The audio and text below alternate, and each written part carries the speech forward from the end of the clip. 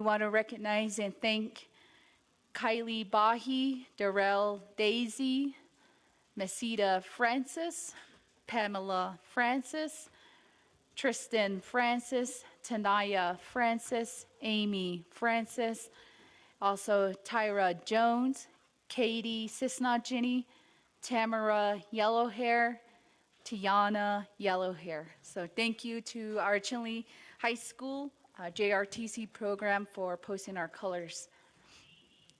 Ado kodo nkich digin or tanhat begin kai lagi a Aria Amy Sunshine Vallow. Thank you again for your present. She is one famous young Navajo lady in the Navajo Nation. She is from Tohatchi, New Mexico, and she has, across the Navajo Nation, sung the national anthem at numerous sports events, state tournaments, and also for New Mexico governor, many of her events as well. And she also has done the national anthem in Navajo language for the Phoenix Suns and also the Arizona Diamondbacks. Thank you for being able to be here with this morning to grace us with your beautiful voice. Thank you, Aria.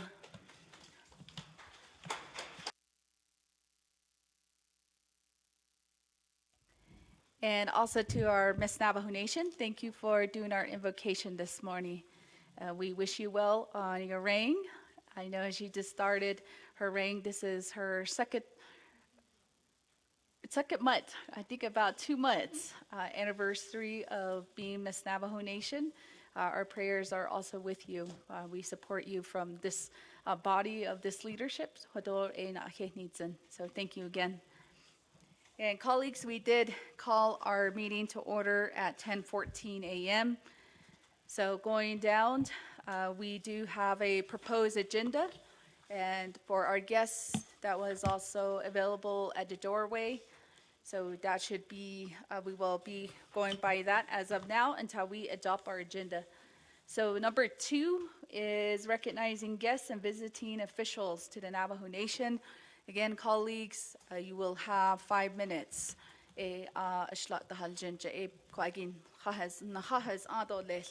So first, we do have Delegate Toth. Madam Speaker, here on the 25th Navajo Nation Council, Shanat Ainoslen, Aron has Chindoho, Citizen Yahata has Zero Post Color de La Bahinitin. I have 2 individuals in the House. First one is Mr. Rafael from a former chapter president from Torion, Riddell Rafael. Stand up, sir. And he has his own business now in, I believe, in Farmington. And we chapter president for about 2 or 3 months. He introduced another individual I have here is attorney Bamakon Niala Anita Tsanachini. She's on the south side. Yai kon she we Khalid ana listens on she kon be we kit na ko. Yai beda hanosen Hashinella. Yai Toriondo Yatnil Jean Hol Ye Adr. Yai all his life she was educator. BIA though starting from principal, teacher, and a driver back in 1935 or 1935. Although she spent 48 years educator and law, auto teacher from K to 12, also college. Auto 18 years with BIE. Auto director and Linda executive director for the education under Hale and City Administration. Ehot kon hania adon la benanji la do hot abi bahat elzen. It ya shabeda hot simply could south side. Can you stand up, Miss Queen, Miss Jenny? All yes, la shibela hamus. Do here kon nakaso kaigi. Adon hinat ani da halon sto ho wande na sa e has tki don hesta don hik e adon hi vice president hania la ko adon alchinias do kon hesta hallo. Main thing I wanted to recognize also is Tudo Sani, Ado Salat, Sodo Salado, providers, health providers, the Ibanda Yitna. And then I have 8 chapters starting from Baca, Casimir Lake, Little Water, White Horse, Bentata, Counselor, Oho, Ensino, and Torion. 8 chapters getting she.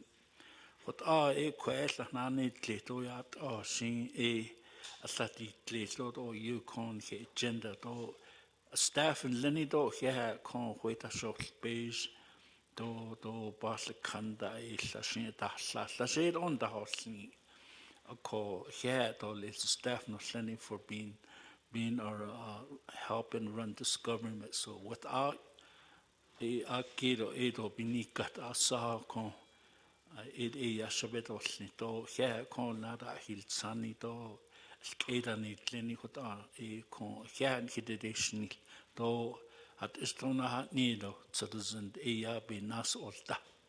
Aron has tweedon hizani do, edanosen, bahosnia.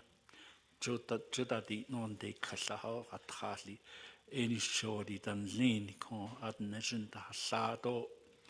Da kon educator da kon o ye go in hat chin man today or sin ko ede hot abe hat this madam speaker do a hair kon also go e sabe has sidole. Thank you.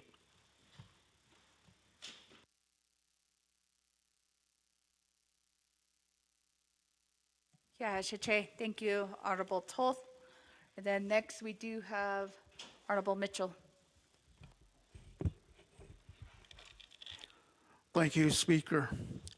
Do yat e kwagis nan da kwagis ni tlenigi adon the Vice President do kya na wagi ni Kenya adon na kya do leskado ya for the communities that I represent white runes flag to now that's the hot adon sasa ajishla dan hinna no o kya ni the dishni aja ke hot enegi I also like to recognize the community of Flagatu. For the last 3 months, they've been picking up trash along the road. So I'd like to recognize the community of Flagatu. Also, I'd like to recognize our Navajo rodeo athletes that participated over the weekend over at Las Vegas. Although I always like to recognize all our tribal employees. Thank you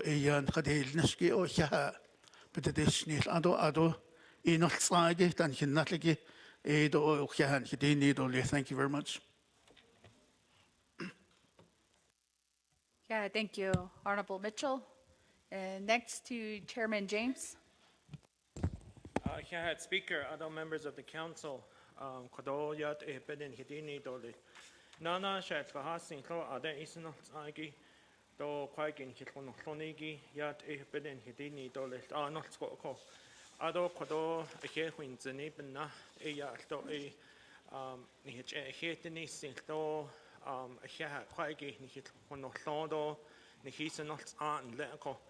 Ado Nana, Kodo, Shadeja, I thought Miss Navajo, I thought a hat so there's in Lenigi, a behind seats and Linko, Ado Benach Shinjano Yat Eho, Nada Hoel Gisto, Lako Hat, the Benibi, 8 so there's in Lini, behind seats and Linko. Ado Nana, Kodo, Nahalchinen, Lenigi, I thought Ea, Hitini, Kodo, Chendle has Ando, Ade, Nahalchine. Adanat and Lenin hit ya days lako, Benache Ea Hashil so Nihisalat so and Lenigi, Niheda Holando be Edil Nito, Benachet Elto, Atikon Hilta Holoni, be Sato Biga, when it long, another odd no, Nade Kato Lispenia, what are Adanat and Lenigi, Nahalchin and Lenishin Han Yahanati Slas Lenko. Ako hiya ado kodo batrata shahigi kindahla chilak ahantkeel ilzi trahuye jadetko ohot isla tra nasnele batrata shako abin soido benesh anit iya kodo benat ban schlindo kodo iya isad lenigi papa hanasse hoshikol jishin lenko nanesin saat edo nanes betzilit and kode kunzad ishinaneshin lenigi ish on shikol jish ako ohot should the Nashik aid Linigi, Kilchi, Ganado, Cornfield, Steamboat, and Jedito, Ecuador, Beni Beach, Hiha, Bedini, do Little Ado, Nana, Belkehst, Eni, Doko, Shama, Belkhe, J, Shadeja, Cassatilika, Shalchina, Shadaka, Shamayajika, Shaye, Shasta, Shahalianiki, Shak En Nalt, Doja, Sazanat, so Egich, Ian Shanil, here Kono, Sad Lenigi, Jinat be yat hitleko. Ot isha sam, but hitni zinc or little stop, but Benny beach. Adonana, Kodo, Shinale, Aslat, Quake, Ebenanish, Idel, Stoko, Kodo, Dan Tratnas, Nele, Lini Trahotada, Asha Oko. Ajashi Sad and Twan, Lini Yanat, Ashton, the Sad, the other, Yanat Ashinte. Kodo Heheb, the Dishni, Lako, Miss Debbie Nez Manuel, and Adonana, Mr. Johnson, Hehe, Konza, the Nihidene, Bena, Banochlido, Baza, Banochlont, Equagin, Hidje Nahot, Itzarahot Zani, Nihidje Nahot, Egin, Hidene, but Ishana Innocent, Equanzate, Hikod Jistor, Tratnas, Nelebet Nahas Argo, Hot Arnold Sospedo, Kate, but Danahodit Ahi, Nalt Sosigi, no Kate, Ako Hehe, Hidini, Doli. Don John she nason net neja the yin hikolon team bacao tornado ashto listen lenko Adonana Quado on Harchin and Lenny but not top Mr. Jacob Todicini stop hate the nising lenko ni here Kathleen lead on that bizarre Lenido nothing now hokeban not ad bizarre deeds a need Indian National Final Rodeo, Jupina Nationai, La Toko, Edo Steamboat, Hoyedo, Sina Etasa Ando, Ado, Naga, Baja, Naga, what are Baja, Hini Zinto, Little Adonana, Ado, has Ando, Toko, Hoye, Sina Etasa Ando, Toko, Casim Brown. Alto Ecuador, but Hini Zinto, the Quigo sheet, Nahonets not do and that corner, Betnal Gate or Cotola, Yajin Lini Betnal Gate or Equanza, Bethol Jishoko, the Quigoshini, Spanish, Nia Wait in Linigi, Oko Edo, but Hini Zinc or Little, what art Nahalshin and Linigi, Adola, but Kodish Leighton, John Day, Equanza, Aton here budget approval now hoping now on Naso, Nasan, Hikoshin, the winter. False winter council session the she the she do licht odi need ako hot ni he ni zin do licht not koshik no klinigik do da dog hotes akaya anda but ochi dog eta hit ni hot hot ekodon he hanana sleep do licht yen hit the holon do licht thank you. God bless the great Navajo nation. Yeah, thank you, Chairman, for all of those recognitions. And we do have two of your recognitions that are here, Ms. Debbie Inez Manuel, Ado, Mr. Johnny Johnson. I do see them on the south side. Kodo yate. Oh.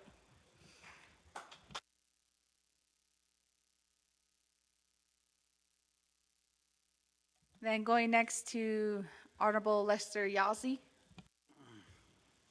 Achelas another Madam Speaker those that's easy to be shala who I guess she's though I had Arnold Koshikedo should nesh has twish zani is a catch a kit the in the should never quite distant hit on the sunny at Arnold so I had la Ari in the Shinale Katos and Dagi Madam Vice President Nilto thank you for being here and welcome to the People's Home. The in the she Lester Yaz in she do touch she in slot last chi but she's chinky ani the chanel as she she don't lay baha le holiedo the ya just she akoshito the tratnas as trag able dashnish churchill trato baha let's say chi ki hojon tsaya trodo in that such is a Rock Springs akoto je tratnas do hok in handal le shige ni hilto ni hina ni shige Nakabahet ni silto hen sago. Do in da benda to hodo nakachine da nat ai benana shi da yi lage do kodo juno ya mendache ya kodo I hui tla to le juno ya te o shi ya ni je bi da hunt I do ne ha da yi dis card da da ya salat so da even da ya bi yi do na ni shi be ni da na do ka ko sha chine he la do in da hodo da Danad a begin bent ist anigin ilto a het la shawe godo ni ne dis an juno na ilnago do in den hit salat soy e shi ya ni hiln lido yui ni ne a ko hot o a just and bandist anito ba het ni sil for all our military active duty that are stateside and those that are the forward observation bases around the world. Nihilto na nakhansi keso a huishje ya nihine di tsado hodo ya tsedezenige ben henel ni. Akoshe ya kodo ya a ni diko nihilho a nsohoten del nihle. Ako tsatle chido tra nazeldo sen sagon shinant ai ba hetni sil. Do shodo Beijing hitilia belash lai ni tsa na khana dilia a hot end sen sago do ba helini hot in and do ba he win zenit ya hodon hi elka jege. So I'd like to extend my heartfelt gratitude to my community leadership, Madam President Ida M. Nelson Satlachido, Hihanashanant I, Ninahot Ato, Nahasan on Nachea, Hashil So Hainil Nido, Anhilcho, O Education he is condent, I and Sago Ade, the Neba and Edo Neba Hui Atlico Yegon Sago Eba Hinson Koshinant I, Ado in the all our dedicated law enforcement agencies, our Navajo police officers, our Navajo Nation criminal investigation, Madam Chief Toledo Pablo, Gallup City Police Department, New Mexico State Police, McKinley County Sheriff's Department, Arizona Department of Public Safety, Emergency Medical Services, and one of our essential services, our Four Corners Search and Rescue. Yan hina nishita sa do ni ka o je do ni na chi ka inil no the kushi ska jo o e be si akonde the efforts from these different agencies for our family, our lost loved one. Adi get eyes about KH the tato hashin so ha honini ben that a aki or de hot o ya beach in the Kaidoshi nijit hot o be na ye katole. So an sago hot o ba he ni zido le hun so quagis be shako age ba he sendo he do in the other dice not age do in the hoto nikone en hil kono London de do in the other benda ni na de sta lao ko je no nanigi to he la ako hun so ba he ni season and I do go man speaker I'll go ahead and yield the floor back. Thank you. Thank you, Honorable Yasi. Then going next to Chairman Otoso. Yat pene adit chinant do adit man of speaker sit ke sing so shut it ado or hodo do he ched do kodo ke had it is didn't lay dais age kon ne khastwi ni zani ati ke je nda shish ado kote at khay chena holjish ko kodo ko so hoden te khatni to nahot I khatno nkidilta ako an lego a khadit ego da kodo le khatnas nel das ado nda ni higando nda has ado to shon de si Khastwi and Leniki do Sani a chish. So Cletchin at it they did let Sako. Ya had it ada papa had it ada at it, but they not. Na Niki Aja Haljisho. Chijit den hatni. Khayla hatno. Nan lady between the has the bata knit at the had long over ja that had long between the has. Malchinda. Ako. Eide wat abel the well jishle Alchinda had long de. Chish beton ye hat me. Ako Aiden ha Bansada kiss. Ni masanda lonigi. Ni mother ni che. Ni jada added de tihiki. Jo papa large ba. Alchedal. Ko Ede aga kodo is antole. I don't da kodo o he so kodo Yahanani kaigishan and na gafik out tinte. It's not haljisho kwa behes anik out kinika. I don't da kodo she con ni Washington da shin so. O you are nahoti yego. Ako Chinyaje hook in it in Netherlands.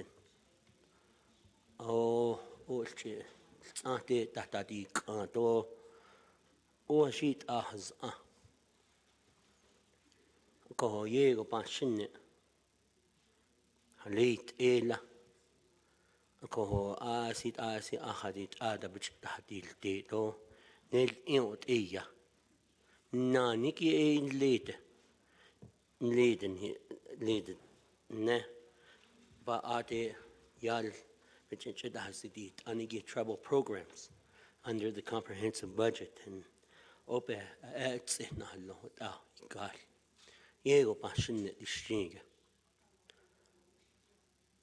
ko sunant ano khini lo ashin hot an hit isla do be na hot ako hot o yego hot o insisti kis ben na shita hadilwa ako adi ohlni na hat de ba jit na halon de hot ni hil khaz bez ani ta lia ko ako yego hadit ada nak sigi yego bchita hande dolta hot ko hot ni kada satai de hot ni kada chis kegi atanal hande pe atawiz o khape khawat dol nilsen Washington kadeya adit o shit ego ko has to da si ego ko do hadit ada pestijo ho do ba hasit ande de o dikla khaysha sta pa majin zikla khaysha sta da biada hol ada ze hot ego pa kante betin da has go hot bel khada hotit ens has twedo san hi ya hol la hot ajo pa atle adolzen betin da o ya kalso na beto bi halte kon de hot na si thanige so ke na show happy halte oh hot in khanas oh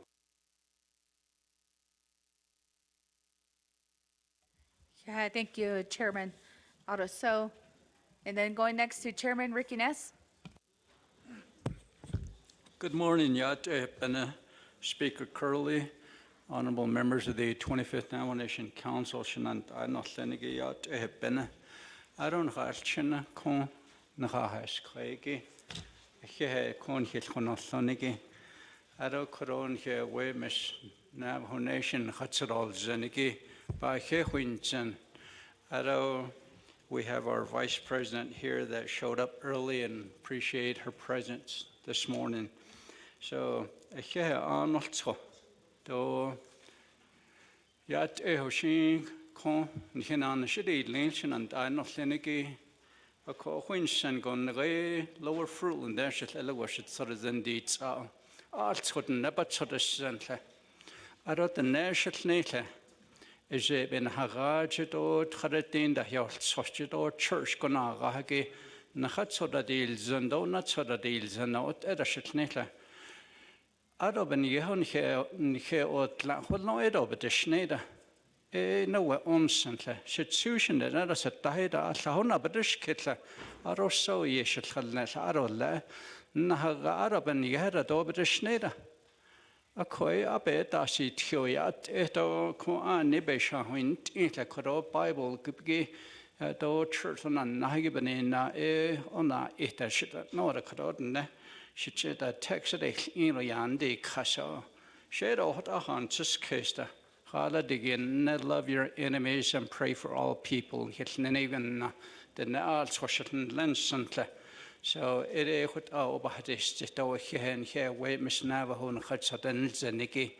it's good to see that our young people are very happy to be here, participating, and God bless each and every one of you. To my right, to the north side, are my two sisters. My older sister, Irita James, is Juanita Isaac. Just unfortunately, we understand that the storms may damage the crops, and that did happen. So, but they understand all that. So, I just wanted to recognize them. And then on the south side, we have from our former New Mexico State Representative, Mr. Anthony Allison.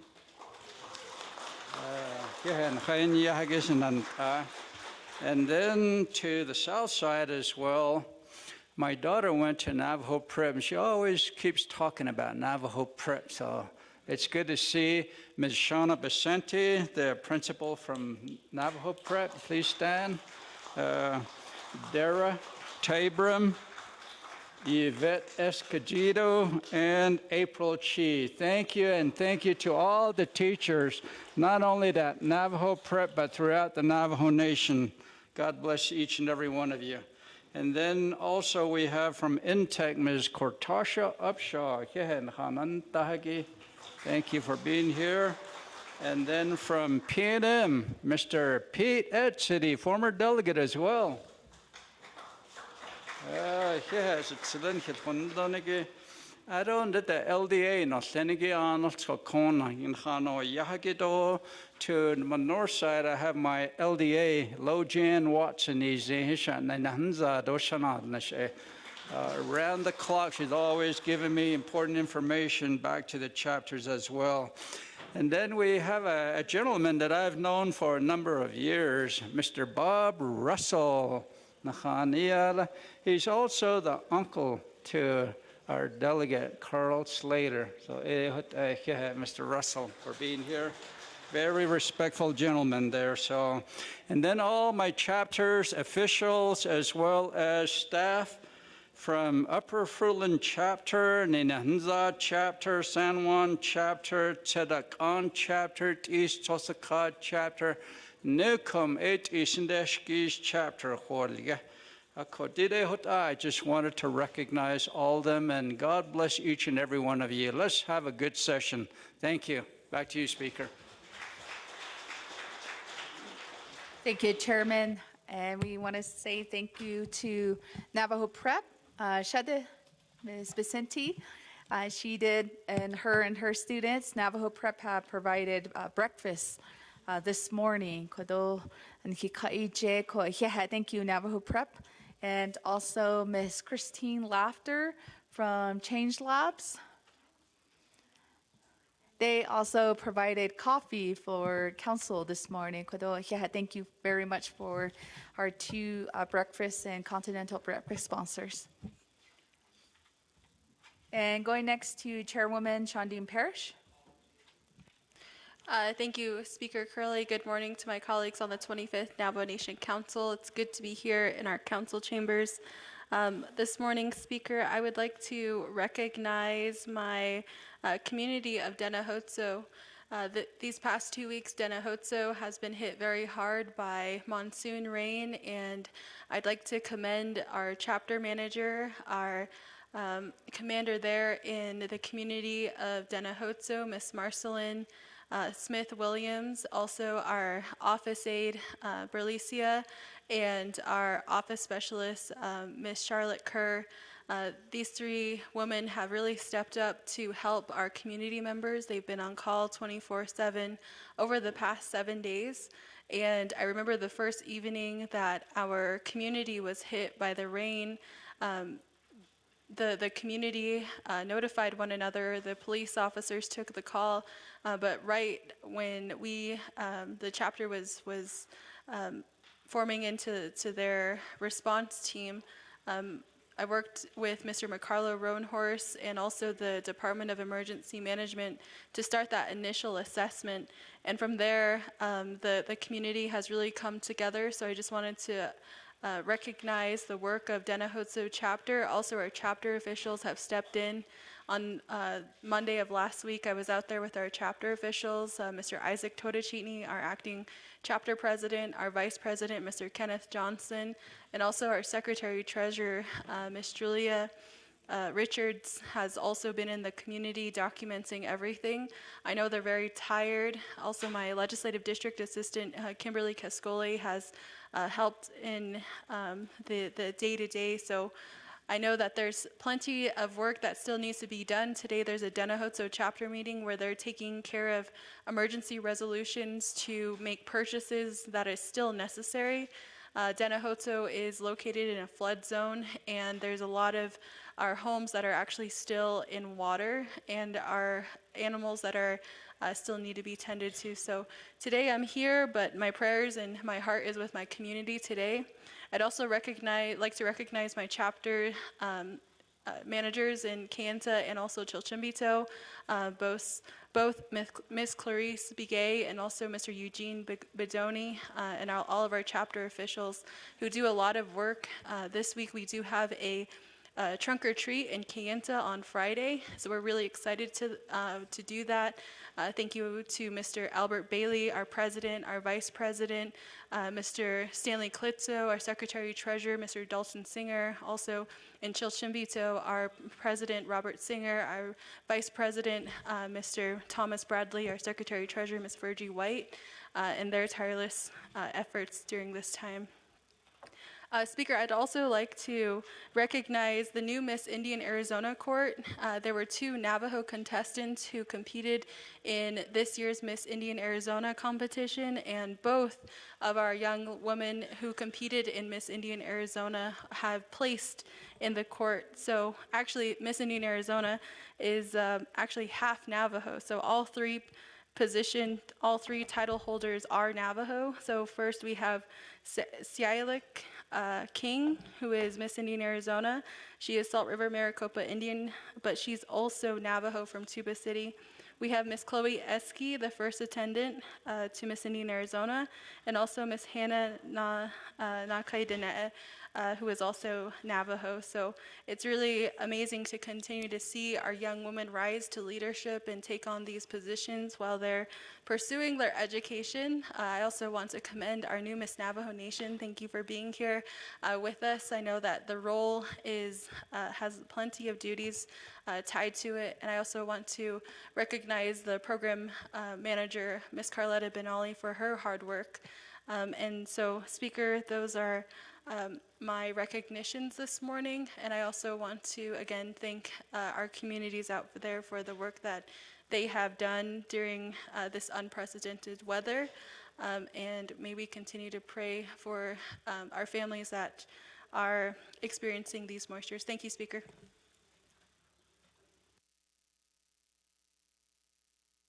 Thank you, Honorable Parrish. And then going next to Chairwoman Eugenia Charles Newton. Thank you, Speaker, and thank you, colleagues. First, I have actually a whole list of people that I want to recognize this morning. First, I'm going to go ahead and I'm going to start with Field Representative with Senator Ben Ray Lujan, Brian Lee, who is here in the north side of the chamber. He is here with us today representing Senator Ben Ray Lujan, so we appreciate him being here today.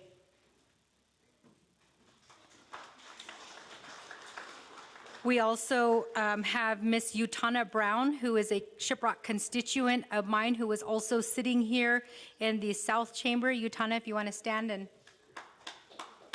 she is so awesome. and a good person to have in your corner. I also want to recognize Vanjie Randall, who was here this morning, who did the walk. She is out there talking about her son, Zachariah Juwan Shorty. I don't know if Vanjie's here in the chambers with us, but I do want to recognize her because she is a mother trying to find out what happened to her son. And as a mother, we all know how much our children mean to us. And to have a mother who would stand for her child in that way really is heartbreaking. And I just want to recognize her at this time, Vanjie Randall Shorty, for everything that she has done to try to bring closure to her son who was murdered, and everything that she has been through, but to also recognize the strength, the resilience, the love of a mother. So at this time, I'd like to ask Speaker, at the end, when we are all done, I'd like to ask for a moment of silence for all of the people who have been murdered, all of the people who are still missing. Zachariah Juwan Shorty. I'd like to ask that we have this moment of silence for them all. But before we get to the moment of silence, I'd also like to recognize 3 more people. I want to appreciate the Navajo Prep students and everything that they do along with their administration. Just know that I carry around the burlap sack that you guys gave. I normally don't keep things, but that's one that I did keep. I love that because I carry around my medication in that bag.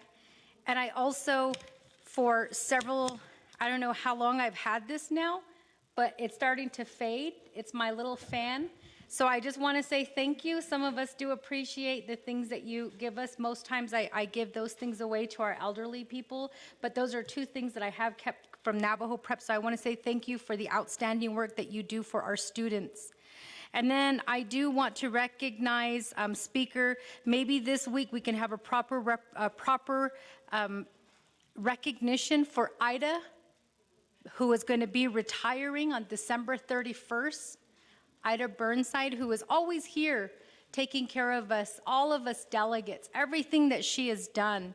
I just want to recognize her at this time this morning, but maybe we could have a proper recognition of her sometimes this week, and to give her some time to talk about what she has seen in these council chambers, because boy, if these walls could talk, right? Ida is certainly one that does have that history with council, and I'd like to recognize her at this time. I know she's in the back right now serving and making sure that delegates are comfortable. So if you see Ida, give her a hug. Tell her thank you for all the work that she has done for all of us here in this chambers. And then I also want to recognize, I always recognize my husband, Leroy, in all the many years that we've been together. I think we've been together almost 30 years, my husband and I. We have... I just love him so much. I love him so much and everything that he has done for me, and the way that he stands beside me, the way that he supports me, the way that he takes care of me, the way that he loves me. So I want to recognize my husband Leroy at this time. And then in terms of the moment of silence, Speaker, there's also 3 more people I'd like to recognize: Sammy Aki, Betty Lehman, Tom and Ellie Horse. All big constituents of mine who have passed in the last few years.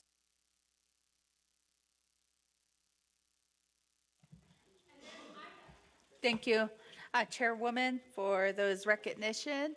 And we'll reserve the moment of silence at the end of recognition. So we do have Ida Shema. She does work in the South Conference room, and also she helps keep us in order here in the council chamber. But on behalf of the legislative branch, we'll be hosting and sponsoring her retirement dinner close to October. So hopefully our budget is restored by then, because she does mean a lot to us. Ms. Nelson, Kodoshima, she does she does do a lot for this body and the staff. So we'll make sure to give her a proper recognition throughout this week. So again, thank you, Chairwoman. And then we'll do a moment of silence at the end of recognitions, colleagues. Oh, yes, Ida, Kodoshima.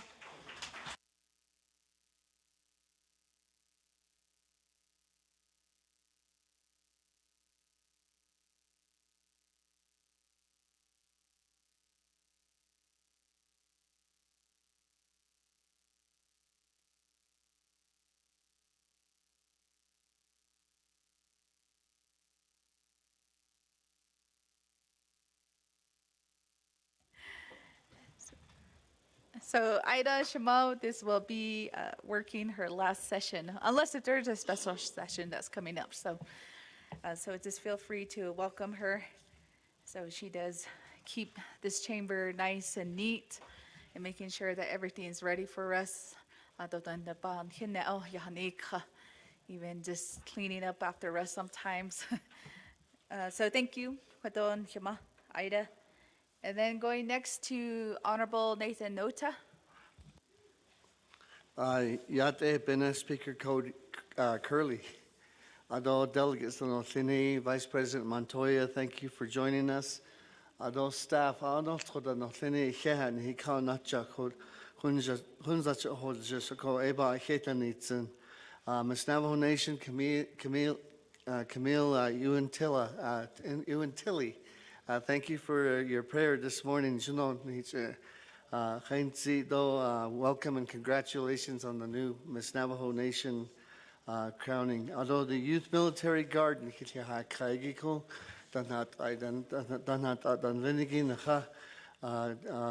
present the lagin hido.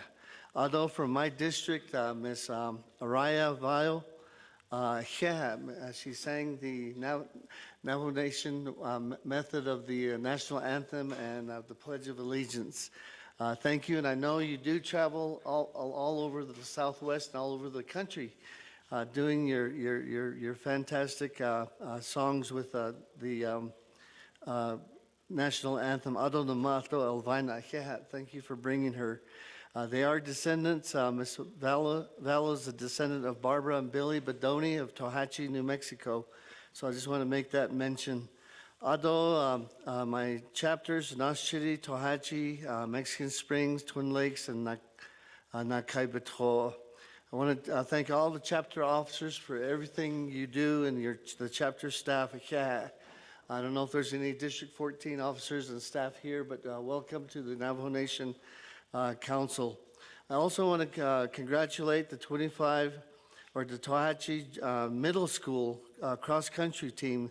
They went to the state finals at Rio Rancho High School this past weekend. That was in Albuquerque. Ms. Christina Miller is the coach there. Out of 58 teams, the boys placed 5th and the girls placed 8th. So that's the middle school team. The state high school cross-country meets will be here in a couple of weeks, and we wish them good luck. Though some of the other council delegates mentioned these people, the Indian National Finals going to there was quite a few from my district that participated in the Indian National Finals, but congratulations to Aaron Jones, Matt Jody, and Crichton Curley. Barrel racing, steer wrestling, and saddle bronc champions. And then I also want to mention Bailey Bates. She is going to the National Finals Rodeo in Las Vegas in December. We're very proud of her from District 14. Contestants that will be participating in the National Finals Rodeo this coming December in Las Vegas. So best of luck. You're very, very good role models for our kids, and let's keep that up. Let's let our kids know, our youth know that we can strive at those levels and we can be effective and be champions at those national levels. Although the last thing I want to mention is we did a veterans stand down in September.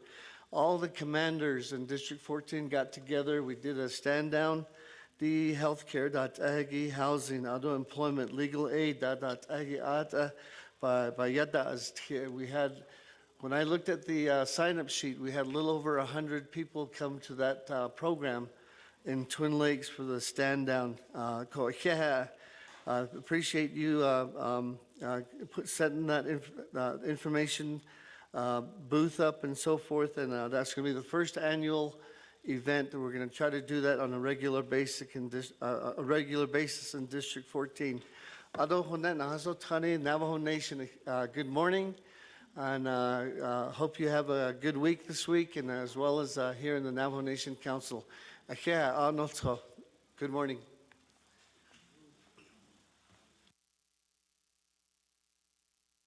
Thank you, Honorable Nota. And then next we do have Honorable Brenda Jesus. Good morning, Madam Speaker. Adoinda Kodoshanat Anino Liningi with the 25th Navajo Nation Council. Adoyat Bene Ein Dishnido, Madam Vice President Montoya Kodo in Tahagi, the newly Miss Navajo Nation. Thank you for being here. Adoinda, I'd just like to greet my relatives that are present here in the gallery. Good morning.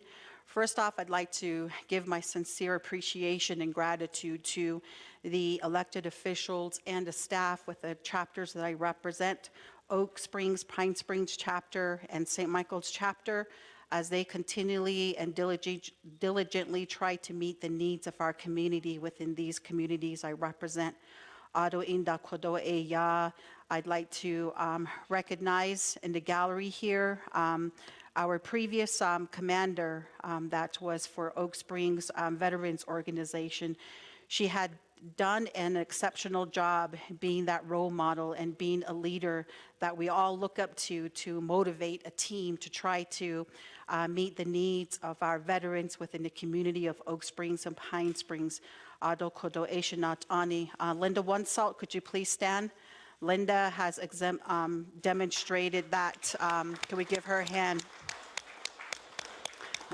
Her and her family are always involved in community functions. I also like to recognize the Smith family as they recognize a trail ride to the Northern Navajo Fair. I believe it was 2 weeks ago. They left on a Sunday morning from Oak Springs chapter community, journey to the Northern Navajo Fair to meet the Yebiche singers on Friday, and Linda and her family, the Roan Horse, and also the Smith, Harold Smith, Ben Smith, we have Joe Smith, and all the Smiths in this Oak Springs community that had made their journey. They did a really great job. I'm sure that our ancestors from the past had also made those journeys by horse, and they journeyed over 100, I believe, and 20 miles to Northern Navajo Fair. So I just wanted to recognize my relatives out in that area of the chapter that I represent. Adoinda, I'd like to recognize the and young individual that has exemplified a true athlete. Mr. Sage Livingston has been coming in the top tier of cross country at Gallup High School, being in the category of, I think it's a 4A school, and he has been doing exceptionally well to this point, and I'm so proud of the young gentleman. He's also a standout basketball player when it comes to basketball season. So, Mr. Livingston, continue the hard work and the hard effort out there. Adoinda Eya Kuna, I'd like to recognize the St. Michael's Indian School middle school cross-country boys and girls team. It is being led by Mr. Denny, who has been a coach there for, I believe, 3 years now. And they had a back-to-back title in regards to placing first in the NCIA. I believe it's Division A division. So again, kudos to the kids out there and to the mothers and the fathers and the grandparents that are always there cheering on their grandchildren and their kids throughout the race. And again, thank you so much. Kids wouldn't be where they're at this point if it weren't for the guidance of the parents and also the grandparents, the aunties, and the uncles out there. Adoinda, lastly, I'd like to recognize a young gentleman that is coming from the Jesus family. Kodoshiyaj, Cody Jesus, I want to recognize him as he's on the Nashville Stampede PBR team. And I know that this coming weekend, they will be going up again at the Teams Championship at T-Mobile Arena in Las Vegas, New Mexico. And again, thank you to my brother Vernon Jesus and also his mom Heather Duncan at City for always being there for Shiaj, Mr. Cody Jesus, and hopes that his team prevail this weekend and get to be the PBR team championship again this year. But it is, prayers again, and also to Mr. Keyshawn Whitehorse, I believe, is also another Navajo pro athlete on the Arizona Ridge Riders team as well. Again, we are so thankful for all the success that our young kids have demonstrated to this point, and let's continue to support them and also pray for them in hopes that they continue to aspire and chase their dreams and be someone one day. So recognize it, Madam Speaker. Thank you. Thank you, Chairwoman Jesus, for many of those recognition to youth athletes. So thank you again, Chairwoman. Then going next to Honorable Helena Nesbegay. Oh, yeah, bene tindo ya hol ado winni do tindo hol ago he ko in hano ya don hisolsa ni hisolta don hisolsa ide ado and di bini da shigal isla le shagande do question at late domestic violence hat nigo et hadi ya question ko Hashin so go bench na hot in kiyata baka go sai do ya huns and the do ya has net da hobbit in the jo ya bini in kigala de ya ko I don't da a large ide ko shalchin and leshi ya just wet dan lekon do such is in that so kedoshinalike shinan not ide bini na go a hodat ko ako ya yego hot ego shisin lindo shije dat ado haski bel inach hagan de hot hahotet ego on jonago hahotet ego alle edon silda todo alle edo hanan ada jo hat ni son antkind ni hat ni lako ado hosk iso bel inachis inide sto jonago bel inachis leho oko a hot sto jonako ado on da nas hot edon ni LDA don he kan dal roide do it kon de Shiaj Tom Franklin what di benebi chip and nashni do the rest of the LDAs kon de yon he kan da chato and ki gadat ko ba hensen ado on the our staff added and I saw tani de do hensen ado on the she 5 chapters in letron halito sina bans habetkin besha get si chi dog e bitro ado tratnas ne lebaran betrata hotet age ko sa hot in jonanal kite nate ho yiche betapenasle hasquido sani danle ado ini na yota hashke ado opelaganik echiya hawinos nikizad ba yatastke Peter McDonald and cannot ani when el not ani slini dai kun laton had at hal ne ite pelagani ketche in hat had ne sint ado de nek etche yego ya del in de halan ke de nebenat ani dan noch se chnos hajotsi ko tseta yego best hajotsi ako ado and da kodo should aware Kortasha Upshaw a hehebit additionals for providing the lunch with intake for our Western Agency Elder Fest. So I really appreciate Kortasha for always helping our Western Agency elderlies. Kortasha, thank you. So we had our I didn't attend, but I know I heard some good things about it. So I thought in Humasanidon Hiche Nahapain so did it's a belia go by Hansen.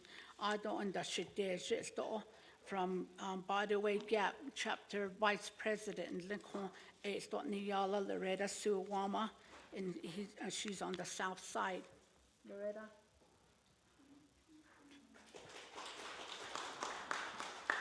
do an dan kinat ani is don kin lean former delegate Paul Begay it do be gasadako. Paul. Ako hot be hossin do les ado anda e he agenda shinjonago na di kahidin jonago that these needs ado my colleagues, thank you for all your support and being in the chambers with us today, and then prayers going out to my little brother Herman Daniels and kon nas Shinjun Gonslane Kato Shitselia Jota a non-cis case a question ko a he con Kigato and Edo con a ben at Zealand Lenny the Shakon be and ego Hodon Nosk is not a seat or less. What are a hasty or less eight or shit in there, do a he do Shinjun Goshin, how one gon Kikal in that or sees. Yeah, thank you, Honorable Helena Nesbegay. Then Ado Kodoshi Einana, Honorable Andy Nez. Akashin chade aro yat abine ade kodo beshbatas andani klinikito staff, Madam Vice President, everyone who's in the gallery and online. Yat abine nikidini do leil the elsa ya kodon ha so this in Lenigi Conshadeja Miss Navajo Nation. Thank you for that. Prayer this morning, Ashin Kodo di Stin de Big Aho E Quagin with Ado, Linda with Nato, and Jono Chin, Dale Nesto Leslie, do A di Stin a day, his card on which which age, Ado to the Youth Military Guard as well, and to our veterans as well. I do see some of our veterans, Mr. Chi back there, Mr. Sosi, Ado Kodo, my colleagues, many of you also served this country. Ako ni hedini dolel. Aro Friday yanda I toured the RISE services in lead. Ako di shadan linigi alto bigaki delegate kla. Ako Laverna Tishi do Miss Klashti a kwaiki lanhut anhel hasna. Aro a kodo. We have the Shandin home in Chinle, and it provides care and services to our vulnerable populations and our disabled relatives. Ako ita eya, we got to see a lot of different personalities, a lot of different interests, a lot of different ways that they've expressed themselves. And, you know, for us, we have many of our relatives in unfortunate circumstances. Ako aden hitned nan linigi hashin sogo what bichin does de. Janshi what aimed a kodo bigata season, biketa season, a nas bay, they no kato late, a needs in. Although we had a disability walk this morning, and lay lows, join Lihabaho one day, do kuje. The chair of the Navajo Nation Advisory Council on Disability, Kodo Shachain Linigi Hosky Benali, out of the Department of Education, Miss Marilyn Freeland. She's the supervisor of the Office of Special Education and Rehabilitation Services. We had the Disability Law Center. We had a lot of different advocates joining us on this walk to bring and continue to elevate the voices of our disabled communities. I am working on several legislations to bring before this body to support those efforts. That includes the Vulnerable Adult Protection Act. That includes bringing up our senior centers, our chapters to ADA code. That includes polling sites so that all populations have an opportunity to easily access their facilities in these precincts and be able to get the resources that they need. Kodo inda anilo enjoy ajo but hojij nana joy na khegje ako biniya kwaiki la nel sos di sad be na what the that they snigi aro so I appreciate all of the groups here. I know Ganado Day program was also here with Mr. Alcott and his team. They also joined us as we were speaking outside. Although I do want to recognize Ms. Tewa Kira Martin. She is over here on the north side. Easy, Shadeja, stand up. AA, she's the 2526 Miss Gal Indian Tribal Ceremonial. a thought nihiasista.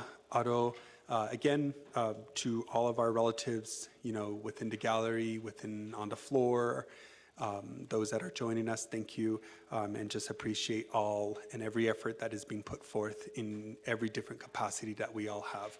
And to my legislative district assistant, Ms. Amber Benali, to my chapters as well. Joy ajo tchatna zaniki bigaki bes nashish sahot sola don lane itche twanels ilido beg idalche a hut shananish ish. I work alongside our communities of Fort Defiance, Sawmill, Crystal, and Red Lake. And speaking of Red Lake, this week is homecoming for Navajo Pine High School. I am a proud alumni of Navajo Pine. I won't tell you what year I graduated, just kidding. But Ede with go Warriors, and let's have a good day one and moving forward into session. Thank you, Speaker.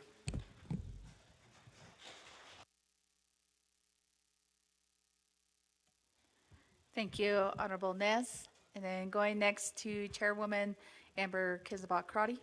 Yat shedane kia ani neshled do Viking people bashes chin des chini des che do Irish people des nole she Amber Kenas Bakrati yanished tohat soy that not sha. So I welcome all of you, our relatives here. It's my understanding it's very hard for the audience to hear because of the plastic, and they need more what do you call that? Speakers. So if we're talking about ADA compliance, I think we should also then consider some of the hearing impaired, and also maybe some other ways where we could close caption the council so that everyone can participate. So with that being said, I wanted to ask Shiaj in our southeast, we do have one of our farm board members. Yaj, can you stand? That's Michael Deschini. He sits on our Red Valley Cove Farm Board. Mr. Deschini here is working with his team. As you may know, the Permanent Trust Fund is coming up, and so I've asked the farm board communities to come together and develop a Northern Agency agriculture project so that we could move forward. Chairman Nez and myself, we were successful the last 10 years ago, and so we want to make sure that agriculture is part of the vision in building up Navajo Nation. With that being said, Speaker, I just wanted to make sure that all of my colleagues here have this document. This was the budget transfer request from the Office of the President to defund Four Corners Search and Rescue so that they can get their operating money. So my sign here says, return MMDR, MMIP, Four Corners Canine Search and Rescue. They took $229,451. We're demanding that that money be returned so that the nonprofit can get their special equipment to help our communities. And we're demanding that Office of Management and Budget comply with Navajo Nation Budget Instruction Manual, that there shall be no budget transfers for funding that does not meet the purpose of the allocation. When programs come before each committee, they have said, this is what we need our budget to help our Navajo people. But what we're seeing with these budget transfers is that's not the case, and they're moving money. And so we have to, as a council, we have to look at all of the funding that they ask for, because we know at the community level, these programs are not meeting the need of our communities, whether it's our disabled, our elderly, our veterans, our children, and they're given millions and millions of dollars, and something has to be done. It's an executive issue, but it impacts our community, and so as council and as a public, we're gonna need your help to continue to keep them accountable. 2 weeks ago, we found out Navajo Public Safety, the police department, they are gonna have a carryover of $40 million from a 5-year contract. $40 million. We're begging for more public safety in our communities to have $40 million. And so I'm gonna review their general funds request because they should be utilizing their external funds first. The other area I wanted to bring up in terms of public safety is the criminal investigators. So they have about $7 million they're gonna carry over. That has to go into making our community safe. Beyond just the license reader, we need cameras, we need folks to be able to call and services provided. We need the data. We need them to tell us, how to help our children who are victims of crime. What can they do better? And to know collectively they have $47 million of extra money is unexcusable. And so we'll need to keep the executive leadership accountable on how they're going to spend those dollars, because there's program managers, there's accountants, and there should be something done to help our people. Last thing, Speaker, I'm going to continue to ask. I need those Title 17 amendments. We need to move forward and not have statute of limitation for murder on Navajo Nation, 3 years. So if the feds decline, nobody's going to prosecute. Through our Major Crimes Act, we only have 1 year maximum to sentence someone here on Navajo Nation. We need that SALSA position. And if there's a child involved, it's an extra 6 months. We need to push those documents. Thank you.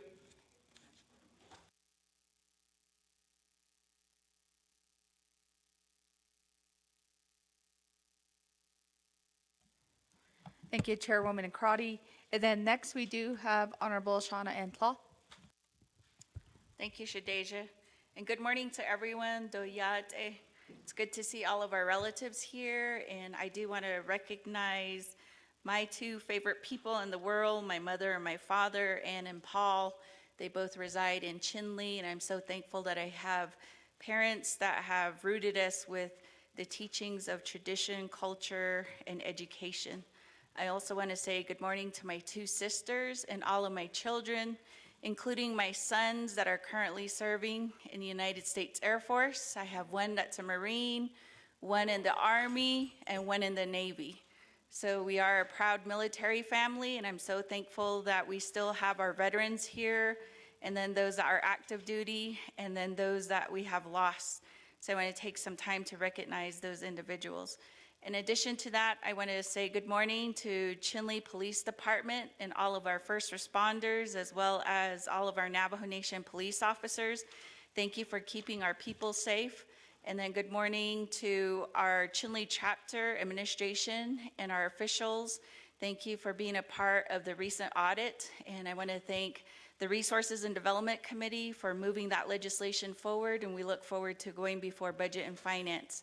In addition to that, I want to say good morning to Chinle Unified School District, all of our certified classified staff. It's good to see many educators here in the gallery, as well as our students. I hope that you learn a lot being here today and knowing more about your Navajo Nation government. And with what you're seeing here today, we encourage each and every one of you to be a part of our Navajo Nation government, as well as the state and federal level. With that being said, I would like to also recognize Shiaj, Mr. Ian Teller. He is in the North Gallery. If you could stand, Shiaj. He's running for state office, Arizona representative. So let's wish him luck. And he too is very involved. With that being said, I want to also recognize our social media influencers who have been out there advocating for changes within the Navajo Nation government. We always have Miss Lean Bitsui who listens in. We have GYCD, we have the Purple Wave, we have so many influencers out there, and that's where Ian made his impact. So thank you to all of them as they keep our Navajos that are living in the urban areas, as well as those that live here on the reservations, they keep them informed. I also want to thank the judicial branch for standing very strong and also helping in making the determination that Mr. Sean McCabe is the controller of the Navajo Nation. So thank you for upholding our laws. And I want to say good morning to all of our branch chiefs, and then also to Shada, Ms. Montoya. Thank you, Shada, for being here and being our vice president. We are very thankful for the leadership of the women folk who hold these high positions, and it all comes down to our matrilineal teaching. So I want to say good morning to all of our grandparents out there. Nihimasane aro nihinala standan linigi ninantien ein jono at the benel ni akosha e kota e shes eligo at the shne Khala e Betsado, Kun Hawan has Aniki e Quinea, e Kota e Nahatato, Kunde, Nsaha case e Bitsala, do ina, do si hasin. Ako e Kota, the nebe ol Enigi e Njona, at the Dishte e Nihitzil go at. So I just wanted to say that, and then also to all of my colleagues here for your dedication. And we were told that we only had 3 days of funding at $60 a day, but your commitment here shows that you do care about your communities, that the people that elected you put you in this position for a reason, and that it's not per chance, but it's because, you know, the holy people knew that you were going to be faced with a challenge. Not many people have the compassion, the commitment, or the heart to do what you're doing. But you sit here together and unified, knowing that you will get work done on behalf of your communities. So I want to thank you all, and let's have a good first day.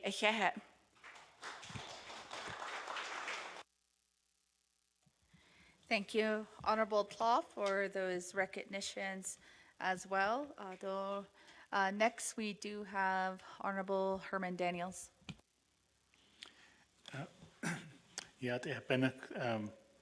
Madam Speaker, Adonana Kodo Shanat Anaslenigi, Kodo Shiteji, Herman Daniels Jr. It's Anin Shlon, Tlazatlan Ebashashin, Toyet Lini Dashache, Ashkatso Eda Shanalaho, born and raised in beautiful Monument Valley, Utah. Ado Yisishtenko. Ado Kodon Reidam. I just want to say thank you, Hodo Anol Sohodo. Shik Ed Slenigi, Shel Kahasin. Nahas agon reit banash nshigi eelse ik heb de destin kodo natas an ol jet ho shat horot apiken ta nas len giro bebenant a klapsi aronana nat anishin als so da nas jabe wat anat anidan lenigi ik heb de ni dolish kodo yego dat in kodo dam shnant an lenigi ad the nas region chapters added on sonigi ado kodo na reidam It's been 16 days. We laid my wife to rest.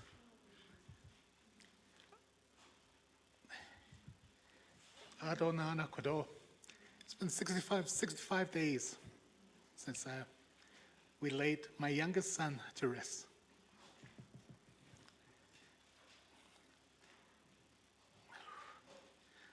Ot asher khol so hotida shnant an shenigi ikha shigan so zon hodo so dazan sad beshada tsio honza hol tshko ko ikha enkele deshni hodo ziye gon tsha ikha be deshni ligi hodo my brother hodo Delegate Rick Naz godo yeah since khashka algot yeah gon khashka algot ko adonana godo shama godo Madam Chair godo Eugenia Charles Newton yeah godo adosnant am shenigi anatsko ado godo na reidam I just want to say thank you godo to my chapters, especially Shanto chapter officials not shenigi not ani not shenigi the Shigan so Zengo, and to the state and the Shigan so Zengo.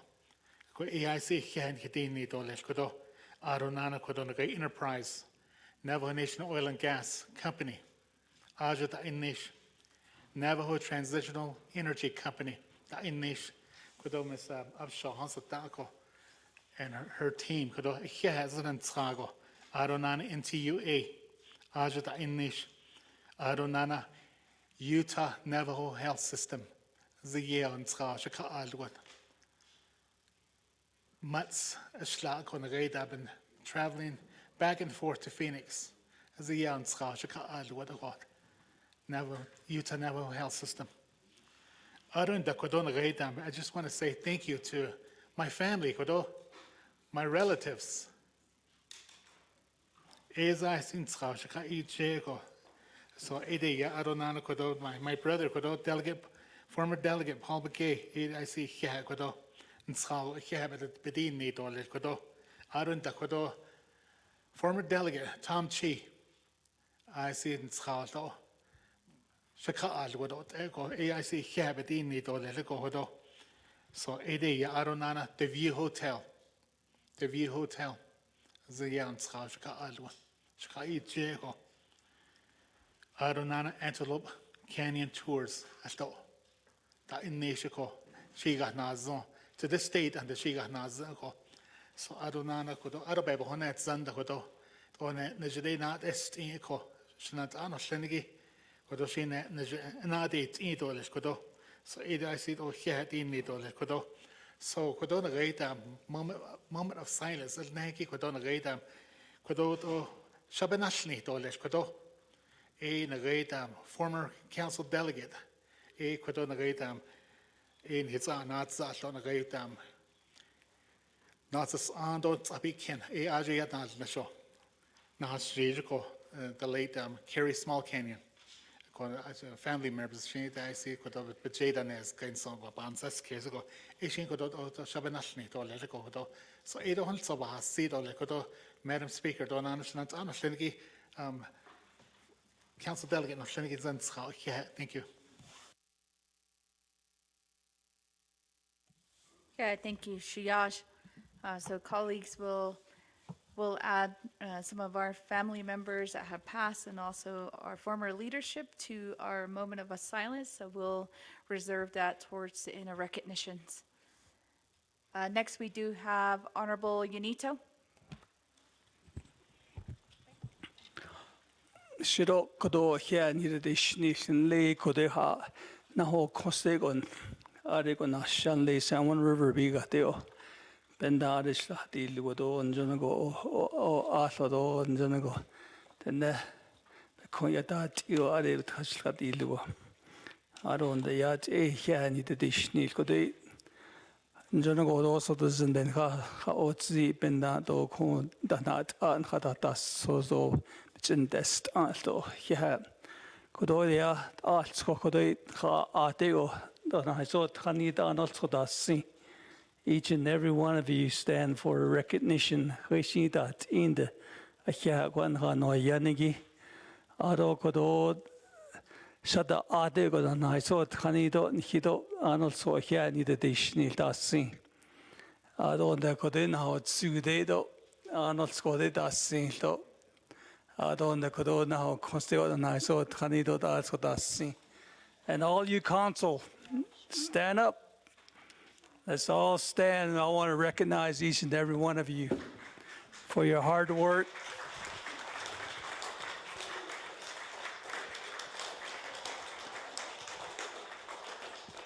Participating in our meetings. Out on all the chapters, 110 chapters out there. The Utah chapters, recognizing Hishlado late, and then your support with your resolution and everything.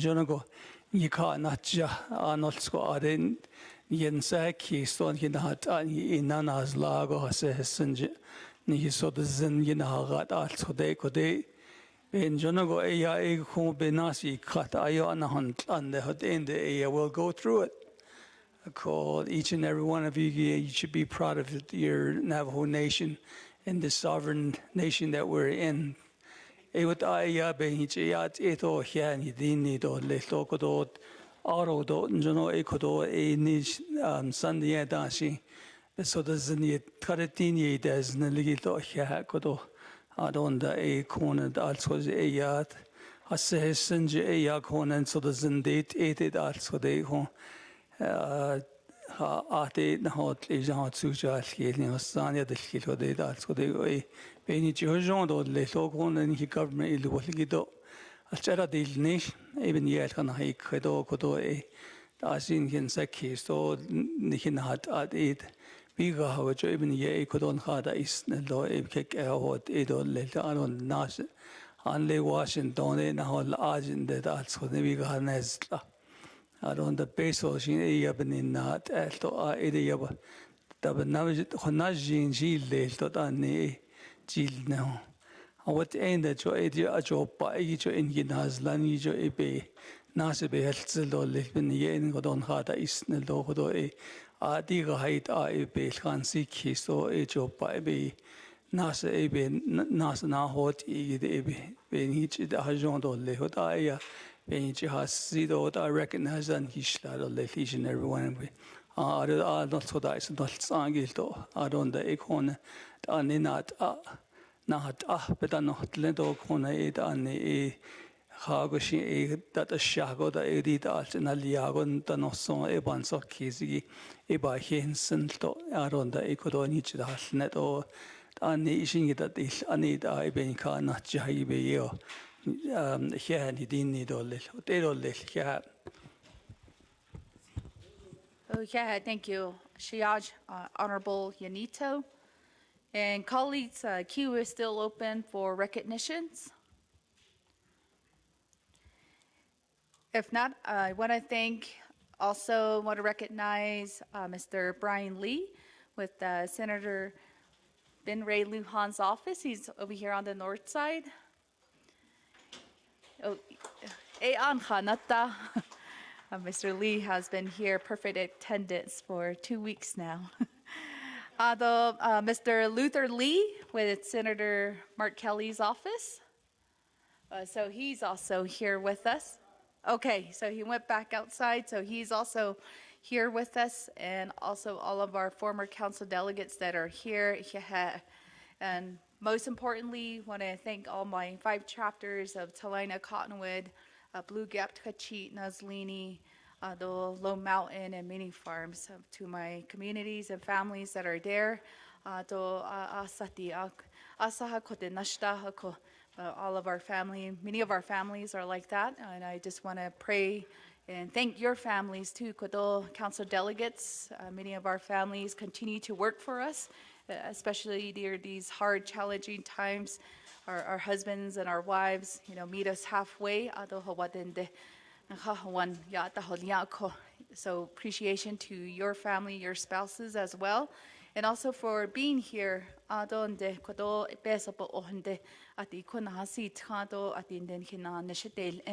So thank you to my colleagues that have continued to be all the chairmen, chairwomen of our subcommittees and our standing committees. Thank you very much for still hosting those meetings.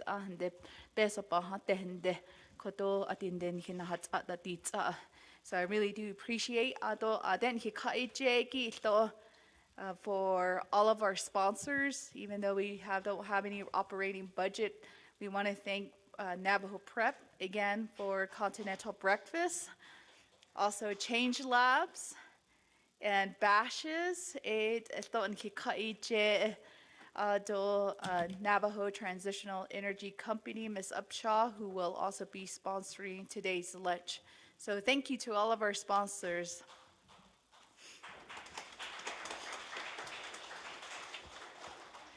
So at this time, colleagues, we will move forth with a moment of silence.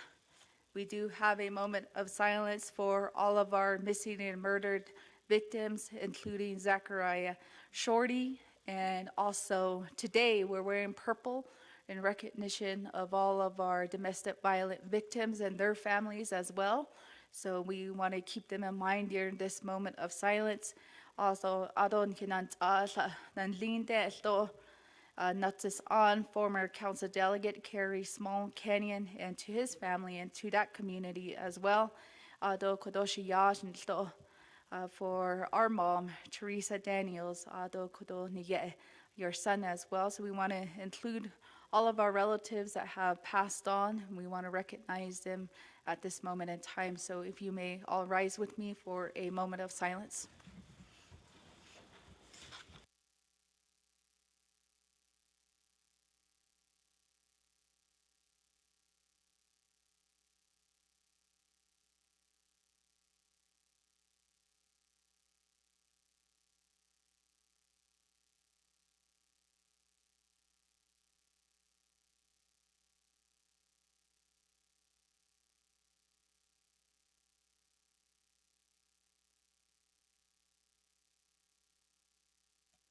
Thank you, everyone.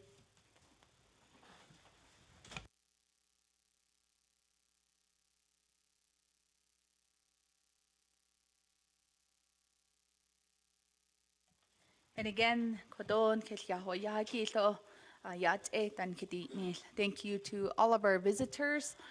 Den yate shalto de no siniki lo hehet tan kiti nil. For our online viewers as well, I believe we usually have several thousand viewers that are joining us via Facebook or through YouTube. So to share those channels as well for some of our relatives that can't make it or travel out to the council chamber here today. So next, colleagues, we will move on to number 3, review and adopt the agenda. And staff, if you could help us read our proposed agenda into the record. Thank you, Madam Speaker, members of the Navajo Nation Council. This is the proposed agenda of the 25th Navajo Nation Council Fall Session, October 20 through the 24th, 2025, 10 a.m. Presiding Honorable Crystalline Curley, Speaker, 25th Navajo Nation Council. 1, call session to order, roll call invocation. 2, recognize guests and visiting officials to the Navajo Nation. 3, review and adopt the agenda. 4, receive the State of the Nation address from the President of the Navajo Nation. 5, receive report from the Chief Justice of the Navajo Nation. 6, receive report from the Speaker of the Navajo Nation Council. 7, receive financial report from the Controller. 8, oral reports. Item A, Bureau of Indian Affairs, BIA. B, Indian Health Service, IHS. C, Attorney General. D, Navajo Nation Youth Advisory Council. 9, written reports. Item A, standing committees. B, boards and commissions. C, Bureau of Indian Affairs. D, Indian Health Services Area Director. 10, old business, none. 11, new business. A, legislation 0178-25. B, legislation 0168-25. C, legislation 0094-25. D, legislation 0227-25. E, legislation 0232-25. F, legislation 0177-25. G, legislation 0211-25. H, legislation 0217-25. I, legislation 0172-25. J, legislation 0215-25. K, legislation 0194-25. L, legislation 0228-25. 12, close of session, announcements, adjournment. Madam Speaker. Thank you, staff. And motion by Honorable George Toth, second by Chairwoman Shondine Parrish. And first in queue, we do have Chairwoman Crotty. Oh, yeah, thank you, Speaker and colleagues. I wanted to amendment number 1, consent agenda.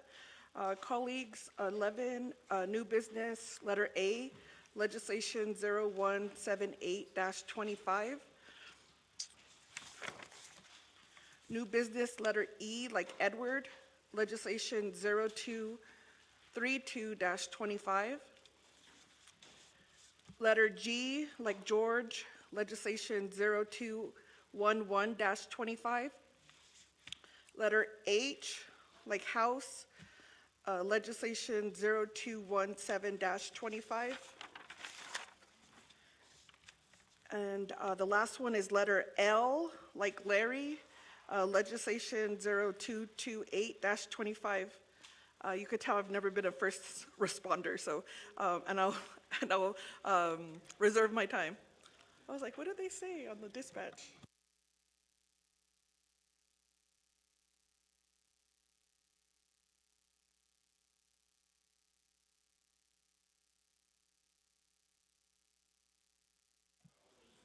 In reserve time of 4:02.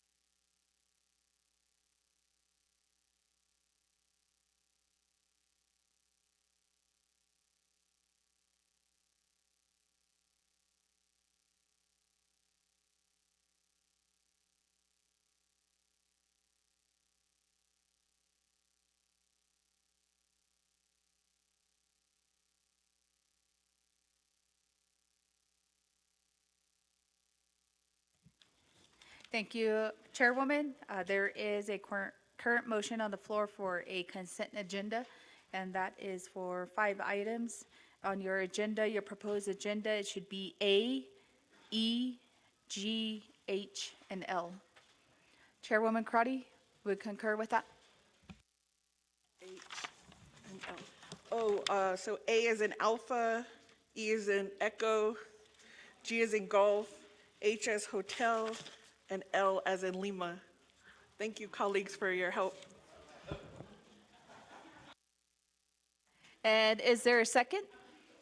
Second by Delegate Sherilyn Yazzie.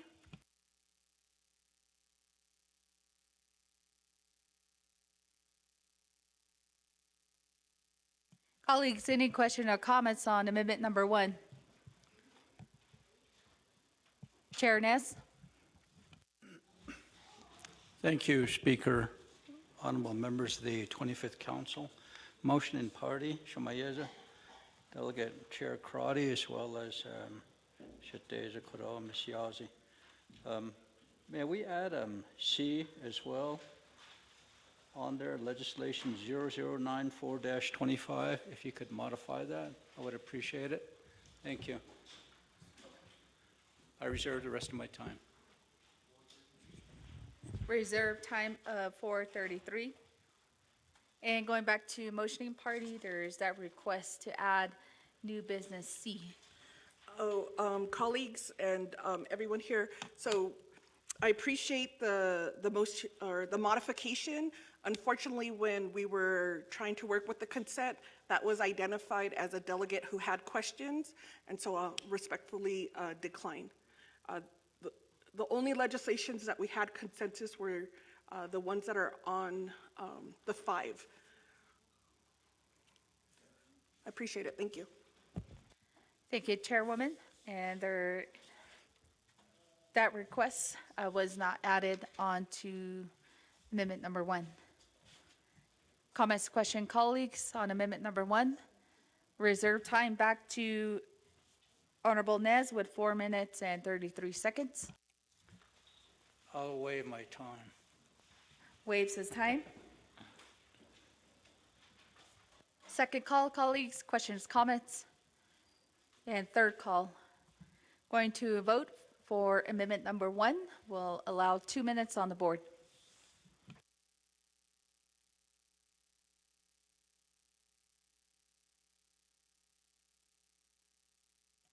So for our guests that are here and also viewing online, we do have a voting board. Green vote, you will see green. Red vote, meaning no, will be red. And then usually if a delegate is excused only for government-to-government meetings, will show up either as pink or black. So for today, we don't have any excused absences.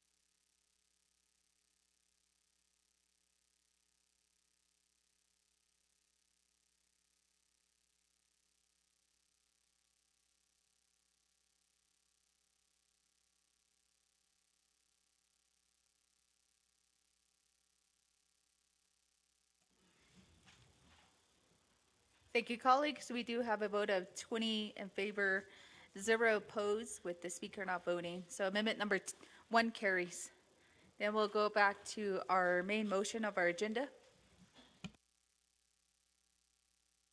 Point of order raised by Delegate Toth. And if you can state the rules, Kodoa Shiche, for your point of order. I didn't bring my manual, so point of order is, if you can allow me to bring the issue here, Speaker. Delegate Toth. Thank you, Madam Speaker. I'm sorry. I see steel chain. It's okay. I let out as are they part of the system? It even others get Speaker. Con the shit. Point of order. Rule 25. Corona de que jaleta tío chedo hon setara. Pasa honitlo. A code, oh, that's in his alt, they they're part of this body, and that DOJ should be here to represent Navajo Nation. Thank you.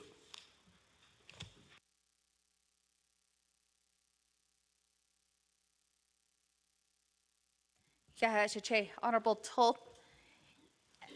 For our sign-in sheet, and if you can see, we do have room for Attorney General from the Department of Justice who sits on my right here. We did not have anyone from DOJ or Acting Attorney General sign in this morning. However, we did receive their written report for, if you go back to Rule 6.8C, report from Attorney General. So they are part of the agenda. And if they are listening online, if we could send a physical presentation here from the Department of Justice. This agenda is posted this past Friday, so all of our entities, organization who are presented here, a report should be here. However, the only notice that we did receive that will not be here is from BIA. That was the only one, but we have not received any communication from Attorney General. So, but we'll make that notification and send that request again if they can be here in person. Thank you, Delegate Toth.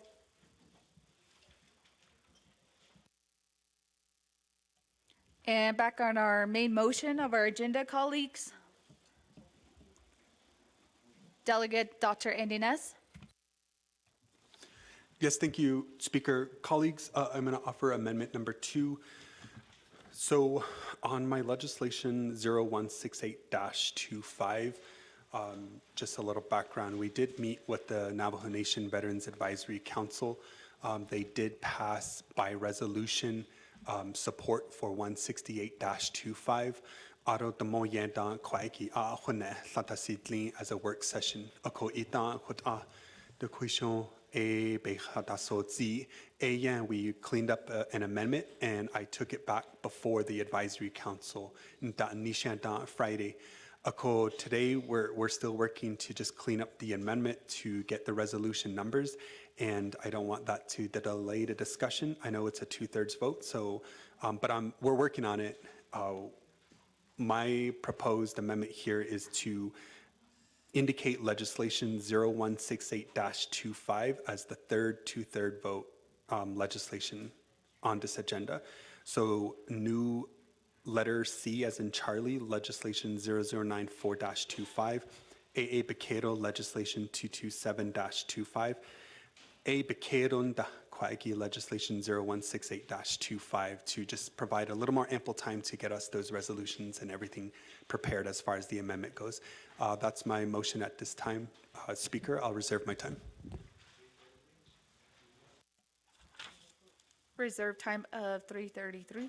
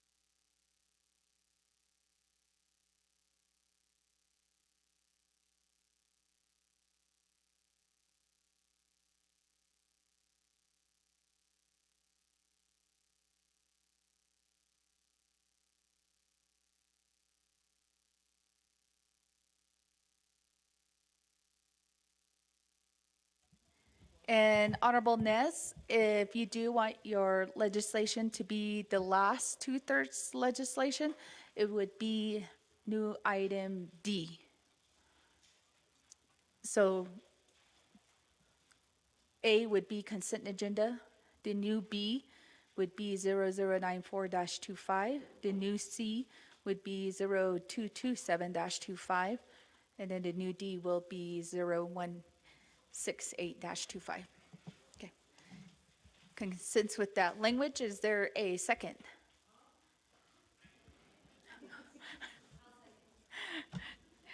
Chairman James.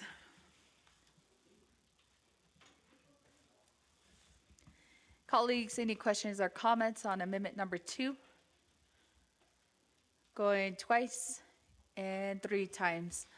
2 minutes on the clock to vote on amendment number 2.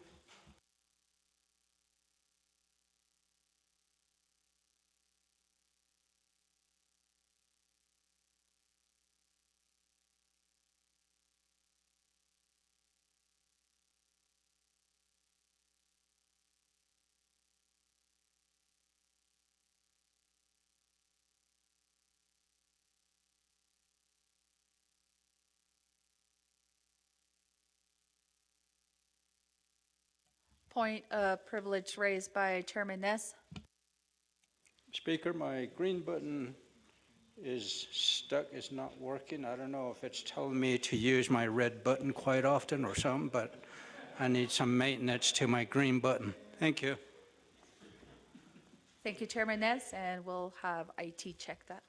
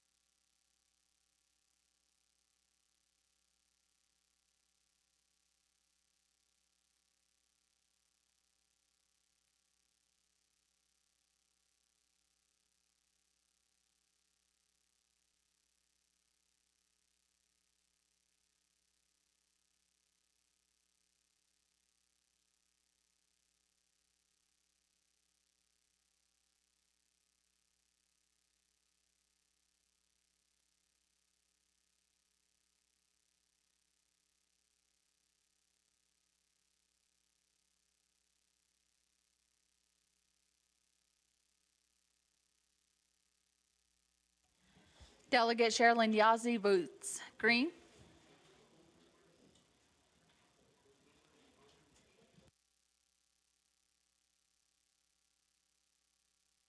And we do have a vote of 19 in favor, 1 opposed, with the speaker not voting. Amendment number 2 carries. Then going back to the main motion.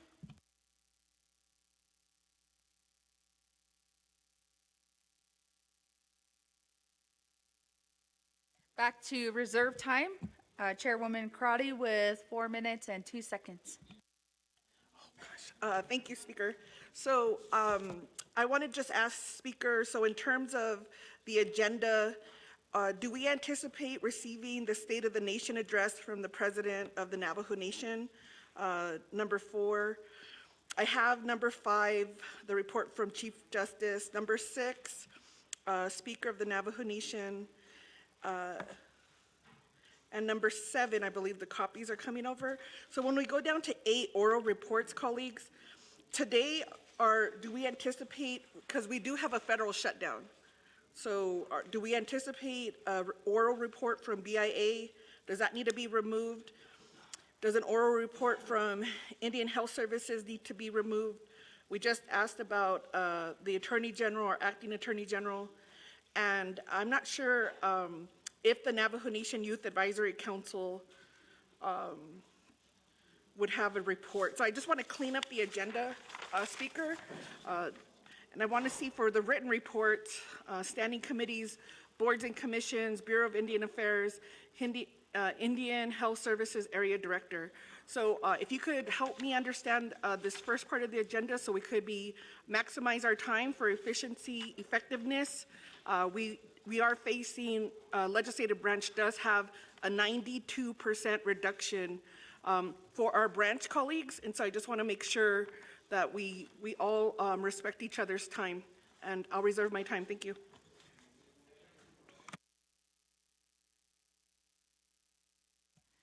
A reserved time of 2:28. It's going to be a few moments while I get the real update here from Office of Legislative Services on the reports.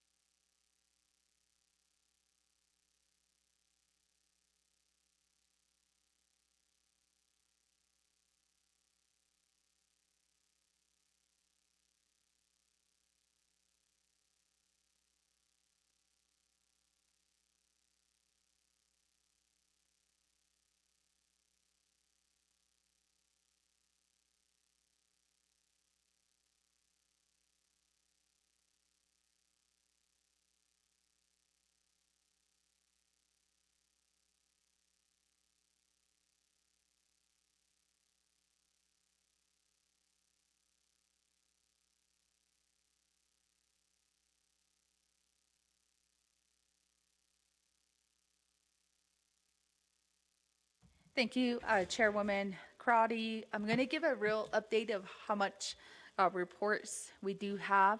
So if you look on the State of the Navajo Nation address from the President, we did receive the written copy.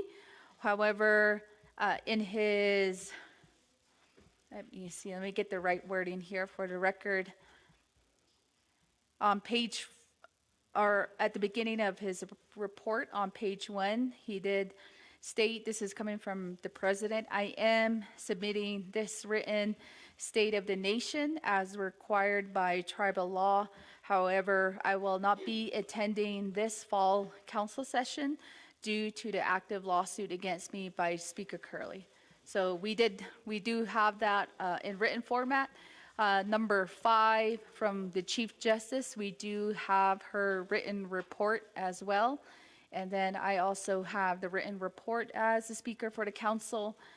And then Controller did notify me just now that he will be having hard copies because he just got back into office physically in person today.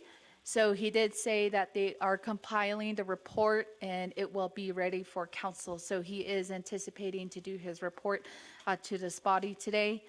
8, Bureau of Indian Affairs, we did not receive a written report, and they have also noted that they will not be here due to the federal shutdown.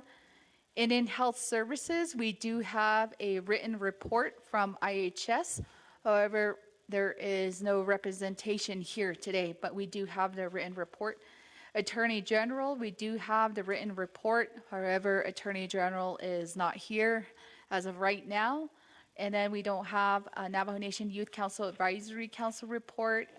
And colleagues, this council was now underneath the legislative branch. We will compile an updated of what has taken place. Again, that Youth Council was also impacted, the whole budget was impacted by line item veto. For number 9, we do have written reports for A from all the standing committees, and also for B, boards and commissions. C, we do not have a written report from BIA. D, we do have a written report from IHS. So colleagues, that is a summary of the reports that we do have. So going back to Chairwoman Crotty. 2 minutes and 18 seconds.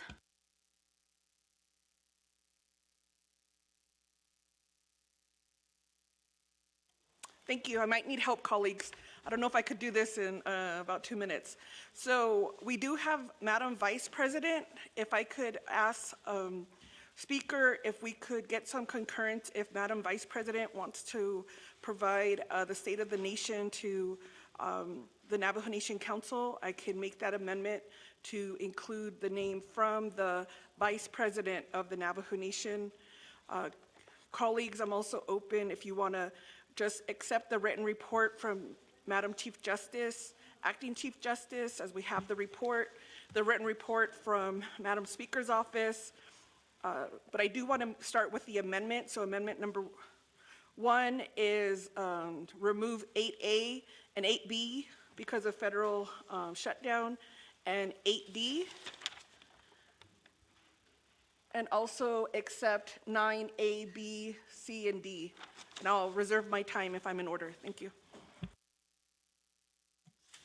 Reserve time of 1:19.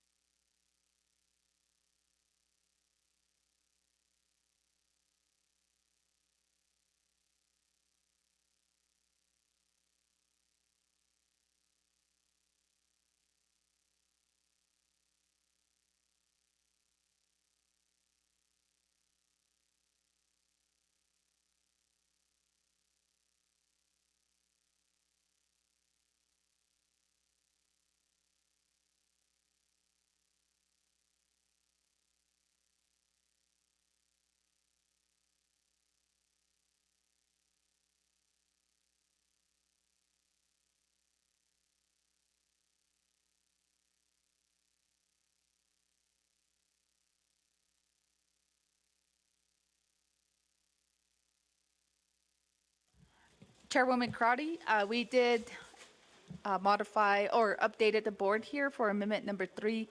It is delete oral reports 8, it should say 8, stop, A, B, and D, and written reports C.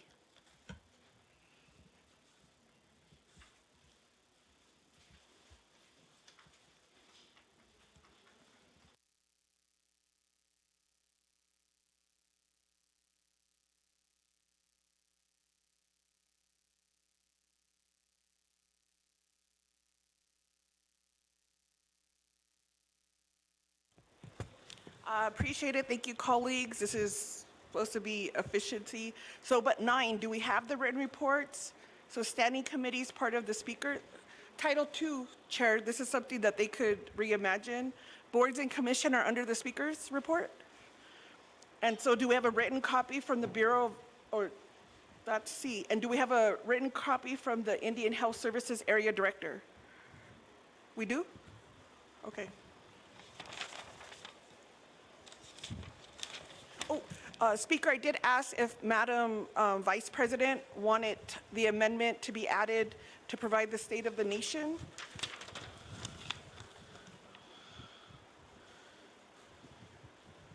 So I would just want, until we receive that, I would want for number 5 to accept the written report from Madam Acting Chief Justice of the Navajo Nation and to accept the written report from Speaker of the Navajo Nation Council.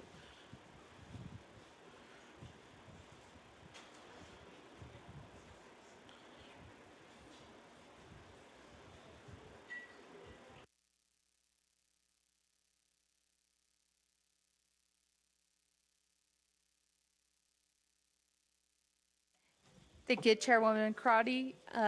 Madam Vice President is more than welcome to provide the State of the Nation address. We can do it two ways. Since the President is not here per Title II, Section 1005, the Vice President, during the absence of the President of the Navajo Nation, shall exercise the powers and execute the duties of the President of the Navajo Nation. So we can recognize that through Title II, so we don't have to do an amendment, or you can also include that part of an amendment to delete the President and then include Vice President. So there's that two-way approach.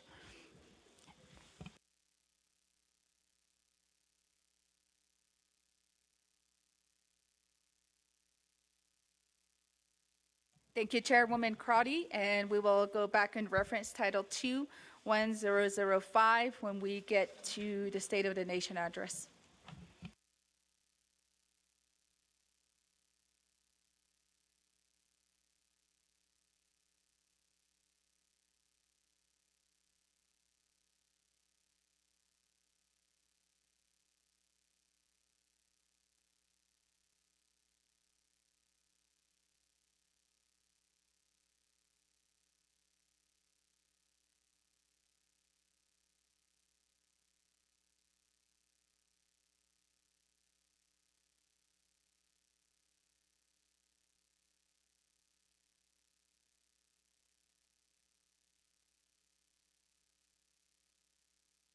Chairwoman Crotty, with guidance here for accepting written reports, since we're making amendments to the agenda, what we can do is move 5 and 6 underneath written reports. So at that time, then we can accept it all within written reports.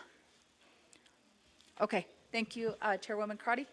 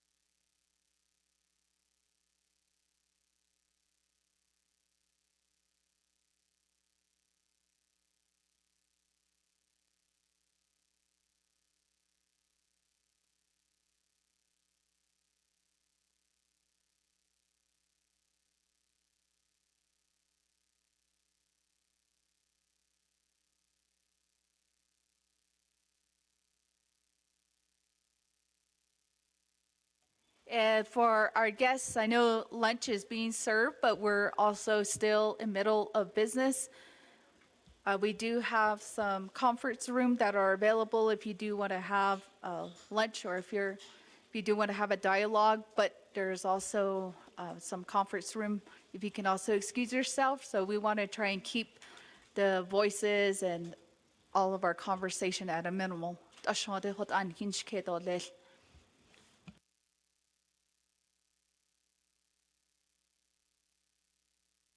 So Chair Crotty, we did update that on the board is delete 8 oral reports item A, B, and D, and 9 written report C, and move 5 and 6 as new item, 9 as D and E. So then at that time, then we will collectively accept all written reports. And is there a second? Second by Chairwoman Brenda Jesus.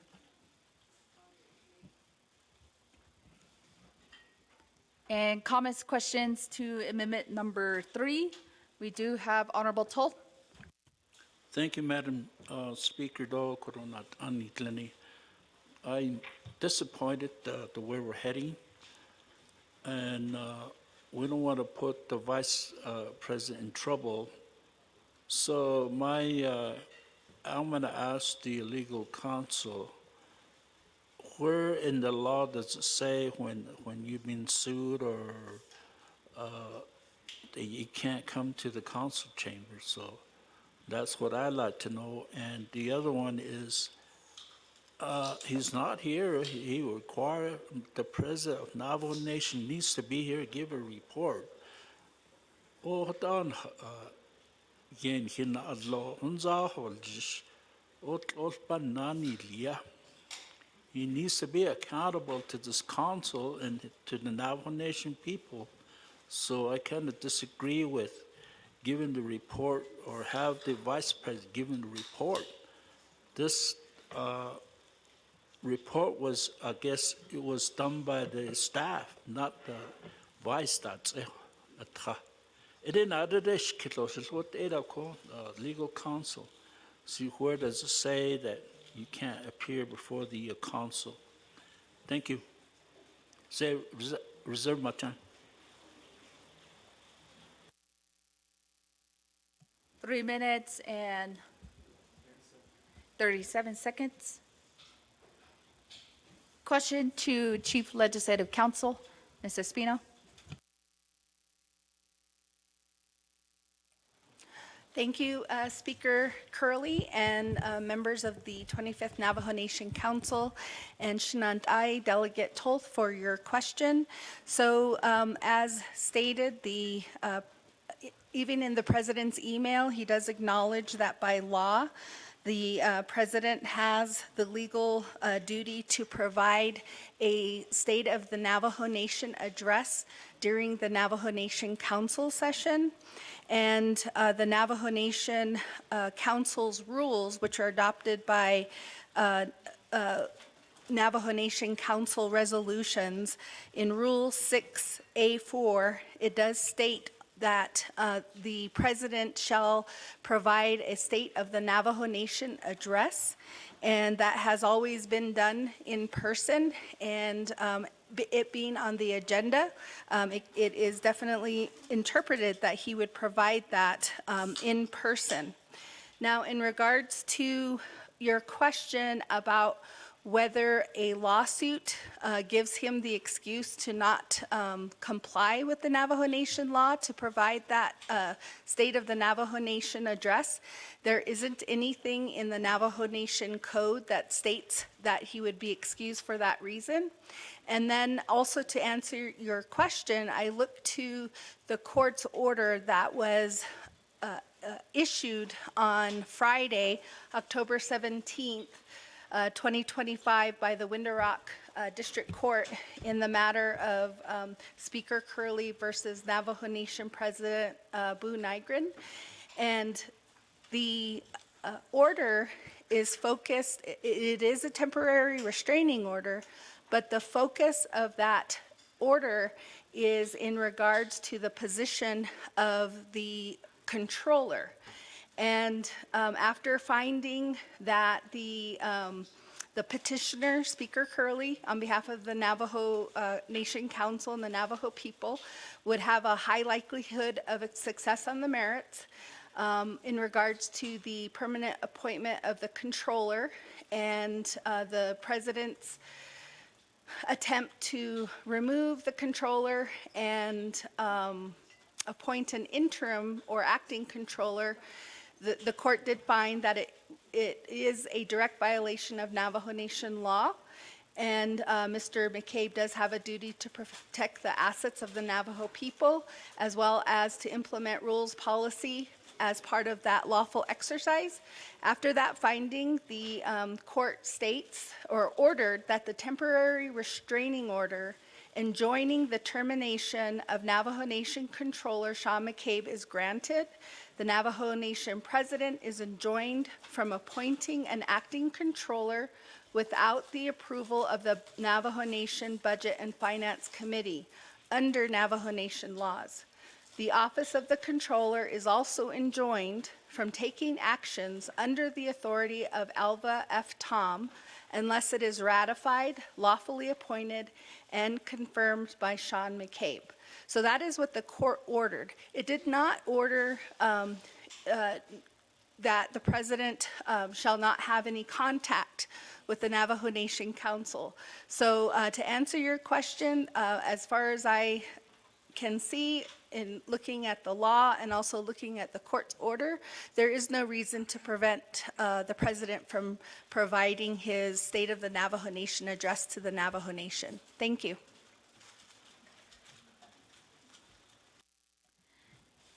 Yeah, thank you, Ms. Espino from our Chief Legislative Council. And I hope that answers your question, Delegate Toll. A court order or a TRO shouldn't limit the president from being here today. Honorable Toll, we do have 3 minutes and 37 seconds. Thank you, Madam Speaker. Though, and the attorney, thank you for that response. Though, but the question I have is the report is only signed by the president, not by the vice. In the past, the Navajo Nation president and vice usually sign these documents together. So I don't want to put the vice in trouble again, because still there's an issue between those two individuals. So a question is, so thank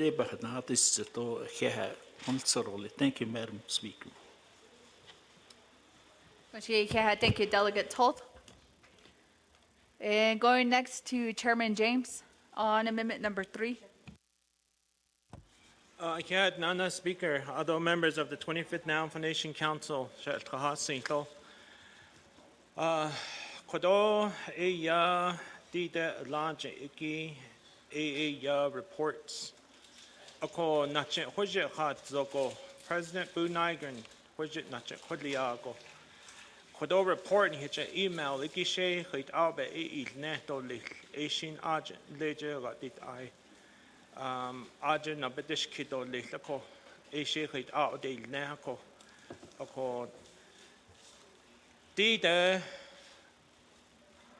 President Bu Nigran, she it is Anshin, it is Anshin. Asha Kadadon, it is Aunt the Don Lako. Ako Ohajo Atana. Alto Jodo Quaggy a hidden that deed nest in hidden needs that oh Hayuda Kodo President Bu Nigran Adonana Kodona report in his email in Lagi dot Hananat Al Nabaka a hidden that deed nest ne Sida Hane La de Lago Cheed Neo Cheedo Ben Sad Lenny Ben Hitch Hadi Zilla Joe Quaggy Yego Bashin do O Hayuja Hahani Chad, Hahajnich Chad, Gobek hits Antrashtoga, Hue Aden has Ande, Hahazotli go, what are the Nahua that is Nelo Kote Obits Antrashtoga, only a net that na as del Sado Banjuga, Doshik Becht Eda. Oko o kwajet go at the kui the she cut out ni hit now jil ako ebinina the sneko ebinina and the sneko shinat la jasan tahi do kodo hajo hitin da dil neshot o hajo danna Heishi ani the nekodo yes zindo lehto the neck na lorto not ani do it's ana lorto not the do not the setahi Ako na bahol ako. Jokonanat elto ako. Yego itil ako. Haned Lodge, she a hit the net and Liniki, Chekot Jokot ya yada hit up Kodok at the Konati, Neko. Oben hitchen Neslo Konzade, Nihil Jishako, Beshpan, San Liniki. Eda dobilt ekon eia nihil tahotil jijako dobilt eda. Kwedat hot hwelbilt alban sits a case and de do hot eda ako. Nana di de besot ha you dot set na najet nen anahunt eno watch eat abi nanast ako. Nathan shamasana anabok Amber Crowdy. Nalt sosen linin hilya ja. Anahant in the base of to reactivate his P card. You wait out the nebelinjil nestolil, what the nebanjil law. Not on in linigi quadoji, not okan linid, be ye hoji yadatio. Alch et zahanin sende quagit eis neto bekitchen lasit lenta. Ita jono na okan linigi be hoja hatasi the konilt eshi beshpan sa anit lini hajodo le kodonana alchet datini ben dila pohuilza ehiti no ko hot a elche hatasi ze o hot a on hitana hoj nil chat ako I don't know how many monkey ranch he has created. Our people are hurting out there. They're asking for projects to be completed. Ako hot in hitnahas anle ako ope so ya onas nel ako. Okot bahatis sehako. So kindly, respectfully, I ask you, I know you're listening, President Bu Nigran, just to resign, step down. You know what you have done to the great Navajo Nation. Nilpahosen. Okoko hot ben. Njahatis the Tona or Khan, the Niki Njandish Article. Okot the Nehida, Juan Hans and Do, a yo hot no, the hot Asadi, which it yet here. Hot Nisa, Stoko, Oko hot Nsaha Kasi Gibe, Shinatra has twisted on, Shisha that is Neligi hot Yeshihata has steepen in the hot Njaha Street or Lich. Thank you.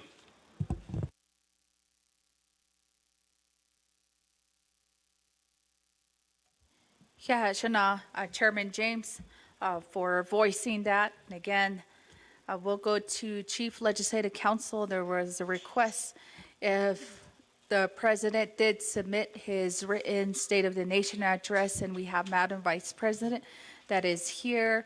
Is this body still obligated to accept that written report? So we can get your guidance, Chief Legislative Counsel. Thank you, Madam Speaker, members of the Navajo Nation Council, and Delegate James. Thank you for your question. In regards to the submitted written report, it would be up to the Navajo Nation Council as to whether you want to accept it or not.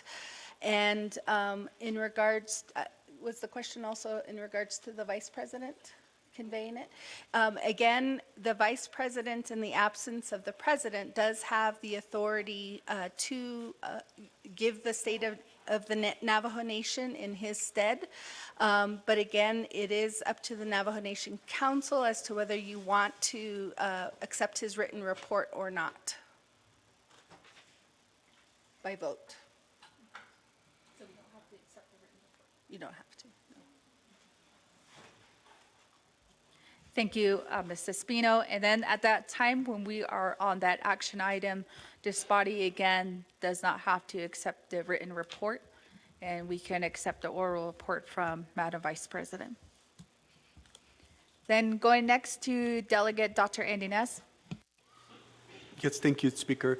So on the amendment number 3, I do want to make a recommendation. So I know in this amendment you're deleting the oral reports from BIA, IHS, I understand that. But I would just encourage, as our speaker, to continue the dialogue. I know we've met with IHS in the past as well as BIA, and Director Shirley herself told us that she was still working, but I think there's just very limited staff across the board, which I get, I totally understand. What I'm getting at, though, is that I think it's still imperative that this council entertain ongoing discussions similar to what we do with the Washington office to ensure that we are coordinating, corresponding what we see here on the Navajo Nation and then again with our federal partners. A lot is happening. The federal shutdown is happening. I understand that, you know, our congressional leaders have not convened. It's quite an event happening there on the Hill. But that also reflects some of the direct services that we see. I know SNAP benefits, for example, may be hindered come November, and that's just a few weeks away. Actually, next week, Saturday is November 1st. So time-consuming, time-sensitive, everything, as we know, in our capacity as well. So that's something that I want to encourage, Speaker, if you can continue those coordination. And I'm only saying that because IHS, not only did they give us a report, but BIA director also said that she's still in a position. She's not furloughed or anything. So I just want to make that recommendation. Thank you. I'll waive the rest of my time. Thank you, Delegate Nez, and we will schedule that again for another leadership meeting if needed, and that goes along with IHS, BIA, and BIE. So usually we try to meet them continuously, month by month. So again, thank you, Delegate Nez, for that recommendation. And then going next to Chair Eugenia Charles Newton to amendment number 3.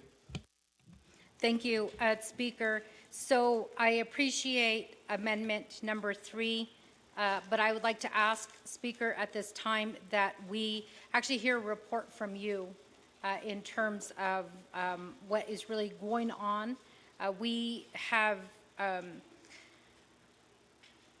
right now, I think that people need to know how limited council is with the illegal line item veto. And then the work that, Speaker, that you have done on behalf of council with getting these TROs, the temporary restraining orders in place and the injunctions, and really what that means on behalf of council. I know that press releases have gone out talking about the 2 injunctions that have been filed, but I think that our Navajo people need to know exactly what is happening and what this injunction does and what council is trying to do. And I say that because right now we are being told that we're not doing anything. And I see us as following the laws and trying to be careful with abiding with what the law says. I appreciate the momentum, Speaker Curley, in focusing on our LDAs, and I feel like a lot of our attention has been focused on our LDAs because we're not looking at them like, you know, that they're, I guess, we're looking at them like they're Navajo people who have lost their jobs because of Boo. And because, you know, he basically eliminated these jobs all for the sake of his travel, all for the sake of his wife's travel, all for the sake of birthday parties and gifts that he would be receiving. And yet we have our LDAs, we even have some of our staff here. There was questions about their positions, their jobs. What does that mean? And you know, we've talked very little about what this means for council delegates. And you know, I brought my own lunch, Speaker. You said bring your own lunch, so I went to Walmart and I got me chicken noodle soup. And I even brought my own snacks, like I always do.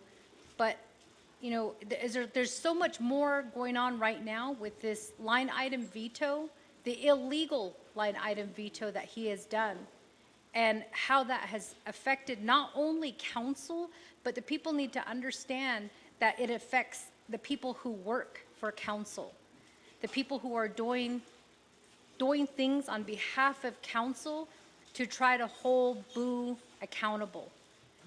Our special investigator, a special prosecutor, and then the contract that is going forward with our special prosecutor. We also have some of our attorneys who are affected by this line item veto, attorneys who do work on behalf of Labor Commission, on behalf of hearing and appeals, even our own attorneys through the Office of Legislative Counsel. The very attorneys who write the legislations that we debate here at council. So there's a lot more going on, and I think right now the people see this as, oh, council's just being greedy. No, we're not. We're trying to think of everybody else out there, and we brought very little attention to how much we are giving up through this process. And it's really just a shame that this is happening. And I was really looking forward to his report, to ask him some questions about what is he doing? Why does, why send out a press release saying, oh, I stand with MMIW, I would never do that? And then to, in the dark, without a proper debate here at council, without bringing it to the attention of the people, to make these transfers and to have the Department of Justice stand behind him and say that this is legal. I think that it's a shame that we are here hearing this today, and I'm glad that the court finally said no, even though the Department of Justice, even though the acting AG right now who is sitting before us, even though he said it's legal, the court said, no, it's not legal. This needs to be brought to light. We need to be talking about these issues, and it's covered in your injunction, and I think it's very important that the Navajo people hear it directly from you, Speaker, since you are bringing this lawsuit on not only the behalf of council, but all of the Navajo people. Thank you, Speaker. All right, thank you, Chairwoman Eugenia Charles Newton, for those recommendations. Again, right now we are on amendment number 3. I guess with my report, I did cover some of the budget, also the ongoing permanent injunction filing that was filed, and then the TRO, meaning the temporary restraining order. So that is all included part as a written report as of now. So, but since the motioning party did have respect for Chairwoman Crotty, so I'm going to go back to her because it is her motion that's currently on the floor. So with all the comments that were given from Delegate Toll, Chairman James, and also Delegate Nez, and also Chairwoman Eugenia Charles Newton, we'll go back to Chairwoman Crotty. Okay, Speaker, so this amendment was for efficiency and effectiveness, so I'm going to remove, would it be number 6? And then we could move forward with the amendment and ask the questions during the report. Thank you. Thank you, Chairwoman. Deleting item 6.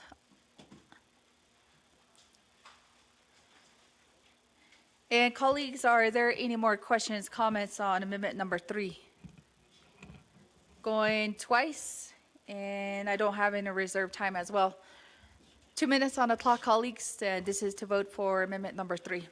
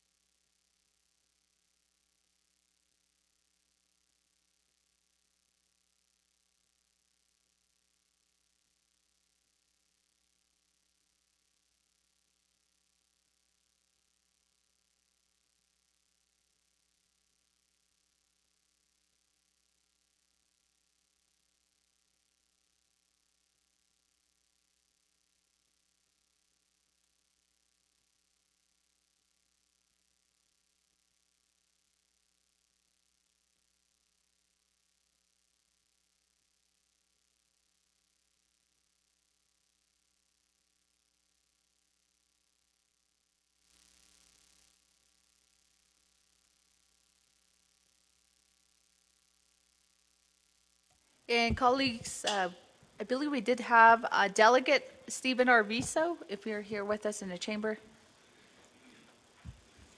If not, we do have a vote of 18 in favor, 1 opposed, with speaker not voting. Oh, Delegate Arvizo votes green.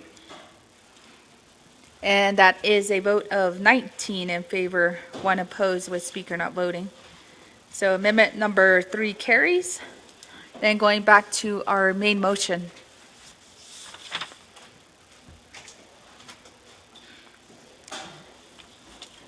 We do still have reserved time by Delegate Dr. Endinez with 3 minutes and 33 seconds.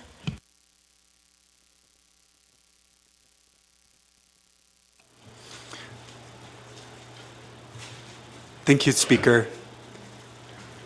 I'll waive the rest of my time. Thank you. Thank you, Delegate Ness. And reserve time, Chairwoman Crotty with 1 minute and 19 seconds. Okay, thank you, Speaker.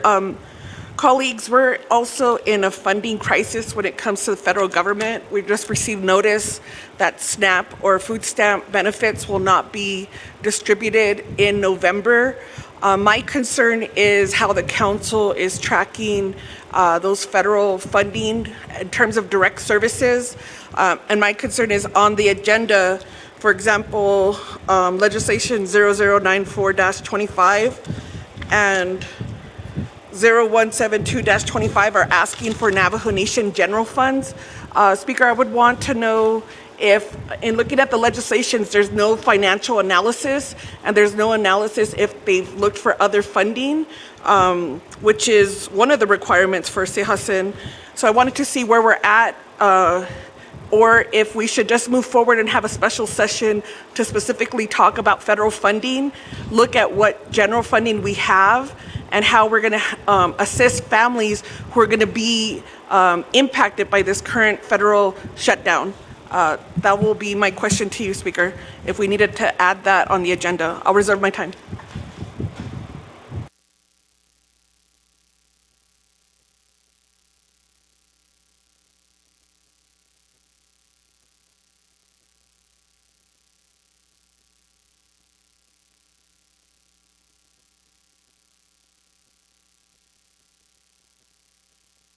Thank you, Chairwoman Crotty. I guess we can do 2 approaches to this. If we do want to hear the real-time update, we can add a report from Navajo Nation Washington office. I know they've been the entity, the Navajo organization that is our boots on the ground in Washington, D.C., so we can add them as a report if we do want to address some of those concerns today. Or also following council session, we can also do a Nabikia Committee work session to bring in OMB, OOC, and also all of the departments and divisions that have K counts. So, we can also get that official report as well, along with our Washington office.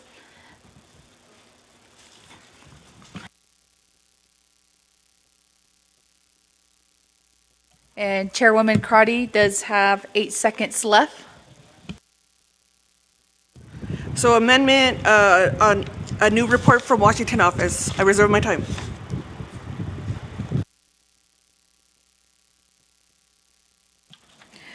It'll be 4 seconds as reserve time.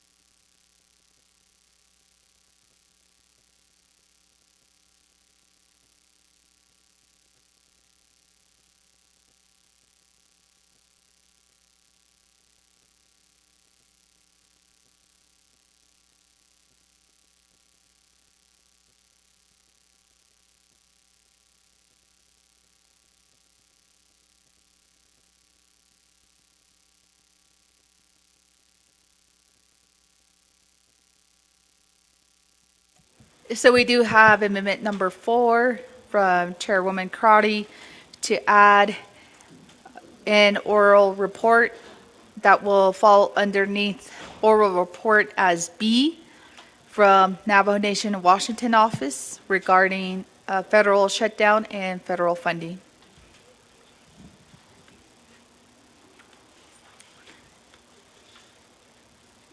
Chair Crowdy, does that look okay as your amendment number 4? So we'll be following the Attorney General report. Oh, following Controller's report. Okay, so that would be,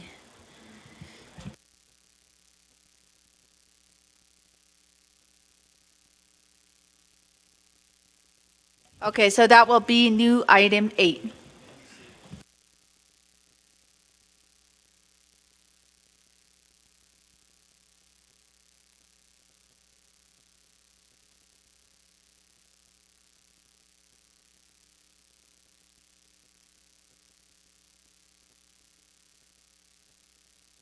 And do we have a second? Second by Delegate Dr. Andy Nez.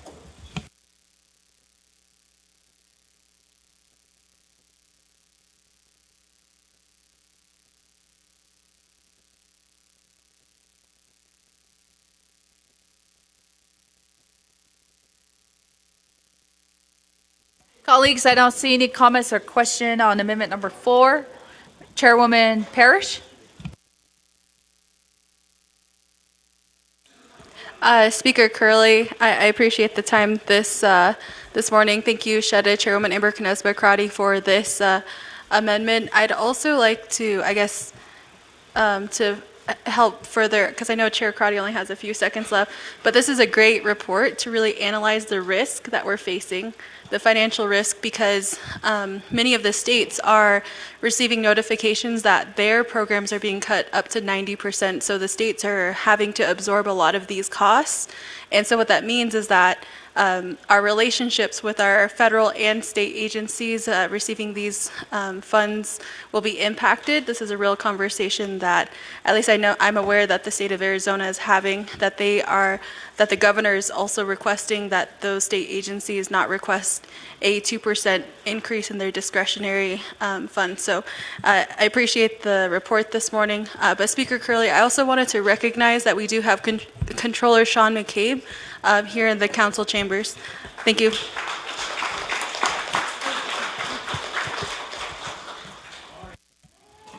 Thank you, Chairwoman Parrish, and thank you, Controller. Sean McCabe is also here with us, and also Madam Vice President is also still here with us, and also Ms. Navajo. So thank you for that representation from Executive Branch. And colleagues, are there any other questions on amendment number 4? Going twice, no reserved time. So 2 minutes on the board, colleagues, to vote on amendment number 4.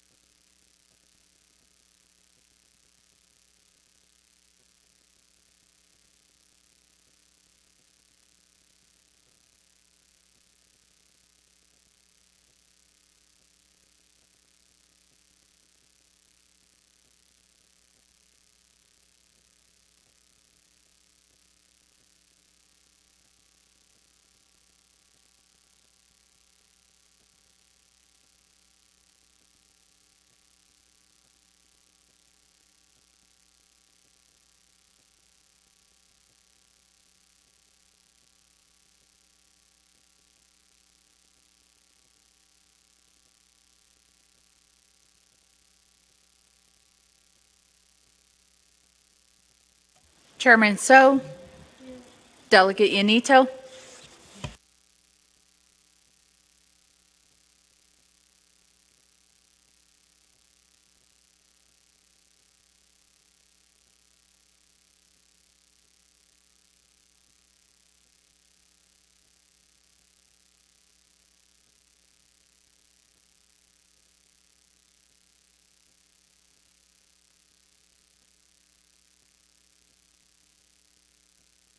And colleagues, we do have a vote of 20 in favor, 0 opposed, with speaker not voting. Amendment number 4 carries. Going back to our main motion.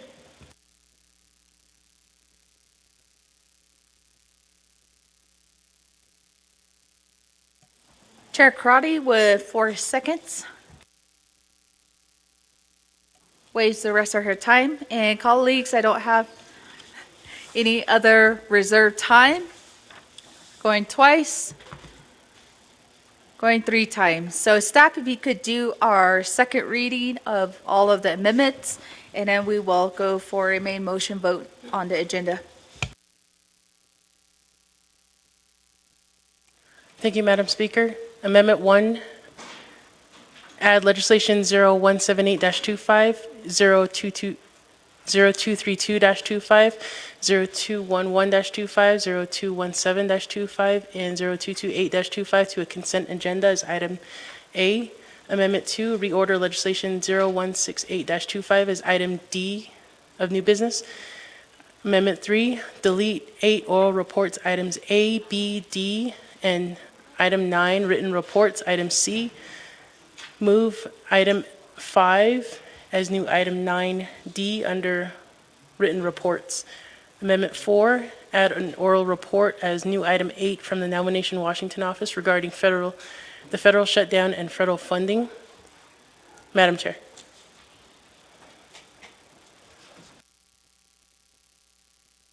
Thank you, staff. And colleagues, we will go for a vote. 2 minutes on the board.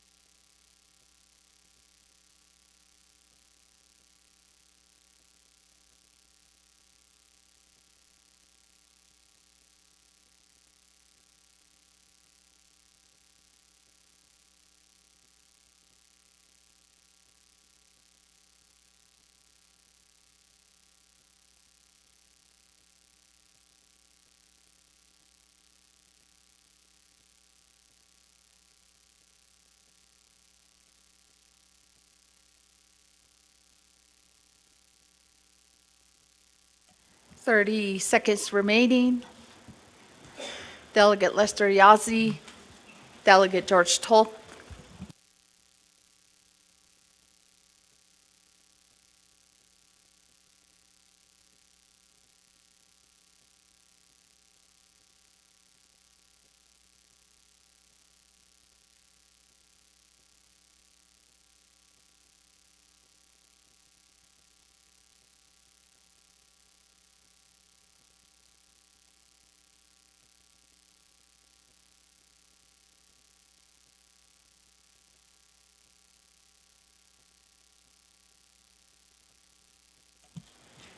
And that is a vote of 20 in favor, 0 opposed, with speaker not voting.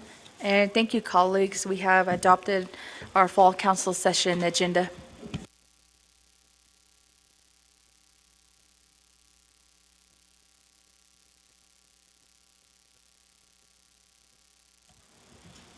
So new copies of the agenda for the public will be made shortly, and then colleagues, that will also be emailed. So next on our agenda, we do have number 4, receive the State of the Navajo Nation address from the President of the Navajo Nation.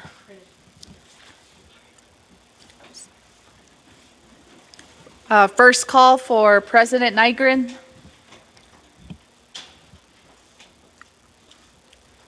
Second call. And third call, colleagues.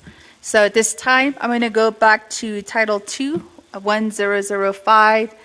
The Madam Vice President is here, and she did say that she is willing to do the report. And per Title II, within that section, the Vice President, during the absence of the President, shall exercise the powers and execute the duties of the President of the Navajo Nation. So, Madam Vice President, if you could join us here at the presenters table.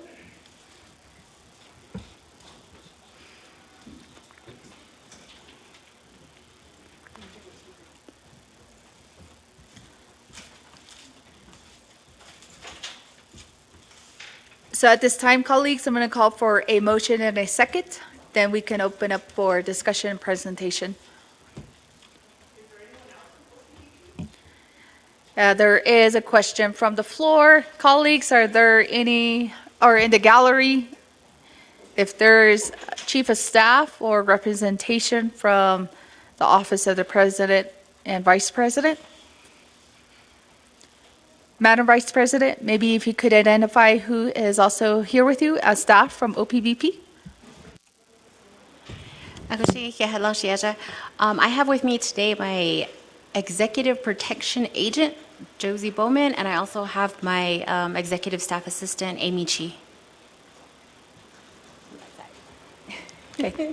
Thank you, Madam Vice President, Chairwoman Crotty.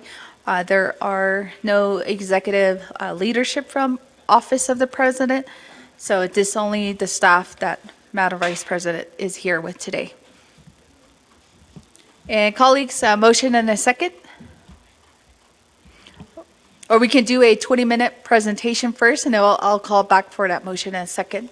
So, Madam Vice President, we will give you the floor for 20 minutes. Agusila Ahiaha last year, Kurosha Agido Shanand Ada Notlenigi 25th Navajo Nation Council, Bahe Hansen Kodo, Atashi Ayat Enhidation, Sato Yat Etishnido Leto, Bahashnagi Eshe Akedit Arodi, Hinat Ani, Naltos Yentni, Eshi Dal Santida, State of the Nation from the President of the Navajo Nation, Boo Nigrin. First of all, we just ended our Western Navajo Agency Fair. It was such a wonderful event. All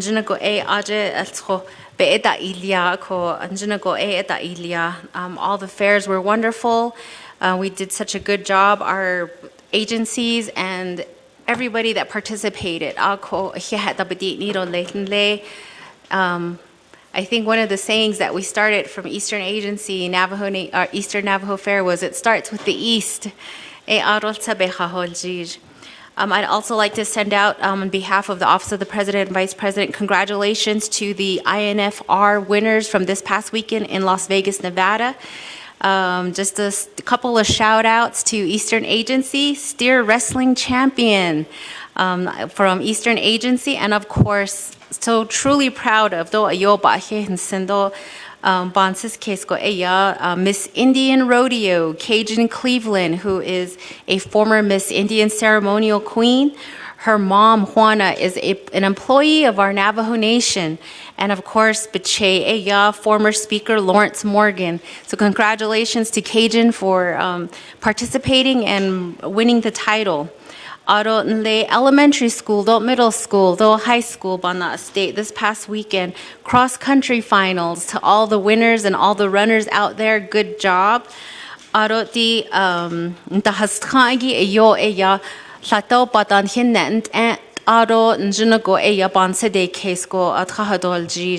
Yati konda as tini kito nikita tahon niliki ebna eban sede kesto baya del tieko ako ni la so dizendo preparedness with yahegi eya benache eya. We have positive outcomes when it comes to weather in our areas. Of course, we send our condolences out to the young lady and her family in Council Delegate Yazi's region of the Navajo Nation. At this time, and then of course our heartfelt condolences to Council Delegate Shiyaj Herman Daniels for your recent loss in your family. bilhin nit aron away and liniki ko bakal handit eki nanside case dot sort of liniki be ne date ne dot na family and liniki dot your communities. Di kuro ba hades zehigi eya di nihik and liniki do kon hitcha da is not agi Navajo Nation. Ayo batan hinne go nta holne do ba yada hito be hilta holne do be resolutions khada dolla. The collaboration with Yehegi between the three branch governments of the Navajo Nation ani hut ati hajoe ihijina anishto alchiyat hito alkhayat hit with Yehegi ya bansis case do kunt a ya shut the zindits Ashi la hut alban side case did in hishi ilto hut alban sida case hut out indo lelchik so the zin with Yehegi do hajo and seh case with Yehegi ashode Nihidini do leiltiko ako eya alhijna annishin linigi hut benasna oljish do leil hala eya kon hilaje in hinat ani dan linya hut yanas kaido hut eya kuja holjij. This day and age is how we are where we are is because of the collaboration and the teamwork between the leadership from the past and leadership that have come together for our nation. We all must remember that we work for you. We work for the people. Nihya kon nakhandel nesto nakhansede case do ben hilnta holt nehigi ban side case go ekon hinan neshedele. We take your words into our hearts, into our minds, and that's how we do our job here as President and Vice President, Council delegates and Chief Justice, Division Directors, tribal leaders at the local level. That's what we committed our lives to do, and we will continue to further ourselves in that way. As mentioned, we have the State of the Nation by Shanella President Boo Nygren. In here, he talks about the different activities that him and his staff have gone and done throughout the Navajo Nation. He's worked with the Navajo Hopi Land Commission in regards to the ranch that needed funding.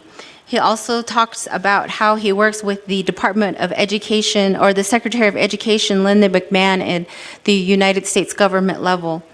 He also talked about the U.S. Department of Agriculture and also the construction of a new water treatment plant, pipeline and pumps and other facilities at the former Navajo generating station in Lake Powell. Hadasi nle Facebook do social media biyet aro nle radio stations that it's agon hitna halne yana ga hegito hait au bestaff yana kaigi she ya kudo July ya da beltaten kedo jo nanish ist edil nicht bidi di ahidi ni go elch ehzi da ya di kudo Shanala di kwai education nigi ashonen beshakan yeshdi need kola ahudi need Eben na eya di Navajo Nation Board of Education je aja is khastrago appoint not higi aja shanan nishbana shadi this month at the end of this month we should have the appointments done and have a good Board of Education to work with the other 6 individuals that we as a Navajo people voted into these seats. Aro Yazi Martinez with the state of New Mexico bin that just told go ya aje halet ya hajoa nahalchin and linigib indigenous children with disabilities, children that are English second learners. That ahegi tohjob danjin tikendalla hudo need. Aja judge. She made a decision, and she said that the state of New Mexico was not doing their job in educating our children in the state of New Mexico the way that they should be educated. That was 12 years ago. A few years back, another judge came back and told the state of New Mexico that you were still not adhering to the order that was given by the previous judge.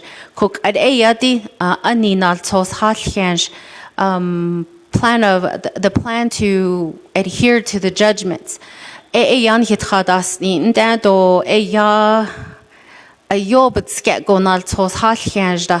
was very broad. It was like a document that didn't have anything that we as New Mexico citizens could hold the state of New Mexico accountable to. They said we would have a plan, and this is possibly how it would go.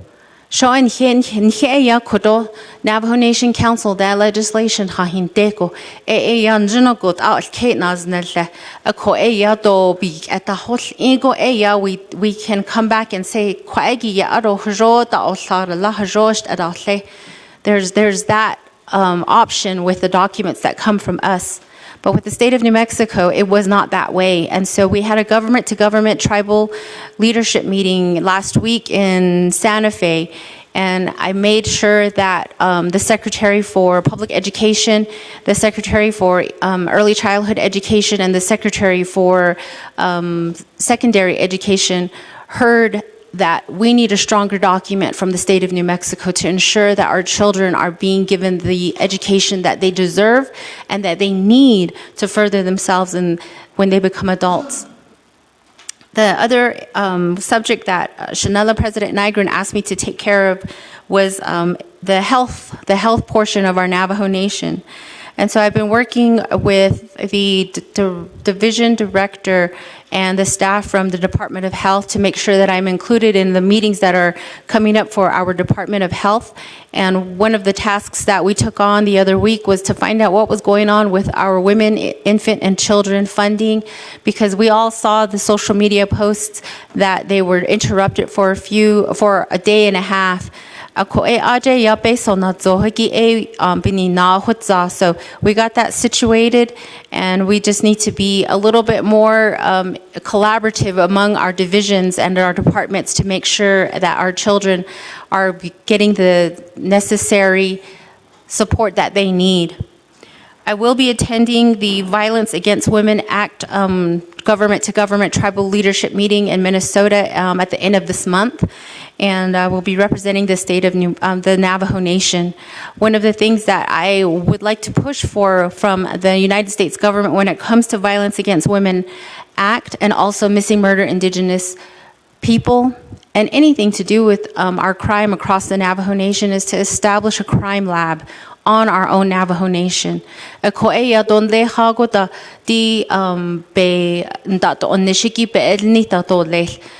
it takes a long time for evidence to come back from wherever it is that we are sending our samples to when it comes to crime. And so that'll be one of the things that I ask for when I go to testify there.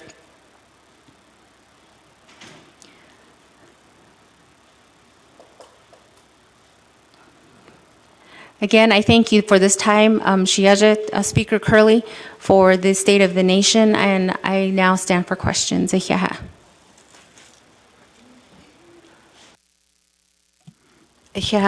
you, Madam Madam Vice President. Ado kodo eya saad kodon liningi benki jehinzi do atlina anishigi asad hihan trago kodo shadeja ado.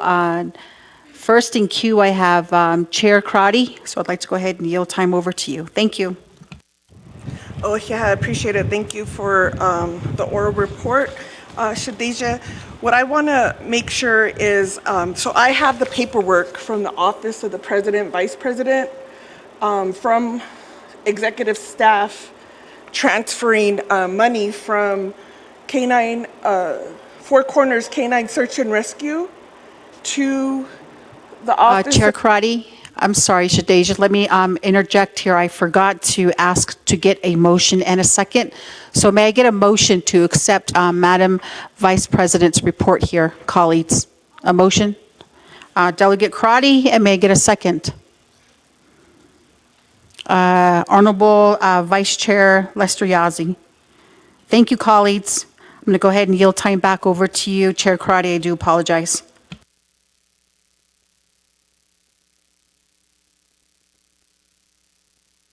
Okay, thank you. So I'm not sure if you have this document, Shadeja, but if staff, because I don't know if you haven't seen this, I don't expect a response. But what I do want is accountability and transparency from the Office of President, Vice President. The press release that was mentioned saying that council was, lying to the public. We have it all in black and white, and so it was moved from Four Corners Canine Search and Rescue, 2 Office of the President, Vice President Travel at $98,800. Office of the President, Vice President Supplies at $7,500.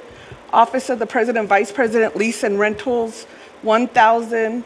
Office of the President, Vice President Communications and Utilities, $10,551. And Office of the President, Vice President Special Transactions, $111,600. Now, I'm reading the budget instruction manual, which was passed by Budget and Finance. It's, I could get you I think it's like BFY, JY, back in April. In that language, you cannot, anybody who deals with the budget, you cannot do budget transfers to another business unit if that is not the reason for the appropriation. This is a huge, in my opinion, issue here on Navajo Nation, where we have other evidence that this is a chronic issue with the Office of the President, Vice President. What I also want to state is, because we even have business units or programs that don't even know the office is taking their money, but the business or the transfers are completed. This is the part that really provides some disdain, is we have a missing and murdered Diné relative task force. We have multiple executive programs on that task force. The office has identified an individual who is the MMIW coordinator. We have had ongoing conversations with PD, CI, OMB on how this money was going to be allocated.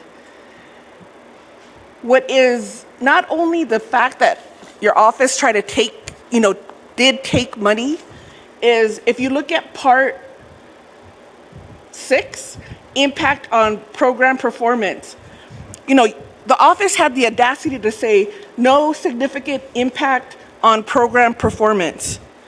You cannot reduce a program by 92% and clearly state that there's no impact on performance. This is not only morally incorrect, but it has to be fixed. And so this individual whose information is on here, 1, 2, 3, they need to be held accountable. They signed a document that's false. They signed a document that did not follow the BIM, because the BIM also requires then, if you're going to make these changes, that you should go to the oversight. So the Office of the President, Vice President oversight is nabagiatiet, and we were not notified. And I think this is a chronic issue that we're seeing across the board. I wanted to know, because we asked at the hearing, how involved you are in the budget process. The budget is very critical to every leader on Navajo Nation, because it's our Navajo Nation's people's money, and they don't know how it's being used. And they're asking us for complete transparency, including the council.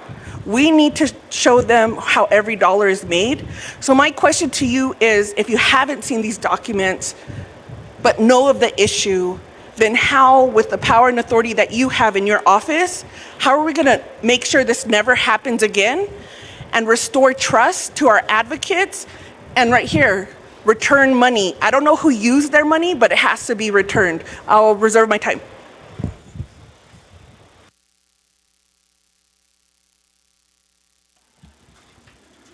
Is it 2? 3. You do have 3 seconds, Chair Karate. Thank you for your question.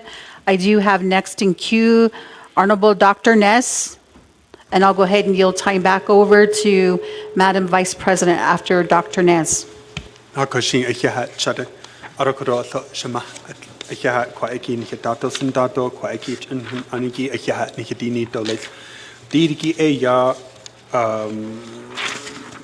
Partly of this report, but also what you mentioned. So what Honorable Karate brought up, we did hear last week, Thursday, Ako ita hut la be hazi that the Office of the President and Vice President also took funds from the Department of Diné Youth. And at the time, I did ask speakers, staff, and others to confirm whether that was true or not. And it'll be very, very unfortunate. It's already unfortunate that you pulled funds from the Missing and Murdered Diné Relative Task Force, a component that helps address the task, the search and rescue. And that's a component that helps the task force, helps address the things that are needed on behalf of our relatives. I don't know if that's something that has occurred. In the educational realm, I'm still anticipating to learn if that's true or not. I don't think it is appropriate for travel purposes. You know, it's unfortunate that we continue to address concerns regarding our Diné people, but in a matter of just less than 5 business days, the administration already transfers money to travel.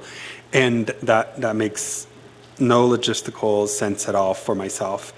But I also, so if you're familiar with any of that activity, just let me know. The next thing I want to bring to your attention is through the education as well, it sounds like you're identified to help appoint some of the members in accordance to 10 NNC subsections 106B and C, and those are the 6 additional appointments. So my request is if you can appoint those that are those that are qualified for the position.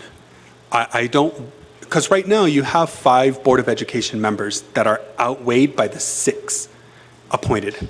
That's already an imbalance from what the people are putting into those positions. The Health, Education, Human Service Committee, we've talked about decreasing the board membership because of that imbalance. What I don't want is appointed members who are leading the agenda of this administration.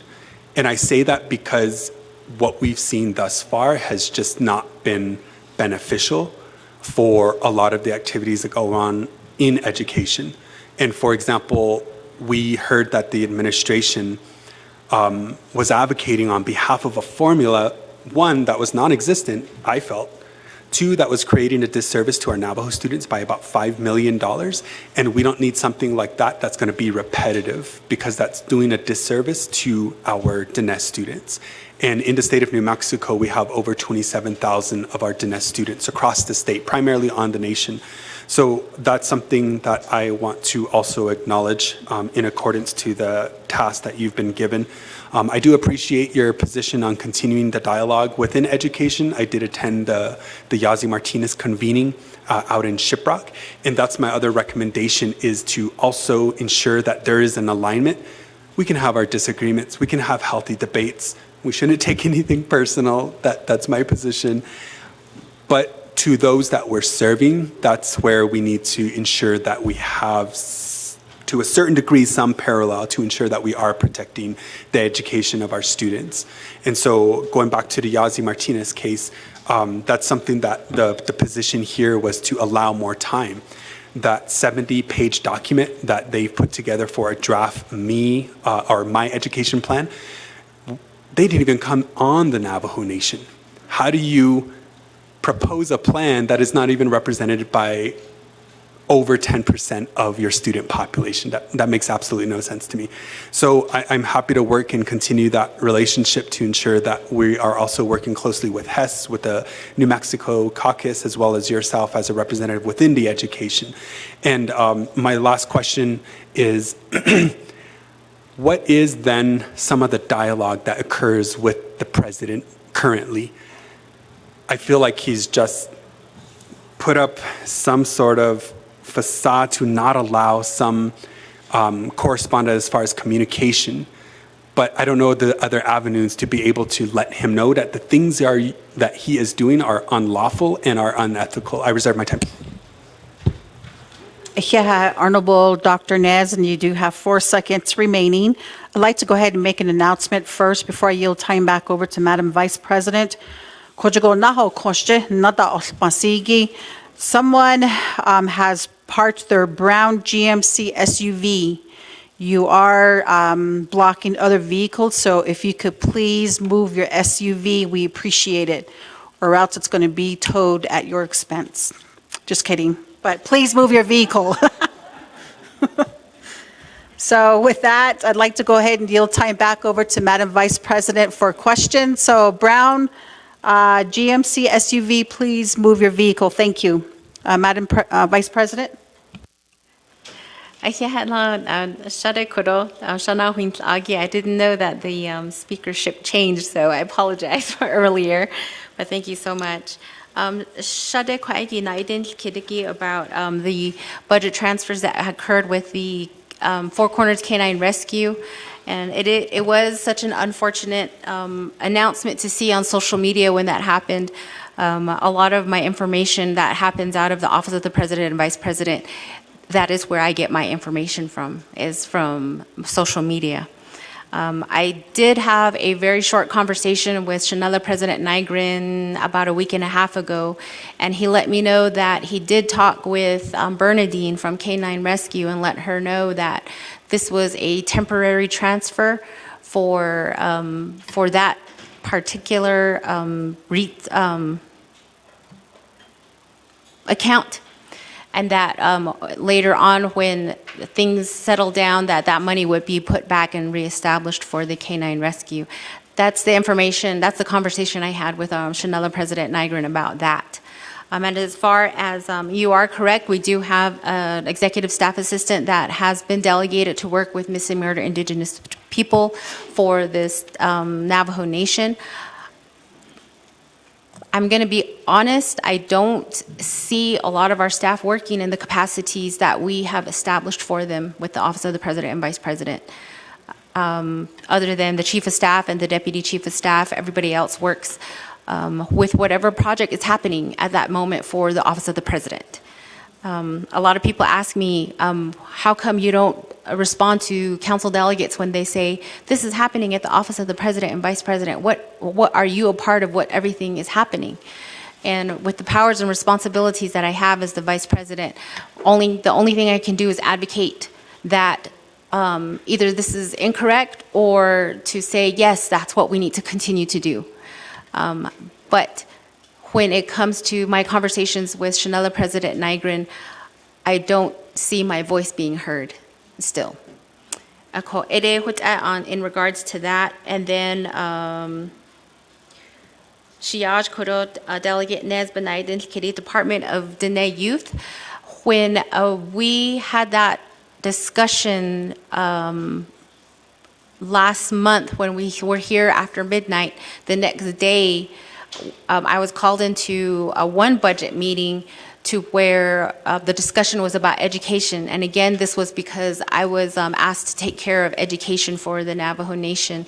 And we discussed a whole list of different funding that would be better for the Department of Education.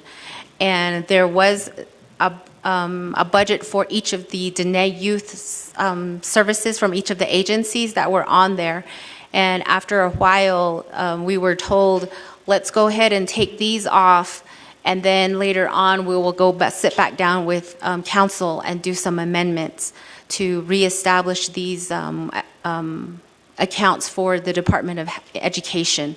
And so with that, the Department of Education representatives that were in that meeting that day, they were like, okay, but right now we barely have any money to keep the lights on at the Department of Youth Services. And so at that point, I was hopeful that, okay, so that means that executive branch, legislative branch are going to sit down and we're going to rediscuss this and get something established so that our children are not left without in each of our agencies. So that's as far as I know. I don't know about any money being moved out of those line items. And then, let's see. Yes, I do agree with the Navajo Nation Board of Education appointments to be individuals that are qualified, and in my opinion and my hopes that they have the heart for the children, they have the heart for the staff there and the education system across the Navajo Nation. At some of our individuals, they get put in a situation where they have to make decisions in regards to politics. And it is my hope that the individuals that we are going to be appointing into these positions, again, are there for the children and the staff and the education system. Aroti Yazi Martinez, this last week when I went to the government tribal leadership meeting, we were able to bring in agents to help testify in the invitation-only section of the agenda, and I was able to bring in Dr. Shanoa Ba Stillwell Jensen, Dr. Glenaba Martinez, and Shade Wilhelmina Yazi. Though Shiyaj, Chili Yazi was able to participate, and their words were spoken. We were put in tables to have a discussion, and I was told this was redundant. It happened already. Honanat au naisi tratadini sani bihya ijegi ko ya Deputy Secretary Katie Ann Waniko ya she sat at our table, and so she was able to listen to the testimony from my individuals that I brought with me that really dissected that document, and I felt it was a good conversation. Deputy Waniko, she took a lot of the information and she said, please send me this document so that I can go back to the table with everybody and anybody at the state of New Mexico so that we can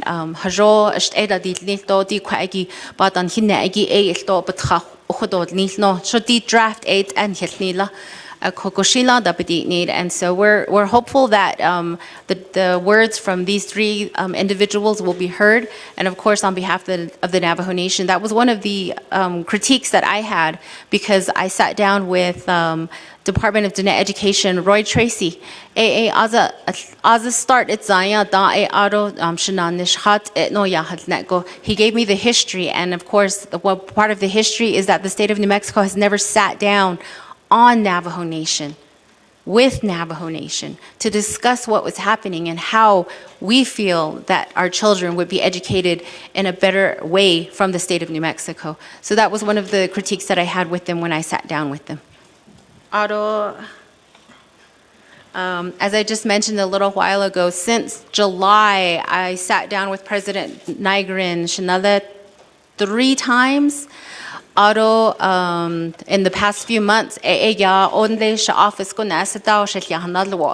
we have short conversations on work that we're doing and how we can better support one another in the work that we're doing. Again, I do my best to listen to Shanale. I always say that I'm very respectful to the office of the president, because that's how I was raised and that's how I was, my leadership skills were established. I do want to say that I still do not have very much coordination when it comes to the division directors of the state of our Navajo Nation. I mentioned on a Facebook post that I have never met Attorney General. He's never come into my office to say anything like that. So I hope that changes. I really do. The division directors in I think I saw Shiyaj over here, the division director Henderson.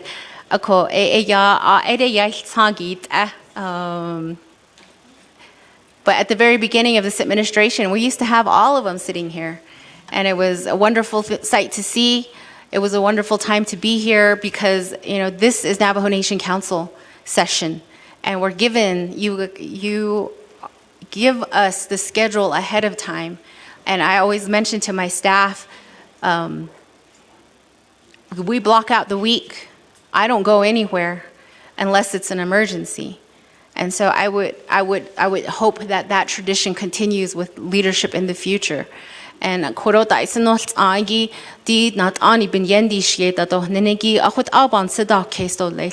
respect between the branches of government.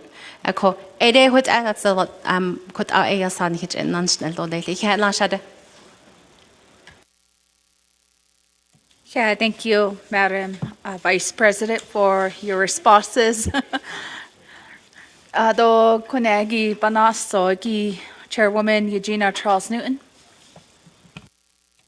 Thank you, Speaker, and thank you, Vice President Montoya, for coming to give us a report. And I just want to say that I appreciate the work and how you get out there really to work for our people. Even though I've seen, posts and comments, and I've even heard it myself, people have said really kind of horrible things about you being a Navajo woman, which I don't condone. And I've actually have told people that, maybe we shouldn't talk, or maybe we shouldn't be friends, because I don't condone, people talking bad about Navajo women that way. But I think that every day you still show up to do a job.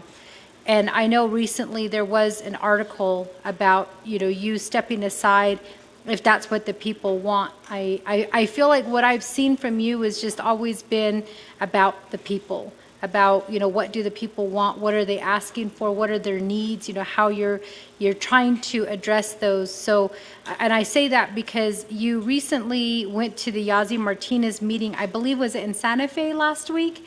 And instead of attending the Elder Youth Day in Tuba City, you went out there to Santa Fe to talk, to talk to them, to have this meeting. And I know that some of the delegates weren't able to go during that time because we were here at Nabik Iyatkit. So I feel like we were here working for the people. It was very, very clear that we were here working for the people.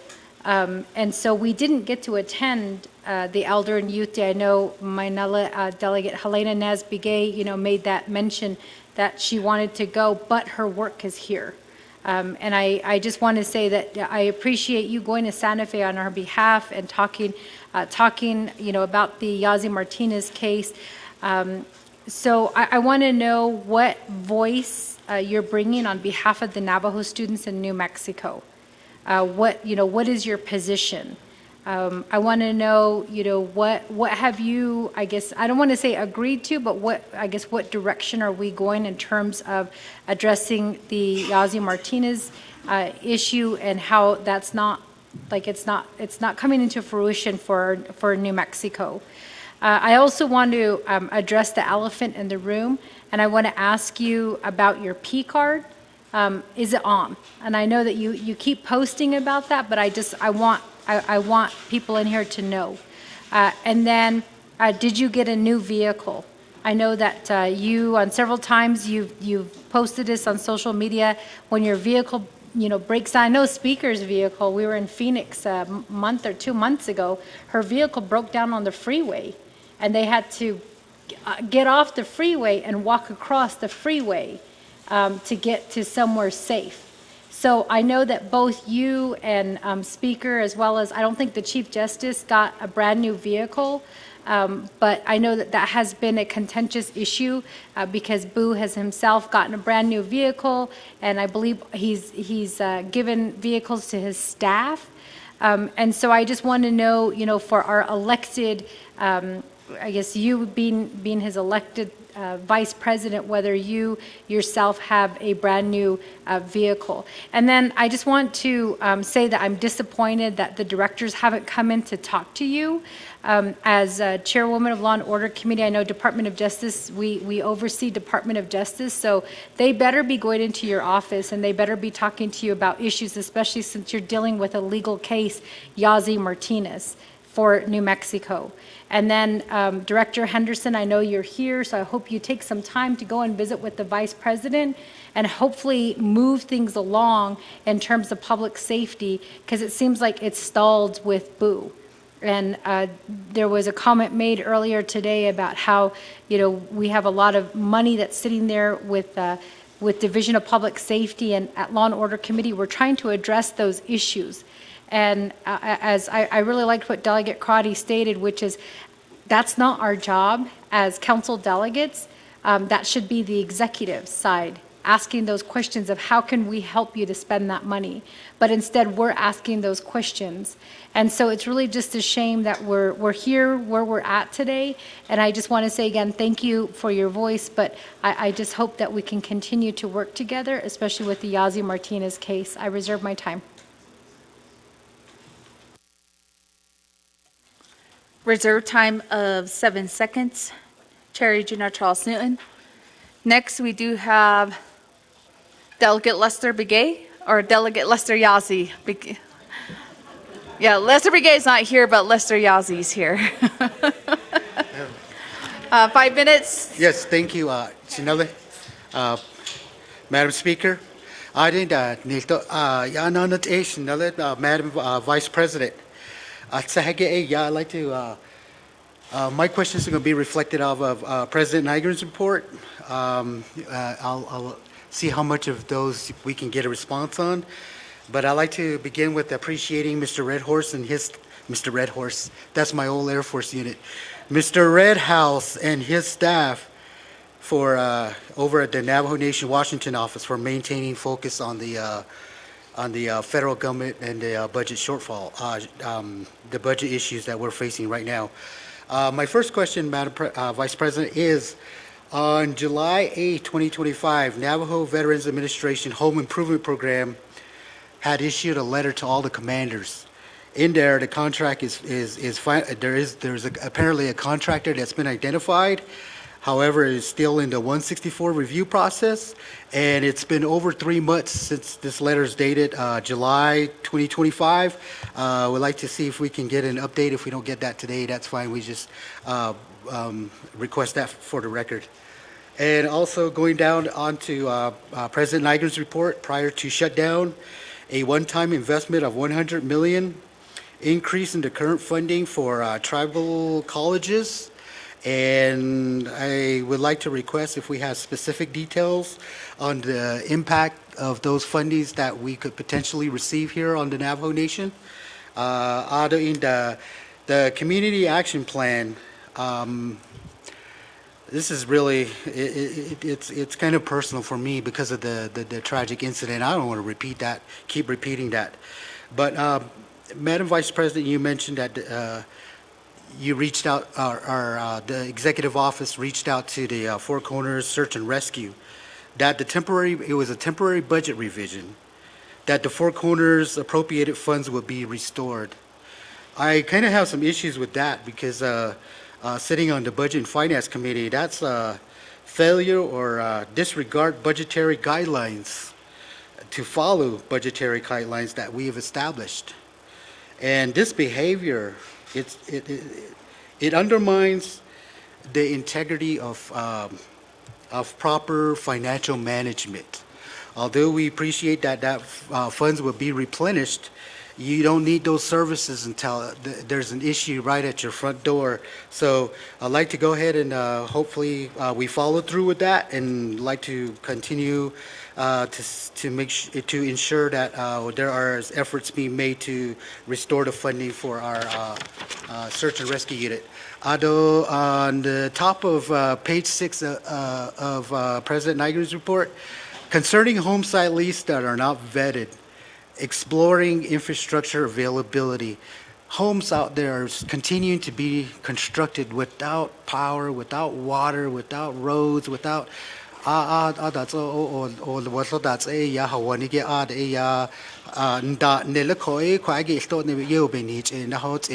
I do have some veterans in my legislative district that have veterans home that are lacking still the basic infrastructure. So Madam Speaker, I reserve my time.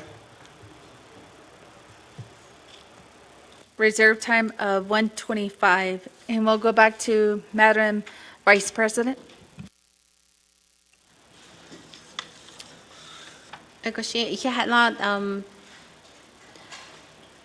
Honorable Eugenia Charles Newton, I appreciate the questions that you posed before me. So first of all, I'll call them the easy questions. My P card, is it on or off? As of 9 o'clock this morning, my assistants checked the account. It was still off. I don't have a P card still. Do I drive a new vehicle? Yes, I do have one of the Ford Expeditions that the Office of the President and Vice President purchased 2 years ago. July, August, so we have that new tribal unit in my possession now. Let's see. I do, let me also clarify, I shouldn't have said I don't have contact with all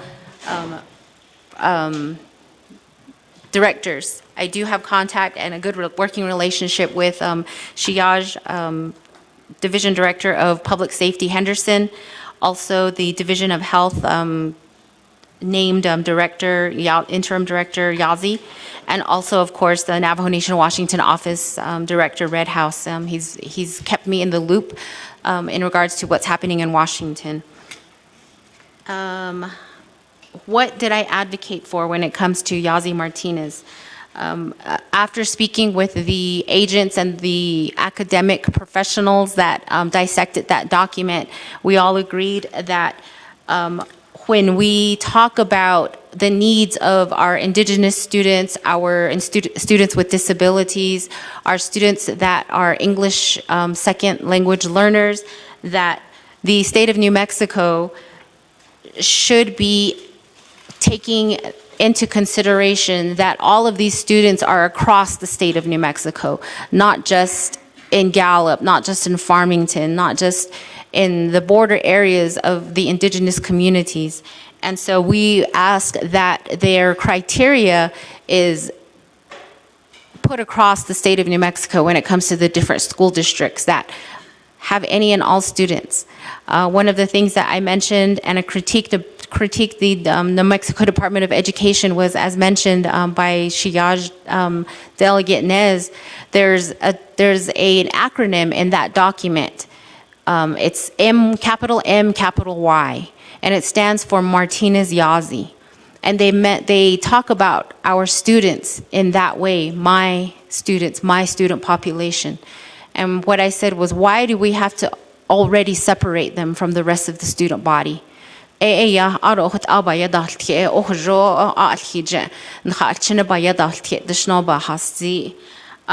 then another thing that I said was that one of the things that's very broad in the document is how training and how to teach our students and how to acknowledge our students is, they don't have anything pinpointed. Like, this is the group of people that are going to help make this come to fruition. And they asked me, Madam Vice President, well, where would you suggest that we get this from? And I said, there's two amazing, excellent examples of high schools in the state of New Mexico that have been doing what we're saying the state of New Mexico should be doing already.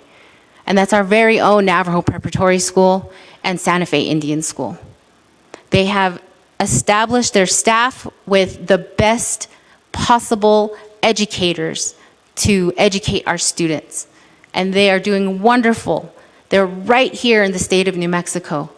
Go look at what they're doing and see how they can help you, the state of New Mexico, establish this in these documents and to establish it for the rest of the state of New Mexico. I believe that was it for Shade. Aro Shiyaj, or Shanala Kuro Lester Yazi Benaidin Kid.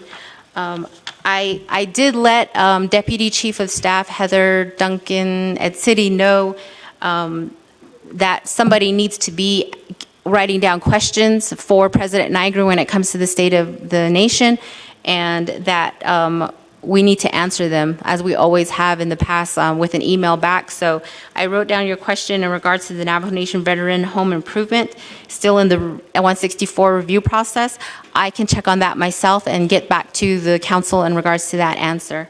Auto, $100 million increase of tribal colleges.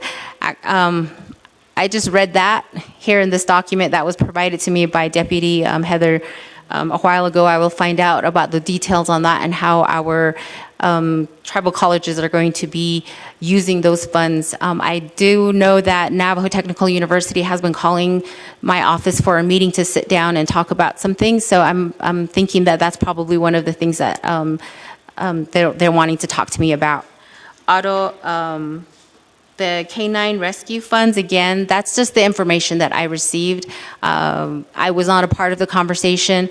I have had conversations with Canine Rescue in the past, but that's just in regards to, at that time, unfortunately, because of family members that have gone missing, and of course, the training that they provide to the everyday Navajo citizen. I sat in on one of the trainings, and that's how I have my communication with the Canine Rescue. But I agree, it's extremely important. I see the work that they do, not only just that entity, but anybody and everybody that wants to help across the Navajo Nation to make sure that our children come home and nobody else goes missing. So I agree, one of the biggest things that we as the Navajo Nation government can help with is funding for these entities so that they can do their job and they don't have to worry about fundraising or trying to find funds on their own. Auto home site lease by Hainsey as I go out and about on Navajo Nation, a lot of our constituents just say to me, you know what, I'm just going to start building and see what happens. Hey, let's see who's going to stop me. And what happens is they build their homes, and the electric companies, the water companies, they start asking for the home site leases and the documents like that, and that's where it gets stopped. So I totally agree with that, and I know that that's something that a lot of leadership at the local level has continuously talked about. The funding that we get at the chapters. In the past, Vice President Lord the Sedatland and Torion Chapter D. Honoya Hanat Zetland and Hisha Kodo, the home site lease in Lenigi, base or Badaha Lenigi to get the home site lease done. Let's either help with that, or if the family does that on their own, maybe we can help with the foundation, one or the other. That's how chapters can get involved and help our families build their homes. And what COVID showed us is that is such a necessity. We have families that are living in one home that are like 4 generations. And when we have a kiddo that comes home from school sick, and they are over here talking to grandma or grandpa, and their fragile health can get, they can get sick. All these different situations happening. And so I've heard it, I've heard the constituents say, we're just gonna do it. And for myself and my family, before COVID started,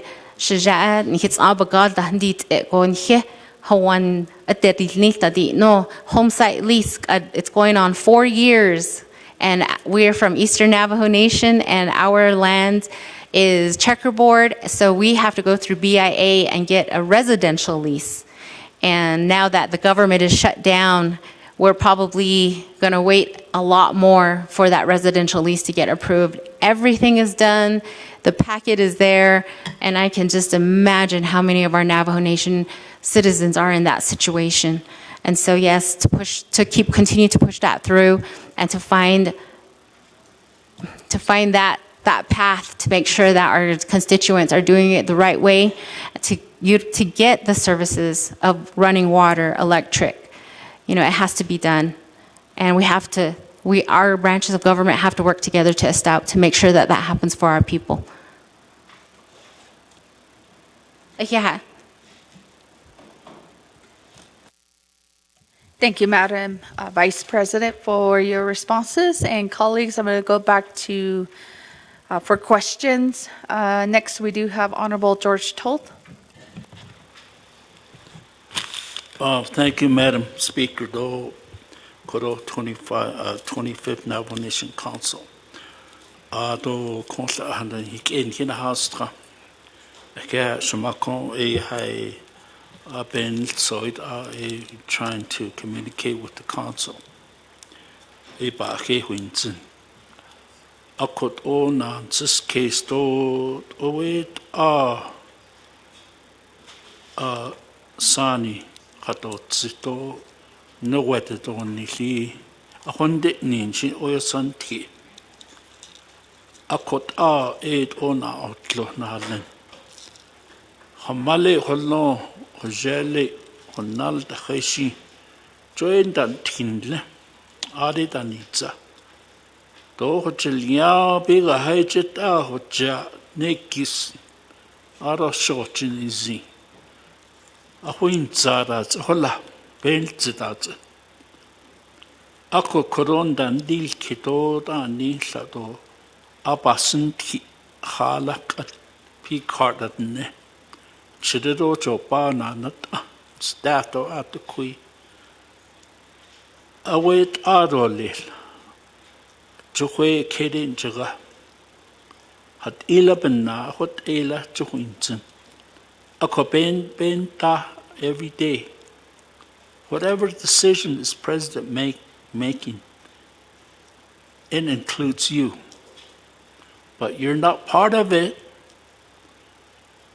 But Oshin Keon Higan Himata Halo, Hijeta, Kun Himan Hichakeo, do Batate Kita, Huda Hochete, Jota Ban, Siski, Shuma. Na Jopa o Ado Hotanan Sahakis. Odos Bilt Eda, Eden Netobenan Tint Eda. The Nebenan Tin so the Zimpasala. Jean do na sharo le trading at tinjino. En halchin sato ebestan linda. Hatta shi bahayos naha bayatas ti old fashioned than hit ne. So is that where our president is coming from? I'm so tired of it. When I go out to the community, at this bana is that neither should also needs go date. Na lon hik en han sahakis. Eben na atos nabichin da nitlas twilit sani. So hat edeshin na hot Ado report kont obains tkhaslo do sliat et ado slato in lat o ako kon report achi laito kopeswas anbena huisla do hot abis edado bakachi lada ako cheta hodi no nda hosikhan yoshit isla ado peso pena nehekitot o thanetet nkehat linko akolachet Led Shinashato Zido every Tuesday has Shinechatze. What on Shishnish? What Aben de Nespes was Ando Bukadale. Do Genoya just kitle. Oka by Yasin. Le Tuba said it Nate Hanana was Lohashi. Nahata the Lewis. What Aga and Shinsa. Those Shiat Eta. Diego Jashinsan Kishiti Trande to the Zen Jadon Maholo Stwisani Dahuya but Ade Chitan Hike Joy Hot Our in Ha Consen not Niljin do Ako do chocolate Sani Ban Sitike Sani it's Adenita. If we're in mischief, we got to listen to our mother, our grandmother, our Nali.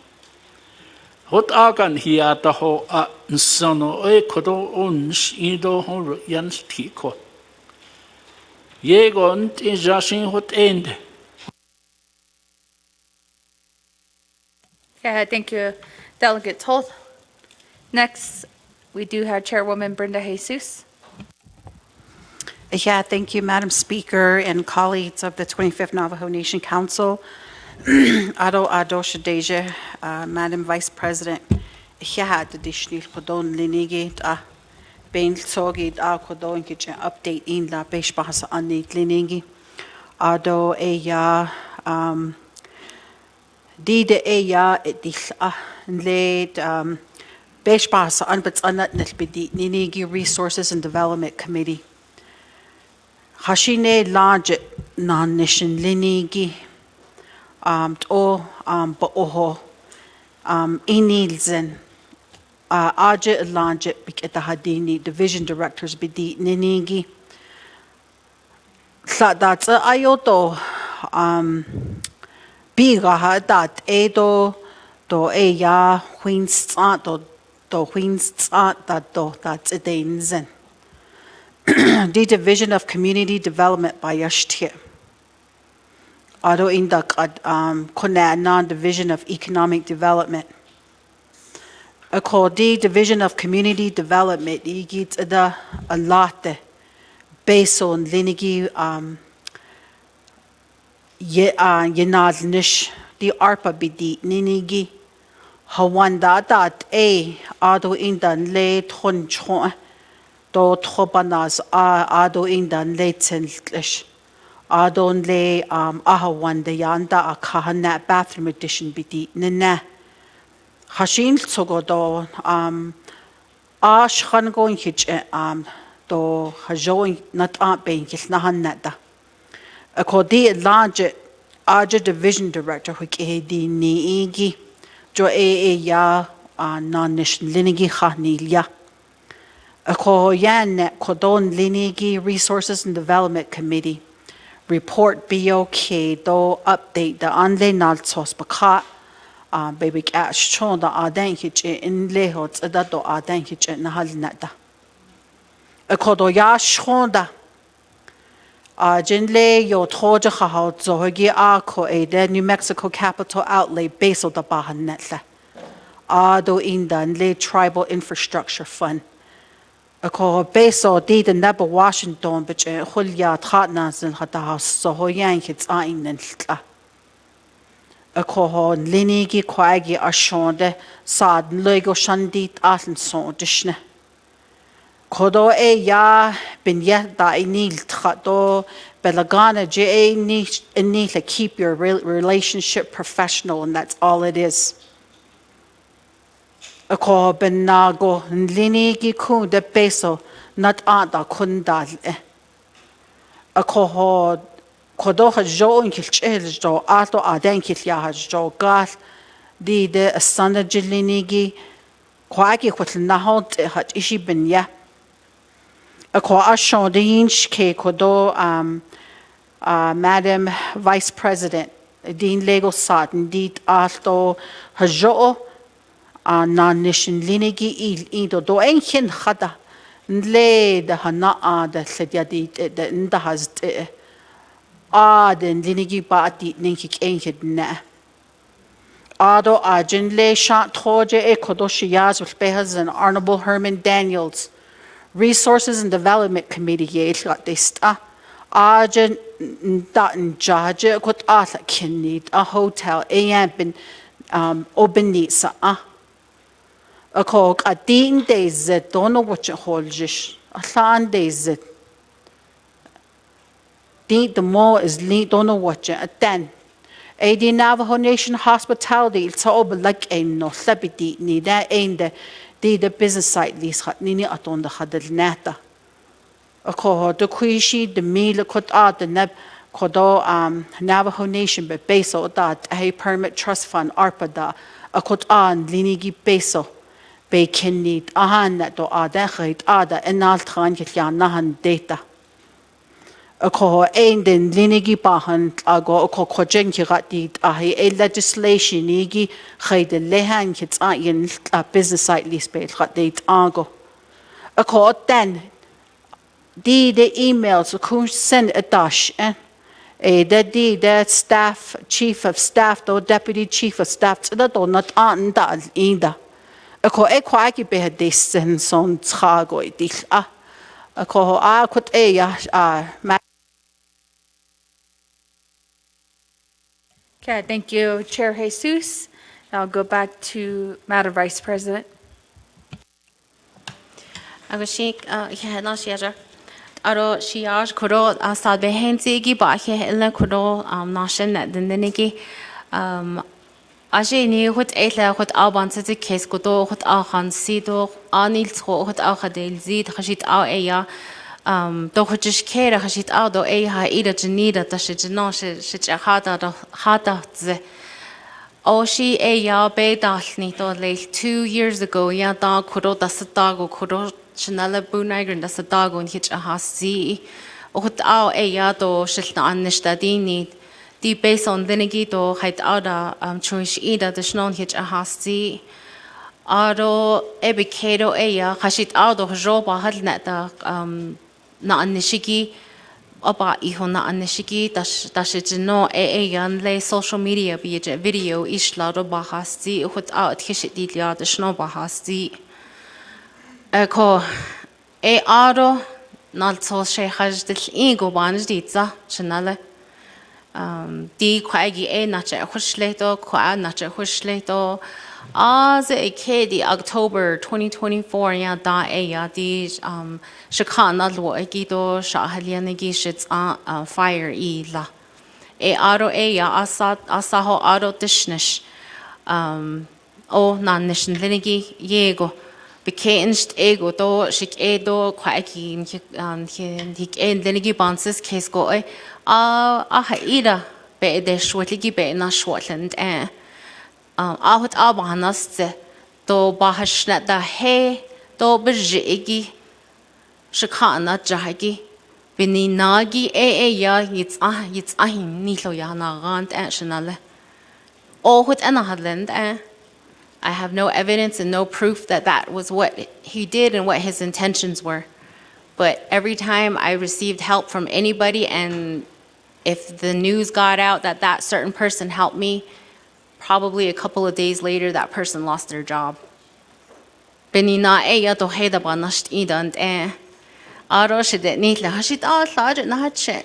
Don din itlota shide nitle, and I tell myself and I tell people, I'm not nice to anybody or smile at anybody because I didn't want them to jeopardize their jobs. It's a hard thing to say that. It's a hard thing to let our people know that that is the environment that I worked in. But again, a conversation happened between myself and Chanela President Nygren back in July. We reminded ourselves what we campaigned on. We reminded ourselves on what we said that we would do for our people. Auntie Ahlahit Abacases. Hlati Bech Ahanas, Haishba Nasenza, Haishbin Yahonadin need. But it's up to that individual to listen or not. Shah Hlati Ahwandi in the Ahut Ela Amada Nidlinigi. It's their choice to stay on that path or to go back on the path that we feel that would be safer for them. The only thing I can say is Dinyan.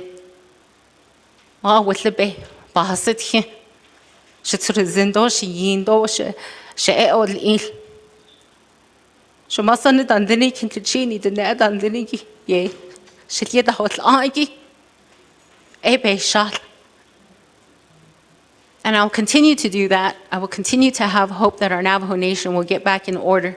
But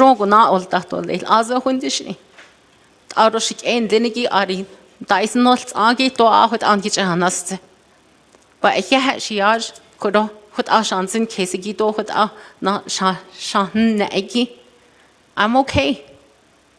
I've done it this far. I can continue to do it. The newspaper biyejit shahona. Vice President says she's willing to step aside if that's what it takes. Recall banas because that was the question that a lot of people had. Di kwagi shiji ish lago President nachahana pedini ko nishito ahut nishito njitole because you guys ran on the same ticket. I really didn't know. Because according to the Navajo Nation law, it says that if anything happens to the president, that it's my job to continue to lead our people. Not me, Rochelle Montoya, vice president of the Navajo Nation's job to continue to lead the Navajo people, along with our council delegates, along with our judicial branch, along with local government. And so I stand on that. But I don't want my people to be conflicted. I don't want them to think, if I sign this, even though I'm for Rochelle staying on, don't think about Rochelle. Think about our people. That's the stand that I'm on. But again, I'm here. I'm ready to do my job. I'm ready to uphold the oath that I took that day on inauguration day. Aro kuro shade kwagi naidin kedo bahan nagi ni hut As I mentioned a little while ago, Koron Hinahis Thaland, a division director at the very beginning of our administration. Khadishakhiskhay, Ahundish Inla, Aro the head of it, and if an email includes me on the email, I send an email back and I say, hey, somebody needs to respond. Hashit, oh, we're not responding. At least say you got the email. At least say you got the question. Because when I was chapter president of Torreon Star Lake chapter, I don't know how many emails I sent to Window Rock, and I never got a response. And that is one thing we campaigned on, communication. That is what we said. And I myself, my 2 staff members, respond. They need to know that we hear them. And so with any power that this office holds, I will send that email out to the division directors that they need to. Because I believe in this document that President Nygren sent, it says here, we are here to create and uphold systems that serve the Navajo people. I campaigned on working with council. I informed the division directors that I am committed to working with the council. Our collective terms end in about 15 months. Let's make the most of the time we have left in office by putting our differences aside and finding common ground as we serve our Navajo people. We always get the response back that our division directors are extremely busy, that's why. But our division directors have assistants. If I can't respond, Josie responds for me. There's somebody in my office that's going to respond, and I have that same outlook for the division directors. And so I will send that email out and let them know, and send them a copy of President Nygren's State of the Nation, and let them know this is not just coming from me, this is coming from the President of the Navajo Nation also. The report in Linigi, it needs to be done. So next year, the ARPA funds, we can't do that. We cannot. Chief of Staff and the Deputy Chief of Staff, as I mentioned, Deputy Heather is the person that emails me back, and I really hope that I don't get her in trouble for that. But she sent me the State of the Nation. I send emails to the President, the Chief of Staff, the Deputy Chief of Staff. I don't receive emails back from that office at all. I don't know what it is, and I can't explain it because I don't know. But I'm hoping that Heather is listening and that she starts to respond to emails from our council delegates. And a Shanto Hotel. When you go into that area of the Navajo, any area of the Navajo Nation, we have our Eastern Agency Crown Point that is wanting so much for a hotel to be established there. You know, at Ayati Division Director Kuna Anadest at Charlene Begay Platero. Eshi that's Ashon, General Nasan Hahuido Li. Eko Eshi that's Aidabich email in La Hola. I always say this, always include me on the emails, that way I can respond to say, come on, what's going on? And then once I know, I go out and about and I say, where are we on this issue? Where is this document? As Shanala Kurum talked about the 164 process, that's where it's at. You know, now I'm going to go find out where exactly is it. Bita, dishkwagi hagi, and then we can find an answer. But I can help in that way. Thank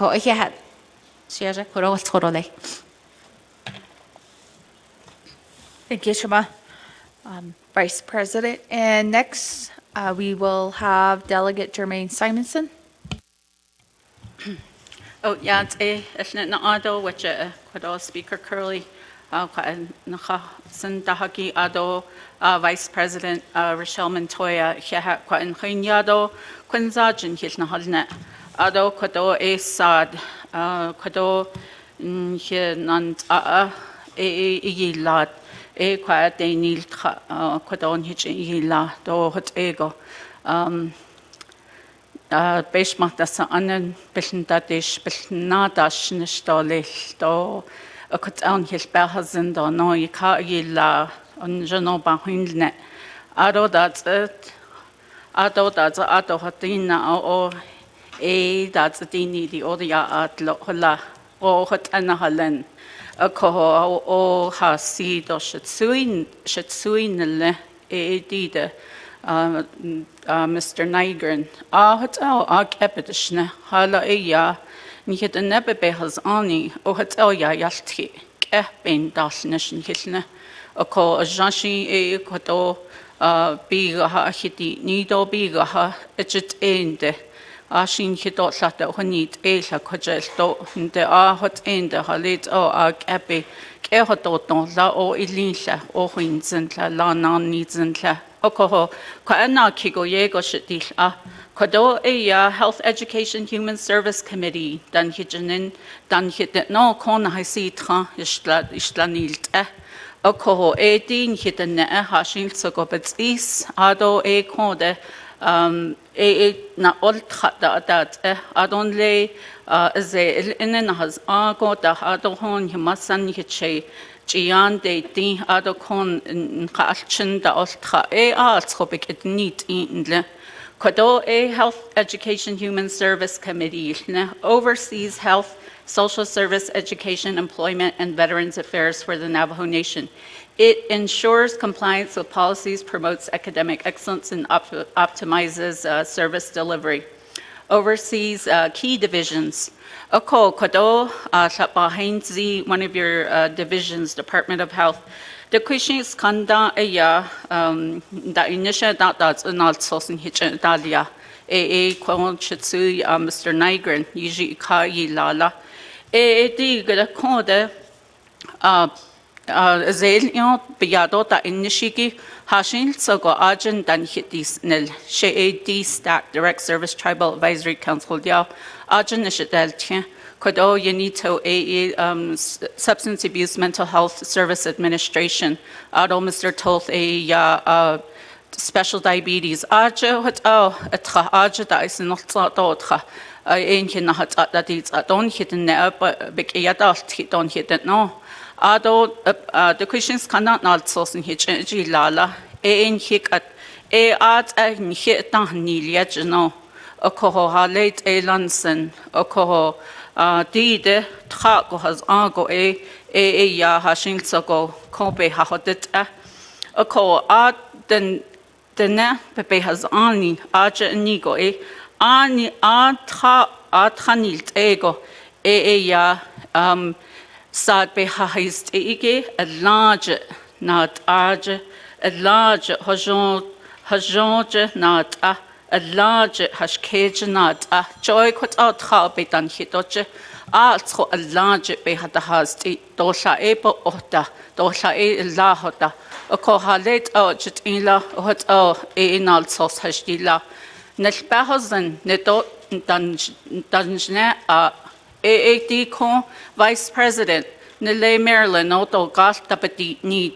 Dan Noshich da Ila Nde Nat Ninzio Hula Ado Hushito Nida Hai waits out the Hoyochi Dole Okoho Deshi Hahota Kodon Hitato Nail Doshin El Baby Hadesti Arona Kigon a Navajo Nation Youth Advisory Council Yao Adna kide beso but up in dust only.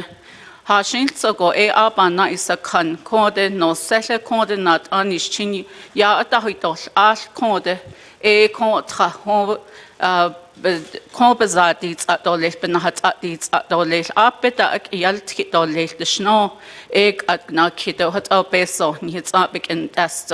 Edo ado nidja hajo stadil Nielsen. Edo hat abahasito here.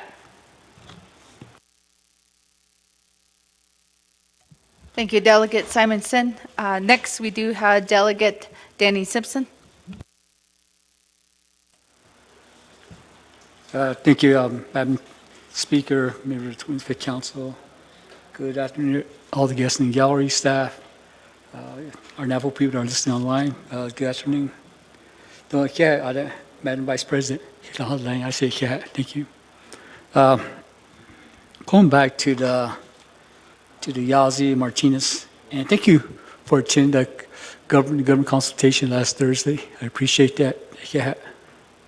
And one of the things, the New Mexico Caucus has been very vocal on this issue.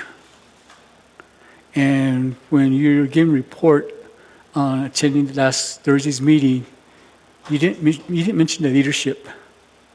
You just mentioned the administrators of the Navajo Nation. Probably you're talking about Doty.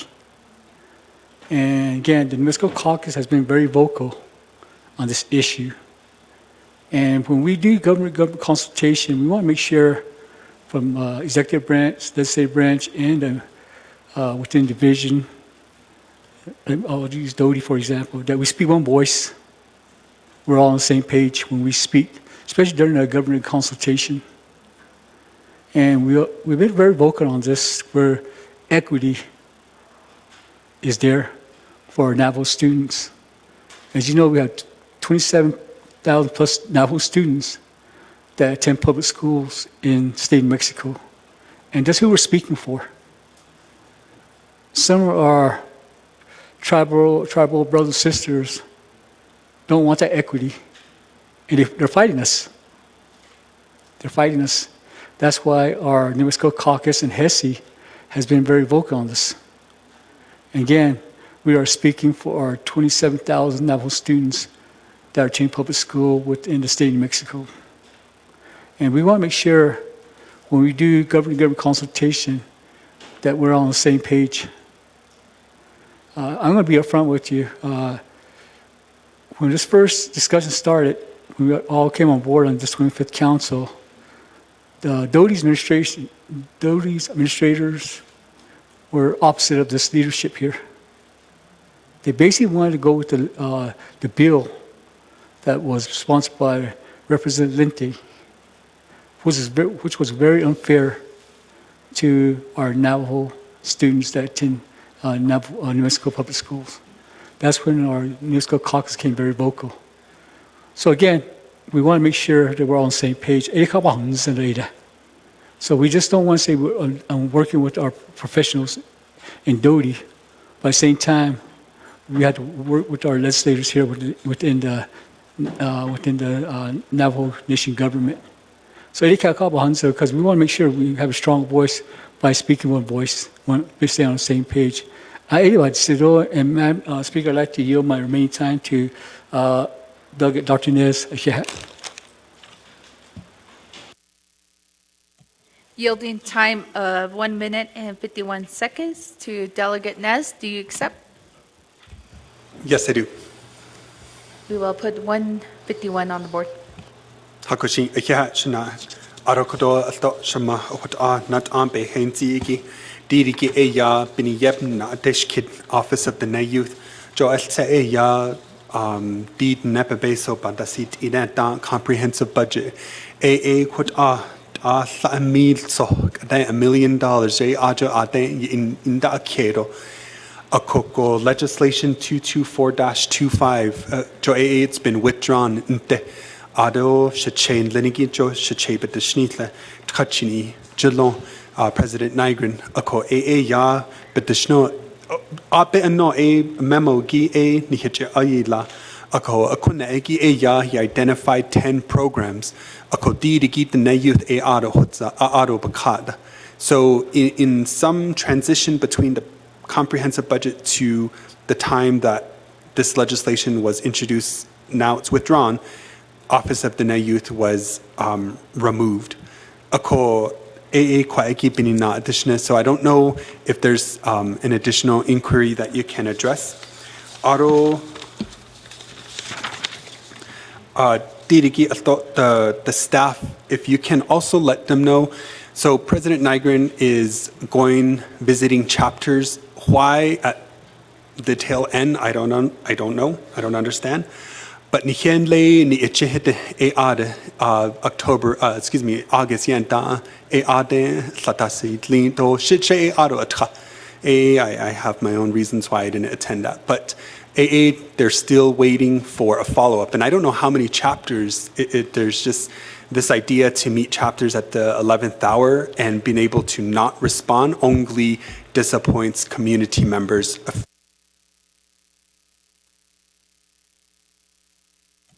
Thank you, Delegate Nez. And we'll go back to Madam Vice President. Okay, thank you.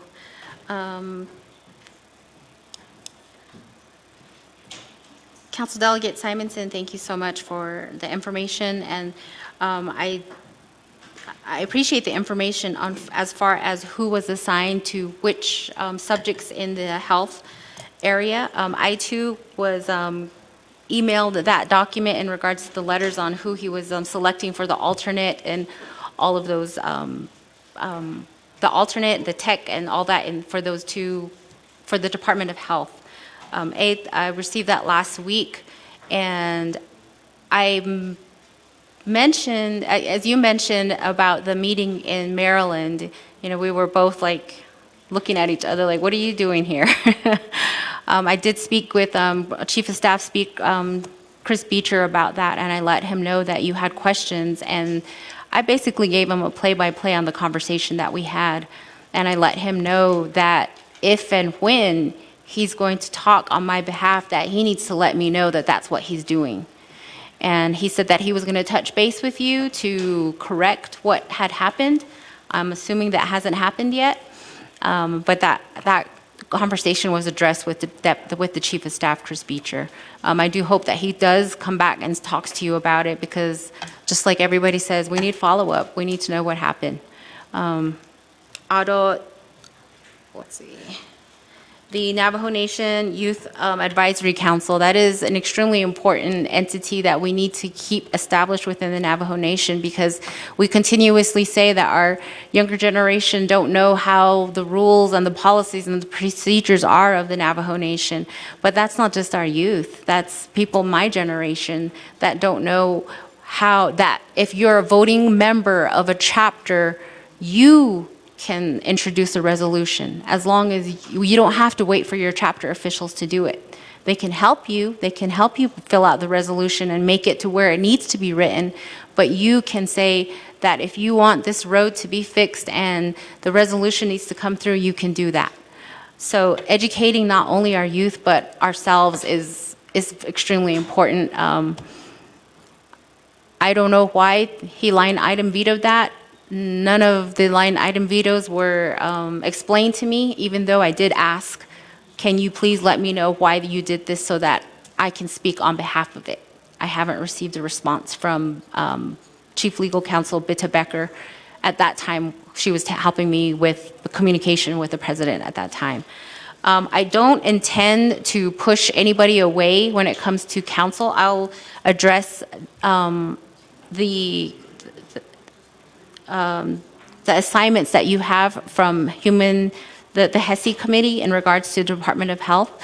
And I'll also address Delegate Simpson in regards to being one voice. When I do say that when I do accept invitations to certain government-to-government meetings, my assistant Josie emails Jared here with the legislative branch, lets him know where I'm going, when I'm going, and I ask for input from the council so that if and when there's not a council delegate there, then at least I have a document that says this is what my colleagues from the Navajo Nation Council are wanting to push for too. When I went to the Yazi Martinez, I didn't receive a document from the Navajo Nation Council to help me advocate on behalf of a wider spectrum.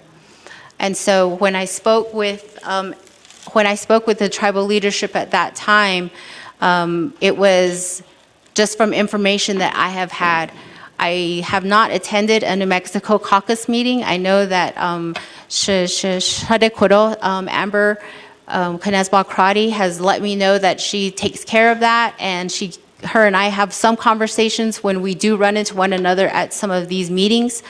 And I take that with me when I'm discussing anything with either the governor, the lieutenant governor, or any of the representatives and senators from the state of New Mexico. And so I apologize that I didn't include the Navajo Nation Council, but if I don't have anything that tells me how to include you, I can't. I do my best with the information I have and the education that I receive from the experts that I know of. And I know that that has happened with the Department of Diné Education. And that was one of the things that I talked about when I do meet with them.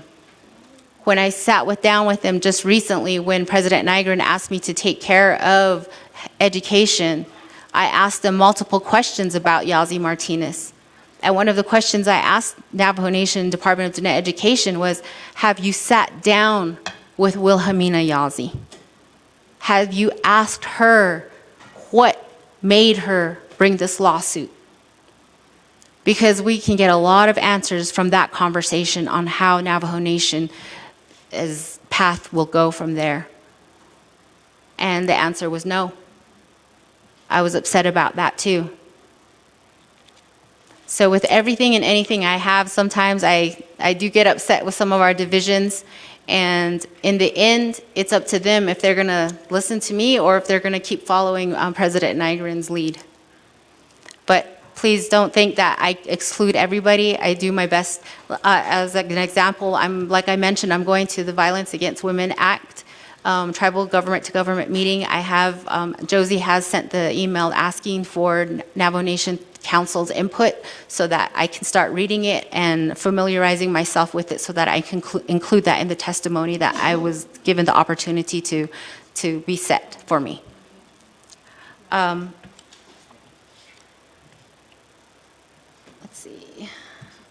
Aro Shiyaj Kwaigi, Delegate Nez, the Office of the NAG Youth, the budget that came from the executive branch wasn't provided to me by the executive branch. It was provided to me by the legislative branch.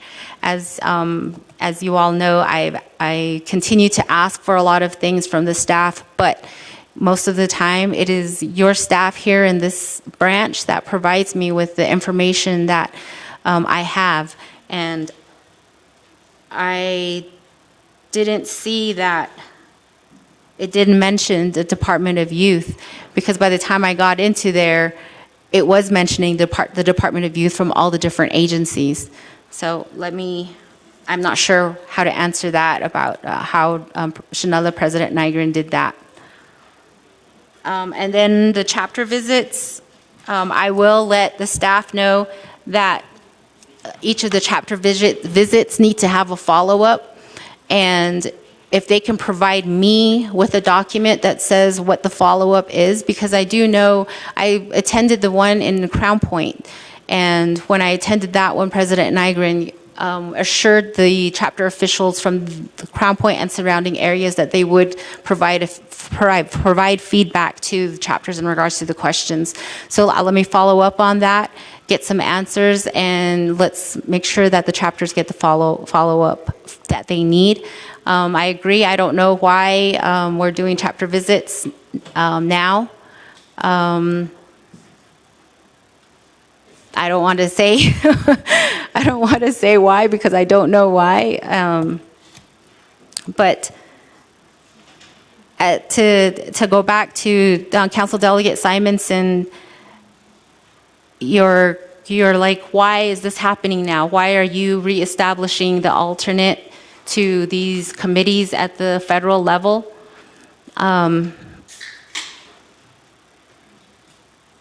He knows my relationship with the council is in good standing. I hope that's a true comment. I don't know if it's a tactic to put me in these appointed positions to divide. I don't know. I really don't know.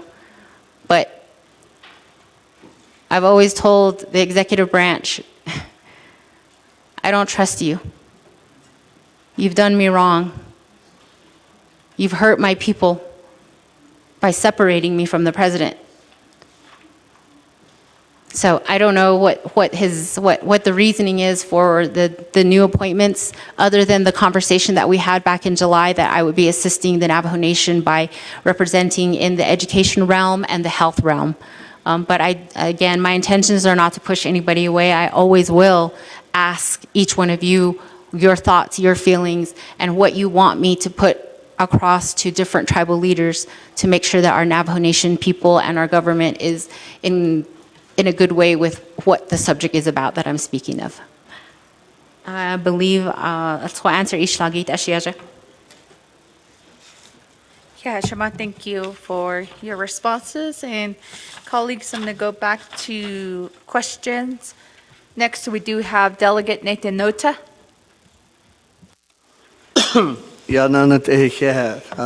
Speaker Curley, Vice President Montoya Yat Eko, Stado, I appreciate that. I appreciate you come to the council. One more time back to the Yazi Martinez court order directive, the court ruling that was done for the Native youth, and more importantly, what I want to address is the issues related to our Diné children from the standpoint of the fair distribution and the funds that are supposed to be coming from that decree. I think that decree established that ultimately, in the end, there would be $600 million that would be coming to all Native children in the state of New Mexico. Njuna, I'm happy to hear that you're taking the initiative to stay on top of this matter. I do feel that somehow because of the length of what's taking place in Zago, we are somewhat dropping the ball in all aspects of leadership, the President's office, the council, and we need to keep on top of this issue, and I think you're a good person to do that, so yeah. I want to dignify Chair Charles Newton's question. She asked you how you are approaching this matter with the My decree. I'm going to use your term, the My decree, and how you are focusing on this issue. I'd like a bit more information about this. What's your exact mission for our Diné children, and what ultimate outcome are you striving for? For our kids from this decree, and the way you understand it, and what you would ultimately like to see, particularly for Diné youth. That's question number one that I have. I know that Representative Simpson, he kind of laid out some of the background information. We did have a massive fight, I think, with Representative Linty from Santa Ana, and how he wanted to distribute these funds with the tribes, all the tribes in New Mexico, the Pueblos, the Apaches, and the Navajo. And with our 27,000 plus children, we were going to seriously lose out on what our kids deserved. And because of the numbers we have, we needed to do more. And I think we put a halt to that to a large degree. Also, the second question I have is, what do you feel that we need to continue to do as the Navajo leadership? That means your office and the office of the Speaker and the Navajo Nation Council. Let's not divide ourselves, and let's try to keep this going for the sake of our leadership, and not let's divide on this particular topic. But I want to know what we need to continue to do in your mind to ensure our Diné youth get the due process of what they deserve from this court decree moving forward. So those are the two questions I have for you, and I think you're going to play a major leadership role in this, and that's why I reserve my time. Reserve time of 1:38. Going next to Chairman James. Yeah, thank you, Speaker, members of council, audience. You know, at this point in time, council, I really do believe that our president is incompetent and inexperienced to where our vice president is taking all the arrows and the bones regarding of all the concerns and issues. But within this report, I was trying to look out and see what is the update on ARPA, because a lot of our people out there are looking forward to a hardship payment. And I keep bringing up the issue that we need to start paying our Navajo people hardship. But then, nowhere in this report does it talk about an update of the $729 million that the U.S. Treasury allocated, the $15 million that went to personnel, the $137 million that went to wastewater treatment centers, $62 million in the CHID housing, $437 million in encumbered accounts, which was $8.8 million, was allocated to delegates. Some of the delegates haven't even zeroed out the balance as of today. So, and we need an update. If we're going to start making these hardship payments, we need to put an end to it before it goes back to Washington, D.C. There's additional dollars that are equaling out to $521 million. And the $77 million for broadband, to $26 million for convenience stores that he vetoed, $260 million regional projects, additional $11 million to delegate regional projects that he vetoed. Our people out there are crying for help. Our chapters out there are crying for help for shortfall funded projects. Ebening na koten hiliasto kalo hajopen hitna hastodne do ochit ida do ochineta di peso od height ado bayanadil tiho. Let's just give it out as hardship payment. At the end of the day, ado ben yeho kwagi bayil kano ben hasil ka. Pay this whole dollar amount to our people throughout the Navajo Nation. There's additional $36 million, $787,060 that's there for Section 3, 7, 8, 9, 10, and 11. All those projects. We're going to get an update. Then, all of this money sitting here equals out to $1.2 billion. Then, no update. Division staff.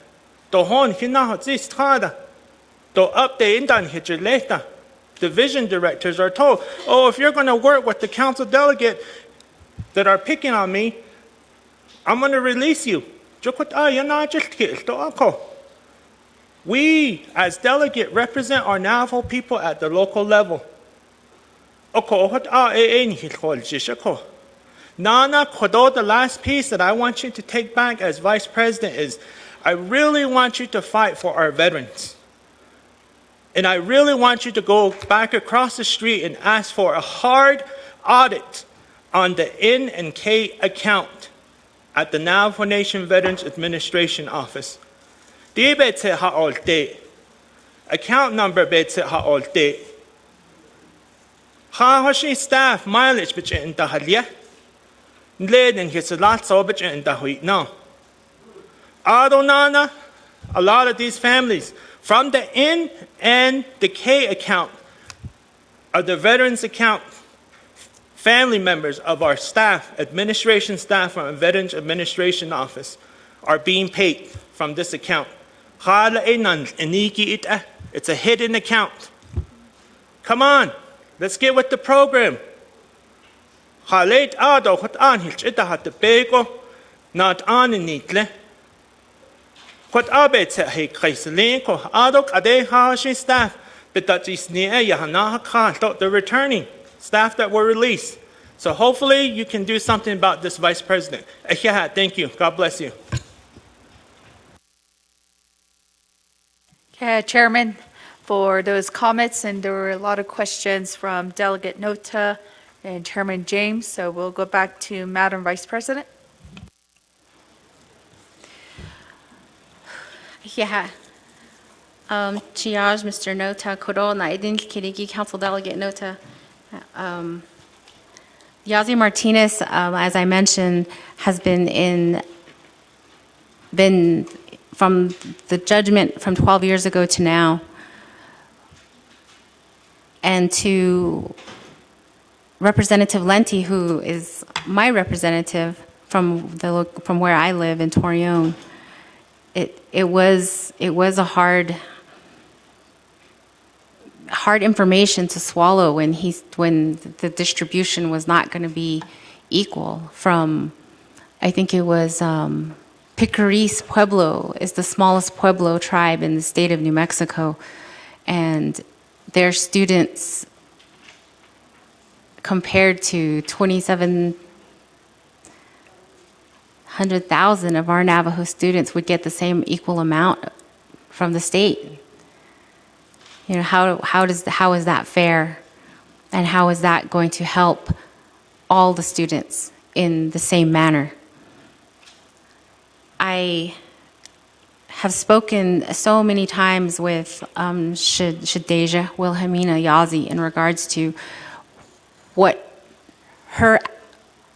her expectations are of this lawsuit and how she wants the state of New Mexico to work for our students. And so that is one of them, is that as far as the funding goes, it needs to be distributed per student, not per tribe. My fight in this and my heart in this is because I have so many educators in my family. My sister is a principal right now. And as mentioned, Shemaya Jandlero Gallery Dosita, Anita Sinajini. Many years she was an educator. She advocated for education in different divisions here in the Navajo Nation. Took care of students at Cuba High School.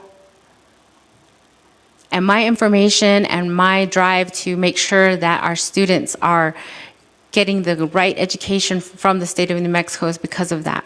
And when I talk about the right education, I'm talking about, of course, our culture, our language, our students having available to them the subjects of math, science, STEM, academics that will help them in the future.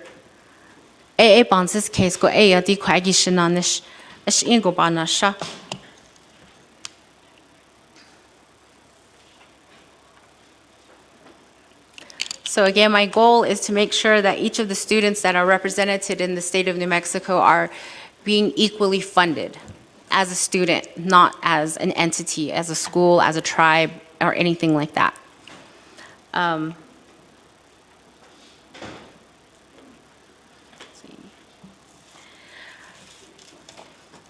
And my hopes are to get information from as many different entities as I possibly can to push for that with the state of New Mexico.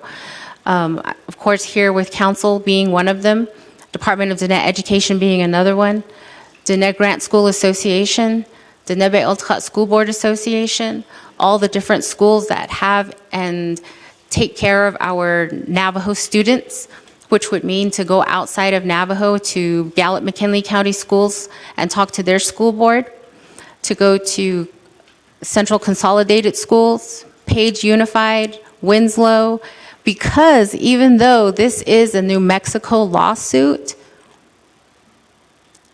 what happens here is going to establish what happens in the state of Arizona. It's going to establish how our students are taken care of in the state of Utah.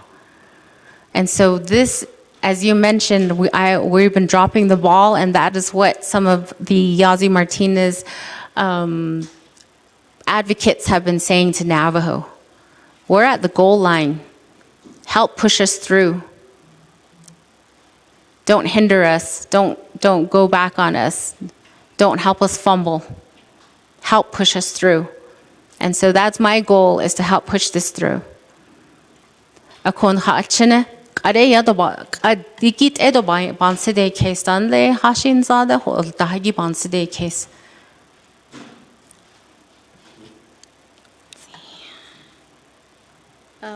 Ado Shiaj Koro, Honorable Vince James, Bahensi to Bayan Tieki, let me get that update on ARPA.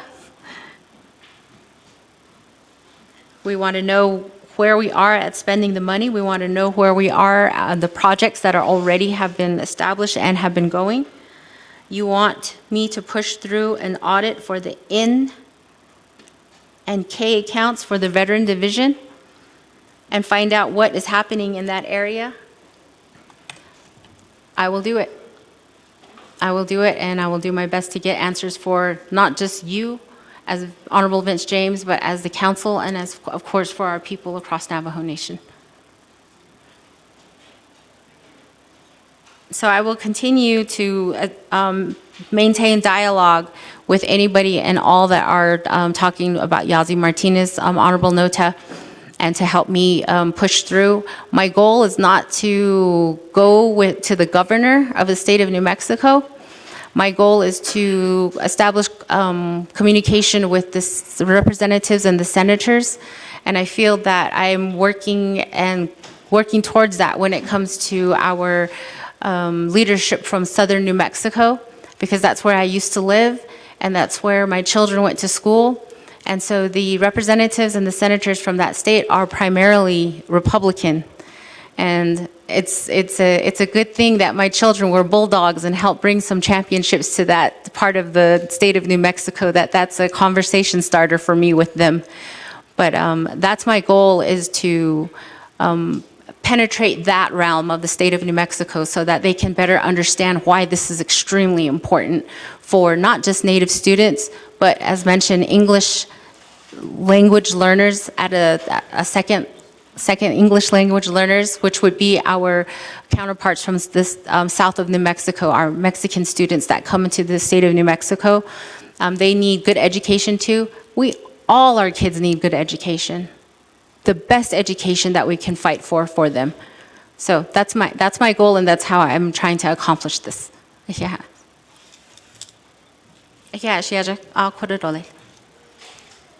Thank you, Vice President. And we'll keep moving forward with questions. We do have next Honorable Arvin Mitchell, and then followed by Delegate Helena Nesbigay. Thank you, Madam Speaker. Dosnan Daikodo. Kaya I sit Hanigi. Don't the Quaggy, so Dagito, Ado, Dan Hinatlige, Kaya Kunzaha or Kill. Kaya Madam Vice President, Kaya Killa, Dagi. Ba Hehilla. Ni Hotel, Allah. Bahada Zitsi, Belchada Zitsio.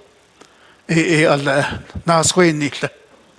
Asian Kudo, Quaggy. Not night Netigi Asian 8 Dolly. Although Cat now Quaggy. Did given not just net only. The written report. In your opening statement, fair behind the Western Fair, in the national final. Although there's 2 items that you were assigned to, which is the education duty, the Department of Health. I'll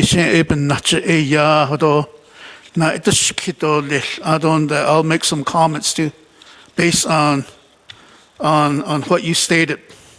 Although written report to also the President, Vice President, also to Washington office, to Navajo Hopi Land Commission. Report Eliagi on the second page. In Hispehosen, in Leda is not. New land, is not. That's it. In the need, Padres Mesa ranch demonstration. So, the initiative, the chapter that you did, was still under or near. As we know that last year, Kunhatni, it's not that no. So they got September 30th, and so before that, based on the letter that was sent to O'Neill office save Ilya. That's only for 3 months, December to operate that ranch demonstration. And what we're working on too, which we need the help of the president and vice president, your staff, the home site lease. Home site lease again, and that because they were still under O'Neill. So we'll be meeting. Mr. Halona's office and then also Mrs. Slim's office, a home site lease. Although, how do we deal with grazing? Because that chapter doesn't have a grazing official. Who's going to issue home site lease? Although the other one, rural property. A lot of those buildings belong to O'Neill, federal government. So, email. I've been working with all these departments via email. I'll start tagging you on these emails. Then going down to the end of the page, the same page again, towards the end, USDA by Yeti. Navajo, we rely a lot on SNAP, food stamp, WIC. So, Katigi federal shutdown. Then again, what I hear is that monies will run out here soon. So, I don't a consultation on that.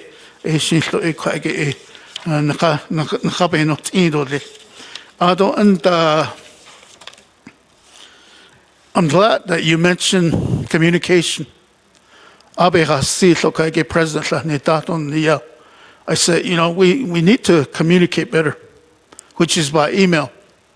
So I sent out a lot of email requests to departments, to division directors. We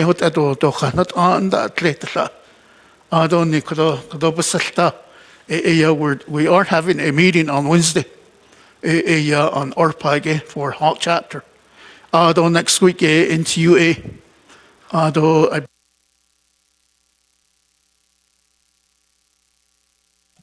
Thank you, Delegate Mitchell. Next, we do have Delegate Helena Nesbegay. Yate do for your report and do kon kitchen stan which ansket on which hanahatsi hide had yate. My first question is going to be the home site lease and from Western Agency Land Department. We've been getting a lot of a lot of our home site lease applications are being misplaced. AD still continues on to this day. The second one is our Head Start program. Our Head Start programs are now opening up within my delegate regions of my 5 chapters. I only have 2 classrooms that are operating right now. So I'm sure that it's like that across the nation.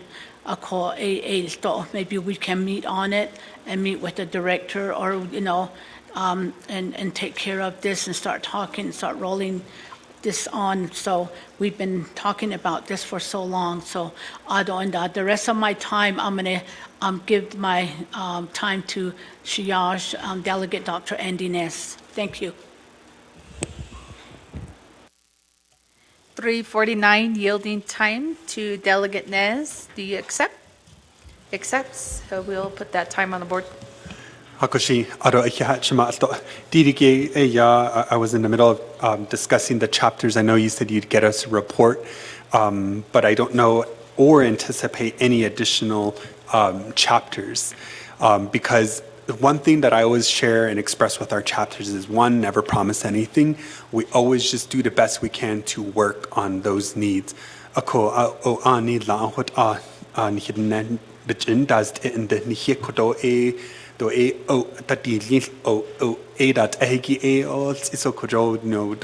really give that type of characteristic because we don't know if we're going to carry it through, and that just disappoints our constituents further. And I think that's the mistake here that President Nygren has done to our chapters by meeting with them and failing to provide them ample time with a response.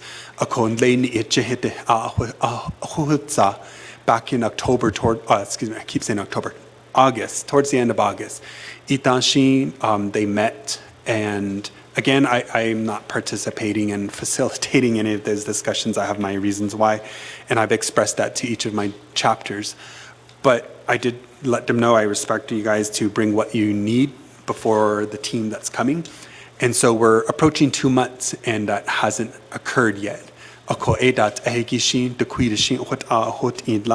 For any of the other chapters, and you mentioned again Crown Point chapter, and these chapters deserve better from the administration and the division directors that are hearing those concerns. So if we can get an update, I look forward to that. Aro, last weekend, we met with, we had a staff come from the President and Vice President, Yolanda Francisco Nezjolya.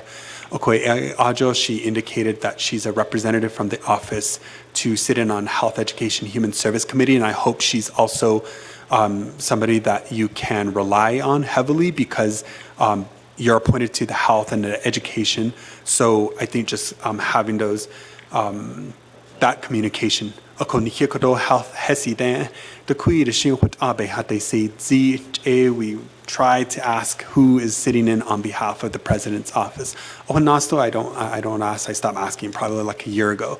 But it's good that there's a representative there. Hopefully the representative stays as the representative moving forward because that helps to coordinate a balance.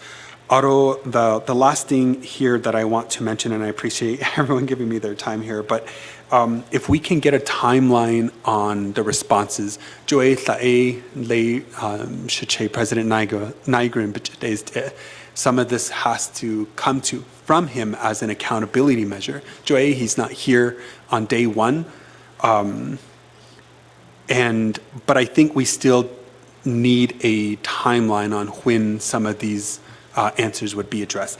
Even if your report says you tried asking and they're failing to provide an answer, even if that was written in your report, I think that's still something that this body needs to hear.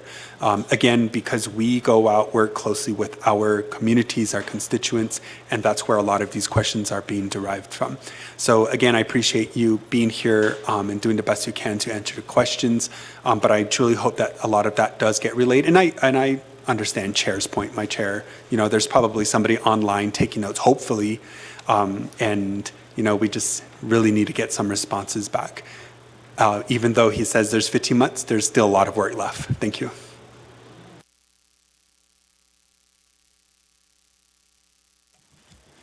Thank you, Delegate Nez. And we'll go back to Madam Vice President.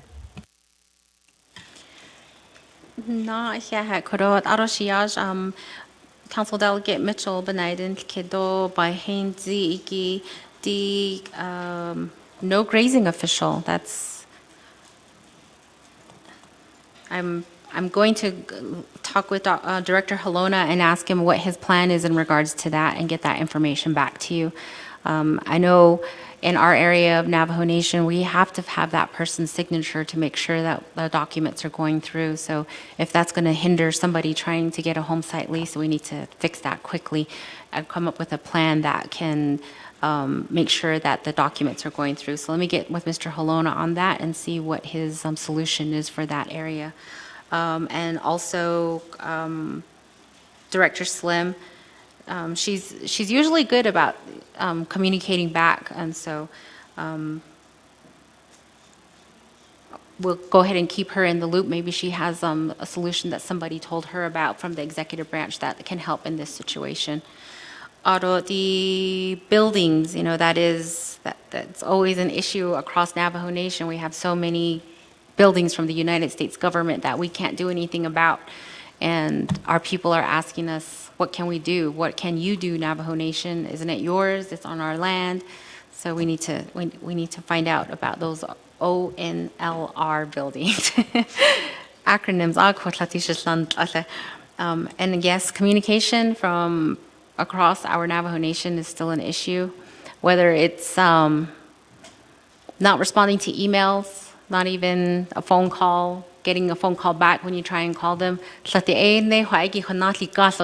run over there and you catch them and you make sure to do that. But I will send out an email to the division directors that communication needs to become a priority with our administration, and that we need to communicate and get answers back to the delegates so that they know what they can tell their constituents and what they can do when they meet with other leadership in regards to issues that you guys are talking about.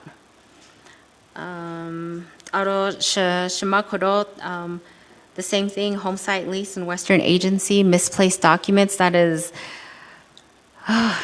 such a task that we need to accomplish as Navajo Nation. When my assistant was put back on with the Navajo Nation, I don't know how many times we had to fill out documents, and it went from her hand to the person's hand at Human Resources. I remember when we were running for president and vice president, there was an individual that was also running for president. It wasn't Nez. It was during the primary election that talked about establishing barcodes on our documents, and that every time it went to a person's desk that they would scan that barcode so that somewhere in the system it told us it's right there on Jane Doe's desk, and it's been there for 3 days, 4 days, whatever it is. We ask for accountability. We do our best with the offices that are established with the Navajo Nation government. In the beginning, I used to talk about how we didn't have a full capacity as far as our employees, but from the reports that I've been seeing on social media, that's not the case anymore. We have individuals that are in these offices that can get the work done. So I'm not sure why that's happening, but let me get with our Natural Resources Division and see if Director Halona can help me answer that question and address the issue. Head Start programs, so true. Our Head Start programs, their issues are either they don't have a bus driver, they don't have a cook, or their facility is not up to the standards that our students need them to be. I believe that when we look across Navajo Nation right now, even right here in Window Rock, our facilities are not what they need to be. They were wonderful when they first got built back in the 70s and 80s. And we need to make sure that we provide funding to each of the entities, to our Department of General Services, so that they can address these issues and make sure that our facilities are open for our staff, open and safe for our staff and our children that go to school at these schools that we as Navajo Nation are providing for them. Delegate Nez, thank you again for your questions. I totally agree with that. Make no promises. Don't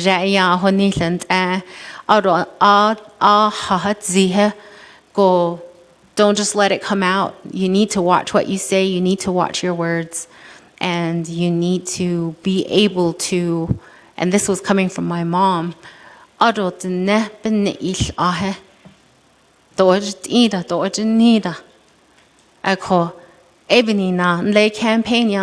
really watched what I said. I really watched what I was going to be able to accomplish. And to this day, that's how I speak and that's how I think.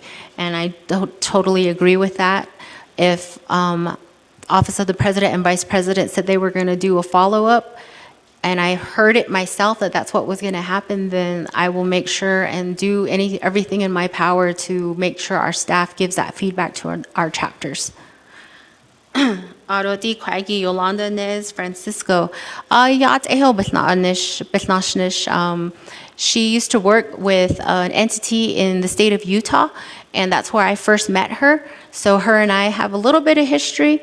And with the Violence Against Women's Act that I'm going to be attending, she pointed out some things for me to look at, but unfortunately all the resources she pointed me to is by the government, and they're all shut down, so their website says we're shut down. But I feel that she knows my capacity with the Office of the President and Vice President, and that she can make sure and fill me in on the meetings that she attends. But I do also have my assistant, Amy, who I have directed. You don't just sit there. There's always something happening. So she's been listening in on Nabikiat last Thursday when I was in Santa Fe. She was listening in on Nabikiat for me. And when I'm out traveling, even when I were driving along, I'm listening to any of the meetings that I'm able to listen to as long as there's internet for me. But if anything, Amy is always going to be listening in on probably the YouTube portion of the meetings that are happening, and she gives me updates and then the minutes or the notes on what she heard on the meeting, and that's how I get a lot of my information. Timeline on responses, let's see, today is October 20th. Let me start sending out those emails later on today, and I will say that I can get a timeline probably by next Friday and get a response to you and to, of course, to the chapters, anything and everything that I get back from the Office of the President and his staff that went to these meetings. I believe that's the questions that, all the questions that I needed to answer, Shiaja. Yeah. Thank you, Madam Vice President. And colleagues, I do have Mr. Cal Curley, who is on the south side representing New Mexico Representative Ledger Hernandez's office. Thank you for being here as well, one of our federal partners.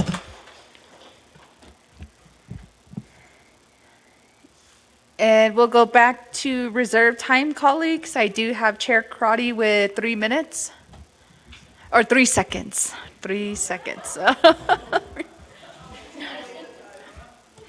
Waives her time. Delegate Nez with 4 seconds.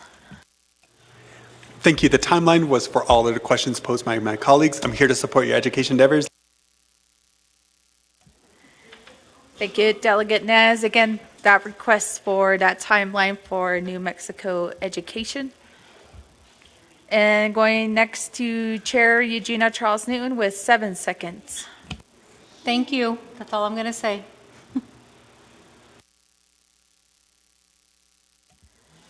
Delegate Lester Yazzie with 1 minute and 25 seconds. Madam Speaker, planning, Madam Vice President, we cannot continue the 1,000 home initiative with the basic need for water and power line connections not being addressed. So one thing that we're doing is that we are now exploring at the chapter level funding allocations, these funding allocations, ensuring that we respect the appropriate funding guidelines, the option of transferring funds for right-of-ways, and that's taking away from direct services to our constituents. And then lastly, on or about May 23, NHA letter to release of information to OVP, NNVA, informed NHA ARPA funds apparently were identified to pay for the balance of their homes. It is disturbing, the lack of clarity, and we do hope that with this letter that was discussed during Nakia Betwit, that we are not going to be displacing any of our veterans here with the upcoming winter season. So, thank you. Thank you, Delegate Yazzie. Then going back to follow up by Delegate Nathan Nota with 1 minute and 38 seconds. Vice President Montoya, Bininanagi, the reason I asked the questions that I had and the way that I asked them is because this issue is going to come up again with this my court order. And already it's going to be in 3 months. We've had how many months? Almost over 9 months to deal with this, and we didn't deal with it. I don't think anybody's dealing with it, and that's why I'm concerned that we're dropping the ball once again. So somebody needs to get on top of this, and that's kind of why I phrase those questions to you in that manner, since you're going to be kind of taking the role on some of this. I'd like to help. But I'm offering my help, my assistance, but I do think someone needs to take the role or lead role in this. The other thing I want to mention is from your office, I would really like for you to do some public service announcements, letting people know that their communities need to get ready for winter. There's emergencies coming up. We had some issues with rain this past, within the past couple of months. We need to get that information out. We need, as chapters, we need to get ready for winter. Although based on what's happening with the president, not Nygren, but Trump and his issues, I tell my chapters, I say, what do we need to be doing? I tell them, pesos and save your money. We don't know what's coming up. You've got to save money to be able to be prepared for any emergency.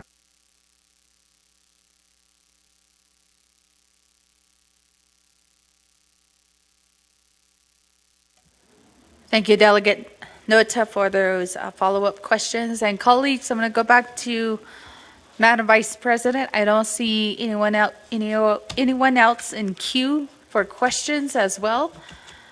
We'll go first to Chairman Ricky Nez. Thank you, Madam Speaker, honorable members of the 25th Navajo Nation Council.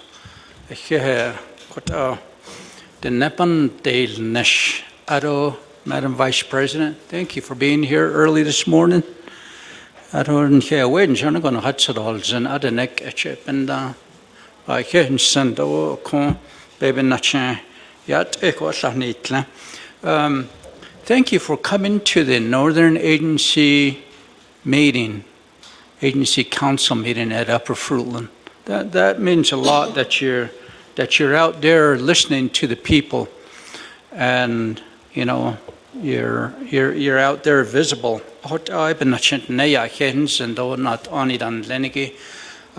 While I was there, I asked one of the staff members at the president's office at City a while ago. Anyways, I brought a concern to her based on the recent weather. We've had a lot of flooding and just back to back.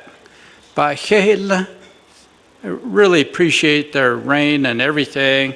And it caused a lot of damage, and we realized what needs to be taken care of in the future. And one of the things is APS, as well as Irrigation Department from Shiprock. But I called the San Juan County Commissioner's Office, Commissioner McDaniel. He was willing to help. The county manager, we would help, but the Navajo Nation still has not signed off on the memorandum of agreement, government to government agreement. We're held up by this liability. We can't just go on to the Navajo Nation. So I brought this up to the attention of the president's staff, and to this day I haven't got an invitation. I don't know if Chair Shadeja Charles Noon got an invitation, or Chair Amber Crotty, or Delegate Simpson, on when this ceremony is going to take place, or if it did taken place. The president is supposed to sign off on this, and it's been a long while now. I'm wondering if this agreement is something that is not important to the president, but you as the vice president, I would like for you to bring this to his attention and maybe bring it to his desk and say, the only way that the county can help the Navajo Nation, budget transfer by Yatki Hodina,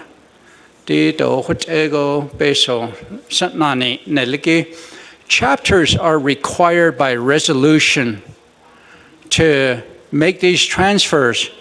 And on our agenda, we have a budget reallocation, a legislation for legislative district assistants. We can't just switch monies like these, you know. So it has to be done. I don't see where the president's office is exempt from taking this money to this other area. And also, you know, a lot of concerns from my chapters. They're wanting to know how and which resolutions to pass. The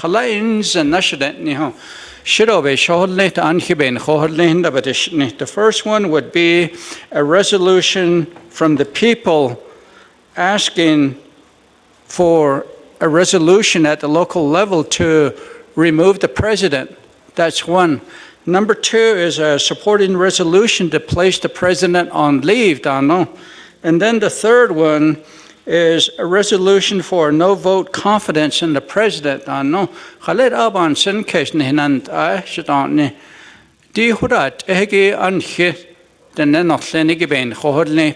it's up to you as voters to decide on this and to bring before the chapter government for, you know, to vote on as a resolution.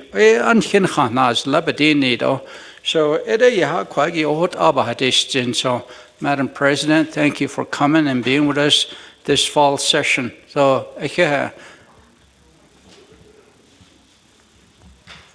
Yeah, thank you, Chairman Rick Nez, for your questions and comments this afternoon. Members of the Navajo Nation Council, we do not have anyone else with reserved time, and I don't see anyone else in queue. I'll hand the floor back over to Vice President Montoya to respond to the questions.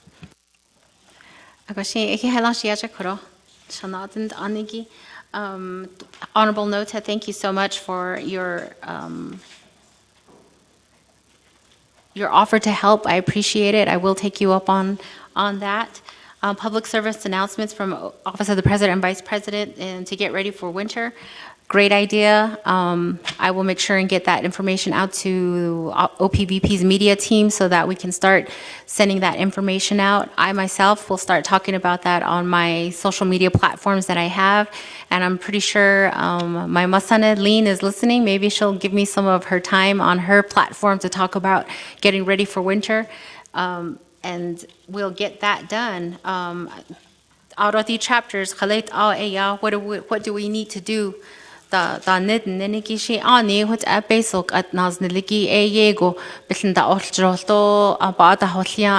use it necessarily so that we can make sure that we can push through to the next fiscal year. That's good advice, but also we need to make sure that the people that need the help are getting the help that they need with the funds that are available out there at the chapter level. Dr.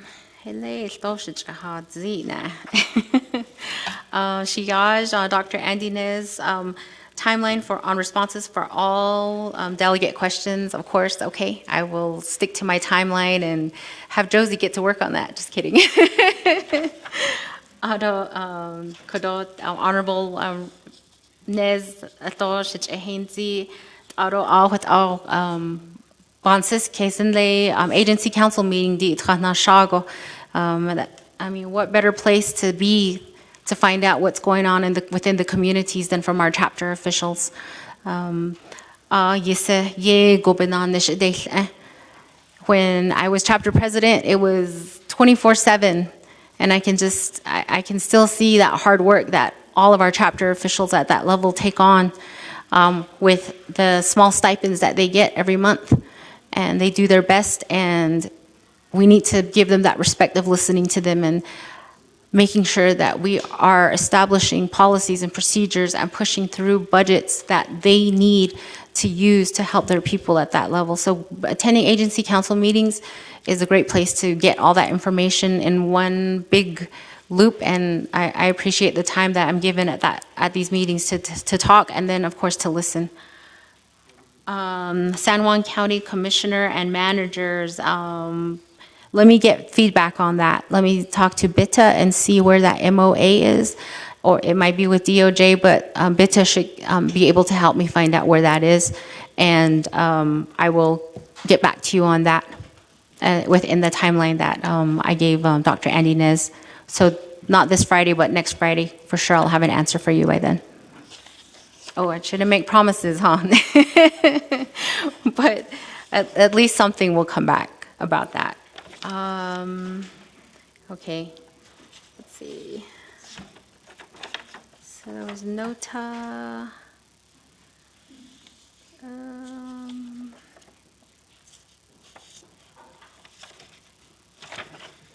I believe that's it, Shiaja.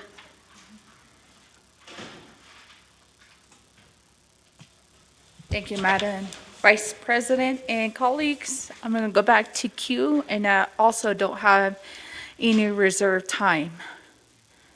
So I'm going to second call for the report, and third call, colleagues. You want to do closing comments, Madam Vice President? Okay, Sheila, real quickly, Shanella, Delegate Yazi, you asked about the 1,000 home initiative, or you discussed the 1,000 home initiative, the chapter level transferring funds for right-of-way. We have to do what we have to do. That's what I learned when I was chapter president. We need to do stuff, so we need to get it done. I will do my best to be in support of that and try to help our chapters reestablish a budget that they need to for probably the next fiscal year to restore the services that took away to work on the right-of-ways. The NHA letter, it is a hot topic. I do remember during Nabikiat, or actually it was a meeting where Director Bobby Ann Baldwin was involved in, and she said that she would go into a work session with council in regards to that letter and her finding out who wrote it and where it came from and where the funding is going to come from. I really hope that that is something that can get clarified quickly. As you mentioned, a lot of our veterans receive those letters. I get inquiries from Old Jato chapter, one of the veterans in that area, Mr. Benny Fat, asks me, Vice President, and so it's everybody that's getting that question, and let's make sure that that work session that happens answers the question so that we can let our veterans know what's happening with that. Arodi kwagi ya ahia han hidation shanant ada no lenigi kuro dashinol ado ndashidol kido shit hata hotzido shit ada hosho kedo ayo o na be beshbeshit hata hotzi eta to nigo ba hele to azo without ayati not ani etle no nihich hata at ashi hut on hich ha otzi nihi ilto nihi has twido zani dan lenigi Ako yadi kodot just dago it's you take it in and you figure out how you're going to work with it. So there's in linigi dan hiyin linigi eban side case do bil and side case go eya kodo nasna all that all like. And so eban sis case she din hina neshedel enigi ayo eya ndaz do betziligit Shamani and so in behajit zeko you have to watch everything you say. A majid logo halchina hajro ban sitzi case do hatzin badits atle nanish yisayat ehigi badot alto balchina hodol leto kut abe inna it eto leta di no so in behadets. My mom used to say, one thing we forget is make sure it's close to me as a mom. And when we don't mention that, our kids go off the Navajo Nation and they work out there to adhere and to fulfill the prayers that we say as parents, as grandparents. And so I continue to pray, I continue to sing my songs and go throughout the day with each and every one of you in my mind and in my heart, and of course our judicial branch and all the divisions across Navajo Nation. Please be patient, my Navajo people. Please be patient, employees of the Navajo Nation. And of course, Indian country. I always say that when we unite as one, we are strong.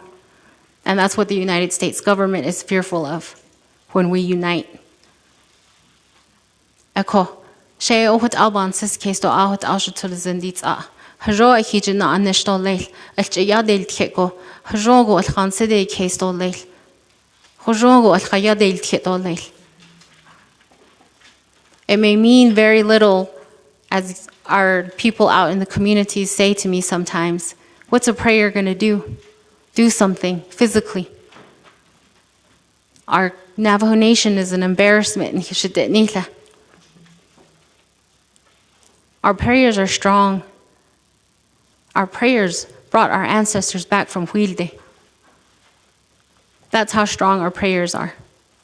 So please continue to do that. Please continue to be positive. Please continue to send positive thoughts to us as leadership. Help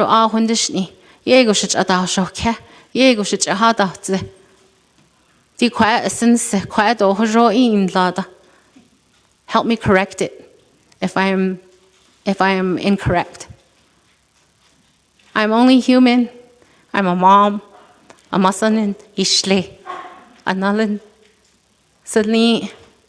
I'm a sister. I'm an aunt. I appreciate each and every one of you, and thank you so much for this opportunity on behalf of the Office of the President and Vice President for giving our State of the Nation address, and let's help continue to move forward to a better and wonderful Navajo Nation.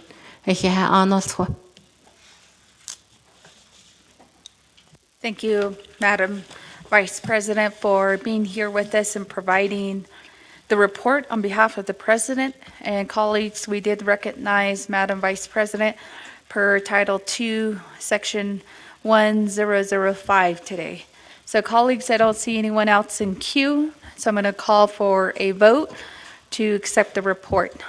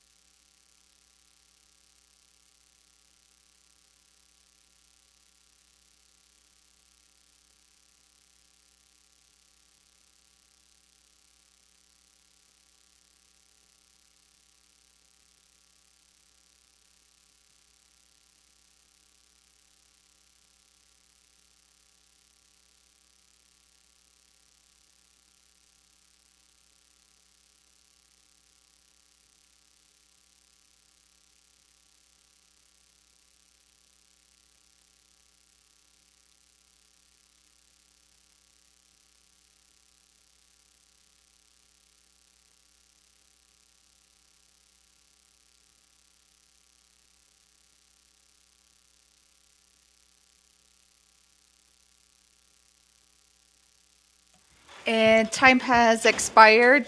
We do Delegate Norman Begay, Delegate Stephen Arviso, Chairman Otto So, Vice Chair Johnson, Vice Chair Carl Slater. And with that, colleagues, we do have a vote of 8 in favor, 10 opposed, with the speaker not voting.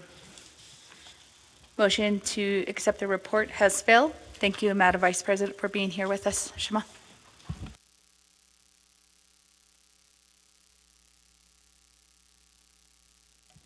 And going down to number 5, colleagues, I'm going to call upon Chairwoman Chandine Parrish, if he can pro-tempt this part of this section of the agenda.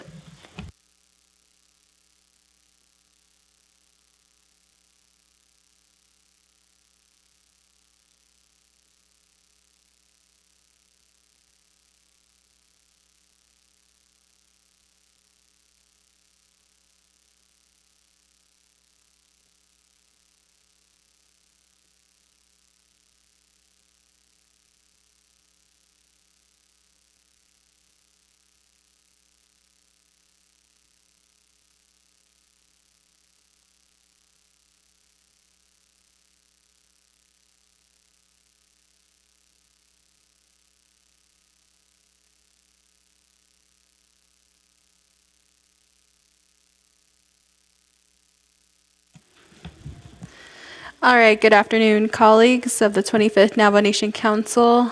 At this time, we are on item,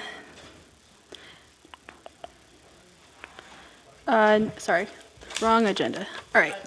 We are on item 5, receive the report of the Navajo Nation Speaker of the Navajo Nation Council. Members of the council, I will give Speaker Curley time to begin her report, and then I will entertain a motion in second. Speaker Curley, the floor is yours. Excuse me, it's kind of getting warm in here.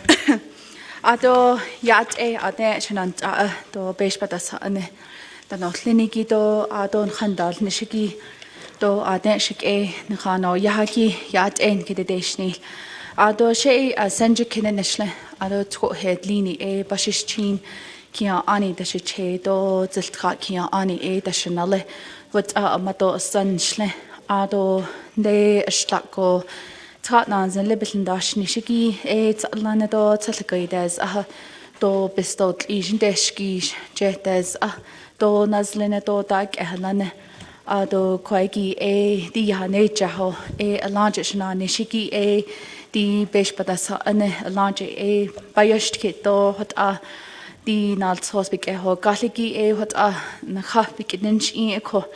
Ado quagi ncha so khaigido ade da is not ado dit not sos hadatilia from the office of the speaker what not sos in go beat up a car ado tseheki di being da la be hata so don ko di beso na so je a launch ba ya na halon she it's ba hadesh ne ko jo da is not agi ha late hot in digito ada ni di beso ado be lata as li da no o you na atikit atin de da halo kwagi isiko ben hije na so siki to hot abi da baka ado di le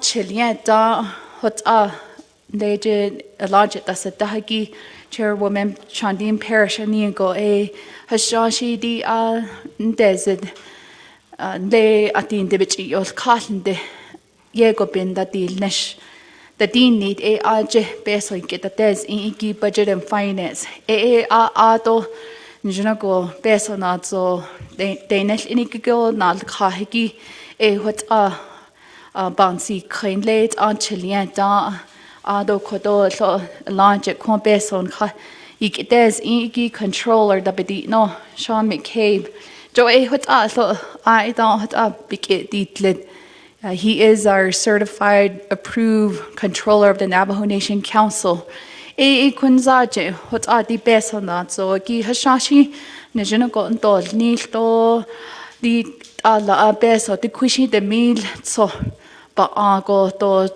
Chindale and throughout the many years just looking at this data-driven budget, what we were seeing were trends of millions of dollars that were being carried over. Dila oyo to belt eda tati no hashnashi si peso chidel inikite etsa baja atatol ni tati need what's budget hadatilia. So within this budget, we looked at the spending rates. In English, we say expenditure rates. But to our Navajo people, they are the spending dollars of each of the programs. Ado ne benet sosinga da naltos hadadilia for the budget. And junako alke asanelo. Ado ko ashlako altsane kregi standing committees ashlako eto ba aslani tlo to hashashi aden ta inishigin kita haneta nasen deil inho hashi piti tipin nache peso inchketa no en hinata ta ila. So during the whole month of August, leading up to August, we had numerous budget hearings. Donde na benent so September gone ya ije September 9th, kuna yol khalo be la asidli Navajo Nation Fair bana de heta aje hashashin junako hadadi liado anil tropikens season ben DJ. So that was overall support, majority support from this council, and it went by over a vote of 16 votes for our budget. Ado ande the ado president atilite logic tasadahiki a kodo sa begona hadit ahibela asitli e banil tos hashashi e nas not jinche e ba hot io yidnot in lo ashoden kha bela ati hle ati no e besh badasa ane yini kedo e bech hata hasit zi lo. And during that process, we urged the president to come into support of this new way of budgeting with data-driven allocations and also the performance measures, all of that, all comprehensively. It took a lot of work. This body took a lot of work on that. On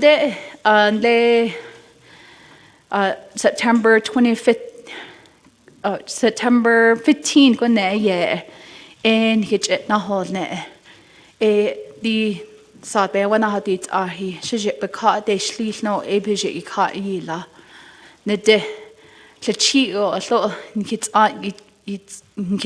it there's red eye, or that was a red line, how you describe it in Navajo, that he took his red pen and he either made dotted lines or lined all the way across.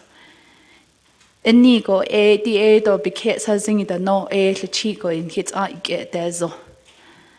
Ni hits a ike dezo hiki en le te bitin do te bitin de mil to do ba te bitin de mil e aje adon hits a ye la aslida.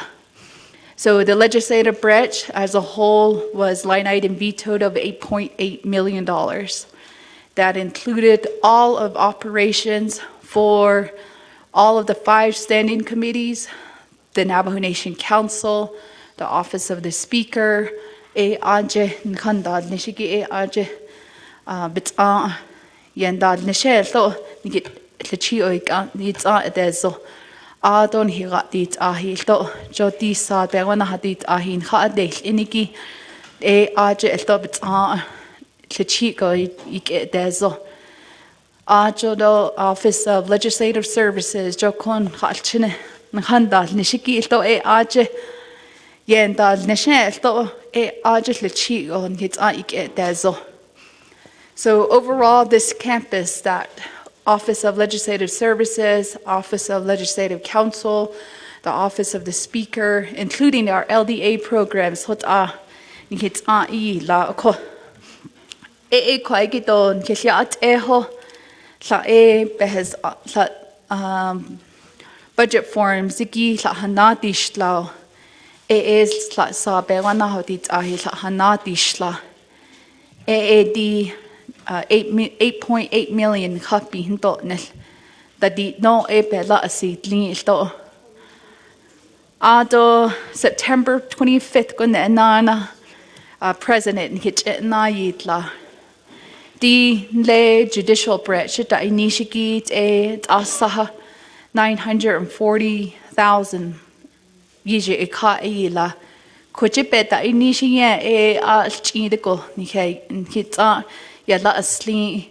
So overall for the legislative branch, just earlier all the line item vetoed dollars, he only approved 7% of operating budget, and half of that went towards to fund our LDAs. So half of that amount is now funding our LDAs, and then the rest we had to compose how long it could last us.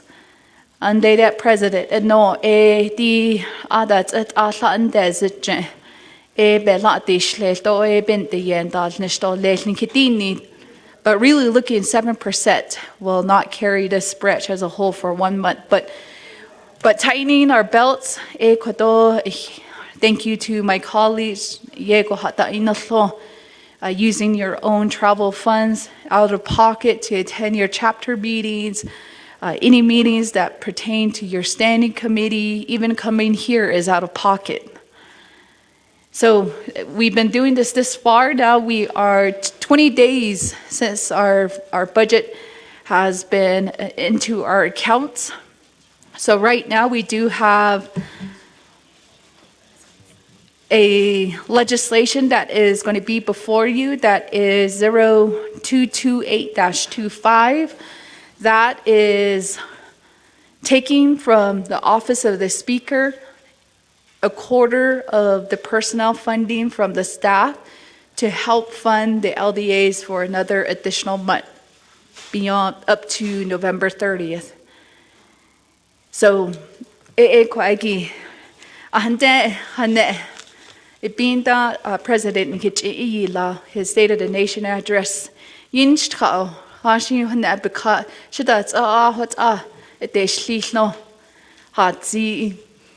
and now, 20 days later, it's very surprising to me as a branch chief that now the president is open to move some of his personnel dollars into his operation.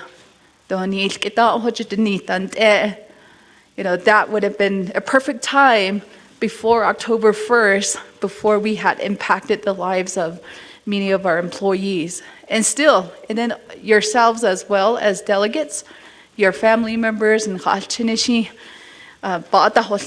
grandkids. And I know we're taking that personal hit, but we're still here today. So,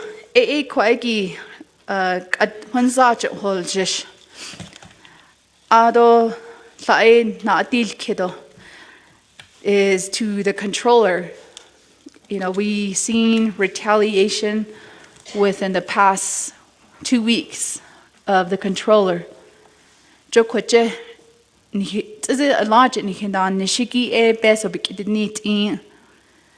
Our number one responsibility as delegates is questioning appropriations and allocating funding. So what we have seen in the year, 229,000 was transferred within the office of the president from missing and murdered, or missing people canine rescue unit that was appropriated to them. That was council approved.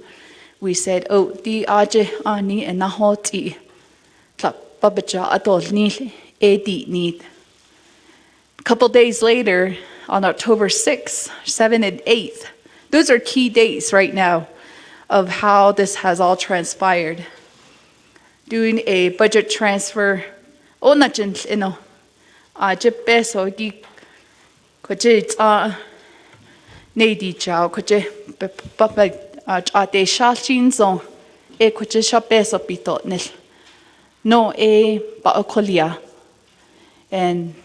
we found out, and we said we have the right to ask for budget transfers following the money where everything is going.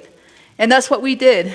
We were staying with our own authority within our standing committees and said,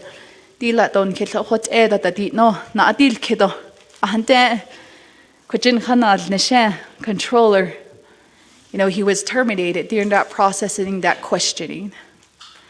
So all of that has been building up to now. $1.5 million, 9 kid.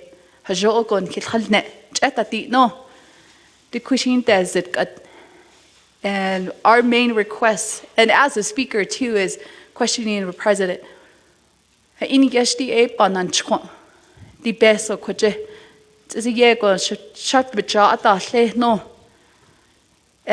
we didn't have real basic justification of why this 1.5 million increase in the president's budget was needed. So as a data-driven budget, we said we want to see measures. We want to see how this 1.5 will be used. and then also looking at the spending rates. So although I know there has been, and then he comes back, the president comes back and saying, I want to be adequately funded for the office of the president and vice president. I have not encountered the council or this body saying, we want a 68% increase. Not one delegate from this floor has said, we want a 68% increase in my salary or in my travel or in my stipends. You know, we don't say that. But I quickly ran the numbers earlier this morning, and I want to show the Navajo people as well. Sometimes we say that the delegates are given 19 million. That's the whole legislative branch. That includes the council, the elections office, ethics and rules, labor commission, office of Navajo government development, office of auditor general, Black Mesa review board. So the 19 million is just not solely allocated to the council. It's across the board with our division, the divisions and programs that we oversee. So I prepared this graph, and I'm pretty sure that staff will pass this out as well. On the first page is what was released, saying that in 2023 fiscal year, the president started off with a budget of 3.2 million. Point of order raised by Chair Regina Charles Newton. So I guess I was called the vice.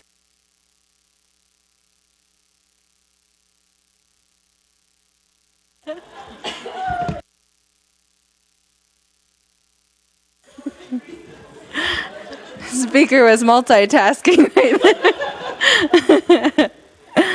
Thank you, Chair Regina Charles Newton. I'll recognize that point of order. Chair Regina Charles Newton. Thank you. Thank you, Speaker Pro Tem. That was a good one. Just really quickly, I call this point of order so we can get that copy that Speaker's referencing. So if we can just wait, Speaker. So when you're going through, I like to take notes as you're talking about the documents. We haven't received it, and I checked my email. We haven't received it yet. So if you could just wait just a few seconds till we get a copy from the staff. Thank you.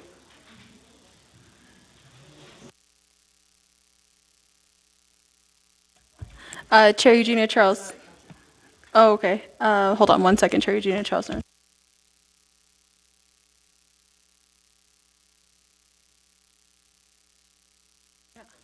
right, Chair Regina Charles Newton, your point of order to Rule 25, that documentation is being passed out at this moment.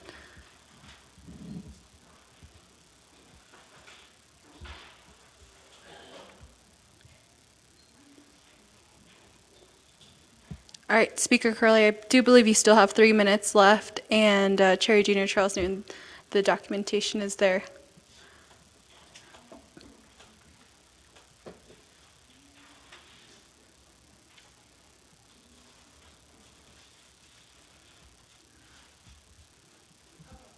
Great. All right, everyone has a copy? Okay, so Speaker Curley, the floor is yours. Okay, thank you, Pro Tem. Sorry, that is just a habit. when someone says point of order or point of privilege. So the first page is, you've seen this graph before. It was attached to a press release. This is showing the trend of the percentage of increase, total budget allocation for the office of the president and vice president. So we done additional analysis and comparison. We hear equity, or we hear we want equal amount from the president. But looking at the numbers, I wanted to display this to all my colleagues. The second page shows a budget allocation comparison between the office of the president and also office of the speaker. So both of these offices both have, majority of the staff are political appointees. So you can see at the end for 2026, 2026, you do see one without line item veto. That was the overall budget that we were hoping to get approved by the president. The last column shows with the line item vetoes. So you can see the differences in percentages between these two offices. And the next page, you see OPVP, Navajo Nation Council, and standing committees. Standing committees meaning all the 5 standing committees. That includes Nabikiatkit, RDC, LOC, BFC, and HESI committee, and including this body. So you can also see the same comparison of how much our allocations are. Now the third one, we broke it down by your standing committees. You can see that I broke that down between Council, Nabikiatkit, HESI, LOC, RDC, Budget and Finance, in comparison to OPVP.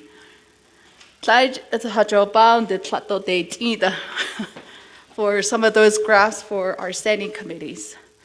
So, colleagues, I just wanted to show this because one of the things that we continue to hear from the president is that the council is beyond budgeted, or we continuously hear that, or equity. But if you see our budget trends of 24 elected officials compared to 2 elected officials, we're not near those numbers. This whole body has 24 elected officials. So I reiterate that, and hopefully will be hope at the end of the tunnel to do either a supplemental budget for the council and our standing committees,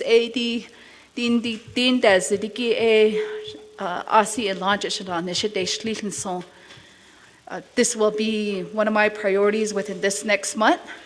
And the other report also goes into federal shutdown, but I know there's a separate report that will be going into that. But I believe that this was a needed report from myself. However, the legislative branch were budgeted very thinly to last to the end of November, even though that 7% are making it stretch out to the end of November. So, but I just want to thank our people for your patience with. Yeah, thank you, Speaker Curley. Members of the 25th Navajo Nation Council, would you all like to give Speaker Curley a few more minutes? 5 minutes? 10 minutes? 10 minutes? All right. If there's no objection to 10 more minutes, members of the 25th Navajo Nation Council will give Speaker Curley 10 more minutes to continue with her report. Speaker Curley, the floor is yours. Yeah, thank you again, Pro Temp Chair. Ado kwaigi nezna tahaljen jesha. Or putting on top of that on my presentation. Thank you, colleagues. This is a very, I think, critical point in time for our council. Even from the time this 25th Navajo Nation Council has taken office, you can see the graph, the numbers, that for us, we've been gradually decreasing our budget. That's with the council as a whole, for the speaker's office, for OLS, and for OLC. Because one of the things that, as a branch chief, led budget and finance, report in dal iho, di inal tkaado yahan dehiki yaho nilot. And the majority of our revenues is really coming from the ARPA taxes, or all of those fees that's associated with our ARPA projects. Then what happens when those taxing, those other revenues are coming to the nation? In the year 2028, budget hadishla, that we do need to prioritize on what we need to fund. What is the mandatory costs, such as lights or utilities, that egibet, anishiki, large peso, papaja, adult nil. The snow budget hatishla, do koto, nihe, de bed on la kahaki do, just stipends, what up has ani, I don't be baka.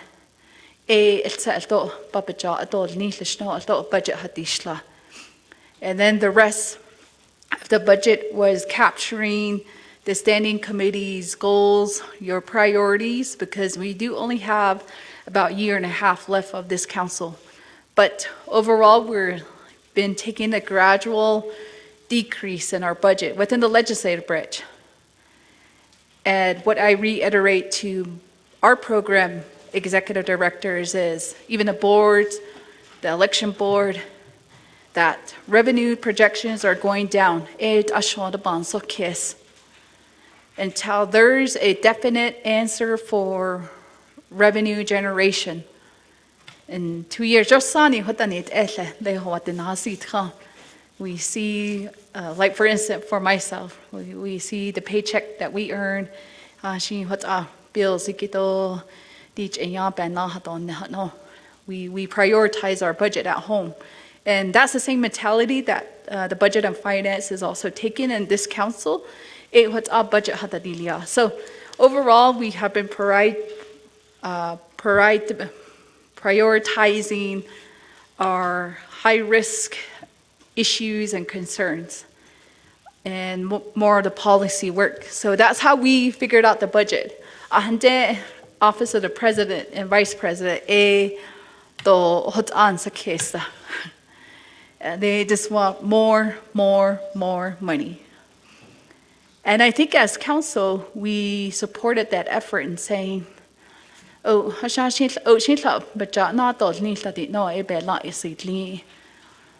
I think this council is now at that point. What has been the rate of return for that investment into that office?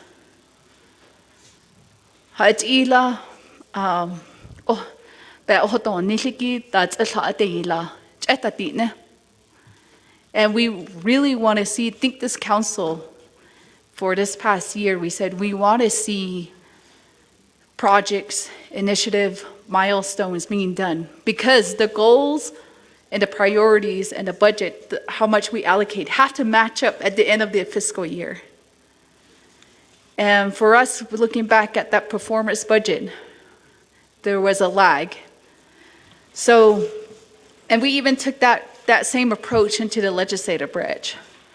So if you see within the legislative branch, we do have decreases within our operating budget. That's just considering the 3-year revenue projection. So colleagues, I know there has been many questions among our communities. Resolutions. And to this day, we do have many chapter resolutions that are either asking to restore budgets and supporting the council, or we're seeing many resolutions that are coming in still to this day, this afternoon, calling for the president to either resign, put him on administrative leave, or removal.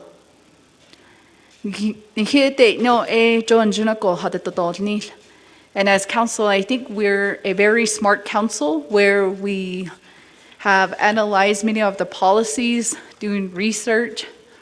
So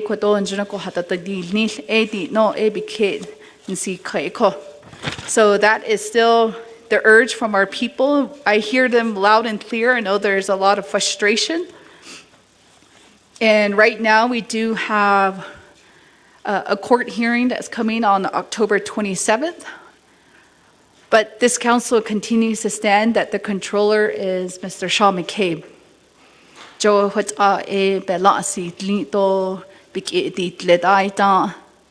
He was certified and went through confirmation.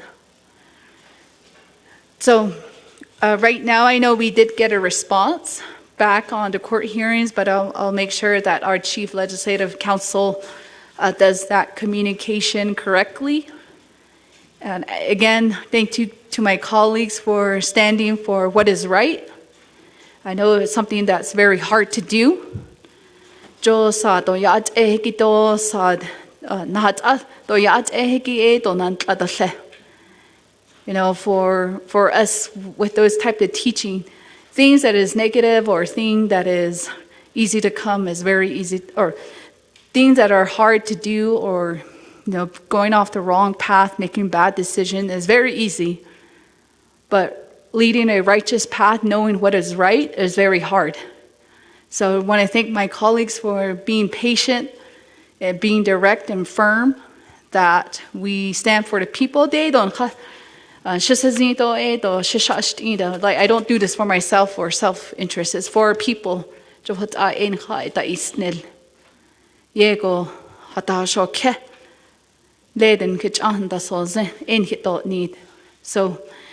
that, colleagues, thank you for the additional time, and I do stand for further questions, and you do have this handout. Feel free to share that with your chapter leadership, your community voters. And to our Navajo people, continue to pray for your leadership. It's needed more than ever in this time. But like I said, being driven, doing the right thing will have a good outcome.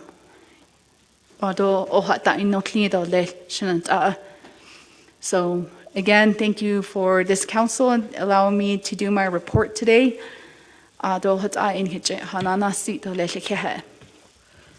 Yeah, thank you, Speaker Curley, for your report today. I'm going to recognize a motion from Chairman Rick Nez. Is there a second? Second by Delegate George Tolf. I will go to the board now. First in queue, we have Chair Eugenia Charles Newton. Chair Eugenia Charles Newton, the floor is yours. Thank you, Speaker Pro Tem. So thank you, Speaker Curley, for providing this report to us. So I was going back in and I was looking at the directory that is posted on the Navajo Nation Council website. So we have 18 speaker staff.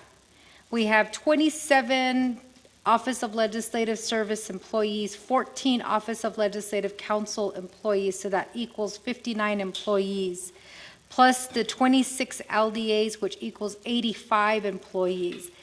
And right now, I don't even know how many contract employees are under Office of Legislative Council, Office of Legislative Service, but I do know that we do have lobbyists.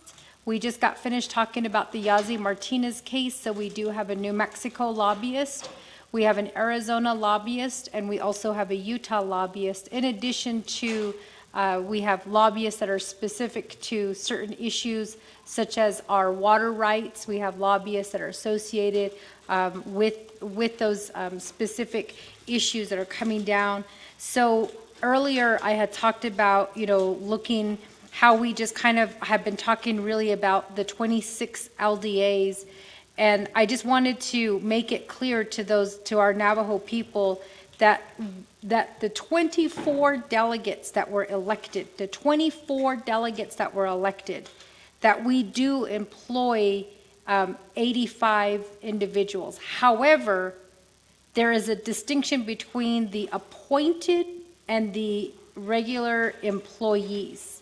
So many of the people who are working in Office of Legislative Council, Office of Legislative Service, and then even within your office, Speaker, we do have employees. They're not appointed, they're employees. So they actually have a lot more rights than appointed employees. And I think that that right now, the steps that you have taken to try to address this budget fiasco, I appreciate and I applaud your efforts in doing that. The 19 million that you talked about it's covering the speaker's staff, which is 18, Office of Legislative Service 27, Office of Legislative Council 14, 26 LDAs, but we also have Auditor General, Government Development, Navajo Election, Ethics and Rules, Human Rights, Eastern Navajo Commission, Labor Commission, and then Navajo Utah Commission. So that 19 million is spread across for that many offices. And I haven't even started counting the employees within that. So with our budget, we have our personnel, and then we have our operational. And I appreciate the budget I guess, the way that the funding came down, because although I'm jumping ahead, looking at the controller's report, there were a lot of monies that we've been giving at council that never get spent. And specifically, looking, and I'm sure, I know Controller McCabe is going to be talking about this, but specifically looking at the executive branch, there was millions of dollars that were not spent, as well as within the legislative branch. But I think we're very frugal in the way that we spend a lot of these funds. So my question to you, Speaker, is with this injunction and the temporary restraining order that was filed, I want to know the attorney that is going to be representing your office, is that going to be paid out of our budget? Because right now you said that we have a certain percentage. And my understanding, I'm asking this question, is because I understand that Boo is using Department of Justice funding, the litigation funding. And so I need to get that clarification, and that clarification needs to be made on the record of who is going to be arguing the case on October, I believe it's October 27th, when the hearing is going to be heard. Who is going to be representing you and council and the legislative branch as a whole in addressing these issues. And then I want to know who is paying Boo's law firm, which is Mr. Colin Bradley's law firm. Who is paying them? So I need to get a little bit more information about that. I reserve my time.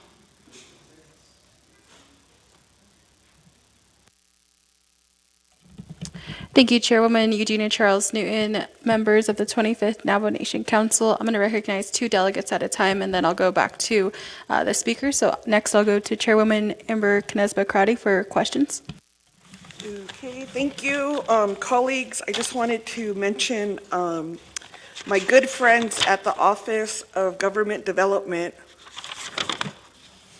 either did not submit their accomplishments or provided the speaker. It's like the old switcheroo if you've ever taught. This is a 4th quarter report from last year. So I don't know what they're developing over there, but page 20 needs to be updated. But in reading this, I did want to say I'm concerned that it looks like they're meeting, last year they were meeting with election supervisors regarding a referendum on the governing body language in Title II. I've never heard any updates from that entity on what their concerns or how we could work together. We do have a Title II subcommittee, but I did want to go down in terms of their former staff. And so I cross-referenced. It looks like Cisna Jenny Ranger and Alex Zhao, who used to work at Office of Government Development, they're now working at the Office of President and Vice President. And so I think in terms of, the accountability to the Navajo Nation people when it comes to government development, what I'm going to ask, Speaker, yes, we're constricted with our dollars, but that also gives us an opportunity. What are we going to prioritize as a council? My perspective, Title 17 amendments, the Vulnerable Adult Protection Act, updating the Children's Code, and I think moving forward with the Senior Center Council to be in compliance with federal laws. If we could get us to that threshold, then that's our job as lawmakers, policymakers. Because in the DOJ memo, they started talking about what's oversight, what's legislative oversight. The challenge we have here on the Navajo Nation, and when I look at my time and what I spend on, a lot of that is doing executive's job. So if DOJ wants to state and declare, well, according to Title II, this is your authority, then somebody needs to figure out how to do the 85% of my other time that is spent following up on executive contracts or following up on reports or following up on projects and emails, because obviously they're not doing it. So if we have to do it as a legislative body, executive needs to be responsible for that. And I have yet to see their plan of action on how they're going to actually meet the needs of our people. And that could come from all of the staff that they have. If they're highly, their abilities are at a high standard, fine, give me your plan of action for Legislative District 12. I would love to see the executive branch actually fix the issues. Because as a delegate, that's what I'm constantly doing. So I would want to focus more on updating laws and policies, because we know a lot of executive programs don't even have an active plan of operation, or they're not even following the BIM where they need an approved plan of operation. And that's why now we have all these employees that really, there's not even a PCQ for them, or there's not even a job description, and somehow all of these people are employed, but there's no accountability. So I want to go back to say, if grandma needs water, who is responsible? And that is 98% executive. For legislative, it's appropriating the dollars and then making sure there's laws and policies that help. So we need accountability on that end, but I also want to say this is good for the council to be accountable. We then should have like all of our processes or what our outcomes are and have a solid plan how we're going to get there. Because we shouldn't take for granted this momentum to, in terms of these inequities. We should be able to say how we're going to bring in technology with our traditional values and create a governing body for the Navajo people, by the Navajo people, and have some direct actions to look towards it. It's not a photo op. Those days are over. People know. People know that when you show up to take a picture, I don't know how much time you've spent on it. But if we could say, okay, what are the projects we need to do? We need to do the permanent trust fund interest. We need to do the 521 projects. We waive the ICIP. We need a 5-year CIP plan. We need to reevaluate CIHASIN and what projects are not moving forward and reallocate. And maybe just take it to the people. What are their priorities? What percentage of this money do they want to use either for hardship, for our elders, for our veterans? Because obviously, when we're here, we're tied up. So if you could answer those questions, I'd appreciate it. Yeah, thank you, Shadow Chairwoman Amber Knez-Bakrati. Members of the council will go back to Speaker Curley to respond to the questions. Speaker Curley? Thank you again, Pro Temp Speaker. I'm going to go down the line by the questions that were here from my colleagues. Chair Regina Charles Newton alluded to the injunction and TRO costs for attorneys, and are we using our budget? So just talking with our Chief Legislative Counsel, so this has also raised question when we had the subpoena issue. I don't know if my colleagues remember that time as well. We also had to do attorneys. So from then, I believe that the Office of the President is still using that same law firm from Zwillinger Wolkin. Hopefully I'm saying that right. So that's the same representation during the subpoena case and also now from what I've seen. And for Chief Legislative Counsel has been working with Sachs Attorney to represent the legislative branch. So I did put our Chief Legislative Counsel to reach out to DOJ to see if that cost could also be carried from the Department of Justice, and she did concur that that will be done. So if there's any specific questions to contracting or for representation using the dollars, DOJ did, with Acting Attorney General, agree to continue with the contracts with outside counsel for both offices.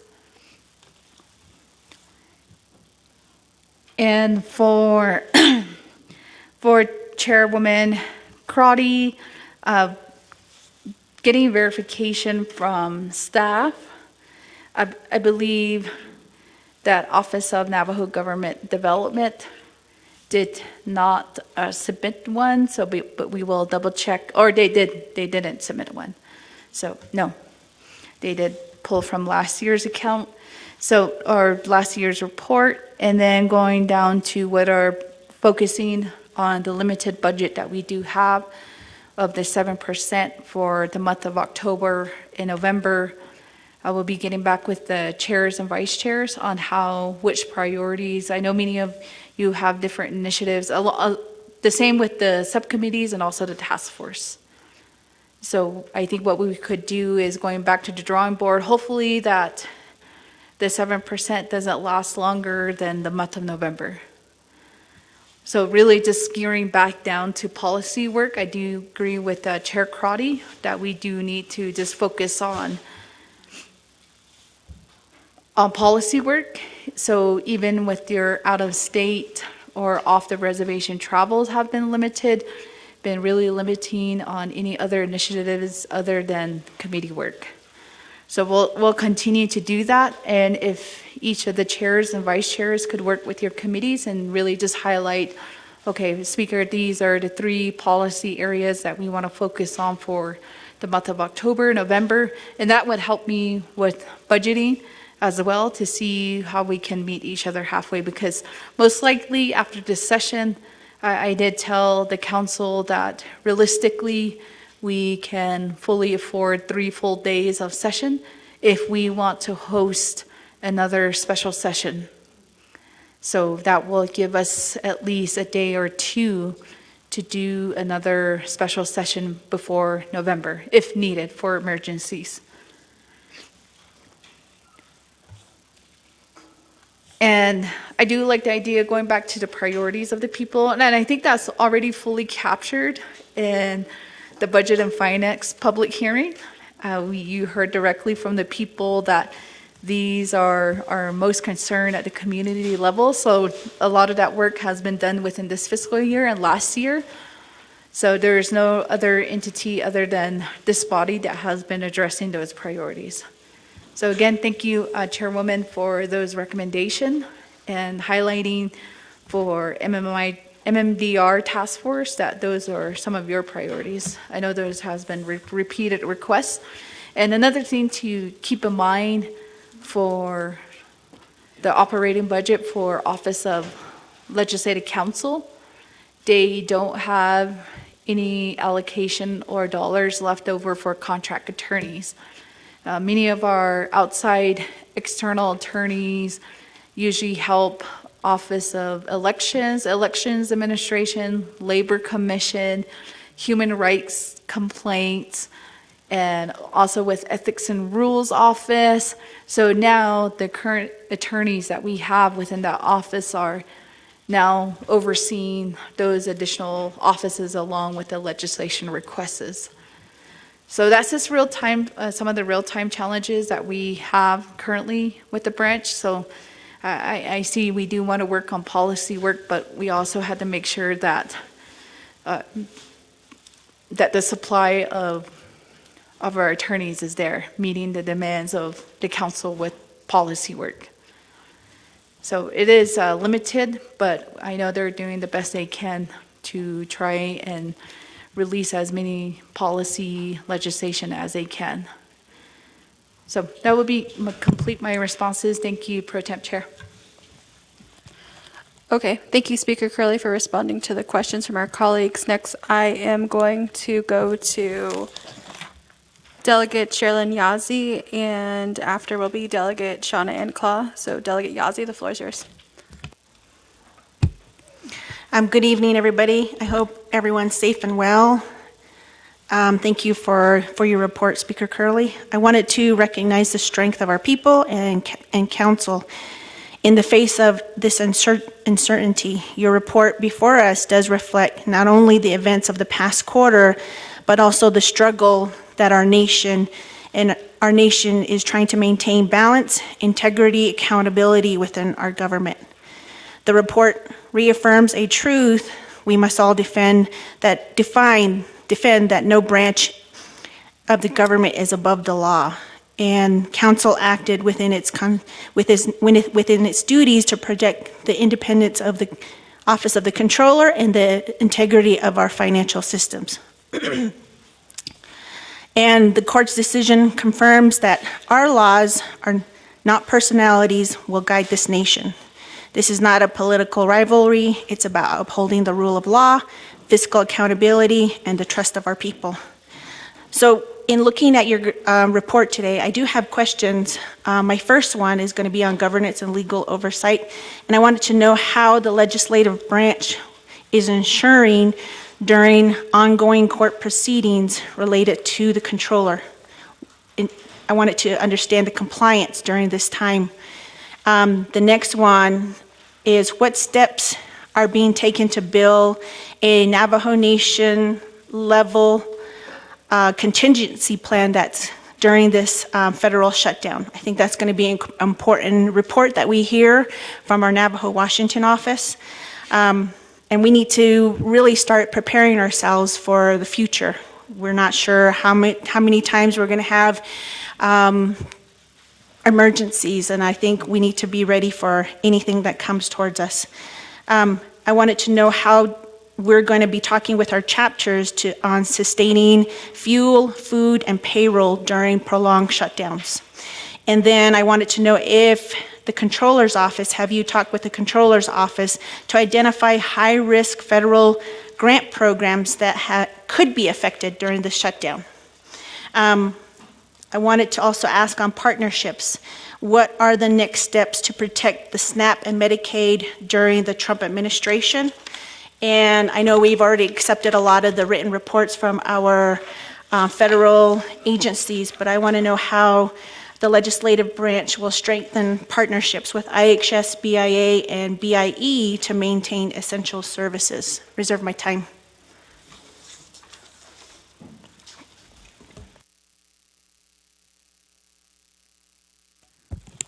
Yeah, thank you, Delegate Sherilyn Yazzie. Now we'll go to Delegate Shauna Anclaw. Thank you, Speaker Pro Tem Shadeja, for running the session here, and then also to Madam Speaker Curley. The questions I have are in regards to two outstanding issues, and one of which is when I came into this 25th Navajo Nation Council, there was discussion regarding a speaker's audit. We are now into year 3, and we have not completed that audit. So I will be offering a directive to have that completed, because in order to have accountability throughout the whole Navajo Nation, I think every branch has to also be responsible. And if we still have an outstanding audit, how are we promoting responsibility? In that as well, we also have to clear some outstanding debt from previous elected officials within the previous council. And as much as we may want to put that under the carpet, we do have to address that, because those same accusations are pointed back to our legislative branch. In addition to that, I also want to talk about two things that I have brought up, and each time they were not addressed, and this is our expenditure report on behalf of the Office of the Speaker, and in addition to that, the legislative branch. And I do appreciate the graphs that were handed out to us. However, I believe being a Title II committee member, we do need to do a thorough evaluation of the programs that are actually delivering quality services for our Navajo Nation people. And one of them, which you heard earlier, was government services development. And there are some commissioners, I believe there's 12, and so those are areas where we do need to address to look at how much those stipends are costing the Navajo Nation. So with that, I will go ahead and reserve the rest of my time. Thank you.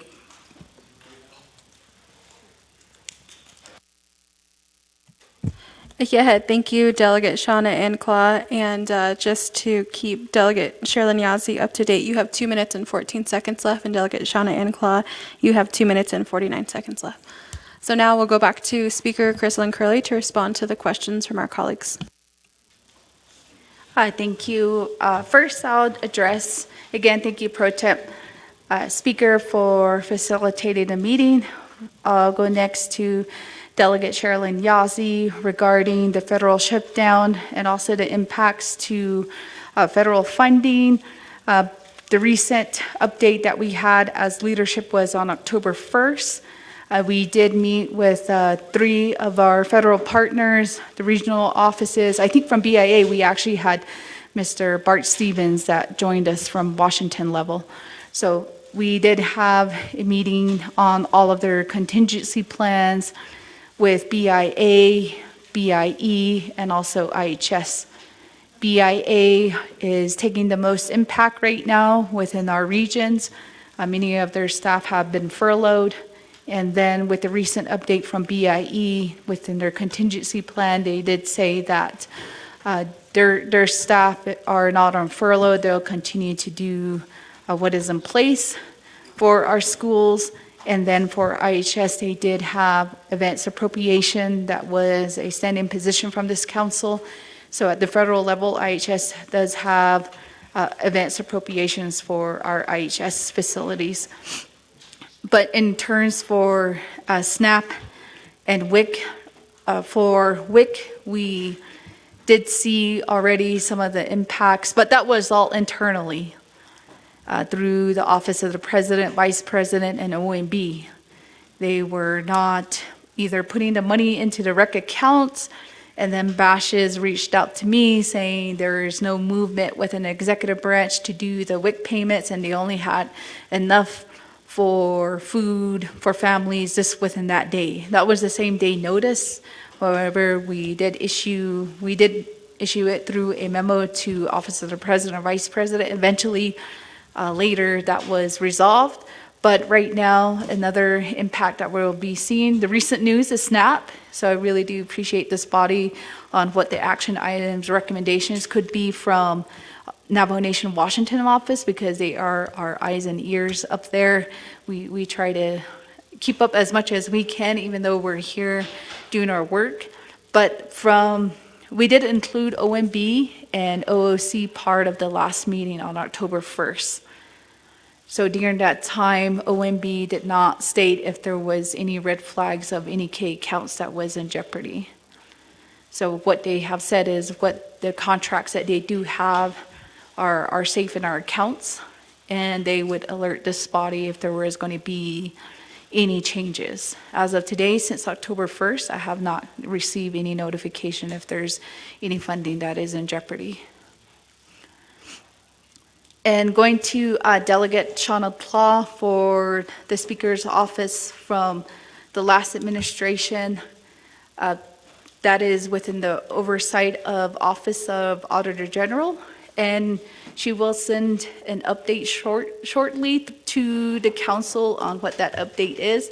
But just from my reflection for the office, we did take the intake and the interviews, and we did allow the Auditor General, their auditors, into our finance department, take whatever they needed. However, there are a lot of missing documents that was from the previous administration, so they had to work with the Office of the Controller. I believe that was taking a lot of the time trying to find those documents. So internally, that's my update, but I did address the Auditor General to do it through a memo to the council. And for the expenditure report, I'm more than welcome to share the report from this past fiscal year, so that you should see that from the Chief of Staff, sending now to your emails. So again, thank you, Pro Temp Speaker.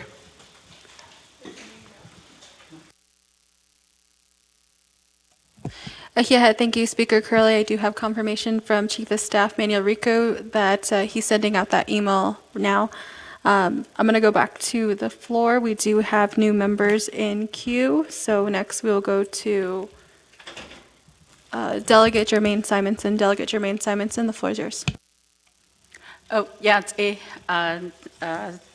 Chair Pro Tem Parrish, good late afternoon. Ado Speaker Curley Kodon Kilna Halna Egi, Ado Kodot Hashil Sago Sad Elhihin, Eldo Kot Ego Shata Anishto, Equat Elshel has Antno, Okok Akonzagon Kilholjish, Di Qua not only Quajado Lewin Nanja, Dale Tketo, Biga Dahil Onk at Konzago Holjish and Lenkoho, She Obantas Keso Hashil Sagodi, Department of Justice, Edi Nigo, Baini Ligo, jahi e ha inan hita do ni hagatit ahila ha ina halet o e ha ilana to ni la ha ilanila di no tsada a e de patni tli la konzago ako ni he kojen ni he behas ani de net be behas ani betasale ba yanan shtidole e shi e yesida at benel nishtole de hala e yadi din hiratit ahi altsho dolla denek etjalt hit agit dolla denek etjo I see that's a natin o inliki do that's a baby yaho at the Okohot ego shehait ego quado the never behas ani betasale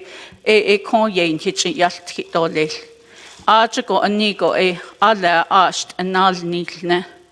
Okoho do ba init lida do chinil ida. Oko ne ni helage na hasen zan koden hahui atle di kwa has anigi. Halet o din hidene ni na tin he o il halet o chin ila pa in lila ado halet o konda alat kont Chicago in hila biketa dilni do konda kompe has ani bikeho da nit do da di no ani tro da ilia Ako di hut da ol in lidat adat hut godat din rakwa di once ani bi ako hashin sogo so doesn't sin jo I don't bil khatadet na hat biyin nsaha kes biyin da dalia ako ela het chinil ila pa init lila o dat wala o kan o belgana det lila ako hot benandish kitole halet ba hajo pa initlo kodo hajo da hodil tongto na jonogo na nish etadil nila o ya and so bansas case di kwa na dish kitole and I reserve my time.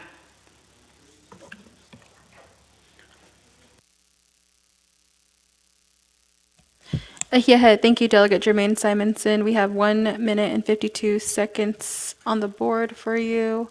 Next, we will go to Delegate Lester Yazzie. Good afternoon, Madam Chair, or Madam Interim Speaker. National Madam Speaker, Hodo, not so seen dato nil so open as the nil cado a hosen. Ako, they did Kodoyan target Madam Speaker. What I'd like to do is offer a comment and then also continue support on one of our with our Eastern Navajo Land Commission. Sa on page 10, a report from the Navajo Nation Human Rights Commission. Under immigration. I have a supporting resolution from my legislative district 6. And it's a reading opposing any partnership between the Navajo Nation government and the United States Immigration and Custom Enforcement that may threaten the sovereignty of the Navajo people and impact our government-to-government relation with the United States.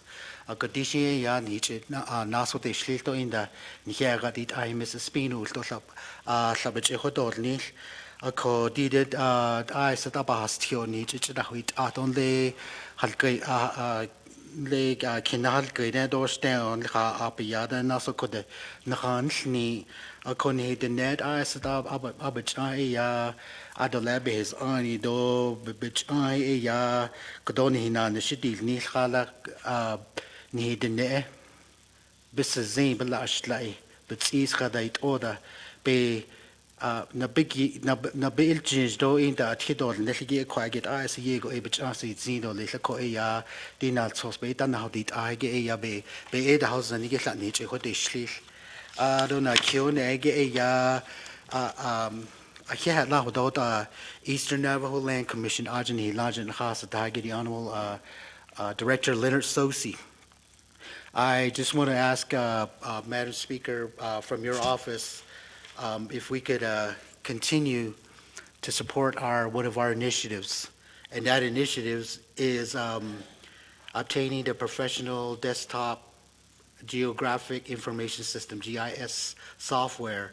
Get Hashil so but not being that on the shike did patient sec case get the inlage be nal kidige in that Nahayeta Atlake at a unique do Sato Ea base card teacher ko get oh Hayiji Kayas art Ediha Apia John His Anige in the need the ned quick shape it is late so that home on the skina that oh yada in the home need kaho the quishi Kayas anas nil.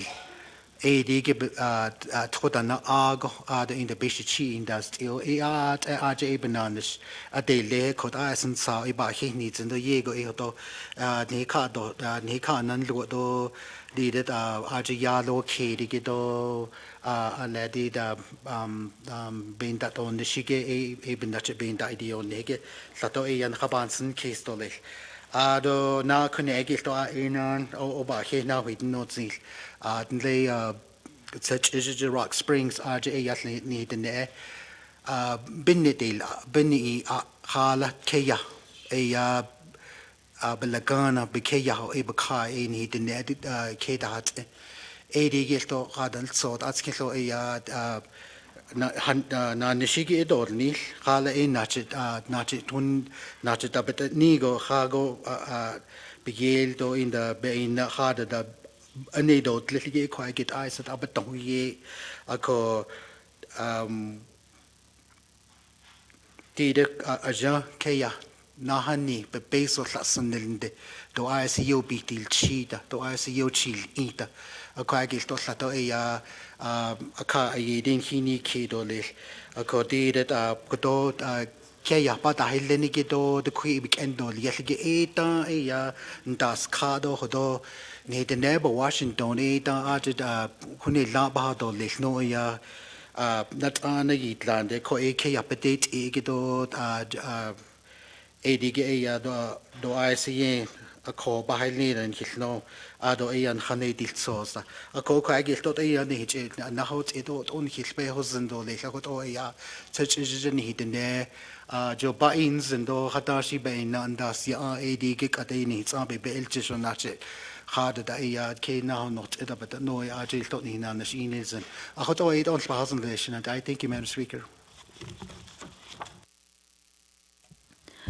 Yeah, thank you, Delegate Lester Yazzie. At this time, we have 2 delegates asking questions, so I'm going to go back to Speaker Curley to respond to the questions. Thank you, Pro Tem Speaker, for giving me the time again. Do na dos kidiki shnant ategi a Delegate Jermaine Simonson. Do the ani dene de gatit ahito. He caught the jata needs a northern or on his agent nakahoko or yonantla. So we do try to reach out as this body, reach for the guidance from the Department of Justice. Either I request it through email or verbally. We usually don't get a response. However, we are doing what we can with our own Chief Legislative Counsel. Do the hashita e ko nike the nebe has ani. Ajin Ketisele Aje Title 1 Jibet Inishiki She hate up and sin case to Hashit Achin and the Niniki Aquije Ahot Shana Nishish Intle and they are Hawande and Sas Keso Tosa Kandidon Kinashkish Satande do caught the Tlede Ado Shanash o the Kui de she Ade Hajo on the Nestorch at a bit Nahosneho, the text messages, they clinic at the nation ho. She yet at the Yashtio, the Cushion desert. And I think through fundamental law teaches us, I guess there's 2 sides to fundamental law.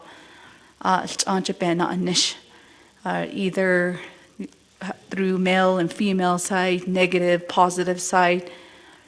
Most of the time we try to say kujo hojoje nahat anji yesi aja jdes eat the la but kujo it's It's a wadindelo e kwaje hashkeje na hat aje e bichites inje totle.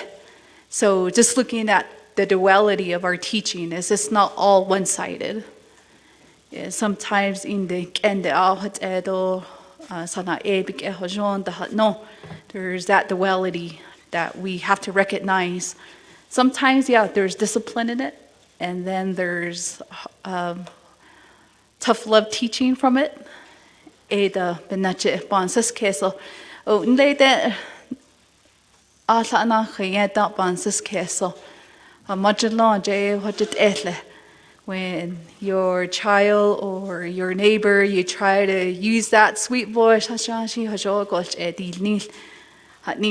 know, you try to use that approach softly, delicately at the beginning. Although, you know, even with our own children, if they don't acknowledge or they keep making the same mistakes over and over again, you don't approach it gently or silently. The disciplinary portion. I feel in this day now with our relationship or my relationship with the president is at that stage, trying to do communication. And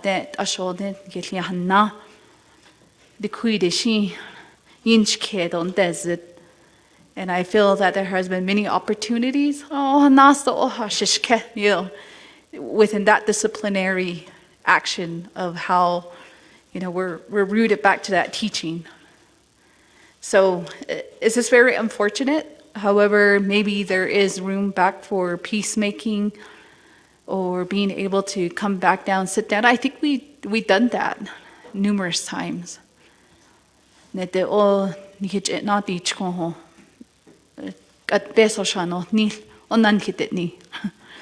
Even though there's real deeper issues of working this through our teachings.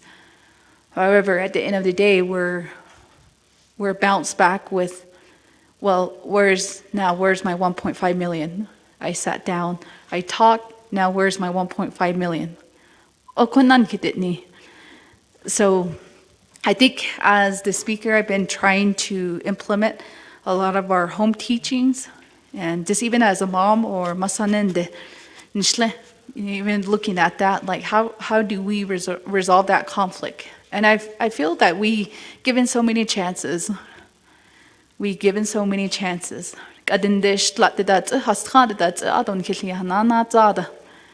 know, that was a place, this is that place for it, for that communication one-on-one, leadership to leadership. And then you know, you can only push a person so much if they want to work or not work. But again, our doors are always open. Our agenda is always amendable. And so I feel that we exhausted those opportunities, and we're still providing the opportunity to this day. So those are just my reflection. Although Delegate Yazi, you did ask on support for immigration. We'll make sure to get back with Director Leonard Gorman with Human Rights Office on what those next steps are. I know there have been several public meetings, public town hall meetings, hearings on Pacific human rights issues that have been going on now. So our newly appointed commissioners on human rights have been very active. So I know they've been visiting our numerous communities doing a lot of these human rights hearings. So we'll make sure to provide that update. And then for Eastern Navajo Land Commission Office, I believe that was, and I'm checking back with my team, it was included as an unmet need. However, it was, when you present an unmet need, it's usually an overall allocation ask. So with the GIS system, I believe it was included with other unmet needs such as tribal vehicle, computer equipment, contracts, and special transactions. Maybe what I can do is go back to Director Sosi if he's willing to separate those different priorities in different budget forms. Because it did go through the budget hearings and then through Budget and Finance Committee. we did not include that within the whole comprehensive bill. But eventually, again, we would have to come back and talk about unmet needs. But I'll make sure to talk with Director Sosi if we can just do a standalone just for the GIS system. Thank you, Delegate Yazzie. That concludes my responses, Pro Temp Speaker. All right, thank you, Speaker Curley. I'm going to go back to the floor. Next, we have Delegate Danny Simpson. Delegate Simpson, the floor is yours. Thank you, Madam Pro Tem Speaker, also members of the 25th Council. Good afternoon again, and guests that are still here, and also our Navajo people are listening. And thank you, Madam Speaker, for your report. I appreciate that. I guess I have a couple of questions, and I know my brother here, Delegate James, brought it up to the Madam Vice President in reference to the $525 million triple R funds. And I believe that we've been waiting to have a legislation drafted to establish a trust fund for $521 million. And we talked about this since it was approved to put these $521 million into triple R. And to this day, we're still waiting for legislation to be drafted to establish a trust fund for this $521 million. Then part of that, as my brother stated, Delegate James, I believe $293 million was line item vetoed. And I know we met on district leadership meeting in September, I believe 2024, that we'll go ahead and reintroduce legislation to where this be allocated to delegate regions. And approximately like $11 or $12 million per region, per delegate, to fund certain projects within their regions. And I know we met with DOJ, and I was supposed to sponsor that legislation. And I made a commitment to the council here that I'll sponsor legislation to where on the $293 million triple R funds. And I agreed to where this $293 million, we can combine it to establish a trust fund of the $521 million. And to this day, we're still waiting for the legislation. And again, I agreed to it, to combine those two, the $293 million to be equally distributed to the 24 delegate regions and to establish a trust fund. 13 months has gone by, and we don't have that. I know in our chapters are waiting, because they're asking me in one chapter. Just I got a text stating that we like to certain things they would like to fund their heating and cooling system, HVAC, which is going to cost a good amount. Please, can you secure some funds for us? And this is what we've been telling our chapters, that we're still trying to get additional money through this $293 million. So my request to you, Madam Speaker, is that I don't want to make it a directive, but a request to you. Please get that legislation drafted by the Office of Legislative Counsel. And I believe DOJ drafted the legislation already, but something, I'm not sure where it's being stopped at. Is it through the Office of Legislative Counsel, or I'm not sure. But we'd like to see this legislation come before the committees and also before the council for consideration as soon as possible. So I make that request to you, Madam Speaker. I believe that you will have to work with Budget and Finance to make this happen. So we'd like to see this thing done within the next a month or so.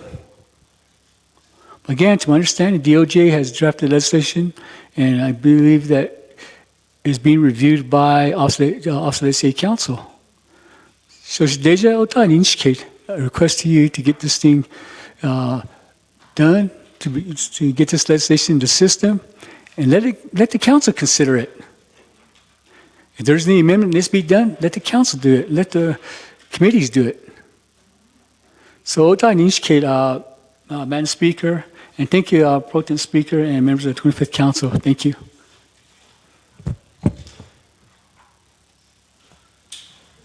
All right, thank you, Honorable Danny Simpson, for those questions. I'm next going to go to Honorable George Toll. Floor is yours. Thank you, Madam Pro Tem Koro. Speaker do Koro not Annie Glengi. Any rule book ebena this kitchen not early this morning. So ebik any audition. Koro yet Nadadesh Kila and so I don't mentioned by Commissioner Land Commissioner. Kaya hayoba ande tinkoju eastern ge western koju go air never hot zoido. The horizon and Clarenalan. Here we have checkerboard and BL land, private land, a lot of land, to trust land, what on Kisla how so ko Edigi, Basanetli, the Eastern Navajo, to other and the staff that's assigned daily Gido in Shalnet or Lisoko. I know Mr. Sosi's Bananj, oh, Hayuko, so we want staff to be at these meetings because we're talking about Narinian, how we can clean around this area, a bandit, ito, land exchange, the so it is. The other one too is your government development. Could you reform? No. Eba hoint isto zobich itis asraje. I always advocate for elderlies, veterans. One of the problems that we ran into is that we had a meeting with the Navajo Department of Health. This is in regards to batches. Asian next week, that's Monday go. We have a report from health. Within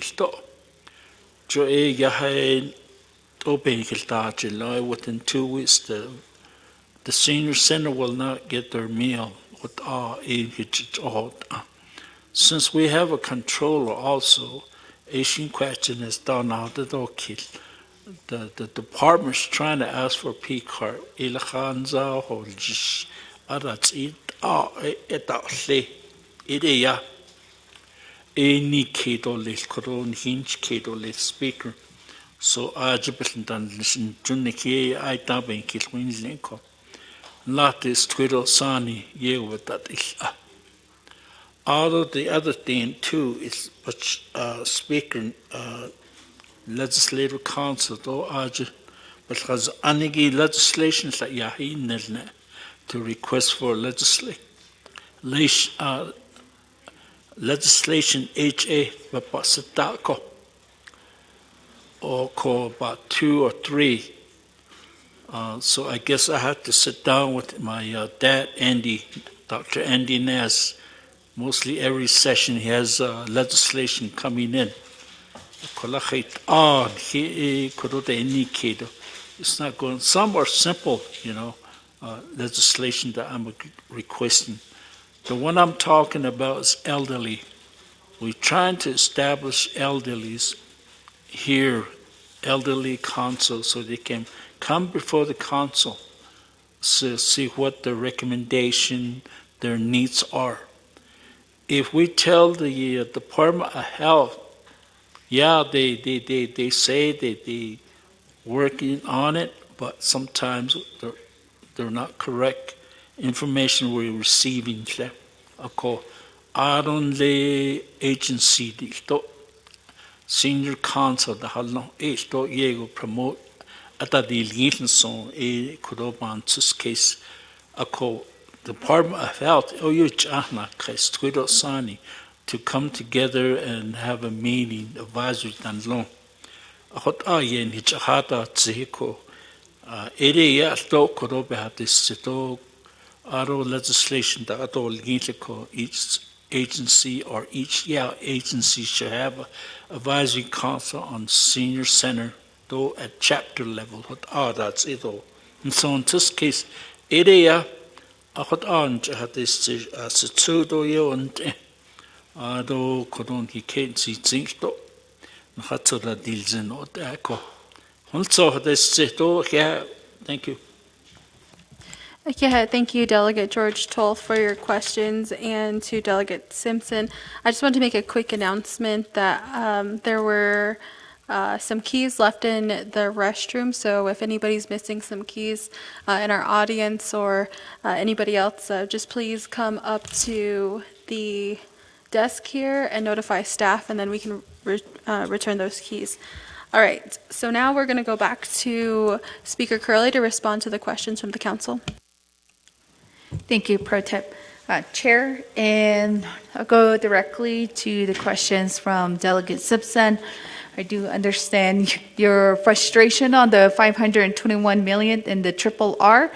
Our last approach with this body when I sponsored that legislation was to put an additional amount of regional delegate dollars for our chapters. So that was around 11 million, about on average $11 million per region. So since that was line item vetoed and not supported by the president, we, throughout the agency council, I do have several agencies supporting resolutions that want to see some type of investment with the $293 million. And then it could be potentially more, but I know it took a lot of time working with the controller, Mr. McCabe, and also Budget and Finance Committee on working out the finance portion of the legislation. I did get a draft from the Department of Justice a few months back, but I was not satisfied with how it was structured. For me, working through this council, I think we done a lot of amendments and policy work that try to limit red tape or barriers on this, many of our trust fund accounts. So with this thought, we were working on a new concept of financing. I know that it's not replicating of how CHSN is done or how the permanent trust fund is done, but really looking at, is there a different way of financing? So that has taken a big portion of the time and still continues to be, along working with the investment committee and also the controller and budget and finance committee. I know there were several, but I know that it will not look like the previous legislation of the 293. It will be, moreover, like a new concept. I've been working, Chair Parrish, through the Budget and Finance Committee, but I know that it will require more work on that working legislation and that draft. So that is the update, but I do see the need within our chapter communities. I do have several chapter resolutions that ask for more regional dollars. So hopefully within these next 2 quarters, along with our finance team, or finance within Office of the Controller, we can work out the technicalities of the financing portion of that legislation. So it still continues to be a priority for Budget and Finance and also myself. And for the questions from Delegate Toth, more of comments, I did write all those down, so I'll make sure to work with our appropriate programs to address some of your concerns. And I don't know how many pending legislations that you might have, but we can work that out with Chief Legislative Counsel Kodoshiche. And that does conclude my responses, Pro Tem Speaker.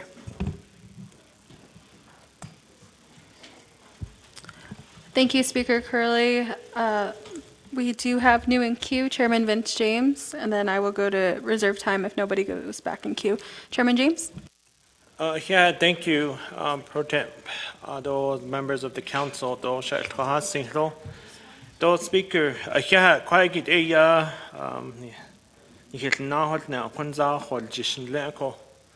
Ado tahige ya shahan de dishni lako.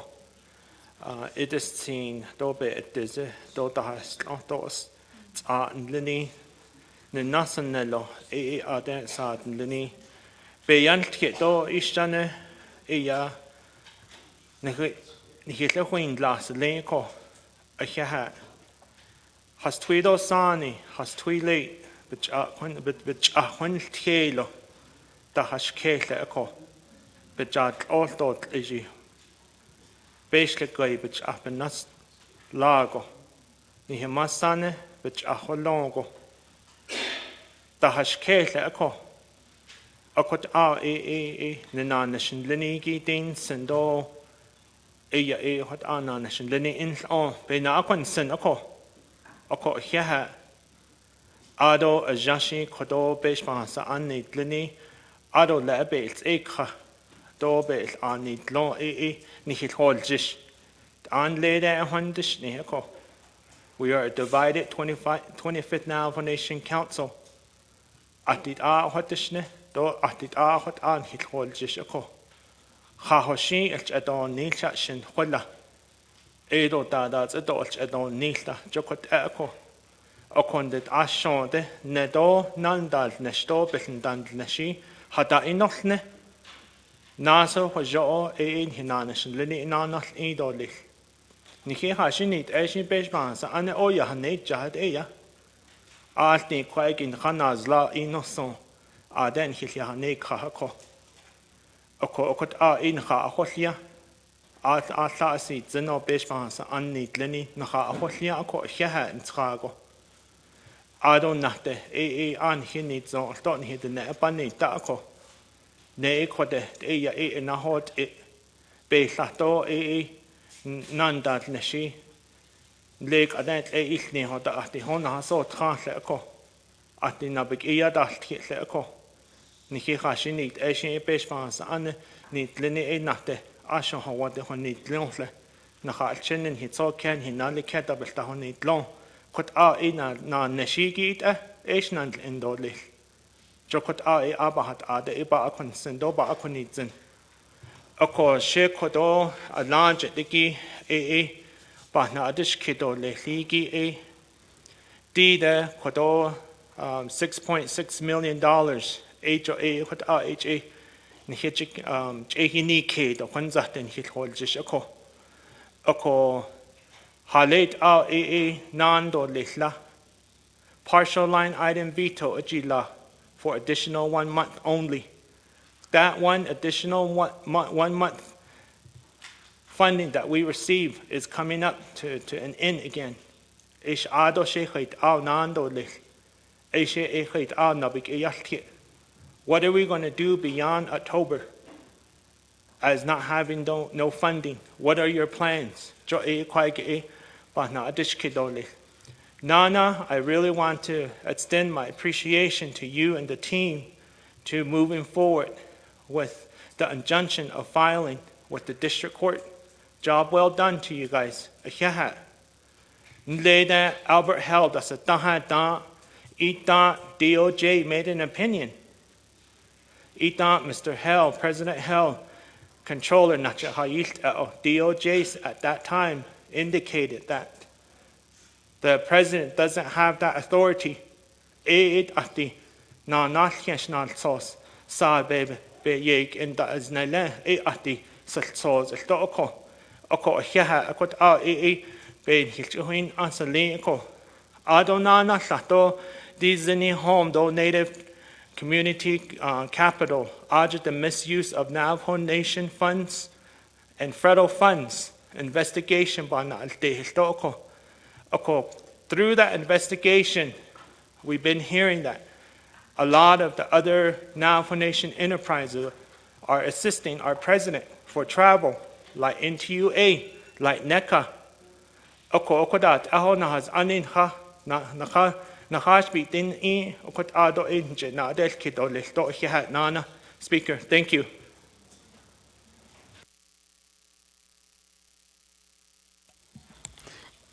Yeah, thank you, Chairman Vince James.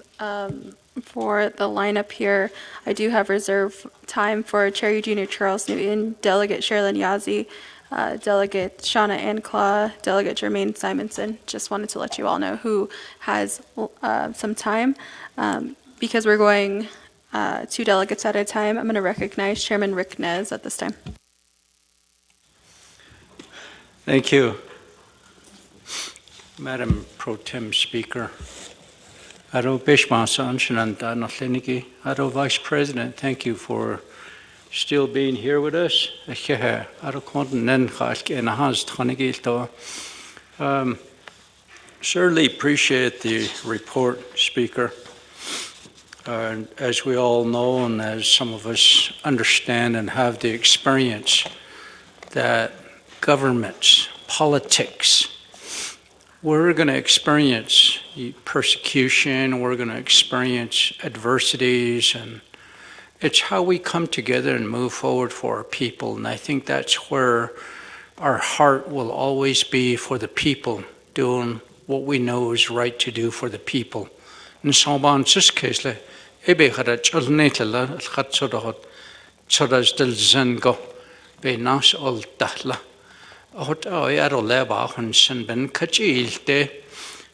Even though people throw you out there under the bus, you're going to survive. And as I'll always say, pretty soon that bus is going to try to avoid you.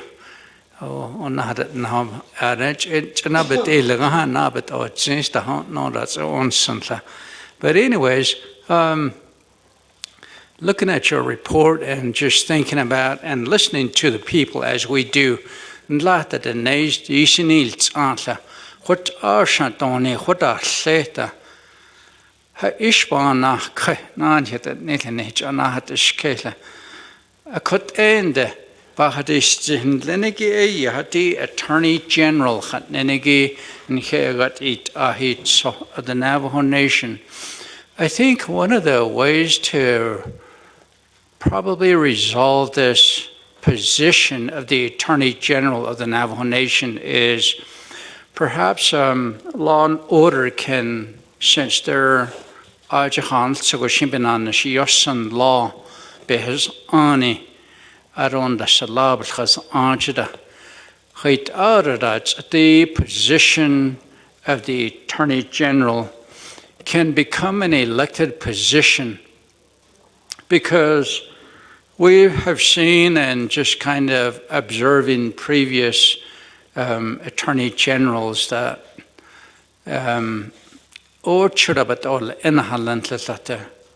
because they're selected by the president, they feel obligated that they should very much provide their legal opinions leaning towards the office of the president and vice president.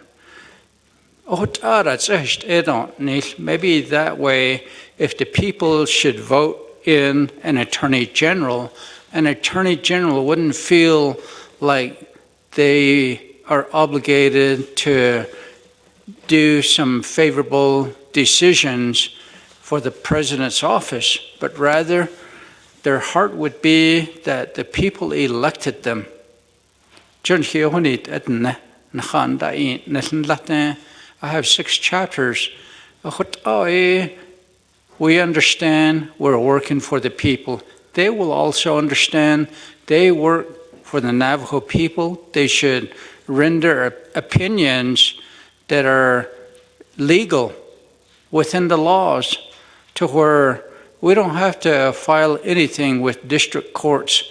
And so in this case, just maybe yourself, Speaker, and Law and Order could come up with a plan to start working on it for the next election. We only have about a few months left, and then the first primary election will happen, and then in November will be the general election. And I think that would be great to do that with that position. And so in this case, I'd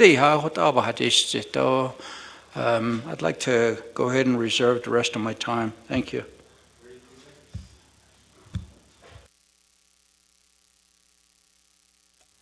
Yeah, thank you, Chairman Rick Nez, members of the 25th Navajo Nation Council. I will go back to Speaker Curley for her responses at this time. Thank you, Pro Temp Speaker. Again, Ado Kodo Naide Kidiki from Chairman Chana, Chairman James. What would be my next plan for our 7% budget? I earlier stated that we're on a thin budget, that I tried to stretch it out as much as into mid-November or the end of November, depending on what we foresee in our standing committees and also council. On the we are maximizing what we could do, prioritizing all of our standing committees, our special meetings, the duly called meetings by code. So that's the approach we have taken with our finance team. And again, say by November, if we don't have our budget restored, I think there are several options. My thought process is always at least having 2 to 3 solutions to every problem. The easiest way to restore our budget, the 92%, would be through a supplemental budget. Again, requesting, those budget forms are actually ready already. The 8.1 million that was recently line item vetoed, so we did finalize those budget last week. We can approach again through a supplemental budget, but for me, I would not want to amend the budget again. We already approved the budget, and the budget goes through this council one time.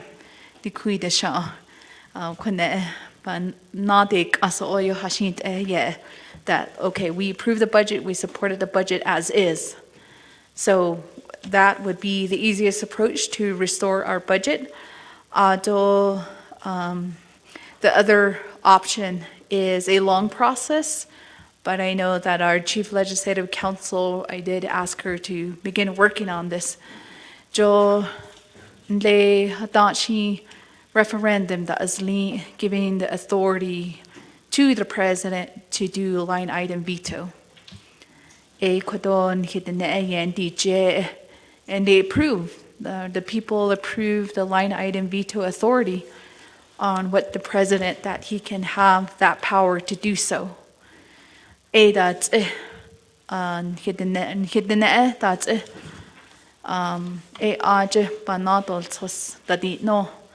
Does that decision go back again to the people to redefine and to explain the purpose of the line item veto? Joke ade kote nikhelol jeshoe o aneletik o tchioiki izo. Was that the intent of the people back then when they voted for the line item veto? To say 20 years from now or 30 years from now, is this line item veto is going to be used as a weapon against another branch? Maybe that was the intent, maybe it was not the intent of the people.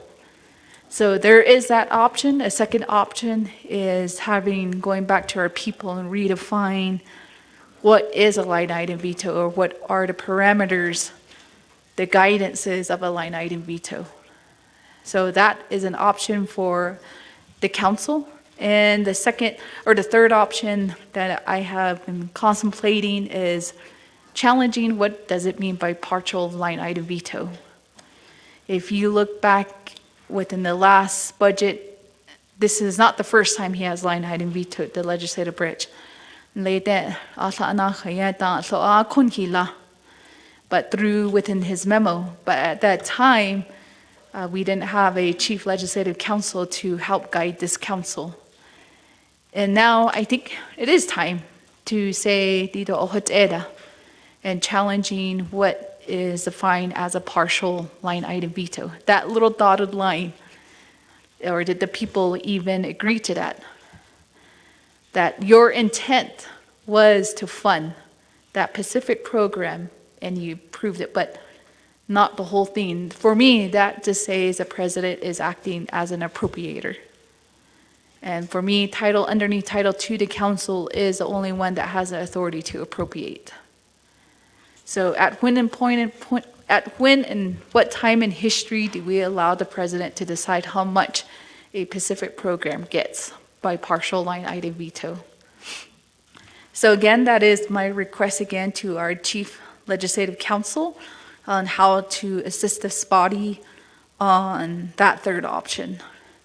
So those are some areas, and right now we did file a permanent injunction for the line item veto, so we'll see through the court proceedings and how this body wants to move forward with that. So right now I know that issue is currently within court. And for the NECA issue or NTUA or any knowledge about the president, if they're helping with any other operating costs such as travel, wouldn't be surprising to me, but I know that solely lies within the investigation of our special prosecutor. But to this day and knowledge, it wouldn't be surprising if it is happening. But I know those are some of the notices that we have received, but I'll rely back to Chief Legislative Counsel if she can elaborate on some of the parameters of what the chief or the special prosecutor is doing. And although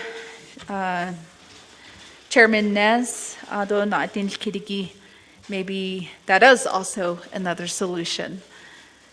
Do we make the Attorney General an elected position? So I know there has been many dialogue within this council. That is also an avenue, but right now through this council, the AG serves at the pleasure of the council. But what happens when the coordination, communication is not there? So I do supportive of that idea as well. If my colleagues wish to entertain that on the floor, I think that is also another solutions to what we're seeing. So that will conclude my responses. Again, thank you, Pro Temp Speaker. Thank you, Speaker Curley. I do see new in queue. We have Chairwoman Brenda Jesus. Chairwoman Brenda Jesus, the floor is yours. Okay. I'll recognize the point of order from Chairman James. Point of order or point of privilege, Chairman James? Point of privilege, Rule 24. Haile Danina George. Tol. Hanan Nina And. Really quickly, I just wanted to mention that we did have our presenter indicate that she have the Chief Legal Counsel give us a response on the investigation. Thank you. All right, thank you, Chairman James. I'm going to recognize the point of privilege for additional documentation and further information on the responses from our presenter today. So just hang on, Chairwoman Brenda Jesus. We'll start your time once Chief Legislative Counsel responds to the questions on the floor. Michelle, the floor is yours. Thank you, Speaker Pro Tem and members of the 25th Navajo Nation Council, and thank you, Delegate James, for your question. So in regards to the special prosecutor, the special prosecutor and his team are actively investigating the Zenny Home and IDSA issue, as well as other related matters that have come up surrounding that, including the procurement process and how that was handled.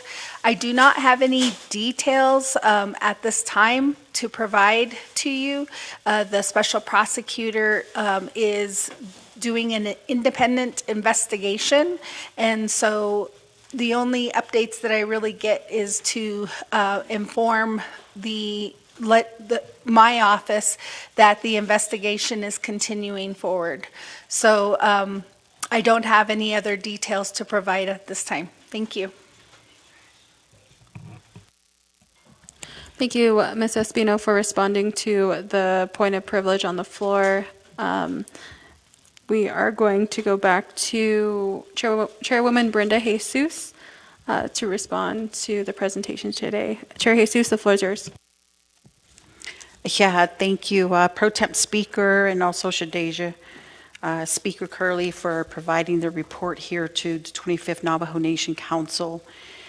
And I just wanted to touch up on this line item veto authority that currently is part of the discussion here this afternoon by my colleagues. And it's very unfortunate that we're at this juncture within our tribal government system and displaying, some form of harassment, some form of threatening in the workplace, and demonstrating this and illustrating this to our younger generation and our people across the Navajo Nation is really not a proper code of conduct, especially for elected leadership in our capacity. So that just brings a concern, and I know that I've brought this up specifically before regarding the LIV, and I'm glad that we are at a discussion where now do we give this back to our people to make a possible recommendation through the referendum and have people vote on this again with what was demonstrated to us with this current administration on the executive branch side. So one of the things that I just wanted to share is that if we're talking about amending the line item veto, we need a specific procedure for the establishment on enacting a statute that does not allow any president going forward to unilaterally amend or repeal parts of a legislation. It should be required that the president is to either approve a legislation or veto a legislation in its entirety. Now that, the current president has that line item veto authority, it's pretty much used as a tool against, the 25th Navajo Nation Council. And I just want, the president and his team to remember at OPVP, I believe it's this body that is consistently trying to look for ways to streamline processes, trying to get more information on projects and trying to keep the divisions and departments accountable for their expenditure pattern, and having to expend all the funds that they've advocated for as well before Budget and Finance Committee. And that's basically all we're doing. And for some odd reason, it seems to be a task and an understanding that we don't have that authority. But I just want to remind also Office of the President and Vice President that we have elders now at this very moment that probably do not have no means of heating funds to heat up their home. Or we have elders that have no way of paying their next electricity bill. We have elders that can't make it to the grocery store to buy themselves groceries, and yet we have executive staff assistants that are getting paid 3 or 6-digit salaries for doing what? And that's who we're advocating for. We've got kids that don't have internet connectivity to do a awesome research so that at least they could get an A on their assignment that was given to them by their teacher. And we have young kids that most likely are on medication, or even our elders that can't even refrigerate their medication, and yet they're seeking electricity right now. We have elders that are wanting winterization projects on their homes, and yet we appear to prioritize the upper office in the executive branch side that they need an additional $1.7 million. So again, Madam Speaker, I am in support of the initiative that you're trying to proposing right now, and let's continue to carry out those initiatives in hopes that going forward, none of our successors will be put in this same very situation going forward, because technically it is unethical right now if you look at it from a professional standpoint. And I don't know how someone can just laugh about this and saying that I'm just giving them a hard time, and that shouldn't even be the message to be conveyed to his colleagues or even people.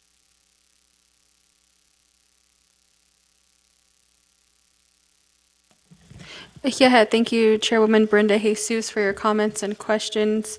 Members of the 25th Navajo Nation Council, we do have reserved time. I don't see anyone new on the board, so I'm just going to hang on before we go back to Speaker Curley. The next person we have reserved time for is Chairwoman Eugenia Charles Newton with 13 seconds. Chairwoman Eugenia Charles Newton, the floor is yours. Reserve my time. All right, we have 12 seconds for Chair Eugenia Charles Newton, and then I'll go next to Delegate Sherilyn Yazzie at 2 minutes and 14 seconds.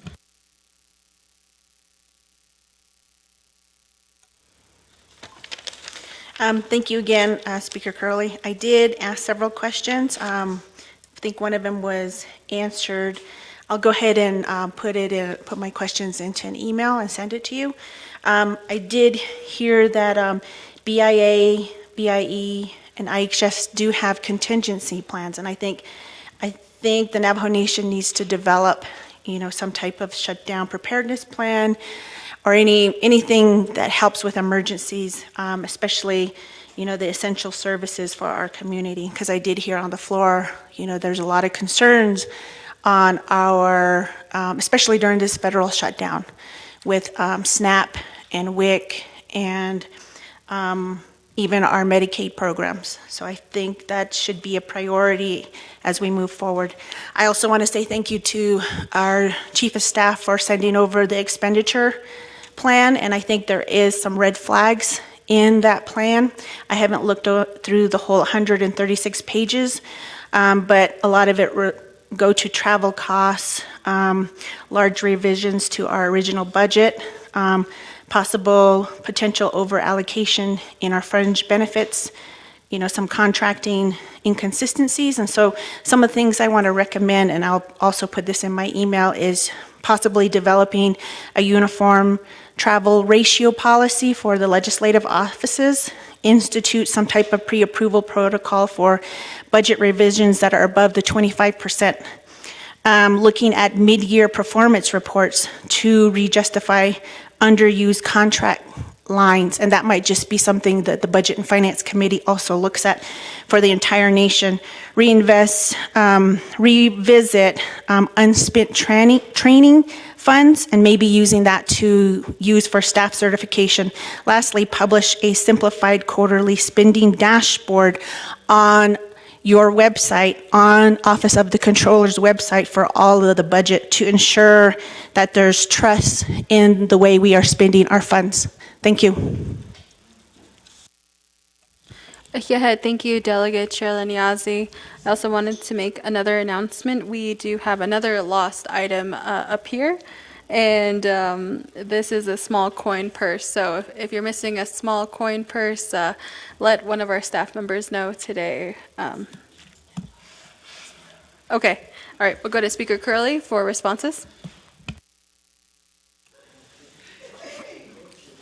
Again, thank you, Pro Temp Speaker. Now first, I'll go back to Chair Brenda Jesus's comments. So thank you, Shade, for expressing those comments and that support to revisit the parameters of the line item veto authority, and also streamlining a lot of those processes through when we do budget allocations.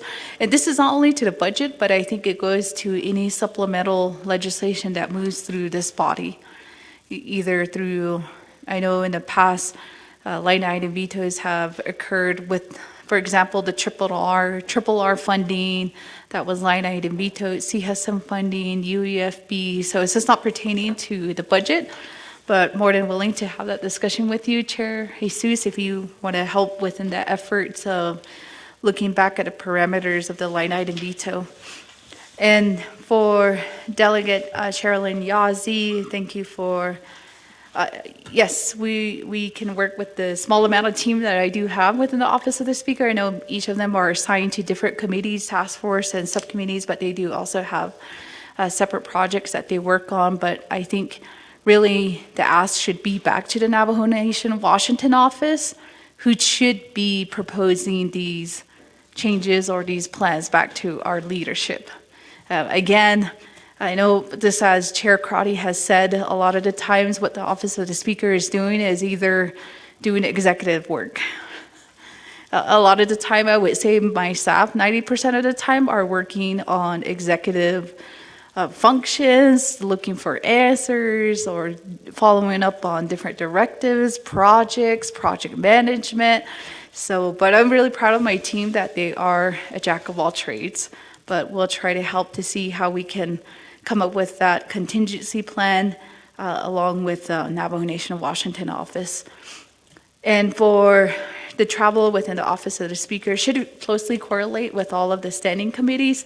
Like I mentioned, all the travels that my staff do is in coordination with all of the standing committees or subcommittees or task force, or if there's a delegate that requests media attention for any of their community events. So a portion of that, we do have an intake ORT process internally that goes through our TA. So that is something new that we have done within this administration, even for delegates. There's a process that we go through for ORTs, and usually we do that intake process. So that should closely correlate with the other council, also standing committees budget.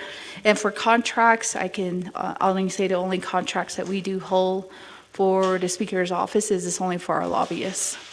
Right now, we're trying to extend as much as we can, even though they were also impacted by the line item vetoes as well, that we'll see. I know that legislative councils or legislative sessions are going to start back up, but it's very hard to prepare for that if we don't have our lobbyists in place.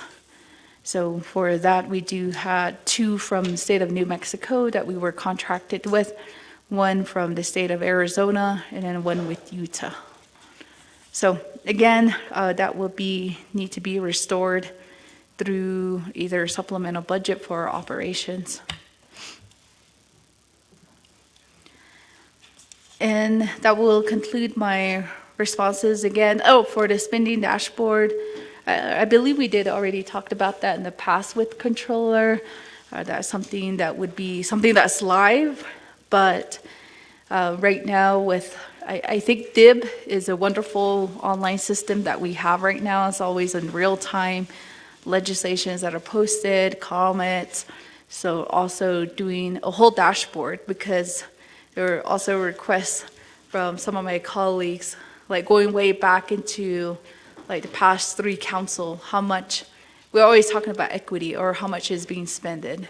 It's the same thing for projects, within our own projects as well. Within the executive branch, we don't have any project dashboards or with dollar amounts. I mean, that's something that's been a vision of mine. However, that was included within this past year's budget as an unmet need to upgrade that system, and I think that could perfectly fit with the accounting portion of the council. Again, Pro Tem Speaker, that will conclude my responses. Thank you, Speaker Curley. I'm going to go back to our reserve time. Next, we have Delegate Shauna Anclaw with 2 minutes and 49 seconds. Thank you so much. Thank you, Shadeja. Speaker Curley, as you mentioned in your opening presentation, the responsibility of a council delegate is to ask questions and to appropriate funds. And I think that's what we're doing here for some of us. And it's not considered a division, but it's more of holding accountability, even to our own legislative branch.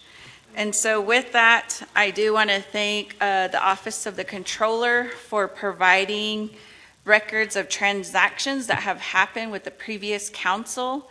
And we did receive the information from the Office of the Auditor General on when the Office of the Speaker audit will be released. And it does look like it will be until the first quarter of FY 2026.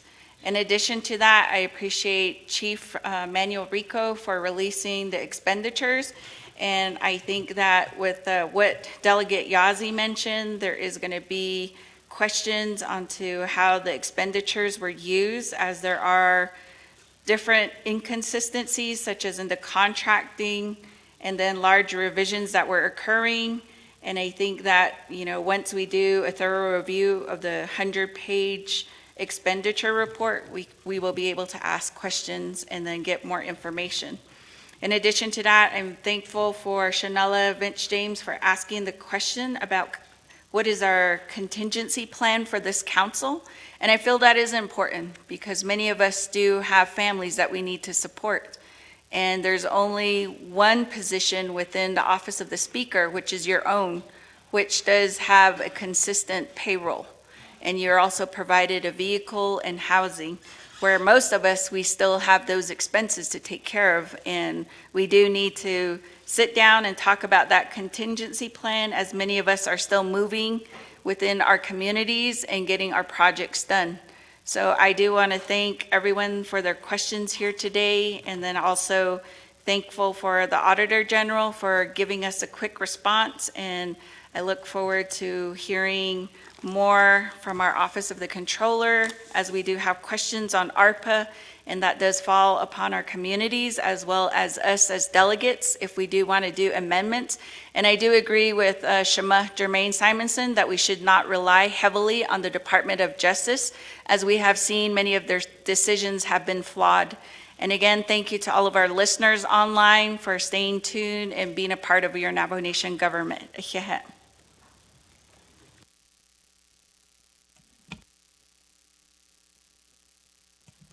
Yeah, thank you, Shetta, Delegate Shauna and Claw, for your comments and questions at this time.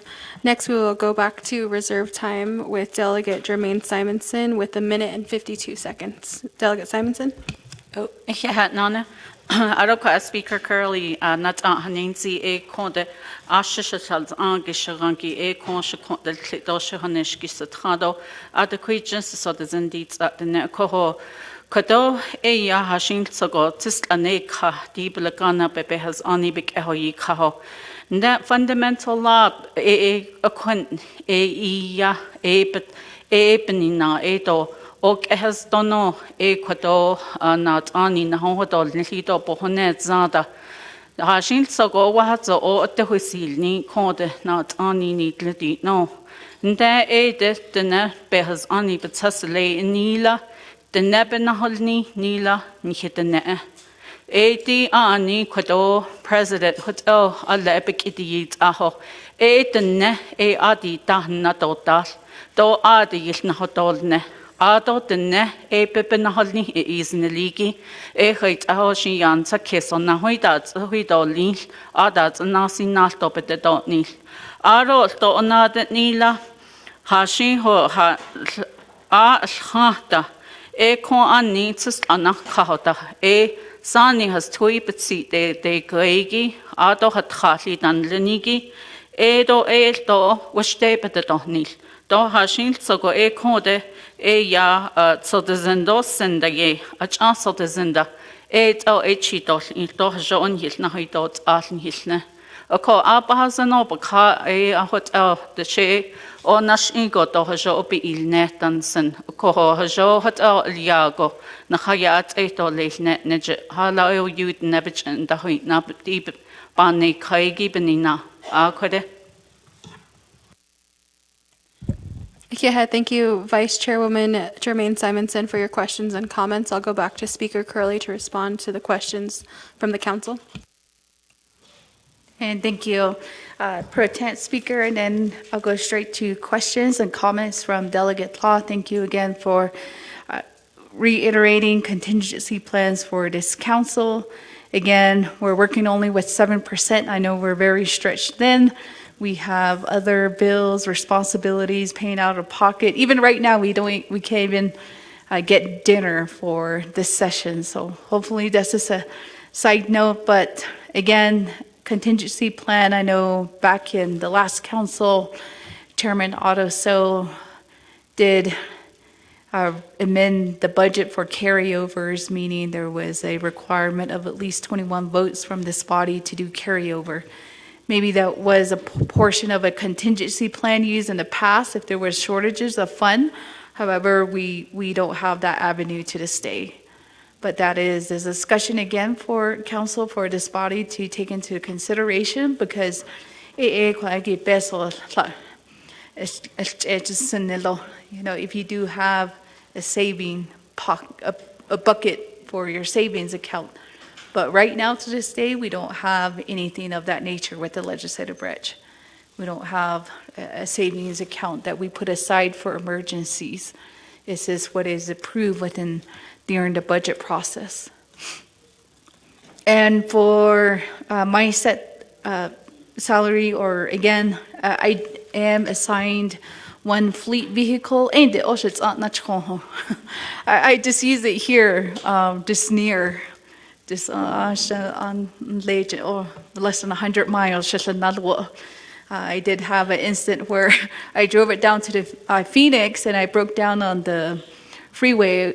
I literally had to push the unit off the freeway for about a quarter of a mile. So that's, I mean, it is a privilege to have a unit, but to this day, I don't have an assigned a new unit. So I do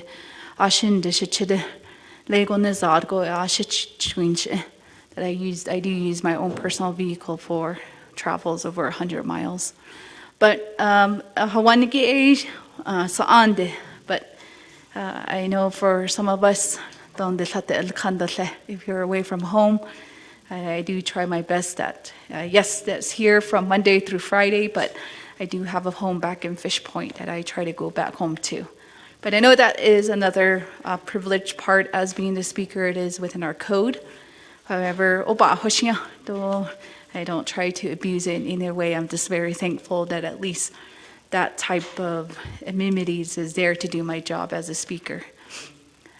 In the operation budget, so probably be paying my own rent in this coming pay period. So things like that, it has just impacted across the board for a lot of the things that were statutory, but just to keep a note. But I just encountered that we do, as personally, do have saving account or some type of secondary funding just in case of emergencies. And then for Delegate Simonson, thank you again for reiterating usage of our fundamental law on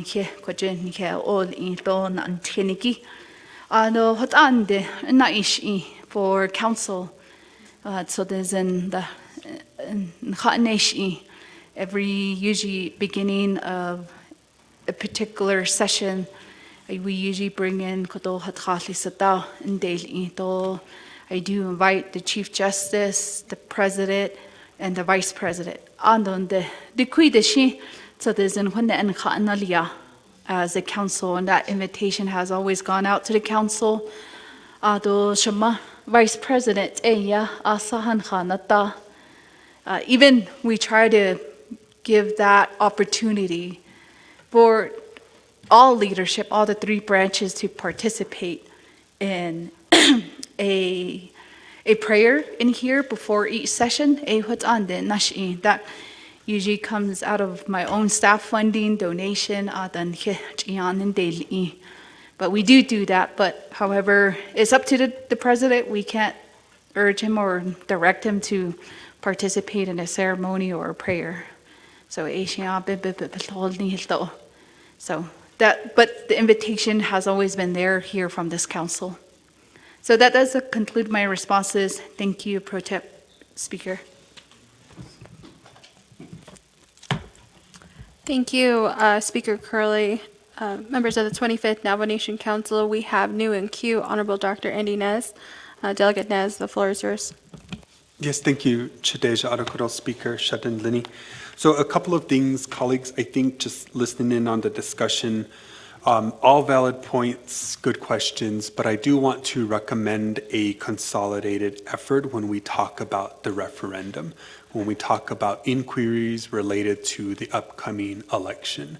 And the reason I'm saying that is because, we've heard either the AG goes as an elected position, the delegates that are remapping through the election administration, the line item veto, etc.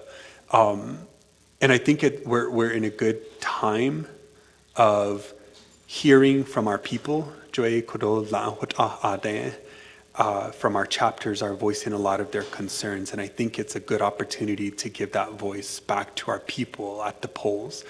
And we all have different things in mind. We're all thinking about different things, and maybe our requests as well are going to legislative council in different ways. But one recommendation, strong recommendation here is to consolidate that effort. I know I provided that recommendation as well when it came to the removal of the president. And so that's something I'm going to re-emphasize here. Again, considering the demographics that we have before us when we talk about the upcoming election. And the other thing I want to recommend is, if it is indeed true, again, concerning what was stated earlier on the record about our enterprises paying the discretion of the president to be of leisure and do what it is that he's doing, I think that's an important inquiry that needs to come back to the RDC committee to be able to explore what has been shared here on record. Because I think that's important. Many of our enterprises are monopolized. There are situations and concerns there, and this is just an added portion of that. So again, it's something that I think, there's always something that's being maneuvered through this administration, and it's not in good standing with the people as far as their money, even us as well. We invest into these enterprises. And so the contingency plan, going back to my comment there again, is to include what was mentioned earlier when we talk about the referendum, because my concern is that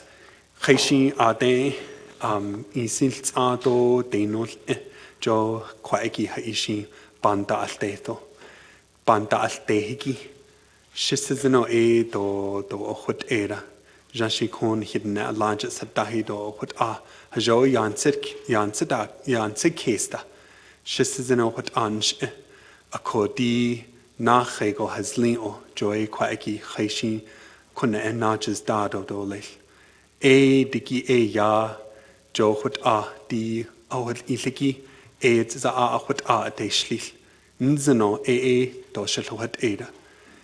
And I think that's what we see on a national level with the current administration on what the United States is something that they've learned was or can be a part of their second term. And that's what we've seen, and that's why these ridiculous executive orders are coming out, and that's impacting our communities here. And so I don't think that should be something we recycle as a Navajo Nation with the next upcoming administration. And so that's something that we just need to also keep in mind. And I truly trust that the commitment with some of these recommendations, as well as the position and actions of this council, will fulfill itself within the next couple of months. I say the next couple of months because really towards in my experience from the outside view, and considering how long some of these legislations are drafted, that there is at least a 4 to 6 month window to be able to execute the things that we need to do at a high level. And I think some of those priorities have been shared. So that's going to be my recommendation to all of my colleagues who are present here, to Speaker, to help guide in that direction and not let some of those discussions conclude here. So I know we all, again, are distinct in our own unique ways, but consolidating that on behalf of the Navajo people, I think, is something that we can gear towards. So thank you. I just wanted to make some of those comments and recommendations, hearing some of the questions as well as the suggestions here from the body. Thank you, Speaker Pro Tem.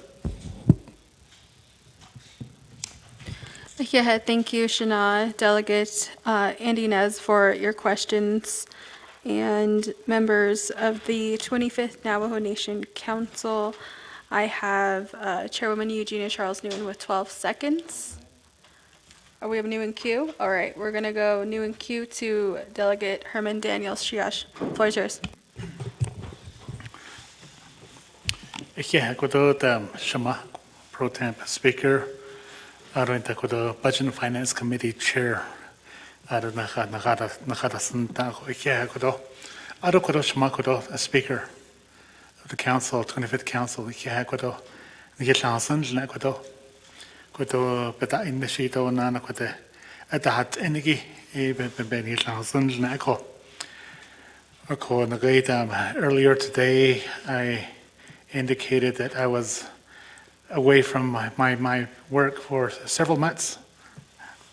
أتحت إني تونا أنا بتاع النشكي ويا بتصنية أكو أشجدش نعمل شلاه ننسى دي هوت إله هو خلا هوت إيلان صايب عن سس كيس سدا أكون غي budget دي بنا بيسو دي بنا دي هوت إكاد ويا نحتاج هنندي تو كيلتل نيشتن هالن هو أروشين كدول تو هنيت إن هالن تو نشيء كدو وي أنا الذين هالون يلتي هالون تو خان خاصيد كدو نجي كدو خليتا إيدو نيلا نصون ستا ديدا خليتا ني واشنطن هجود عند تو تاش نصون ستا ديدا خجول شد أتنا بنوشين أتو نيل تبات ويا سيل تيجا كدو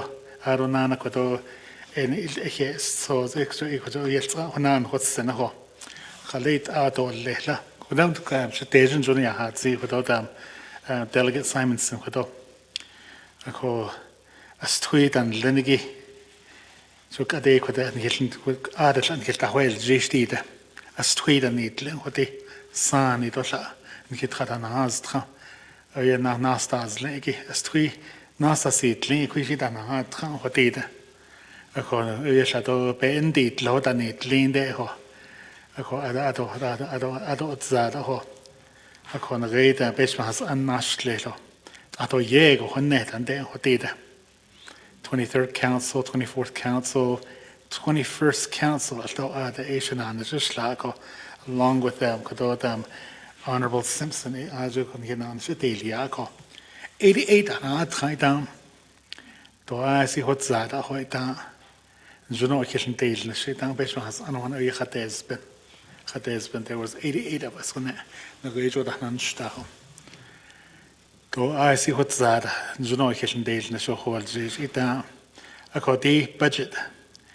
Continued resolution by Lancy, Tlinot, I at 8 on 10 saw the Bansas case of قريب باللعبة تهوي الشريش باللعبة تهوي الشريش هو كوي كات بيلا سيد لينت عندنا بقي يلت كده عند الشيء عندني بينت ولا شنده هو أكو خليت آتو الليلة ودو نجى خليت آتو الليلة نصبان سس كيسو ستة أكو خدو president شو خد شيء ناقة أكو جو يبلغ عن نشتون ده هو تو النهت أكو تو سيل تكي نهلنكو أرونا كدو بانيلنش تناي بانيلنش هو تناي بنات آني نيت ليدو أجني the same time كنات آني ليدو نخاطا إزنل أكو جوبا أون جندو ليدو أرونا نتصل الزندا بي خاطا أتزهتونا كدو أدو أوتلاش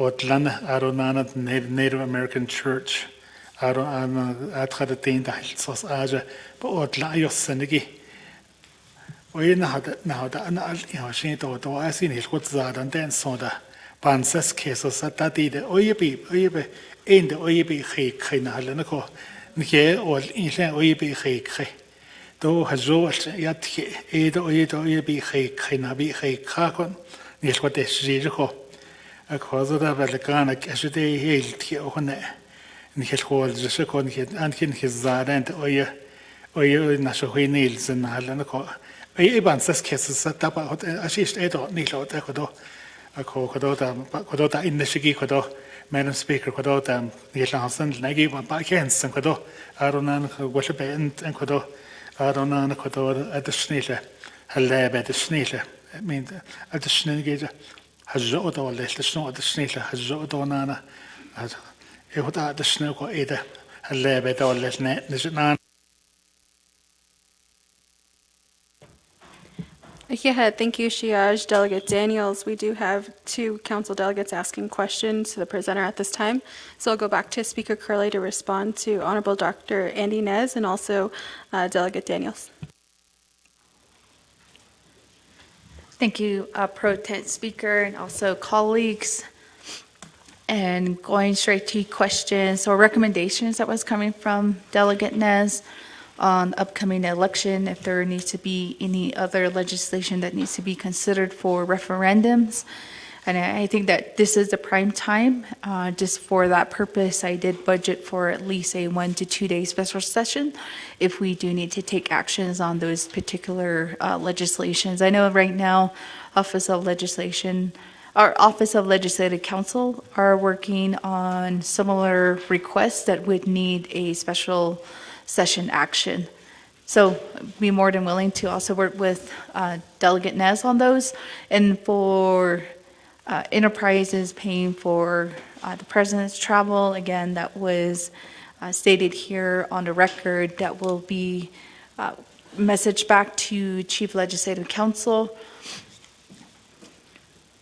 And also, the comments, I didn't hear directly any questions, but recommendations on how to move forward or to mend relationship back with the president. And I think maybe today was an opportunity to do so. Maybe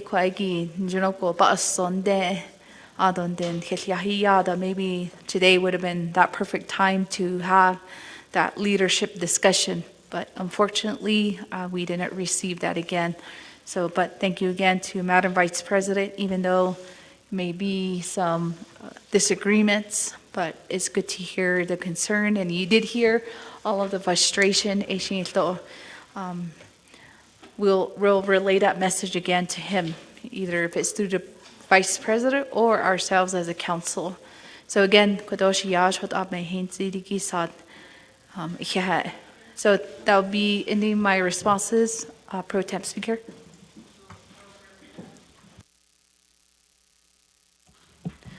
Thank you, Speaker Curley. Members of the 25th Navajo Nation Council, I do have an update regarding logistics and our operating circumstances this evening. We will have dinner on the way this evening, so we'll get to that when, I know there was questions about that, but I just want to let you all know about that. So we did have responses from Speaker Curley. I'll go to reserve time. I don't see anyone new on the board. So let's see. I'm going to go to Chair Eugenia Charles Newton. You have 12 seconds, and Chairman Rick Nez has 33 seconds. Chair Eugenia Charles Newton. I waive my time. Thank you, Chair Eugenia Charles Newton. Chairman Rick Nez.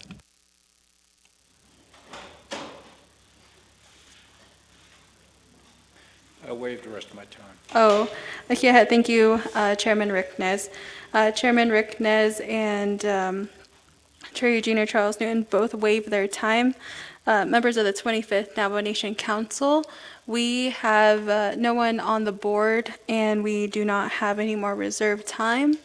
Members of the council, if there are no further questions or comments at this time, let's go to a vote on the board on the report from the office, from the speaker on the her report today. So let's put some time up on the board for a vote on the report.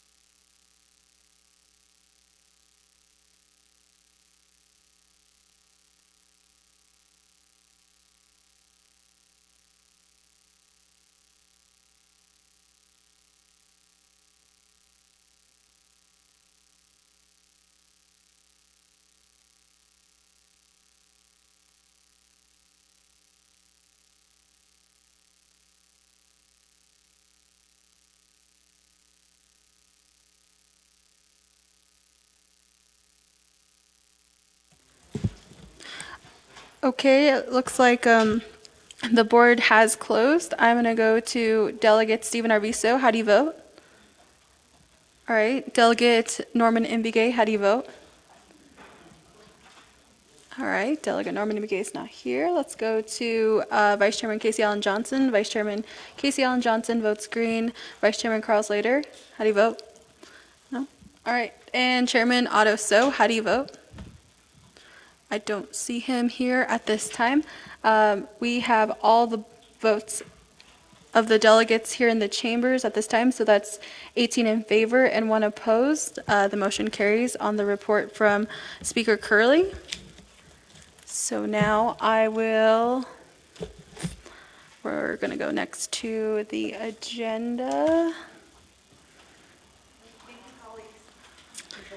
All right, members of the council, I'd like to request if we could just hang on. The controller is requesting that he give his report this evening.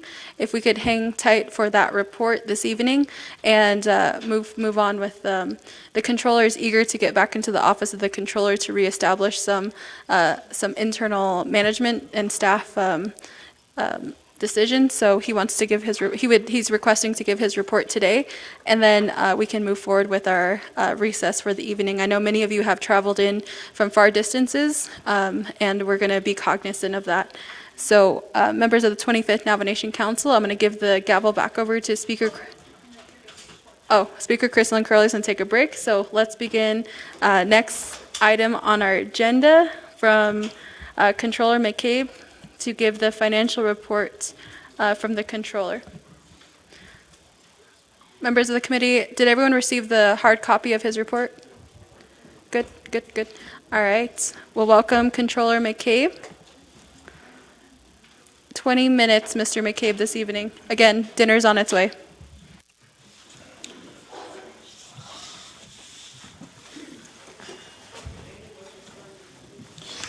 All right. Thank you, Madam Pro Tem Speaker. Members of the council, thank you for sticking around for the report. Let me first start by mentioning a few things. So we were scrambling today to get the report finished. Apparently, the report hadn't been worked on last week, so while I was out. So thank you to my team for pulling that together. I do want to state that I plan on giving you a regular report, just like the court says, nothing's really changed right now, so I'm still a controller. And then I'll be open for any questions. The first thing I'd want to mention is a small mistake that I made. I addressed the report to President Boone Niagara and members of the council, and I inadvertently included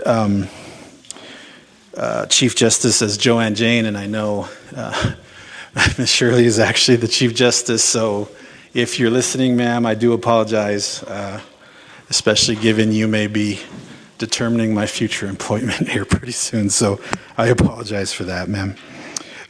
So the Office of the Controller is reporting activities that happened in the fourth quarter of 2025. There have been some developments that are certainly worth some optimism within the Office of the Controller. To start with, the Enterprise Resource Planning System, or the ERP system, has been progressing nicely. The system, we really feel like this will be the next step in the Navajo Nation's efforts to strengthen our internal controls and really promote accountability and transparency to the people, to the council, to the executive branch, and really work to start streamlining a lot of things that we do now. I did hear some comments made by the speaker in her report about online portals, real-time reporting. That'll definitely be part of this system, where the delegates will have access to online dashboards to see reporting and budget to actuals as they happen on a daily basis. So last week, despite me not being here, the Arctic IT team was on site to conduct training with OOC and OMB, I believe, to really start digging into training the team on how to adopt to the new system, the workflows involved, because the workflows have been carefully designed inside the ERP system in order to promote a proper workflow for procurement, revenue received, and also payroll and accounts payable distributions out. So Arctic IT was able to come out and do those trainings last week. The feedback that I got from my team so far is it was very helpful. My team is very hopeful about what's happening. I do know that some changes were attempted to be made under the prior controller, but it sounds like the Arctic IT team was able to educate and determine why some of the things we were doing were necessary, and the plans went forward as designed. As such, the go-live date now for the ERP is pretty set in stone now for the middle part of December. So we're still working through with the FMIS system the rest of this month and next month, and we should be able to go live with the new ERP sometime in the first 2 weeks of December. The OMB module should go live around the same time. So we've all know the status of this year's budget, the struggles that we've gone through, and we're happy to say that next year's budget, which again, keep in mind, we're going to start this whole process over again in 5.5 months for 2027. And there'll be a new way of doing it, a new module, less paperwork, and more digital type capabilities for the 2027 budget. The Office of Vital Records module is actually operating now as we speak.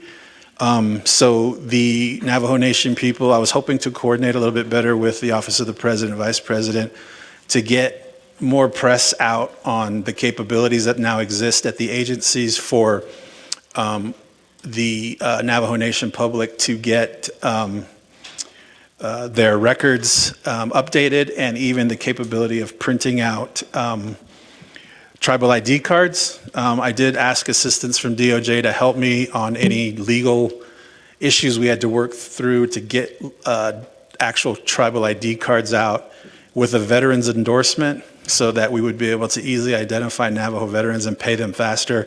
But I have yet to coordinate with DOJ on that. So hopefully that can happen sometime soon. The last module is the DPM or HR module, which will streamline all of our hiring processes. There's a pretty efficient workflow that was designed for that inside the system, and their go live date will be January 1 of 2026. So we're looking for the entire ERP system to be fully up and operational by the end of December, first part of January, with OOC's module and the budget module coming online in mid-December. And the Vital Records already up and running now. We do have planned with Arctic IT to actually provide training to the division directors, because it'll change the way they do things as well. And we actually hope to get in front of the council to show you all exactly how this works, so you guys can get used to the system as well. We have that coming up. I did notice in the president's report that he mentioned that Arctic IT wasn't getting paid. I don't know the reason for that, but certainly we'll take a look at that and resolve that as soon as we can. I did hear a lot of concerns by the delegates about the ARPA money. And I'll just read what I wrote in my report. The Office of the Controller has stated in meetings that there are only two ways the Navajo Nation will give funds back to the United States Treasury. Those two reasons are A, or number one, not spending ARPA funds by the December 31, 2026 deadline, and number two, not spending the remaining ARPA funds in compliance with federal regulations. Those are really the only two ways we'll give back money to the feds. And what I wrote in the report is throughout the last quarter, OOC has monitored projects and expenditures on the remaining ARPA funds. OOC has determined that it is in the best interest of the Navajo Nation to perform another reallocation, as OOC has lost confidence in the integrity of the ability to spend funds by the deadline and or in compliance with federal regulations. OOC is looking forward to meeting with leadership in the coming days to outline a plan to include a hardship payment as allowed by federal regulations. I think the Office of the Controller, myself in particular, just finally had to say, look, we're not doing anything, we're not doing enough to mitigate the risks of having to give funds back. I think the Office of the Controller was trying to work with the remaining stakeholders, including NTUA, NECA, CHID Housing, and others. But given some of the recent events surrounding Zenny Homes and other issues, it just doesn't seem to me, and being, kind of the buck stops with the controller on federal funds, I think it's just time that we draw a line in the sand and say, look, let's just figure out a different way of doing this. Because one thing I think we can be pretty sure of, spending money in a compliant way and getting it out faster than it's going now is a potential hardship distribution. So I can't tell you exactly what that number may or may not be, but I do know that's something that I'm going to be putting on the table with leadership. I was hoping I actually have a plan for you this council, but I was apparently unemployed the last 2 weeks, so I didn't get a chance to put that together for you all and get that to you, but we will be working with you on that in the coming days. I can report on some recent projects from OOC. We are still working through the Procurement Act amendments. Those are actually going to be very vital to getting the ERP online because we designed the workflow in the ERP system to accommodate some changes that the Office of the Controller has proposed to the Budget and Finance Committee. Again, this is something that I would have liked to have done earlier. I do really look forward, though, to working with Budget and Finance to finalize these procurement amendments, Act amendments, and get them on paper. Because I think the way they're currently written with regulations and the Act and 2 or 3 different documents saying 2 or 3 different things, that consolidating them all into one Act under one authority will provide a lot of clarity. And it will provide some flexibility for the divisions. I don't want to lose sight. Shinat Daib, please understand that the Office of the Controller still has a job to do. I'll speak about recent events in a few minutes, but just to lead all this off, this has never been a political thing for the Office of the Controller. It's simply been an effort to get the Navajo Nation to understand that there's a way of doing things where the risks of mismanagement of funds, the risks of non-compliance of federal regulations can be done and can be done efficiently. So nothing that's happened from the Office of Controller has been any kind of a political agenda. And I think by pushing these Procurement Act amendments, one of the benefits to the divisions, it will be a lot more efficient, but it'll also be a better way of holding the divisions accountable and be a little bit more transparent with what has been an issue for the Navajo Nation with its procurement procedures and policies. The RRR Trust Fund, I do need to speak with Chair Parrish on this. Before the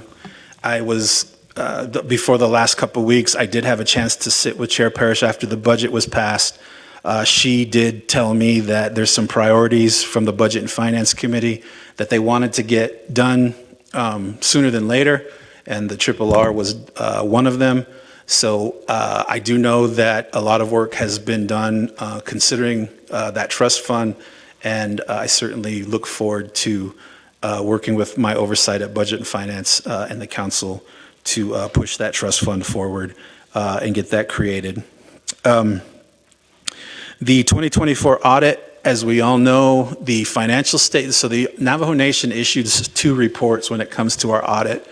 The first one is the financial statement audit, which is the auditor opining on the material correctness of our financial statements. That audit was issued at the beginning of September. That audit issuance is what enabled us to move forward with the comprehensive budget. By law, that audit has to be done before we can move forward.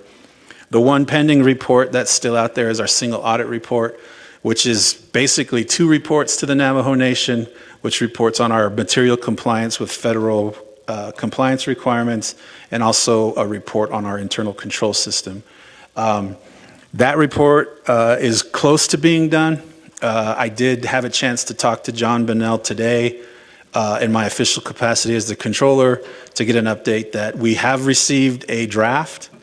I will be going over that draft with my oversight shortly and then presenting it to the council. I can say there are findings. There are more findings than the prior year, and they seem to be the same issues with procurement, allowability costs, and other things. I don't really know the details as I just reviewed the draft this morning, but I'll definitely be getting to my oversight in the council on these issues when that report becomes more final. Last but not least, Shinadan, I apologize for cutting this close. The 2026 budget, as we do know, has been completed. It has been passed. It has been line item vetoed. It has been signed. As we all know, there's a lot of issues that still remain in our budgets. I do want to report to the council that I do know that the council had always considered unmet need requests. I do believe there are some legitimate needs for some of the programs, and hopefully at some point we can address those and really come together to try and figure out where these needs are and use the money for what's in the best interest of the Navajo Nation government and the people. Shinada, I'll end with 5 minutes left. I just, in my last part of my report, there's a heading called Recent Events. The Office of the Controller is here to answer any questions regarding anything that's happened recently. I've been advised not to volunteer any information, but to answer any questions you might have as honestly as I can, which I've always done. So with that, Madam Speaker, I will end my report and be open for any questions and comments. Thank you. Thank you, Controller and colleagues. Controller is yielding back about 5 minutes of his report time. So before we open up for questions, call for a motion and a second. Motion by Delegate Nathan Nota, second by Chair Brenda Jesus.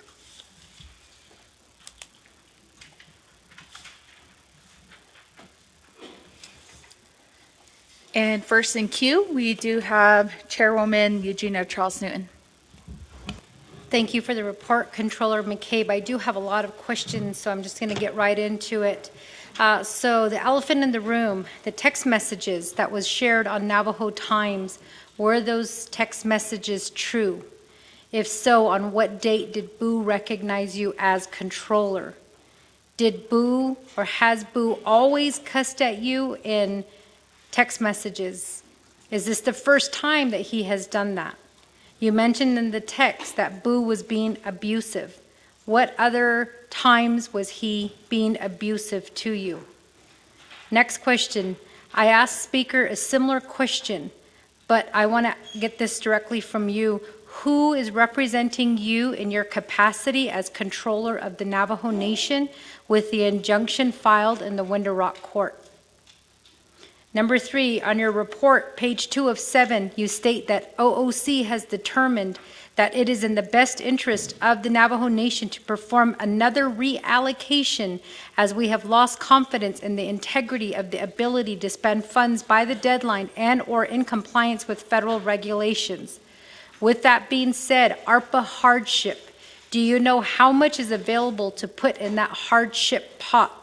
I know that Delegate James, myself, and Speaker Curley have been working with you on this hardship. We have not been able to receive an exact amount aside from the $50 million that was initially indicated, but is there additional funds that have been added to the hardship pot?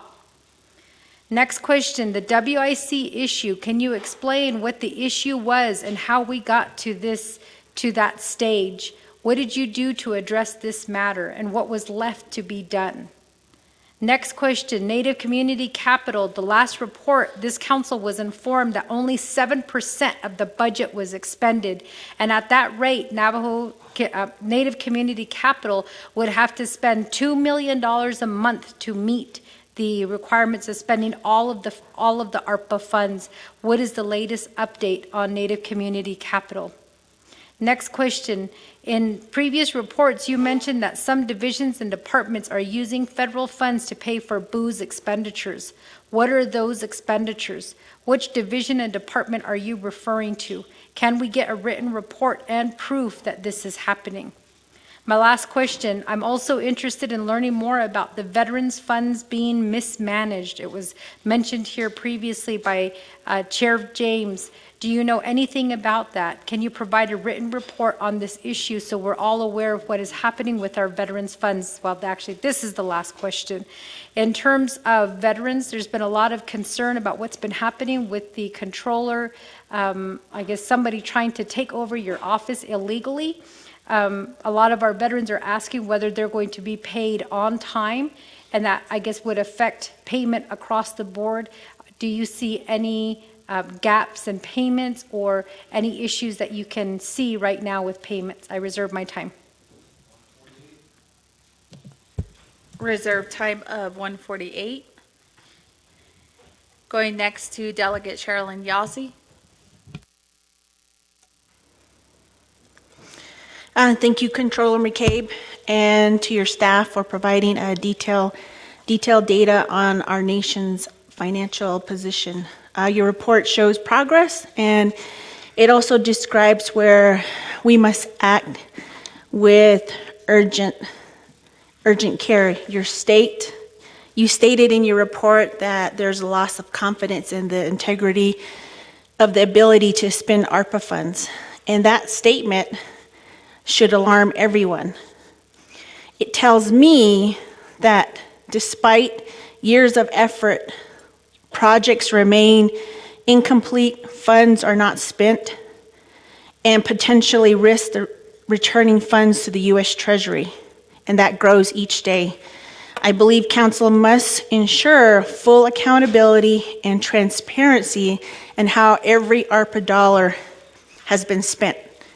My question, again, what would the basis of the loss of confidence in the ARPA projects?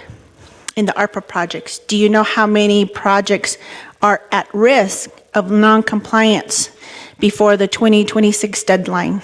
When will Treasury be notified of the intended reallocation of hardship or the hardship proposal? Is hardship allowable this late in the game? How were UUFB and set-aside accounts protected from misuse or double appropriations? What is the relationship between UUFB and the RRR Trust Fund creation? What is the Office of the Controller's cash flow strategy if federal reimbursements are delayed due to government shutdown? Which essential services, that is public safety, health, or education, are going to be prioritized for reserve drawdown? Reserve my time. Reserve time of 2:53. And at this time, I'll go back to the controller.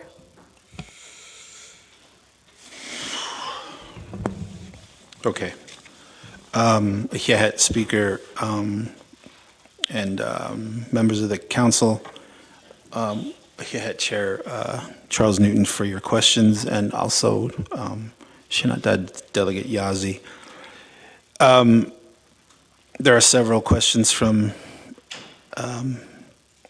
Madam Chair Charles Newton. The first regarding the text messages. The text messages are real. I have no reason to lie about something like that. I do want to state, though, that this is no disrespect to the online warriors out there, but I did not release those to the public. I don't know who GYCD is. I would have no idea how to get a hold of them. Those text messages were released to members of this council and others to show why I believed I was terminated, which I do believe was wrong, unethical at a lot of levels by the president. And so I was trying to illustrate why I felt like that happened. How they got eventually to Facebook, I really have no idea. So I want to make that clear. You asked, Madam Chair, about abuse. You know, I'm not going to say, you know, I'm a victim of abuse, but I will say that bullying tactics by the president and in that office are pretty common. I think if you asked other division directors and they were honest, they'd probably tell you the same thing. It just happened to be something he sent to me. Frankly, I'm a little bit perturbed that they got out in the public because I do feel like that was a conversation between him and I, but you know, I can handle the cursing. Frankly, I curse a lot myself. I probably shouldn't. But when I'm being asked to do something that I just don't find to be proper, despite what the lawyers say, I have a different responsibility than the lawyers. I have a fiduciary responsibility. I understand internal controls. I understand what actions increase audit risk and fraud risk. And my goal has always been to just mitigate those. And I felt like that's what I was doing by shutting off a P card with no budget. And now we know what was said on the text. So I'm not, I can handle the curse words, but I think more importantly is being told to do something, using my Title 12 authority to say no, and then have to go through the rest of that. And in my opinion, being threatened to be fired at the very end because of it. We'll let the court decide that, but I still have a job to do, despite what's being said, you know. So your third question, ma'am, about legal representation, I actually probably would defer to Chief Legal Counsel on that one. I know my personal attorney has made inquiries as to my status as the controller, the council legally recognizing me as the controller, and whether that means I should be defended or represented by the Department of Justice. I won't comment on the response that I saw because it was under client-attorney privilege, so I'll leave that up to Michelle to answer that question if that's something that can be answered.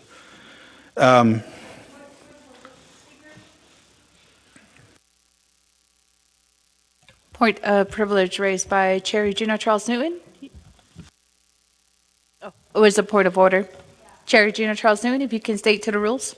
So I did ask that question, and Speaker, I asked that same question of you in terms of who is paying for who, right? And so I did ask this question of the controller, but I guess I'm a little bit confused about the response. So was there, I'm assuming that based on your response, and this is why I called a point of order to see if I can get make sure I'm on the right path here. But it sounds like somebody wrote something to you and it's client, it's privileged information? Is that what Chair? I'm If you can cite the rule that you're referring to. Well, Speaker, it goes back to the decorum of this council. When we ask questions as delegates, we want to get an answer. And I appreciate the controller's response, and I'm just trying to trying to clarify if I'm understanding correctly. I hate to make assumptions.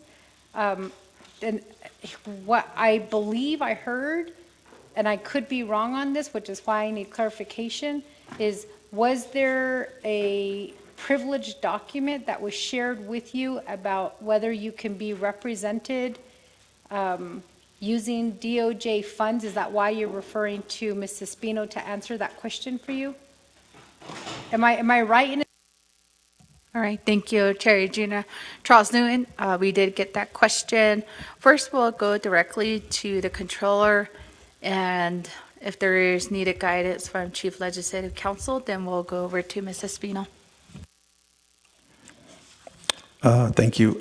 It was an email, ma'am, that I saw that was CC'd. I was CC'd on.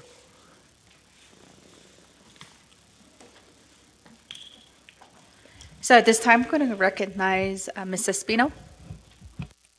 Thank you, Madam Speaker, members of the 25th Navajo Nation Council, Delegate Charles Newton. To respond to your question, there was a request made on behalf of Mr. McCabe's by his personal attorney to have counsel to represent him since he is in his official capacity as the controller.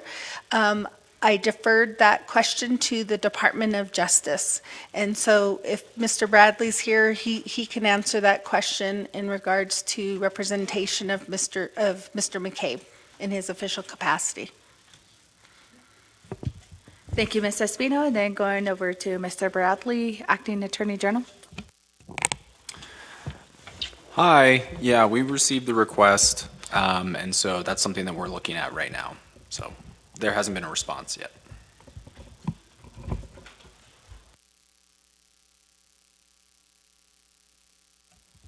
And thank you, Ms. Espino, and also Department of Justice. So I'm going to allow Controller to continue his response since Department of Justice has not given a clear guidance to the Controller. Controller? Thank you, ma'am. I'm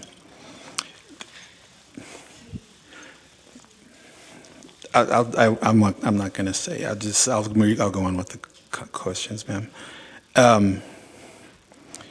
You ask about reallocation, ma'am, and how much on the ARPA funds. I don't know exactly what that number is going to be yet, but I could probably. I have met with, have been involved in meetings with NECA, NTUA, and DCD about some of this, and I can probably get some numbers to really start formulating a plan within the next week or two, assuming, well, just in a week or two.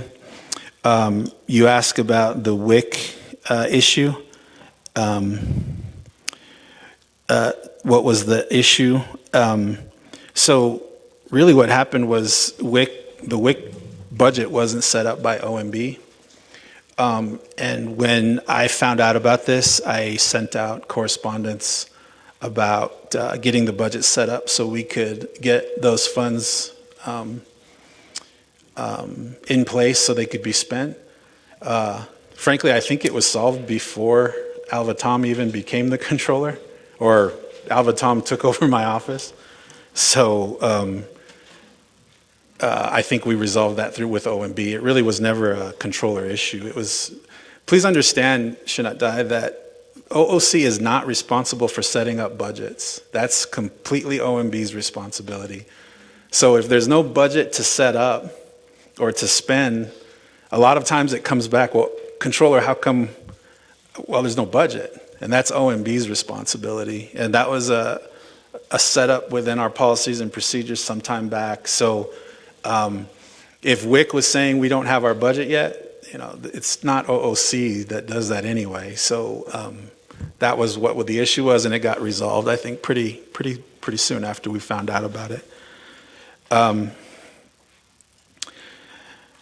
Madam Chair, you asked about Native Community Capital. I haven't been able to meet with them. I don't know where they are with the expenditure. Our quarter ended September 30th. ARPA reporting was completed, and it's usually in that report where I can see what that program is doing, the HAF money, the Homeowner Assistance Fund. So let me get with my team. I just got my email turned back on 4 or 5 hours ago. So let me figure out where that report is, and I can get you a better understanding to where that expenditure rate is at this point.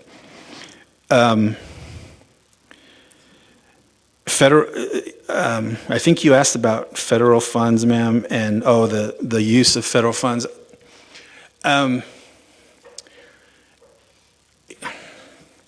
You know, I think it's just time that we stop, you know, beating around the bush on what's been happening with our funds. And you know, there are programs who have made decisions to spend federal and general funds on Niagara News, on sponsorships for events that I've told them over and over again not to do, especially with federal money. I have informed them that if you're going to spend federal funds on an event, it has to show that there's a direct cost and a direct benefit. For example, if the Department of Health wants to put up a tent to distribute information on Department of Health efforts, that's allowable, but only for the direct cost of that tent and that advertisement. What's not allowable is signing up for a $40,000 sponsorship where you get to set up a tent, but then you get a box at the rodeo or something. And I've had to tell them this over and over again. I will report that I think they've stopped because I've made such a big deal out of it. But this has happened, and I can no longer say, well, you know, we're working on it, because we are kind of at a unprecedented time in what's going on with our finances. And,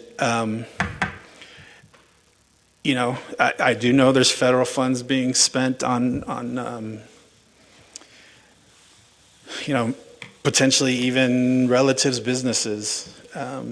You know, and I think those are things that we have to deal with. It's not political, it's just your controller saying, we have a risk here, a very significant risk of federal issues if we don't correct it.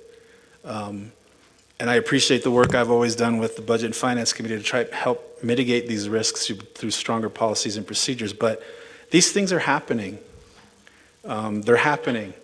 I sat right here during a division director's confirmation, and I was told if logos from the president were put on something, I didn't approve them. He went in behind me and did it. And I said, well, you need to say something. You need to say something. I can't be the only one saying this. Compliance doesn't start with the controller and end with the controller. It starts with the division. They need to understand that spending money like in this manner is not allowable.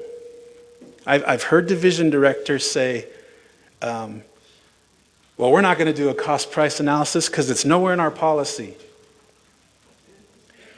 We have 24 findings this time, potentially 24, maybe 23, we're still working on it. A huge part of that is the failure to do a cost price analysis.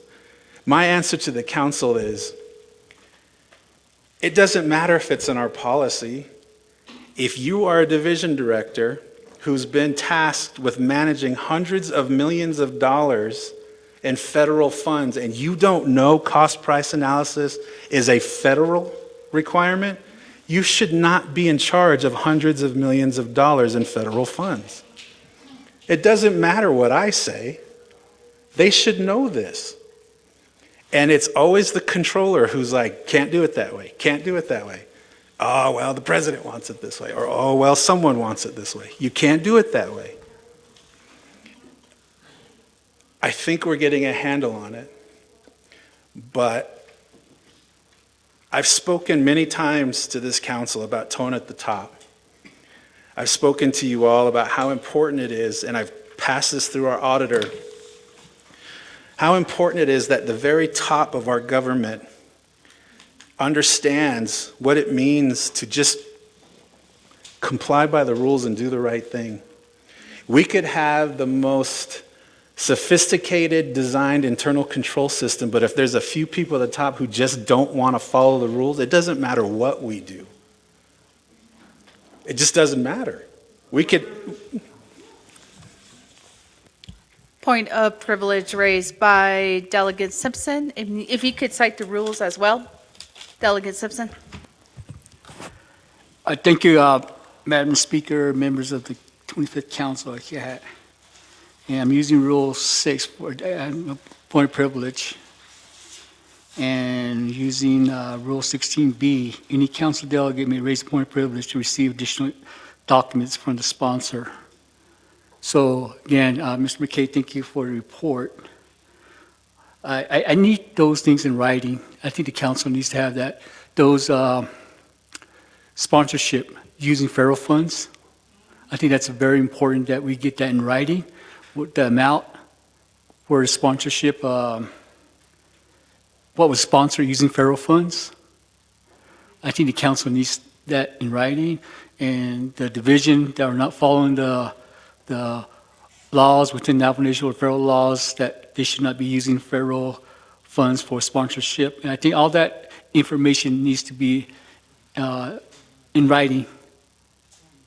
So I think this is very important what you're stating on Controller. Those information, I believe that the council needs to have that, again, in writing. So I ask for that, Madam Speaker, that all the things that he's talking about, that federal funds were utilized for sponsorship, and he tried to do his best to tell, I guess, the president or division directors that this is not allowable, but you still move forward in these utilize federal funds for sponsorship. So I'd like to see that in writing. I think the council needs that in writing too. Thank you, Madam Speaker, members of the 25th Council. Yeah. Thank you, Delegate Simpson, and go over to Controller McCabe.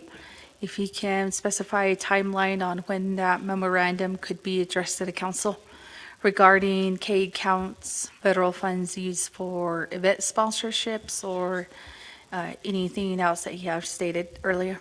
Controller McCabe. Speaker and Delegate Simpson, I'll have it to you by Friday.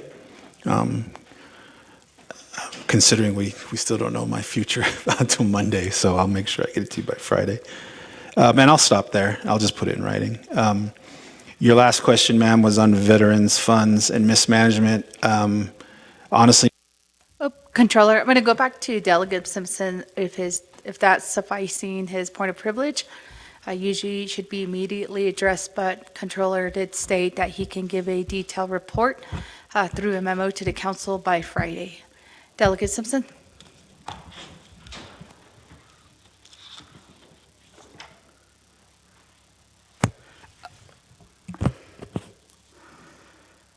Thank you, Madam Speaker, Ms. 25th Council. Again, thank you, Mr. Kay, for your report. And I know you'd like to get this, I guess this information is definitely needed right away. I know you need some time to get that in writing and give that report back to the council. So I'm not sure if the council will be in session during that time. I'm looking at the agenda right now. We might be done by Wednesday. Is that possible to get that report to the council by Wednesday? Madam Speaker, thank you. Thank you, Delegate Simpson. And Delegate Simpson's requesting for the timeline to fall within our fall council session agenda. Controller? Thank you, Speaker and Delegate Simpson. I will have it to you no later than Wednesday, but we'll try to get to you by tomorrow. Thank you, Delegate Simpson, again, for that point of privilege. Is that okay for either tomorrow or Wednesday? Thank you. All right. We will move on. And Controller, you can continue your responses. Oh, yeah, thank you, Madam Speaker. So I think the last question, Madam Chair, Charles Newton, was on Veterans Fund mismanagement. At this point, ma'am, I'm unaware of anything in particular, but I could, kind of poke around to see what the issues might be. You asked about any potential delays. I want to say that as long as, and I did kind of talk to my team a little bit about any issues that might be facing veterans payments. I will personally make sure that nothing done by the Office of the Controller will lead to any delays. We do have, just so that everybody's aware, because again, a lot of times the finger is pointed at OOC, but we do have delays that come from the program. And I'm not, telling on anyone, but I know the process that is set up currently is there's a massive amount of paperwork that veterans are required to fill out every year, I think, to continue to determine their eligibility. And a lot of times that paperwork is delayed coming to us. And I know, though, once we get it, we turn it around pretty quickly. So I will just work with the Veterans Administration to make sure I think we have a plan. And I know I've met with Delegate Andy Nez and Chair Crotty on a lot of these veterans issues. And I've proposed some things that I think we can do better. One of the things that I know we've talked about is with this, the new ERP and getting the veterans endorsement on their ID cards, assuming we can get with DOJ and figure out any rules that apply to those new cards. That will be able for veterans to not have to continually update information that's now required. They can show us that card with all records being held by Vital Records, and that way we have a database of veterans. The thought I had was once we have that database, once an amount is determined for a benefit, Office Controller can just churn those checks out very quickly without having to go through all that paperwork. So that's in the works of happening in the next 3 months. But leading up to that, I'll definitely make sure we work with Veterans Administration so that there aren't any delays on any payments and benefits. I think that's the extent of your questions, ma'am. If you have any more, or if I missed one, please let me know. Delegate Sherilyn Yazzie, you asked about the statement I made in my report about the loss of confidence in ARPA. What's that based on? Honestly, ma'am, there's a lot of, I think, now well-documented issues that have come up with ARPA, the use of ARPA, and are now under investigation. I think that's kind of rolling over into the remaining money at some level.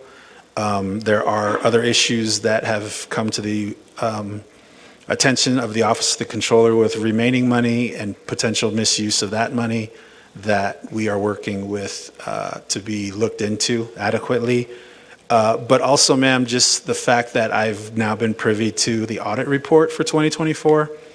There are question costs related to ARPA. As soon as I get a better idea on the finalization of those reports and I can start formulating the corrective action plan, I'll make sure that gets in front of my oversight to report. But there's continuing to be issues with procurement. There's continuing to be issues with sole source in 2020. Remember, this is the fiscal year 2024 report.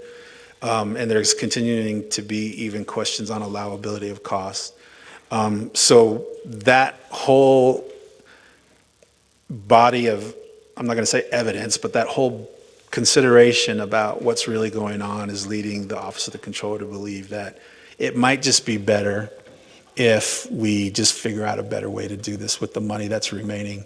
Because there's still a significant amount of ARPA money remaining. You asked about how UUFB is protected from, unauthorized allocations. So the UUFB, in order to get access to it, that has to go through a legislation through the council. So I think any use of the UUFB is probably secure behind the process of allocating any UUFB balance through a legislation. I'm not aware of any attempts to utilize the UUFB for any other, reasons other than that would go through the council for approval. So you ask about the relationship between the UUFB and the RRR. So I think, again, this is something that the council and I think the public really needs to understand, that we use the term general fund as the president's budget, the executive budget, the legislative budget, and the judicial budget. That might work legally but from an accounting standpoint, the general fund is actually made up of a lot of different funds. The UUFB is simply what's not spent of the legislative funds, the executive funds, and the judicial funds. Within the general fund is also CIHSN. CIHSN is a committed fund balance in the general fund. So when you ask, ma'am, about the RRR and UUFB, the RRR is actually currently also a committed fund within the general fund. So the fund balance in the general fund is actually much bigger than the UUFB, but we've committed some of it for a specific purpose. CIHSN was committed through a legislation for a specific purpose. The RRR was done the same way. So that's the relationship. We have to remember that when the council allocates money for a time or purpose, that's a committed fund balance for a reason. And that means it's not available for reallocation. So when we committed the 521 fund, that money is now set aside by the council through legislation for a specific purpose. So it's not part of the UUFB. I hope that answers your question on that. You ask about cash management strategies in light of the government shutdowns and other issues going on at the federal level. So the last conversation I had before the attempted firing of the controller was actually with the Washington office, and I talked with Mr. Redhouse there, and I basically said, hey man, what's going on? What should we be worried about? The general answer is most of our federal funds are forward funded. So meaning they give us the money up front. And I think you've heard me report on several occasions that the Navajo Nation sits on about $1 billion of unspent federal funding that's non-ARPA related. So there's a huge cash balance that we have sitting in our investment accounts right now that represents funds that we've received over time but haven't spent. So a lot of our federal funds are actually given to us up front. So at this point, regarding those federal funds, there's no reason to really panic about that yet, depending on how long this potential shutdown goes. Where we do have to be careful of, and fortunately, it's a minority of our federal funds, is any of our funds that are paid on a reimbursement basis, meaning we spend the money, we issue a report to the federal government, they verify it, then they send us that money as a reimbursement. Because of the shutdown, those reimbursement requests aren't being done. So we do have to be cognizant of that. But I think from a cash management standpoint, there's not a reason to panic on those either at this point. What I would always caution against is the use of our own general funds to fund federal purposes, maybe on a temporary basis until we can get funds reimbursed, but we need to manage that carefully. So I think the overall message to the council is we don't really have a reason to panic right now. But obviously, and hopefully you'll hear from the Washington office either tonight or tomorrow on any updates, but hopefully this shutdown doesn't go much longer than it already has.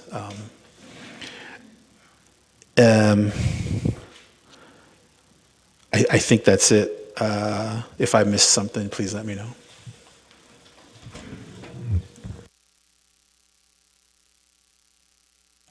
Thank you, Controller. And looking back to Chair Eugenia Charles Newton's question, she did email that to you as well. I believe going back to Native Community Capital, if you could help answer that question.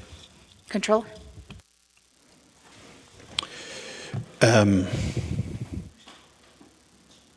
I guess what part of that did I miss?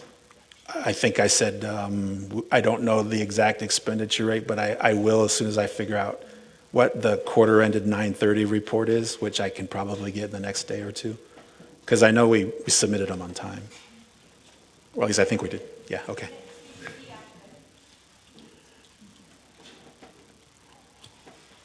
Okay, thank you, Controller. And then we'll go back to questions. Next, we do have Honorable Dr. Andy Ness. Yes, thank you, Speaker.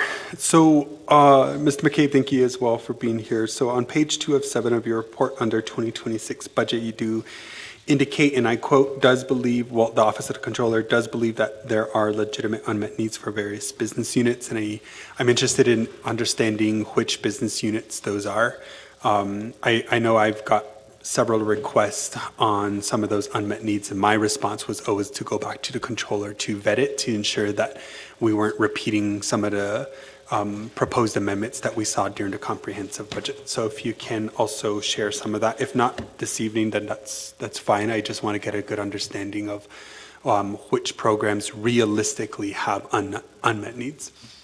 My next questions are regarding the ARPA funds. I know, again, you've been in this position kind of just a few hours, it seems like, but there are concerns over the U.S. Treasury's point of contact that you had with your office, and I want to know if there's been an alternative that's been set or if that's something that's also been reignited. I think it's important to continue those conversations considering what we have before us as a nation. Also, again, if this is not addressed today, but I would like to understand if hardship is done, then what projects are compromised. I think that's an important communication that we need to also be very transparent with our communities.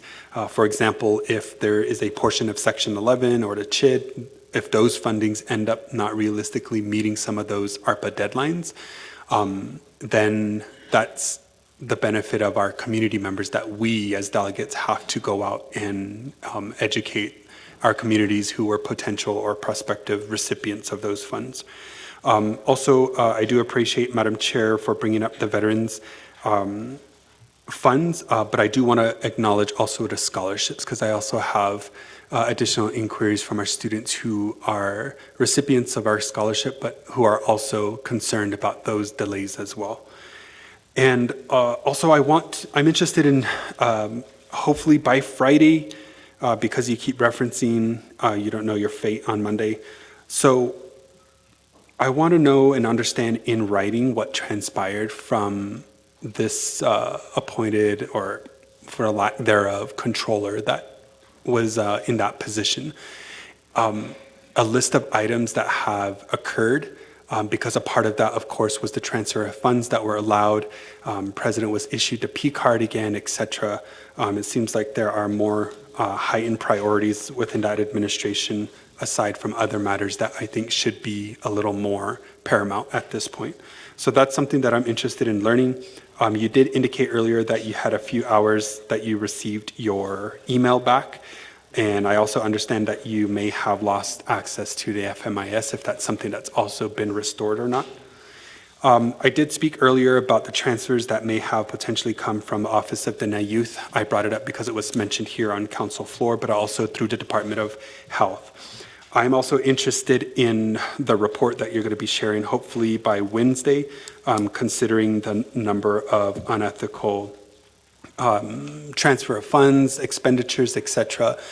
Because keep in mind, colleagues, some of these are probably by our appointed division directors who have not yet been confirmed, but still have the responsibility of utilizing or even mismanaging millions of dollars. Also, when we talk about the contingency plan, I think that's something that your office can also start to document in the event something of this nature occurs, because there was a lot of uncertainty that had transpired over the past couple of weeks, a lot of distraught employees, etc. And so in the event, certainly don't want anything like that to happen, but I think it's just something important that as far as a contingency plan that you have readily available. So I'll pause there. Speaker, I'll reserve my time.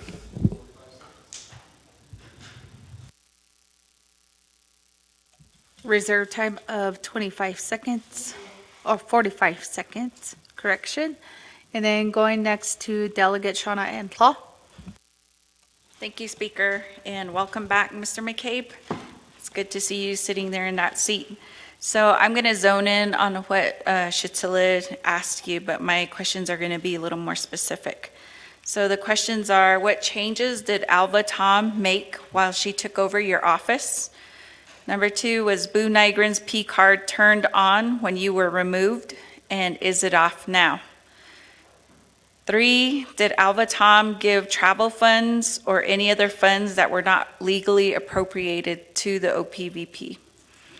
Number 4, when will the pay your bills invoices be paid out? And I did send you an email. I'm not sure if you received it, but I did offer to drop legislation to get that started. And then the other one is just a comment regarding what was stated here as to who represents Mr. McCabe, and I do not feel that's attorney-client privilege, as the public has a right to know. So this question will be for Department of Justice. When will that determination be made? And if you could provide a timeline for us. And then back to Mr. McCabe, you're talking about the Arctic system. One of the things that the chapters are running into when they're going through their audit is the lack of a asset depreciation module. So will that be provided to chapters? And then I want to thank you for mentioning that a lot of these audits are inconsistent with the Procurement Act, as we do have purchasing prices that vary, which is like $5,000 in the procurement, $1,000 with FMIS, and then for my own personal chapter with Chinle, it was $500. So there has to be a consistency there so that that doesn't become a finding for our chapters. And then also I want to bring up important amendments which were pertaining to the ARPA. Our chapter, Chinle, did submit the amendments, and one of the things that we are challenged with is DOJ challenging an LGA certified chapter as to how they can use their ARPA funds. And I believe that would go back to our Department of Justice as to when will we receive timely responses, because we have been waiting for a very long time. And then I too feel the same as Delegate Nez when we're talking about our chapters. Many of them are ready to move and use their ARPA funds. But again, it goes back to the legislations, and then also the council did give you that authority, sir, to make those amendments. So I believe we as a council, I don't know at what point do we override DOJ, because they've been giving, information that hasn't been consistent with the laws. And so to me, I think they put us at enough risk right now based on chapter findings, procurement findings, and so to me, their judgment has not been sound, and I think that we do need to move on our ARPA. Another one is that for CHID, for my chapter specifically, we did catch some fraudulent activity that was happening, but again, I'm waiting for the Department of Justice as well as Division of Community Development to open our portal so that more members within our community can apply, and those are related to ARPA. So I do want to also mention that our chapter did go through an internal audit, and this is regarding the ARPA funds. With that, it was a learning experience, and with that, I also plan to propose some legislation amendments that would require the vote of this council. So I'll reserve the rest of my time. Thank you. 57 seconds, and then we'll go back to the controller. Oh, yeah, thank you, Speaker and members of the council. Also, thank you to Dr. Andy Nez for your questions, and also Shinada, Delegate Clow. The first question, Dr. Nez, is the unmet needs that I refer to on page 2. I can start by saying that when Delegate Casey Allen Johnson had a legislation on the table for supplemental funding, I did have the opportunity to sit down with him and tell him where I felt like some of those were actually legitimate.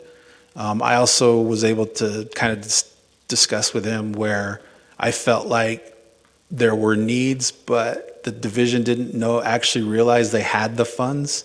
They just filled the paperwork out wrong. And if they did it right, which was a directive from a memo that was signed by the Office of the Controller, the Chief of Staff, the Office of Management budget, and the Department of Personnel Management to fund current positions and fringe benefits first, put vacancies and unmet needs. If that would have been done, there are programs that would have realized they actually did have operating funds, but they didn't do it right. So I do believe that needs to probably be looked at some point to see where there are legitimate needs. But I will come back to you with other programs that I think, but I do know I did have a chance to sit down with Delegate Casey Allen Johnson on his legislation, which I know has since been pulled, but to kind of show where I felt like maybe there were needs, but maybe the division didn't realize they actually had the money if the forms were filled out right. You asked her about the U.S. Treasury and the point of contact. I don't know specifically if there were concerns with the U.S. Treasury about me being the point of contact or somebody else, but I will report to you that there have been reports to me recently that outside of federal granting agencies that we have been contacted by our bondholders.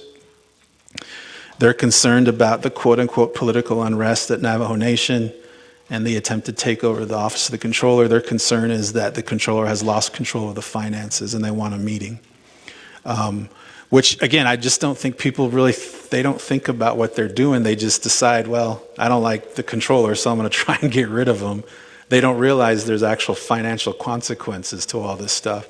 Those are all things that we can resolve with meeting with the bank, but there are concerns outside of Navajo by our bondholders about, and this is their quote, the attempted takeover of the Office of the Controller.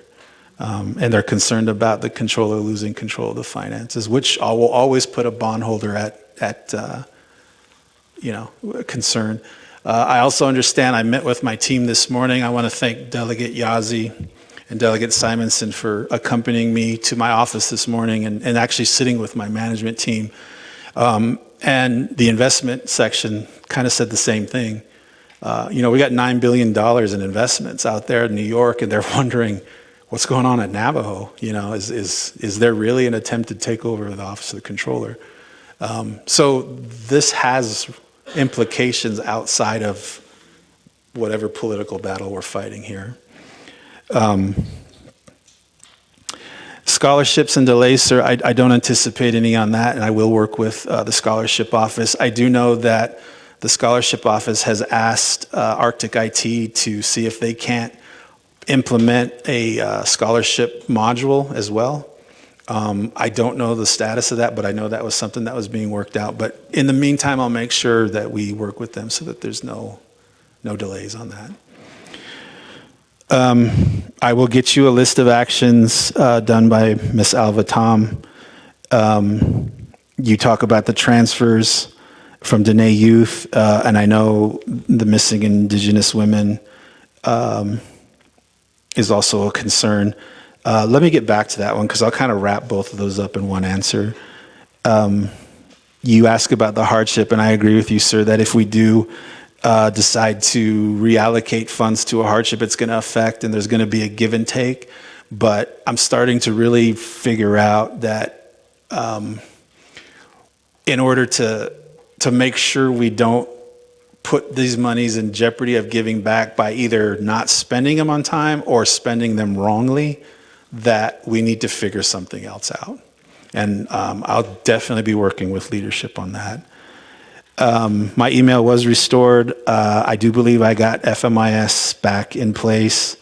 The temporary restraining order was put in place Friday evening, and I immediately emailed my team and said, remove Alva from the system, put me back in.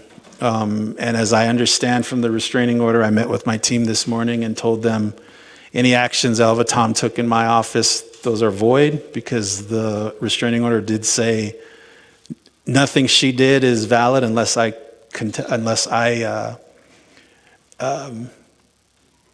approve it. So I did tell my team, that doesn't all just apply to Alva Tom, it applies to Chris Beecher and anyone else who attempted to do something in my office. Because I came to learn, and this is a problem, I just want to bring this up, and I see OPVP in the room and I hope they're listening. It doesn't matter who the controller is. Chris Beecher should not be telling OOC what to do. Chris Beecher, the chief of staff, is not the oversight to OOC, and Title 12 is clear on that.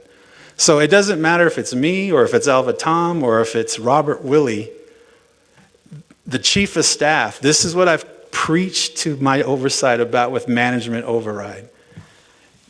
If the chief of staff can just go in there, and I'll give you an example. When council said, no, here's a memo, Sean McCabe is a legitimate controller. And if BNF remembers, some of my staff came to you and said, we're afraid. And I said, take the rest of the afternoon off for admin leave. A memo came out from Chris Beecher, the deputy chief of staff, that said, McCabe is not authorized to give that memo. Sign an agreement for a telecommuter because you should be working remotely. Fair enough, but that shouldn't be coming from the chief of staff. If anything, that should be coming from the controller, whoever it is at the time. So these are all things that happen that I had to tell my team this morning, and Delegate Simonson and Delegate Yazzie were there. Whatever they said to you in the last 2 weeks, if you abide by it, you are now in contempt of court. Because it's very clear what the court said. Whatever happened is now void unless the controller agrees with it. And I told my team this morning, I don't agree with anything they told you. If you feel like they told you something that could be viable, I'm willing to listen to it and maybe implement it if we need to. So I wanted to make that point because that's one of the things that happened.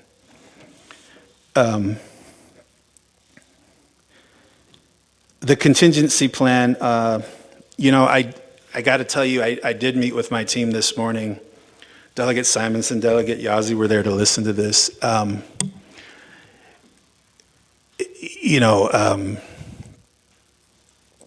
don't know.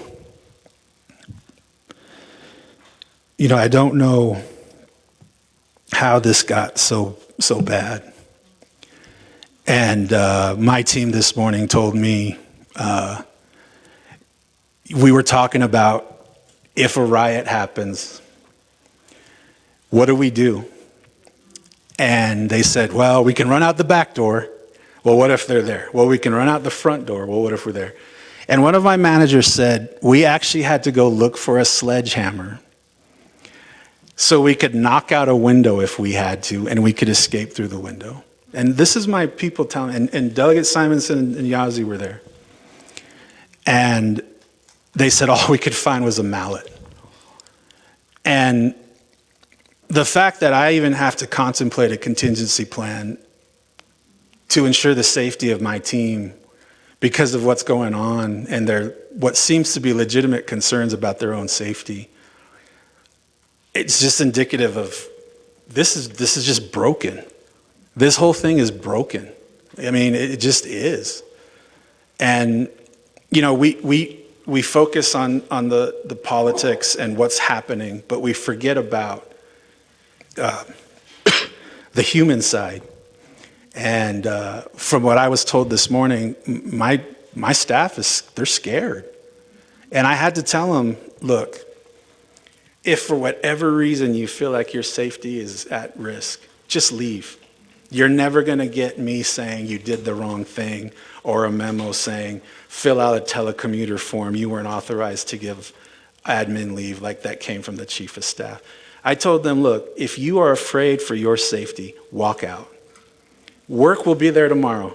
Just walk out. Don't play with your safety. So I've empowered all my managers to make that decision if that needs to happen. I hope that answered your question, sir. Moving on to Delegate Claw. So the changes by Alva Tom, I think you asked in particular the president's P card. And this goes back to some of the things I just talked about answering Delegate Dr. Nez's questions. There was an effort, there was an attempt to turn OPVP cards back on. My team actually did not turn the president's back on because he's delinquent in his receipts. So the president's card actually never went back on, but others did. And then I turned them back off. So right now there are no OPVP cards back on until we can figure that out. But the attempt was made. I found out this morning, which I didn't know, that my team actually stopped it because the president was delinquent in his reporting, and it's under audit apparently. So that was reported this morning, and I think Delegate Simonson and Yazzie heard this as well. But I will say this, because this kind of goes into what Delegate Nez's question was. My team did report they were forced to sign documents. My PAF, you guys heard this, we didn't want to sign it, Controller. Because if you look at that PAF, it has to be signed off by like accounts receivable, AP. Controller, we didn't want to sign it.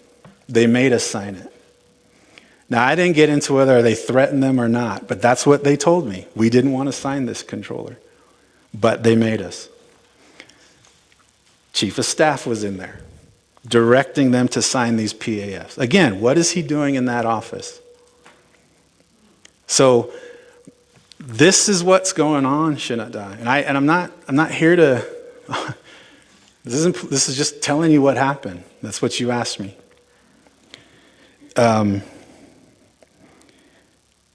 So there was some of that was reported to me this morning. You ask about the pay your bills, ma'am. I really, that's a hard one to answer. I mean, I know what the issue is. I know what happened. It actually sounds a lot bigger than even I know about, and I know it's being investigated. I will say that I'm committed to pay a Navajo vendor who legitimately did work for Navajo reasons. We will not pay a vendor who provided loans for any personal reason, but any legitimate work, we're willing to do that. We'll have to figure out the mechanism to make that happen. Because that is also part of those invoices, I'm sure you know. You asked, ma'am, about asset module under Arctic IT. So one of my proposals to BNF was to actually implement just get rid of the MIP system that they use and put all the chapters on the new system. Of course, I did discuss this with DOJ, and they told me I don't have the authority to force them, which fine, but I think we'll just say you can keep with MIP or you can join this one, which is a lot. You're going to be talking directly to our system. We'll get payments out a lot faster. So maybe I can meet with DOJ to see how we can just implement that. I know in meeting with some of the chapters, that I've gone to some of the meetings at HES and other committees where chapters have said, well, how come our lights can't be paid for? I mentioned this to them, and they all said, when can we make this happen? So I did get an initial cost estimate to include all the chapters on this new system. It's not that expensive, honestly, for 110 chapters. So I know I mentioned this to BNF, and maybe we can continue to explore that as we move forward. And the new system does have, of course, the asset module for the Navajo Nation, but we could integrate it with the chapters as well. As far as DOJ's challenges on ARPA changes, ma'am, I think that we just need to get back on the same page with DOJ. I know the council has given me the authority to determine ARPA eligibility, and really it was up to DOJ to figure out any contractual changes that needed to happen. But I don't know, somewhere we got lost in the communication, so maybe I can just meet with them. I know I work pretty well with Mel Rodas, and maybe him and I can get back on the same page in the next few days to figure that out. I think I answered all of them. If I missed one, just please let me know, Shinata. Thank you, Controller, for your responses. And then I'm going to go back to questions. We do have Chairwoman Crotty, then followed by Chairwoman Parrish. Point of privilege raised by Delegate Law.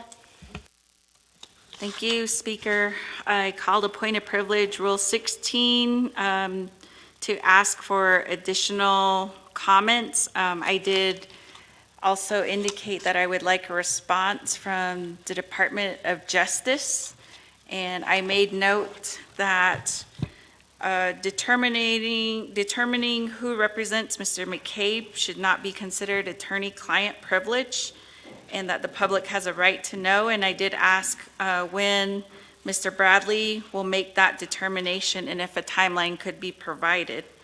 And then also, as far as the ARPA amendments, if they could also make that determination that the controller does have that authority. So those, I raised those point of privileges to get the answers. Thank you. Thank you, Delegate Law. So we'll go straight to Acting Attorney General. Hi, thank you for the question. So in regards to the first question, should be sometime soon, hopefully in the next day or so. In regards to your first question, in regards to the second question, I'm not aware of that issue. I haven't heard of it before, so that would have to be something we'd have to get back to you. So, thank you.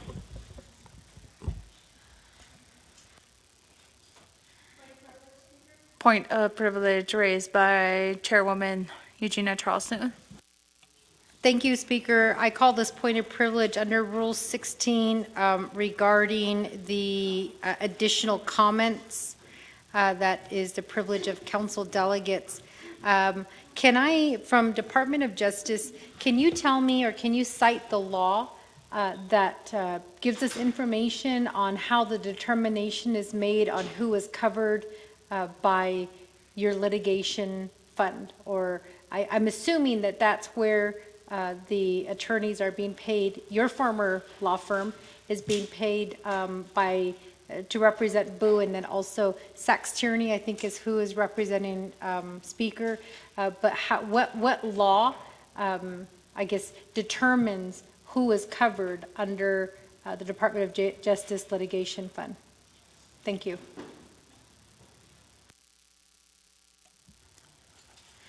And for that point of privilege, going back to Acting Attorney General. It's in the code about the Attorney General's powers. I don't have the specific one in front of me, but that's where it would be.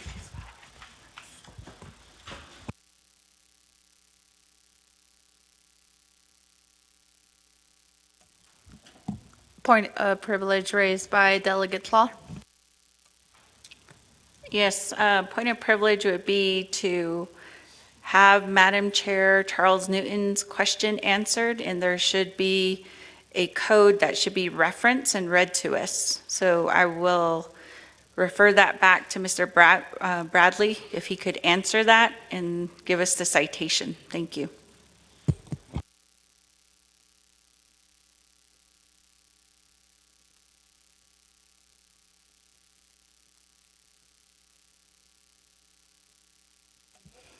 With the point of privilege raised by Delegate Claw, just talking over to Acting Attorney General, he would give about 5 minutes, Acting Attorney General, to get that proper citation.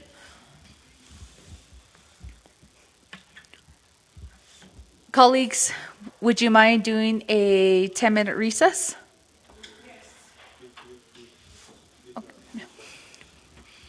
We'll do a 10-minute recess at 7:35 p.m.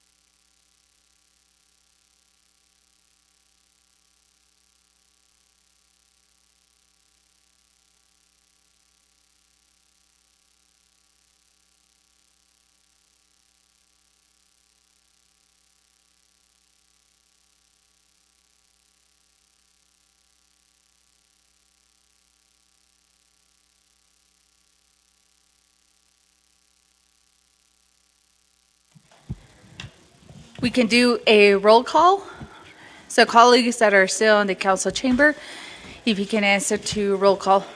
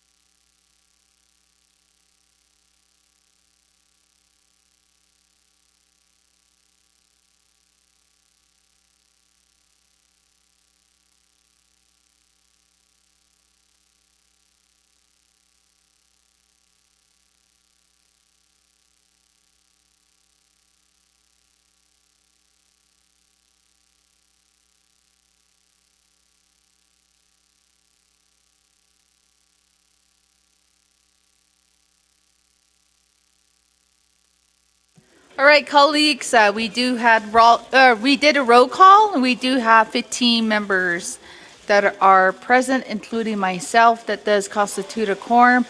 We will exit out of recess here at 7:50 p.m.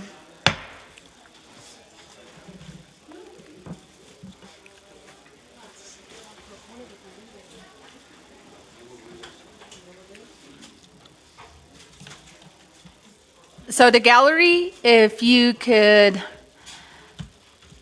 take conversations out into the conference rooms, we are back in order. And we were addressing a point of privilege raised by two of our colleagues here regarding questions to the Department of Justice, Acting Attorney General. So at this time, I'm going to turn the floor over to Acting Attorney General. Hi, thank you, and thanks for the time to answer the question. So there's actually a few provisions of the code that talk about this. So one of them is 2 NNC 1964E. It says that the Attorney General may retain private counsel to handle any particular matter or types of matters he deems appropriate, subject to the availability of funds appropriated for such purposes. Then there's section H of the same statute. It says if the Attorney General determines that he or she is disqualified from providing legal representation or legal services on behalf of any entity of the Navajo Nation or government in a related matter, the Attorney General shall give written notice to the entity affected. Then there's 2 NNC 1963, section B, says on behalf of the Navajo Nation, it says the Attorney General can negotiate and execute attorney contracts. That talks about that. And then there's also 12 NNC 344D that talks about only the Attorney General's office can procure contracts for attorney services for outside attorneys. So that's the provisions. Thank you.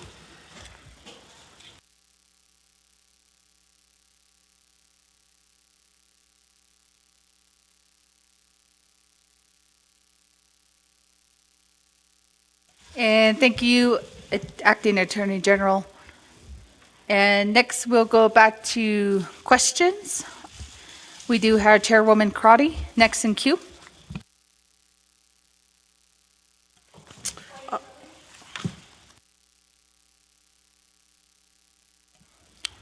Point of privilege raised by Chair Regina Charles Newton. Thank you, Speaker. So just to be clear, what I'm reading from the law is just two requirements, right? So it's based on the Attorney General's decision and the availability of funds.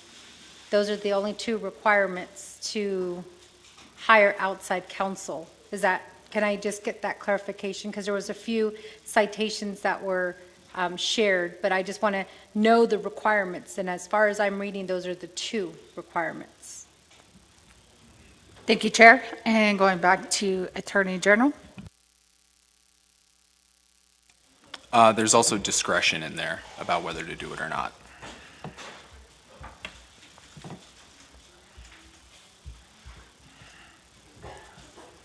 Does that conclude your responses, Acting Yeah. Attorney General?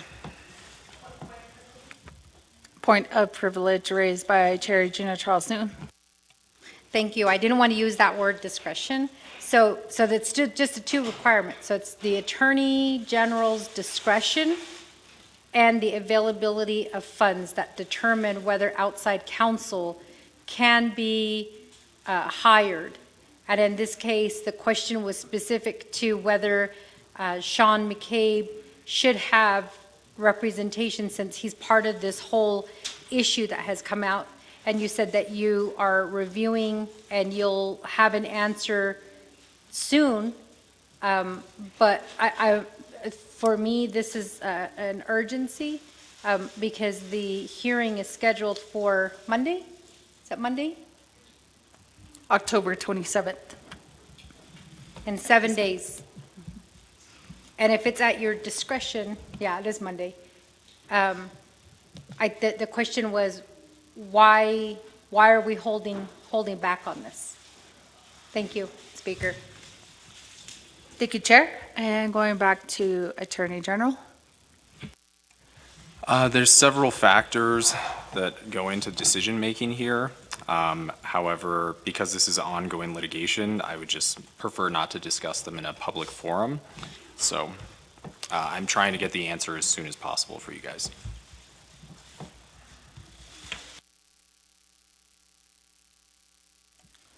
Point of privilege raised by Chair Regina Charles Newton.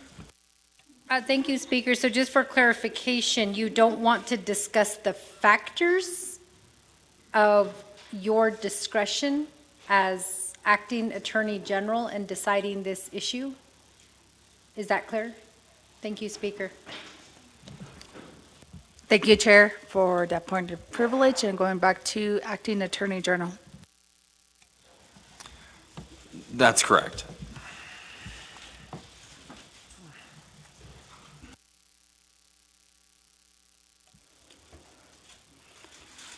Again, with those responses, we'll move forward with Chairwoman Karate.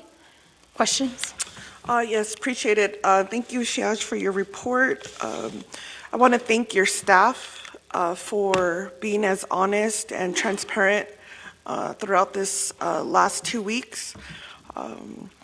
I really appreciate that they had the confidence in the leadership to continue to advocate for making sure that Navajo Nation Office of the President was following laws and procedures.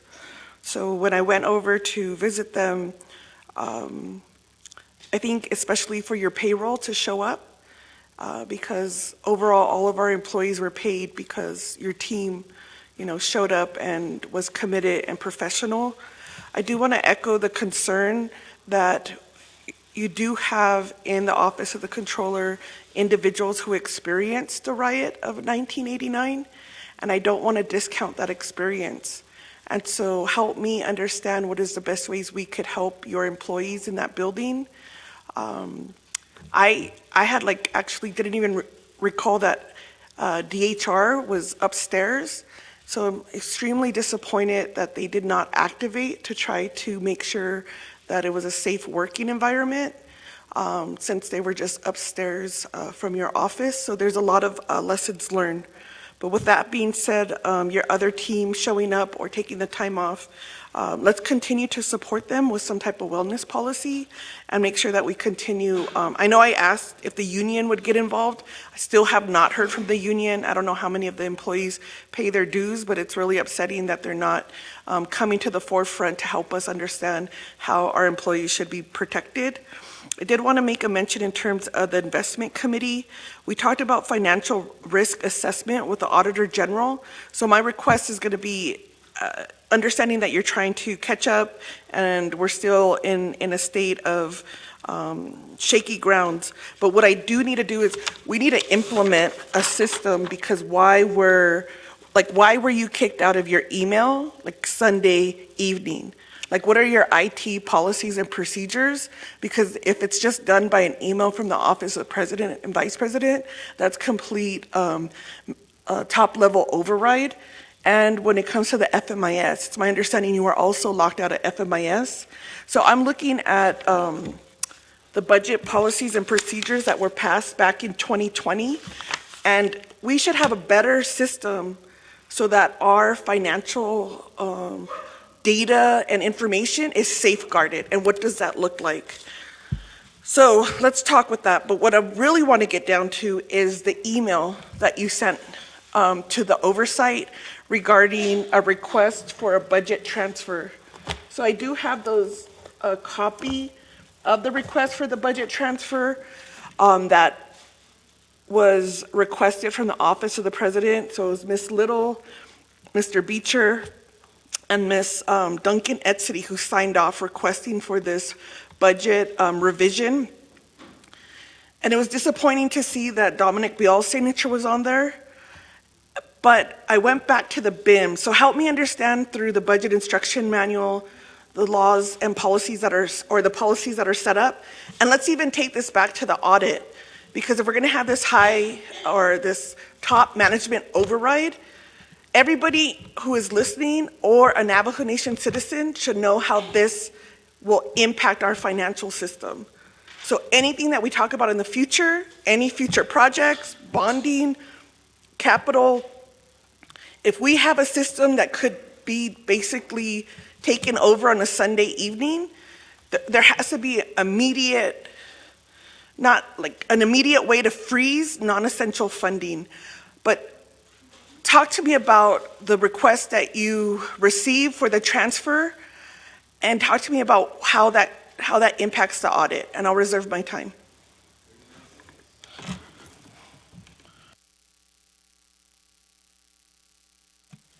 "39 seconds, reserve time.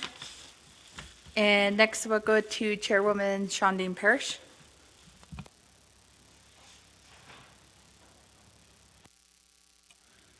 Thank you, Speaker Curley, and good evening to our colleagues here on the 25th Navajo Nation Council. Thank you, Controller McCabe, for your report today. I know that your staff has been deeply impacted by the recent events of the executive branch, and there is no one else that needs to be held accountable except the executive branch. Our job on the Budget and Finance Committee as the oversight to the Office of Management and Budget and the Office of the Controller, the events that occurred actually happened while we were in session in Budget and Finance, in a Budget and Finance Committee. And it was eye-opening to witness what the employees went through and the aid that we could advise them at the Budget and Finance Committee meeting. And I want to share that with my colleagues because these are real parts of our job that need to be told and shared, and our people need to know this, is that there are real issues of management override in the Navajo Nation financial system. There are major issues with internal controls, the failure of internal controls, and those are risk factors for fraud. Those are continuous actions being displayed through the executive branch. And, you know, before we could just maybe hide it in a budget transfer or hide it in an invoice, but to see it physically happen, that's a different type of experience that it's no longer being hidden. It is visible to our Navajo people what is happening.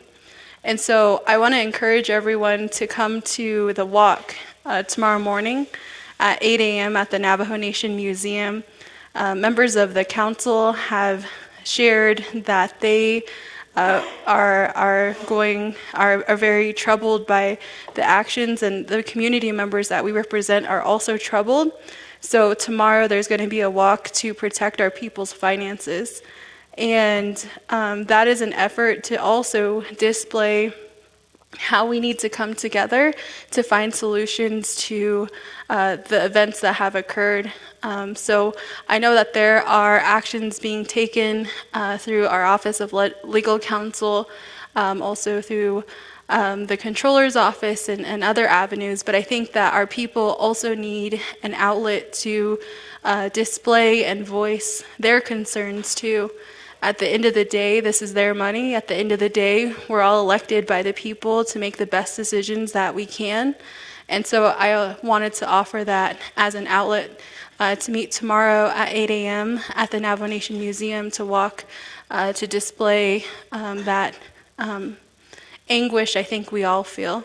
So Controller McCabe, I thank you for your leadership and your guidance to the council and the decisions that we have to make. I know that there's a lot of work that still needs to continue and a lot of work that still needs to be done. My colleagues here have shared their priorities in ARPA, their priorities in the 521, the priorities in our budget, and even in our internal controls. So I just want to commend the work that you do, that the integrity that you continue to lead with, and I support you. I know that there are many members of this council that do support you in the work that you do. So I guess Controller McCabe, in the meantime, I just wanted to know what you plan to accomplish in these next few days and how we as the council can support you to do that. I reserve the rest of my time. Thank you. 43 seconds. Chair Parrish, and then we'll go back to the controller. Yeah, thank you, Speaker Curley, members of the council. First, to Chair Crotty's questions, I do think we need to figure out a wellness policy, contingency plan to help our employees. I think one thing that I failed, and I actually started this morning off, and again, I think Delegate Simonson and Delegate Yazzie heard me actually apologize to my managers and said, you don't deserve this. You deserve better leadership maybe from me to not allow this to happen to you. And I actually apologized to them. Like, this isn't something you need to be going through. This is a battle that I need to fight because I'm the controller. And I have a fiduciary and ethical responsibility to handle the people's money in a manner, and you don't need to get involved with that, but you got involved with it. And I apologize to them. But I do think a wellness plan and a contingency plan is warranted. And God forbid this ever happens again, but maybe we can figure something out. You asked, ma'am, about why was I kicked out. I don't know the answer to that, Shinada. I know that the message that came to me of my termination was 6:30, roughly 6 to 6:30 on a Tuesday evening 2 weeks ago. And that was the last message I got. So within a few minutes, my access to email was gone. I would assume FMIS, before PAF was even filled out, because the PAF didn't come till days later. So somebody, I can only guess who, went and demanded my access be turned off. I don't know who. I could find out. But I do know, and I well, I actually have access now, so all the emails since have come back. But the last email I got in the email system was my termination notice. It was sent to my OOC email and also a personal email. So it was turned off within hours of that, within minutes of that email, and I don't know who or why they did that. I agree with you, Madam Chair, about safeguarding of data. I did commission a cybersecurity assessment. The report, I believe, is ready. They were waiting for me to go meet with them. I think I'm actually going to meet with them tomorrow. There are concerns about our data security. I can report to the council that there have been many phishing attempts that look real. There was one that came to my email, I'll just let you know. It was from an OOC address. It was from an OOC employee, and the only reason why I caught on to it, I can't remember the name of the employee, but her position was internal auditor. And I know we don't have an internal auditor. So I forwarded it to RIT and said, this looks suspicious. I said, yeah, it's a phishing attempt. And they were asking for bank information. So this is happening at OOC. And so I did commission a cybersecurity assessment. That took about a month to do, and I think the report's ready, and I think I'm going to meet with them tomorrow. But I do think, as part of this effort, and if maybe there's a silver lining to this whole thing, I think the Navajo Nation Council, hopefully the executive branch and the people are starting to understand what really needs to happen so that our data is not breached. You know, the overnight takeover of the Office of the Controller, for whatever reason, puts all that data in jeopardy. I mean, you don't know who we're putting in. I mean, I'm not saying Alva Tom's a bad person or had bad intentions, but what if they did? Now you got the entire database compromised. Data can be erased, data can be compromised. You don't know. And I'm not saying she did that or had the intention to have nothing against Alva Tom, but the risk is there.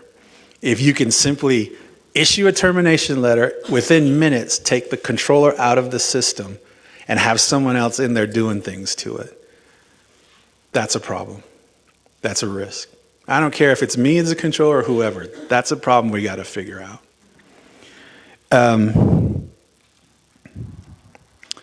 The budget transfer. So, as I mentioned earlier, OMB is responsible for budgets. So I never got the request. That doesn't come to me. The only reason why I found out about it is it shows up in FMIS. All of a sudden, there's a budget populated. And Rob Willey contacted me and said, did you know they transferred money? I said, no. He sent me the screen printout. He sent me the documents. And I immediately sent my memo didn't even go to the Office of the President. It went to OMB. And I just asked OMB, is this allowable? Like, I think this money's committed. I don't think this is available for, that's all I did. It didn't even go to the President. It was CC'd to the President, to Chief of Staff. Within hours, I was fired. So I don't know, that request never came to me. It never came to OOC. It doesn't come to OOC. It just kind of shows up when it's done. And it was authorized by Ms. Duncan, Dominic Bial, and others. But I do want to speak to that because I think it addresses a question from Delegate Dr. Nez as well about the youth money that was also. This is, again, I don't think as an organization we understand the financial implications. We lean on DOJ to say, is this legal? Of course, they're going to say yes or no. But I'm going to go on record and say I don't think they understand what that means financially, what it does to audit risk, what it does to our financials. And I'm going to read you something why I believe what happened was wrong. And I think the controller of the Navajo Nation, whoever it is, should be able to say, regardless of what the law says, this is not right. And here's why I'm going to say this. This is our 2024 audit. Have any of you ever read the notes to the financial statements in the audit? Note 1 is titled, Basis of Accounting and Summary of Significant Accounting Policies. This is a policy of the Navajo Nation, documented in our audit. I doubt DOJ has ever read this. Maybe I'm wrong. On page 48, 42, 40 of this report, well, 39, it talks about net position and classification of fund balances. The Navajo Nation Council and the Navajo Nation people need to understand there are only 2 ways to restrict funds from an accounting standpoint. And I'm going to read you the definitions. Restricted fund balance. This classification includes amounts constrained in specific purposes externally imposed by creditors, grantors, contributors, or laws or regulations of other governments, or through constitutional provisions or by enabling legislation. What that says is the external provider of the funds can restrict them. So simply put, when the federal government gives us Head Start money, they give us Head Start money and say, here's your money, you have to spend it for this purpose, or you're out of compliance. That's an external restriction. The Navajo people need to understand this. So we would be breaking federal compliance, like ARPA even. ARPA said, here's ARPA, $2 billion, you can only use it for this reason. If you don't, you got to give it back. We've been talking about this for months now. That's an external restriction. Right below that is committed fund balance. The definition of committed fund balance is this classification includes amount that can only be used for specific purposes pursuant to constraints imposed by formal action of the government's highest level of decision-making authority, in this case, the Navajo Nation Council. Policy number 1.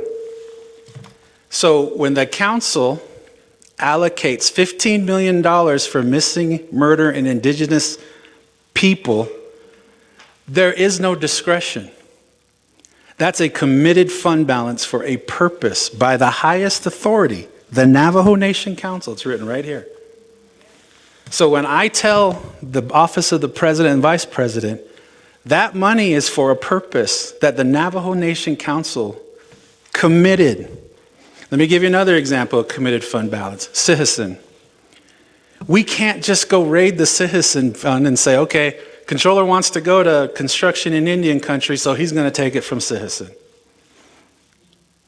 According to some people, that's allowable. No, that's a committed fund balance. Externally committed. Oh, the controller feels like he needs to go run off and put together a newsletter, and I'm just going to use the external funds to do it. That's externally restricted for a purpose. I even put in our BIM amendments the definition of committed fund balance, time or use restriction. I put it in there for a reason. Because we shouldn't be spending committed fund balance other than the purpose that they were passed. It's right here on our audit. Now, the lawyers will say, oh, well, technically they can move it because it's operating. Fine, whatever. Accounting principle. Significant accounting policy says you don't mess with committed funds. You don't do it. And the Office of the Controller should be able to say, no, you can't do that. And I'm telling you, the council right now, I'm saying, no, you can't do that.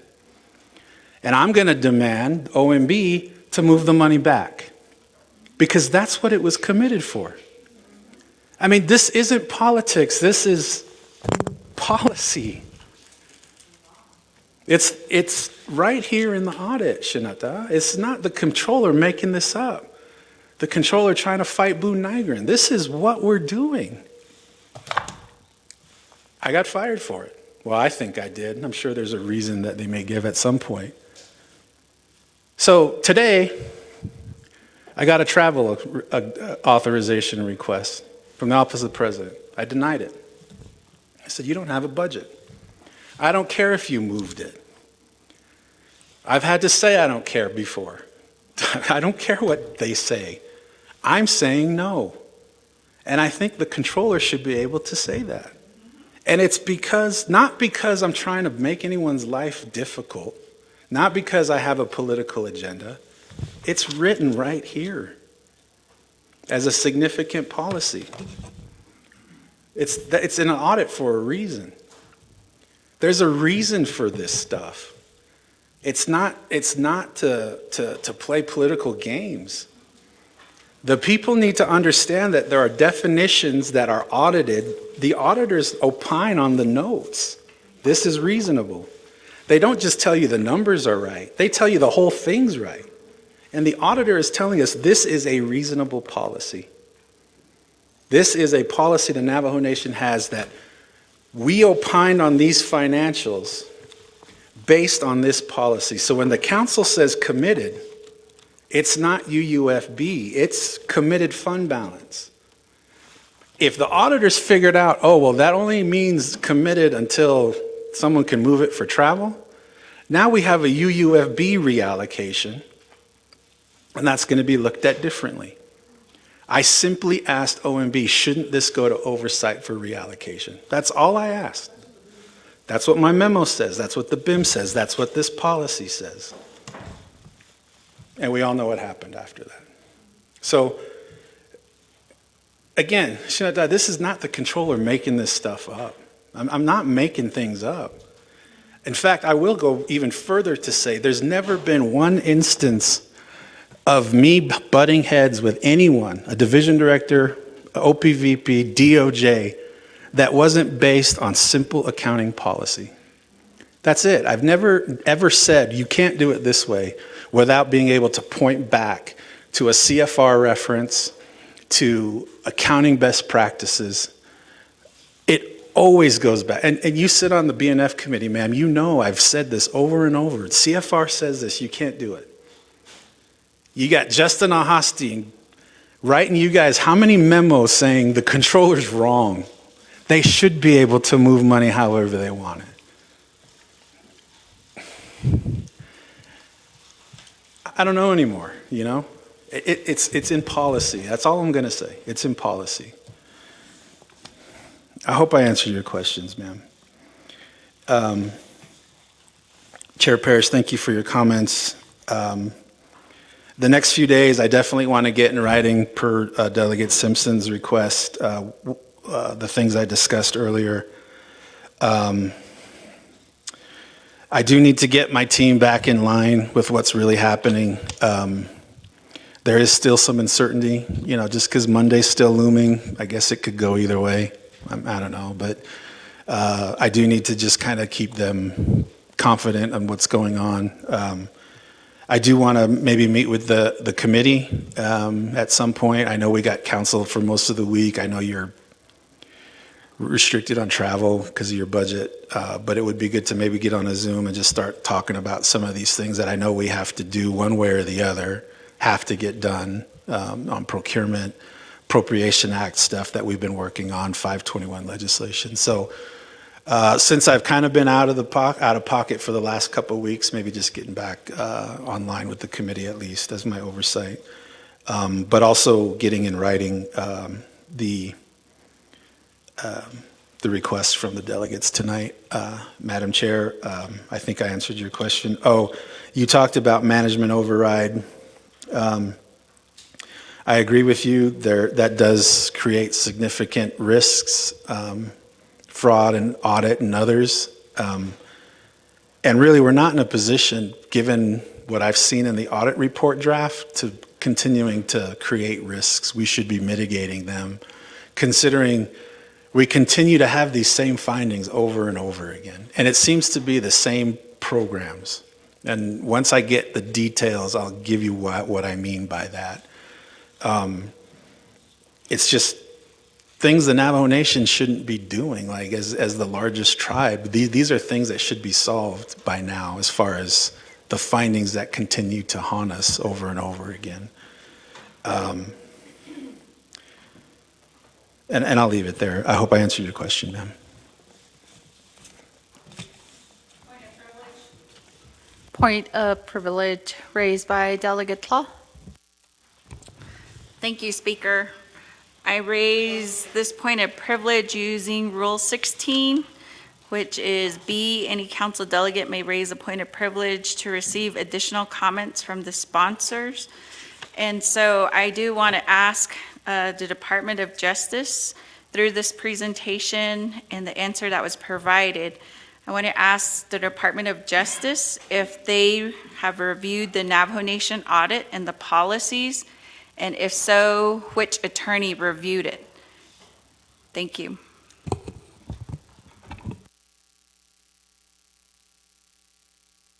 Thank you, Delegate Law. And we'll turn the floor over to Acting Attorney General.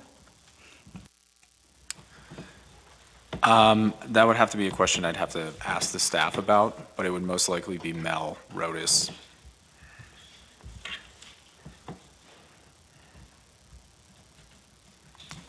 That's all. Thank you, Mr. Bradley. And going back to Q, we do have Delegate Jermaine Simonson next in queue. Oh, Nana, Speaker Curley, and then thank you, Controller McCabe, for being here with us this evening. And I'm glad I was able to get out to your office early this morning, considering, all the uncertainties. I just wasn't sure, what you would be met with when you came back to your office. So I just wanted to be an observer and was able to participate in your meeting, and I, really did hear the concerns of your employees, and it certainly sounded like a scary time for them, in which they were, took the time to actually look for some kind of tool that they could break a window with. And so, so I really, hope that, and they brought up that, we do these different trainings, like in case the fire alarm goes on, and,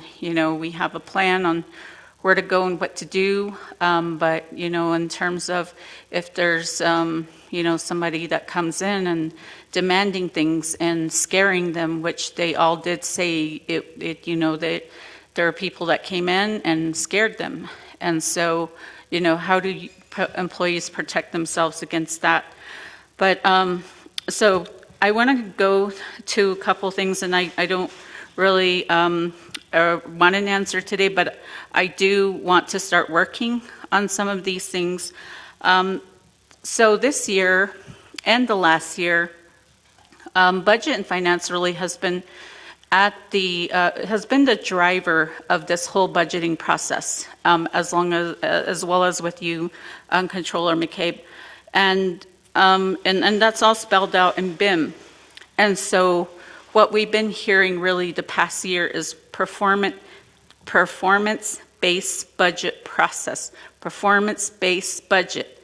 And so I think, I'm going to speak for myself as a delegate, unless you're on Budget and Finance Committee, so I've heard it a few times, and I have the ability, to look up what does this mean, and what is a performance-based budget.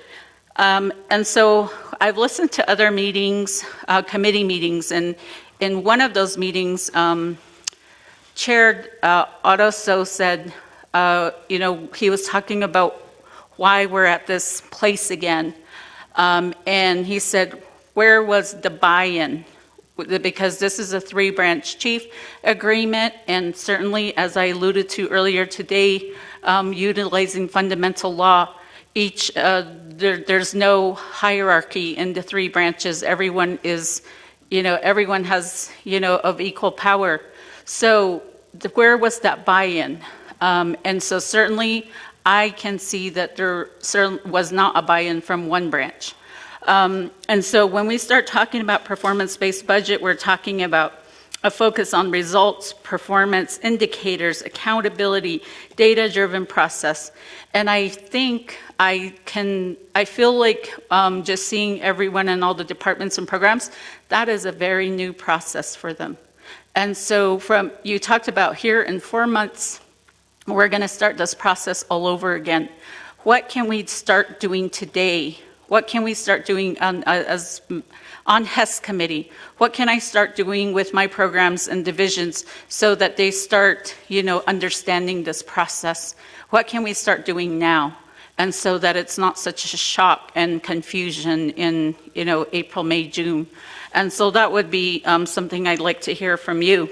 And so the other thing that we did last week, Chair James led that activity, is there were some programs who were not getting their invoices paid. And so we sat with your team and we, went through and we said, okay, how can we make these processes better? I recommended at that time that all of our programs under HES, we go through that every month because I'm hearing all different things. I'm hearing you certainly say that a lot of programs are not coming prepared, but then programs are saying otherwise. So I would just like to start seeing this routine process of how we're problem solving and finding solutions. So that would be something I know that all will go well on Monday, but I like, really, see you being the controller to the end. So I'd like to work on that.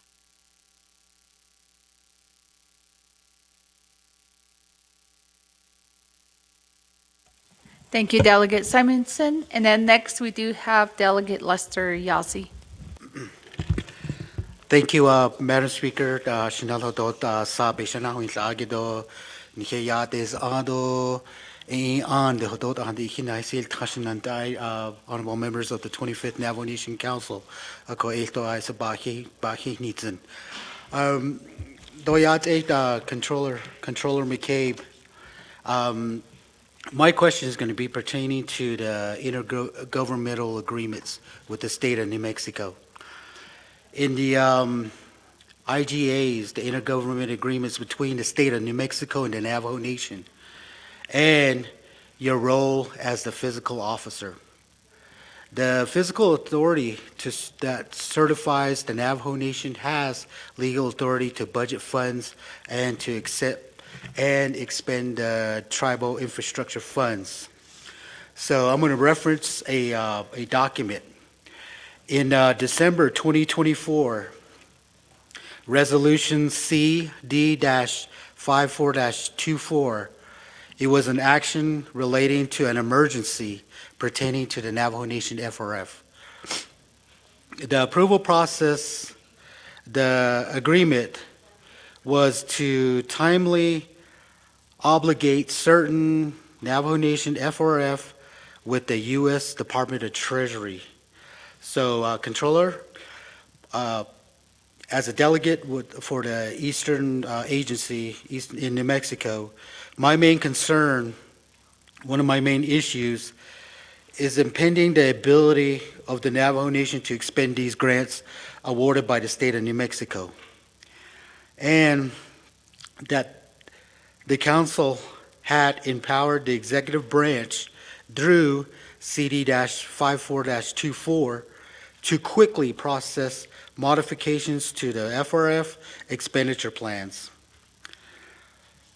Now, we should be able to immediately respond to the needs of the Navajo people. So in that letter or in that resolution, it also includes that the Department of Justice worked tirelessly to fulfill the resolution. So there is a slow process. When the IGAs get awarded from the state, it goes to the Navajo Nation. Someone sits on it for, I don't know what the timeline is, but it's not immediate. And by the time it gets back, and by the time this correspondence goes back and forth, we risk that we're going to get these New Mexico funding reverted. And we only have a 2-year timeline. And due to this slow approval process, New Mexico IGAs, that should be one of our priorities.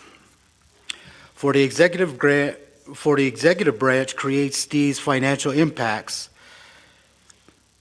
the guidelines should require that we expedite the review signatures by the executive official to executing these IGAs to avoid the budget reversions.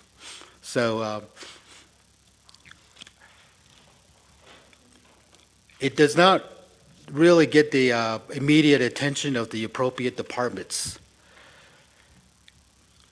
And again, this process, the process that slows down, it impacts the direct services, power line projects, water line projects to our Navajo relatives are shortchanged.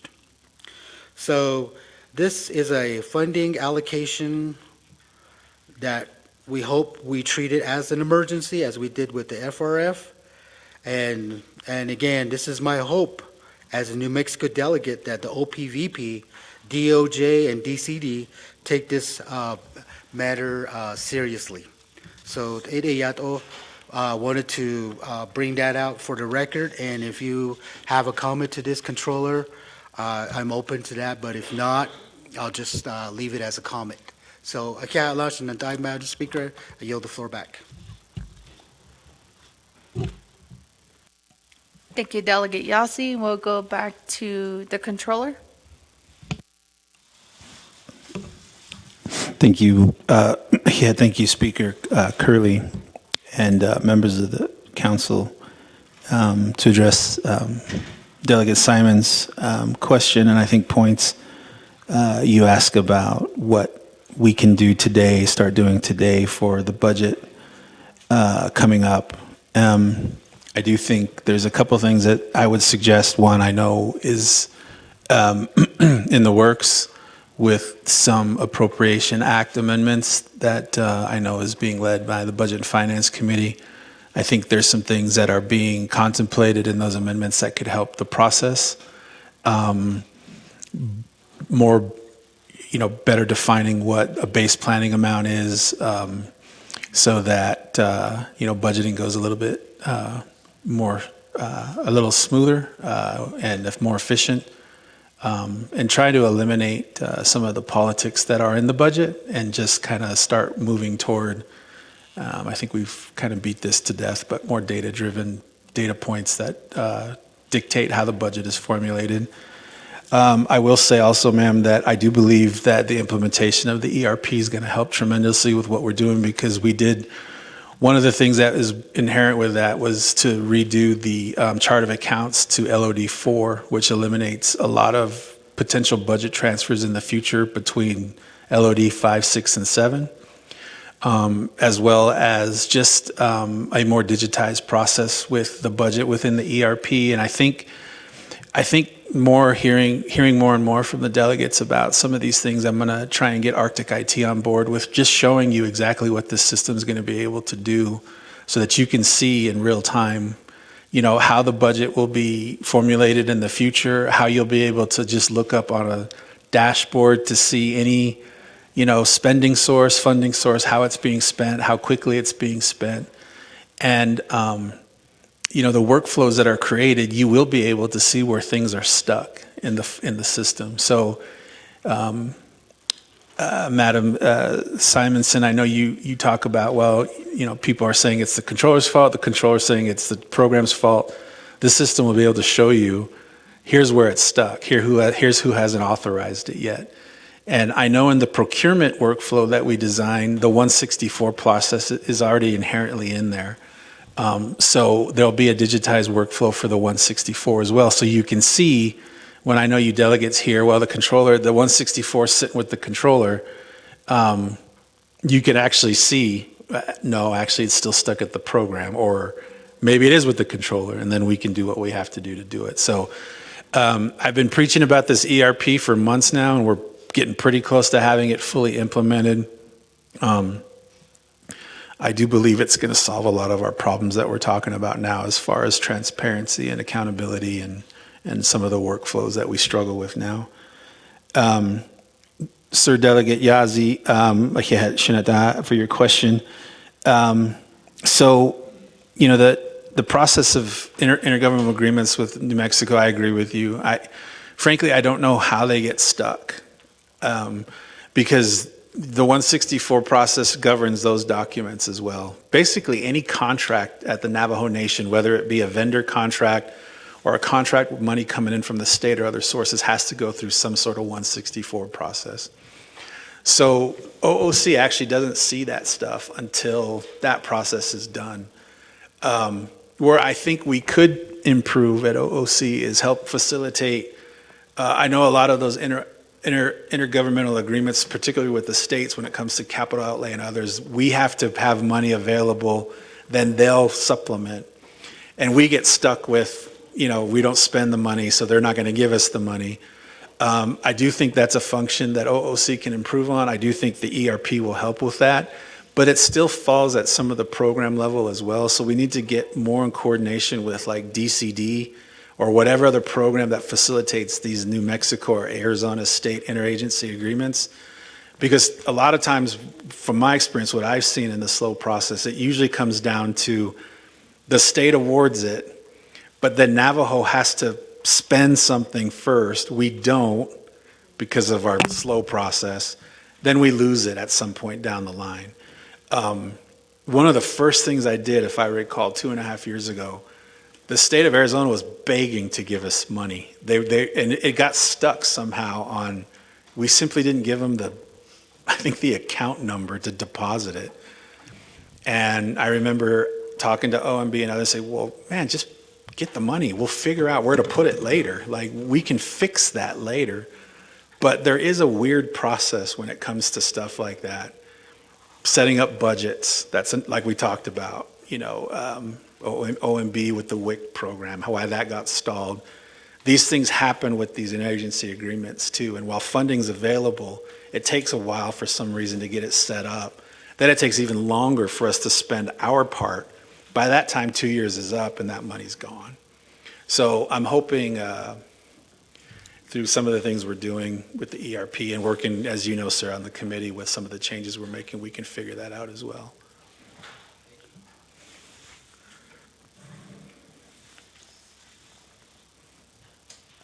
Thank you, Controller. And next in queue, we do have Chairman Vice James. Nana, Speaker, members of the council, Nana, Controller, thank you very much.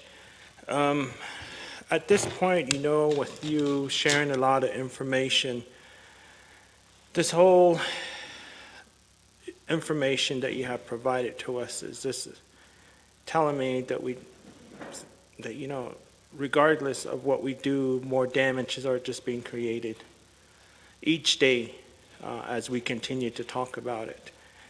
This entirely a corrupted administration slowly is dragging the Navajo Nation down. When is it that we're going to stop it? There's 24 of us, and we can't manage to stop it. Very, very embarrassing where we are at.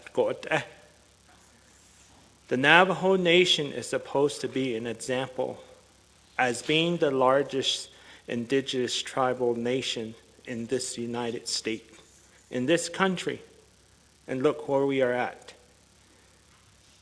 And I really want to thank you for sharing all of this information.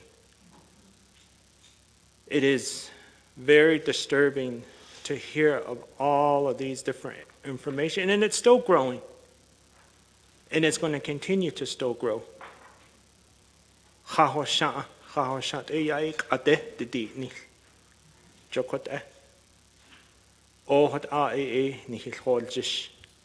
Nason hidden quaggy als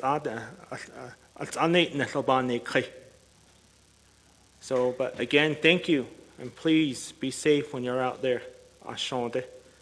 You're a very important gentleman to your family.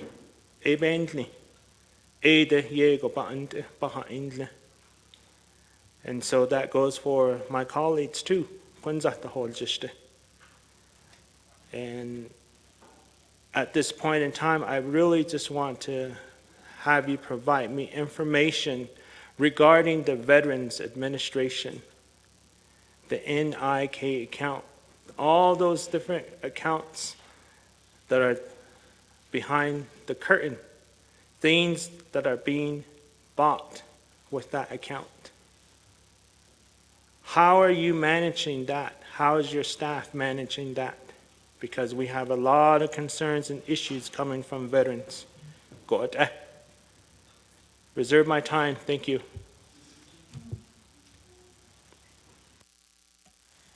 Reserve time of 2:16. Next, Delegate Helena Nesbegay.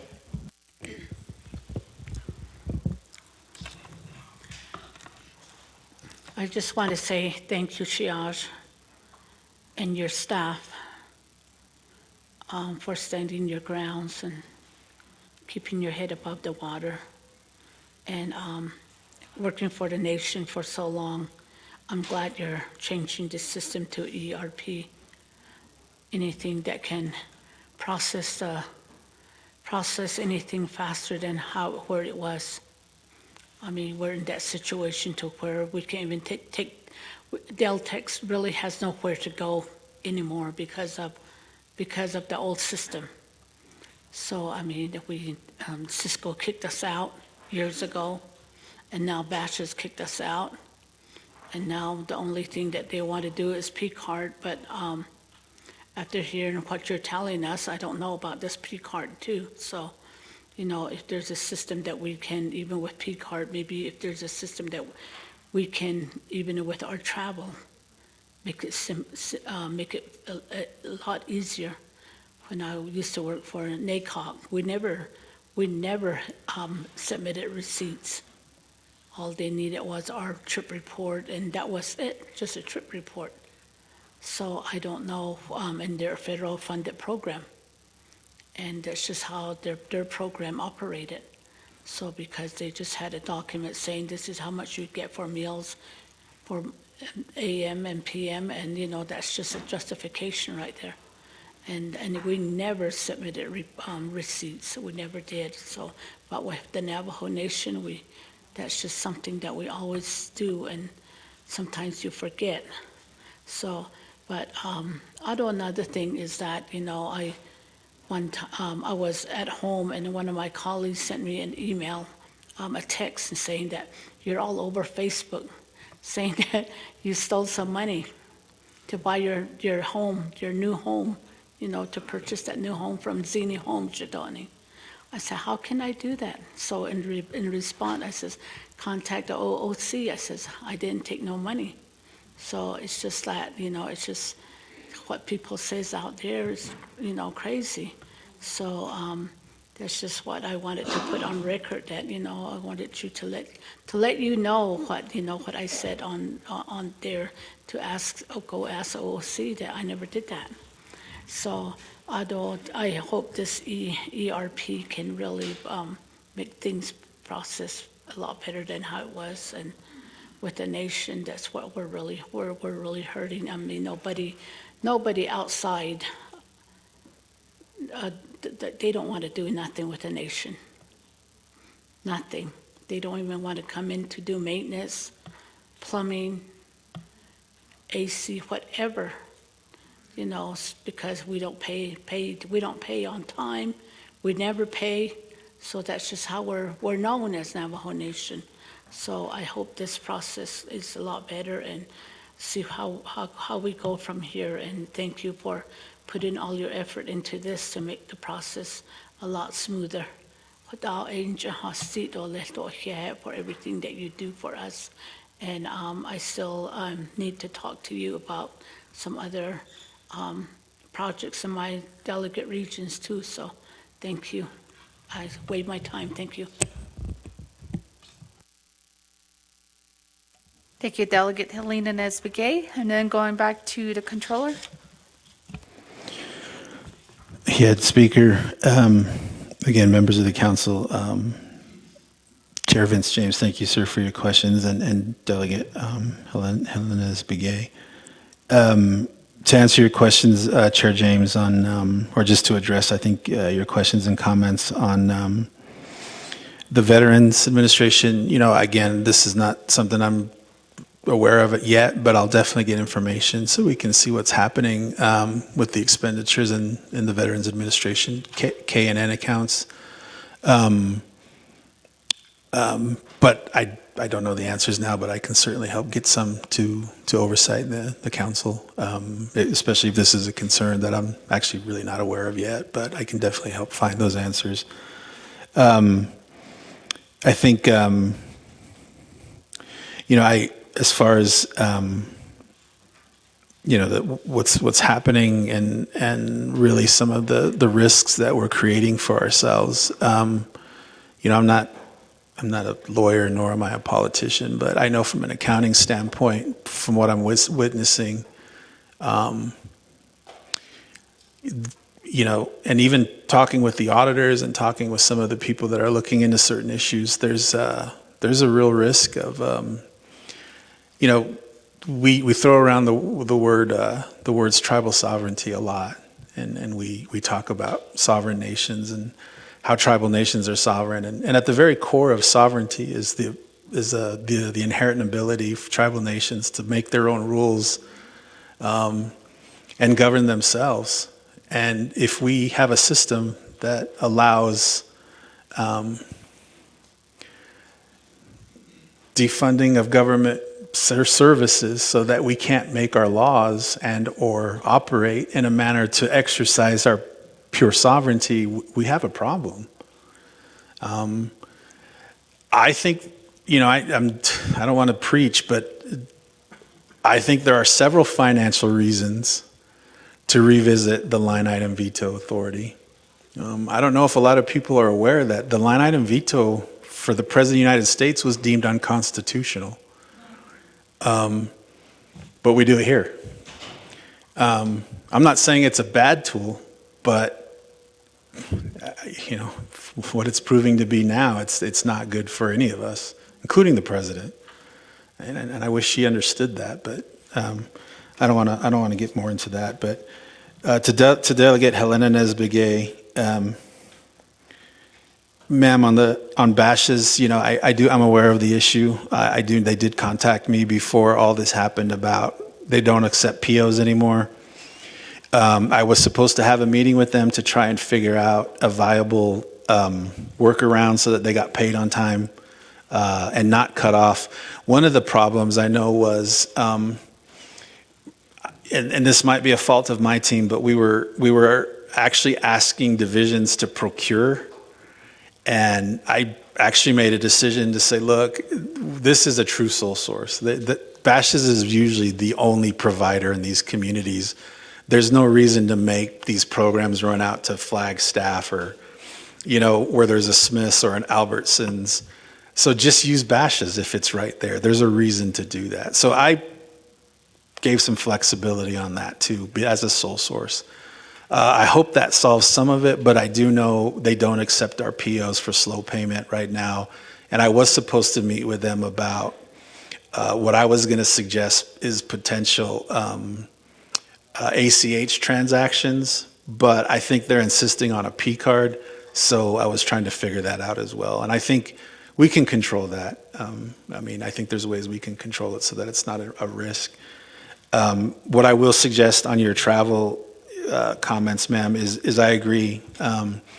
One of the things that I'm trying to announce with the ERP implementation is a credit card management platform, like Concur or others, where you can take pictures of receipts. One of the reasons why this is important, and I'll go back to an issue that I know we've talked about. I know there was an issue in this year's budget with the Navajo Nation Washington office being hundreds of thousands of dollars in the red. Why that happened was travel was being charged to their budget on P cards, and because it takes us so long to process them and enter them in the system, we had no idea they were overspending their budget. That was the primary reason why I shut off the P cards when I knew there was no operating budget, because I know programs will just use them we won't see a budget overage until after all of those reports have been filed and all the receipts collected. So it usually takes 3, 4, 5, 6 months to get reports from programs. By that time, they've amassed 3, 4, 5, 6 months of expenditures that we don't even know about until we get those reports. That's why we insist on timely reporting. Hopefully, a credit card management platform like we're trying to implement it'll just track those as they swipe the card. All we'll ask for is a picture of the receipt and it's recorded. So we don't have to wait 6 months for reports from programs. They can just do it we just get them as they scan receipts. So that's one of the reasons why one of the first steps I took was turn off those P cards. Because you can just use them and we don't even know what's being spent until we see the reports 3, 4 months later. But hopefully a system like you're talking about, we're going to implement that with the new ERP. So we'll try and solve that issue as well. I think I answered both questions. And if I didn't, let me know, ma'am. Thank you.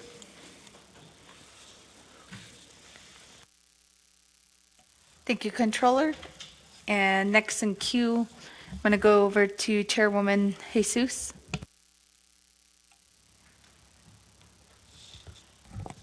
Thank you, Madam Speaker, and also thank you, Controller McCabe, for sharing the overall financial health for the Navajo Nation and some of the unfortunate experiences that you have encountered and your staff, and how your staff have been impacted there at OOC. I know that several months ago, we had started the dialogue in regards to the ARPA dollars that is currently being overseen by Division of Community Development. And I know that you had made efforts to have biweekly meetings in regards to the ARPA dollars with NECA, NTUA, and I believe DCD. And I'm that one delegate that is concerned in regards to the CHID homes. I think that recipients were selected, and I'm sense, in some disappointment with Division of Community Development / CHID because of their non-responsive actions to emails, and also not wanting to make themselves available in the office when myself or other colleagues of this council wish to get an update. So I know that your proposed deadline was by the end of this month, and I just wanted to get an understanding in terms of timeline when you did mention that you do realize and understand and learned now that, okay, we have all this ARPA money, let's go ahead and make those efforts to put into hardship. So if you can just share a really quick timeline on how that is going to look. And the reason why I say is the service line agreement amendments. That legislation is being drafted. Of course, there is, some legal review to where there's a question in regards to the Navajo Nation government not being fully a part of the review process. So pretty much it's been in queue for the past, I would say, 4 months now since we've had our last meeting, which, is a domino effect into that expenditure of ARPA because of the infrastructure that needs to go to these homes utilizing ARPA dollars. So if you can just give me a timeline and how that's going to look, because I'd sure like to prepare myself and how I'm going to convey this message back to my constituents, if that's going to be something that's going to be happening this calendar year, or I don't know if it's the first quarter of next calendar year.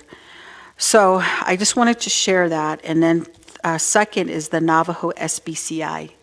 I know that the Navajo Nation had gotten their first tranche of money, and it was my understanding per U.S. Treasury that they had to spend 80% of those dollars. Since the exit of Mr. Skrulanis, I really haven't gotten an update on how that program there is working. I know that Change Labs is a part of it.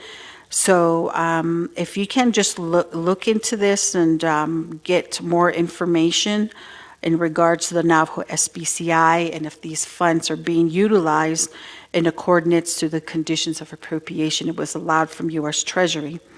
And I'm glad that you're sharing your insight because it really does bring grave concern, not just to myself, but also to my colleagues on the council, that I hope that we're not sabotaging, the Navajo Nation's financial position.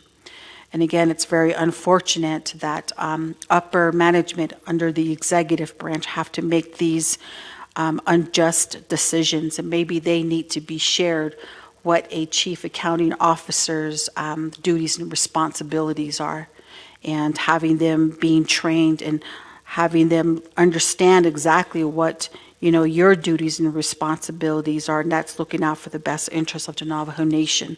So I just want to commend yourself.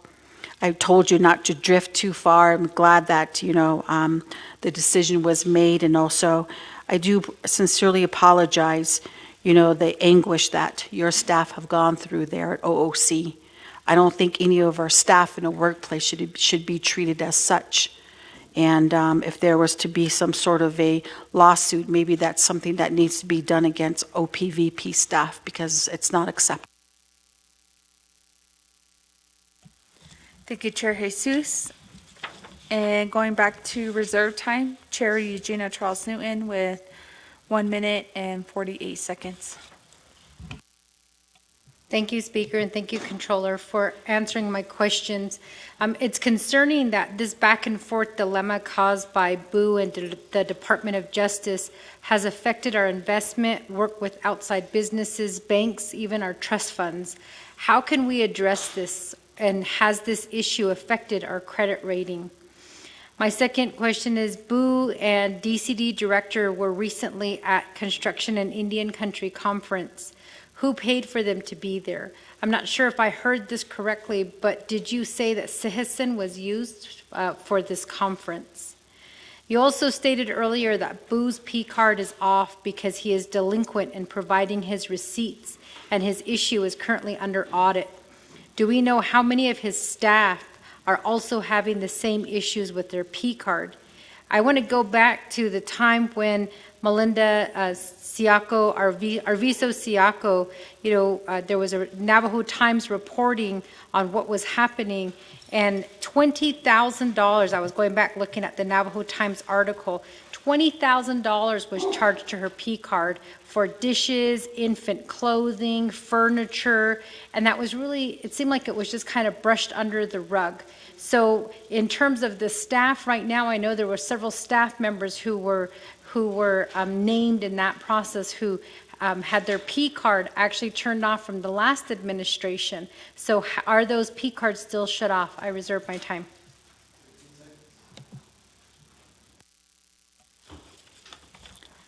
Reserve time of 15 seconds, and we'll go back to the controller.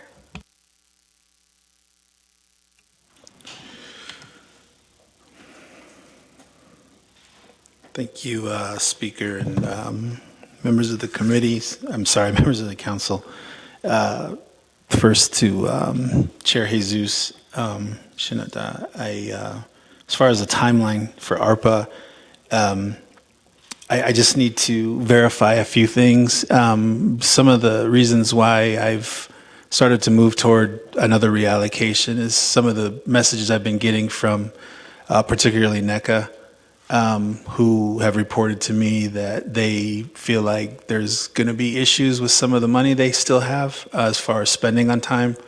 And I think one of the things that they said was, we don't want to be the reason to give money back to the federal government. So I just need, I think, some more time with them to exactly figure out what that is.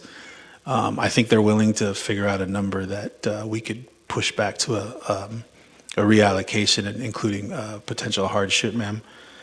So hopefully I can get with them in the next few days and get you guys some sort of an answer in the next week or so, depending on how I can get with NECA and start talking to them about that. As far as I know, there's no real concerns with NTUA and their projects.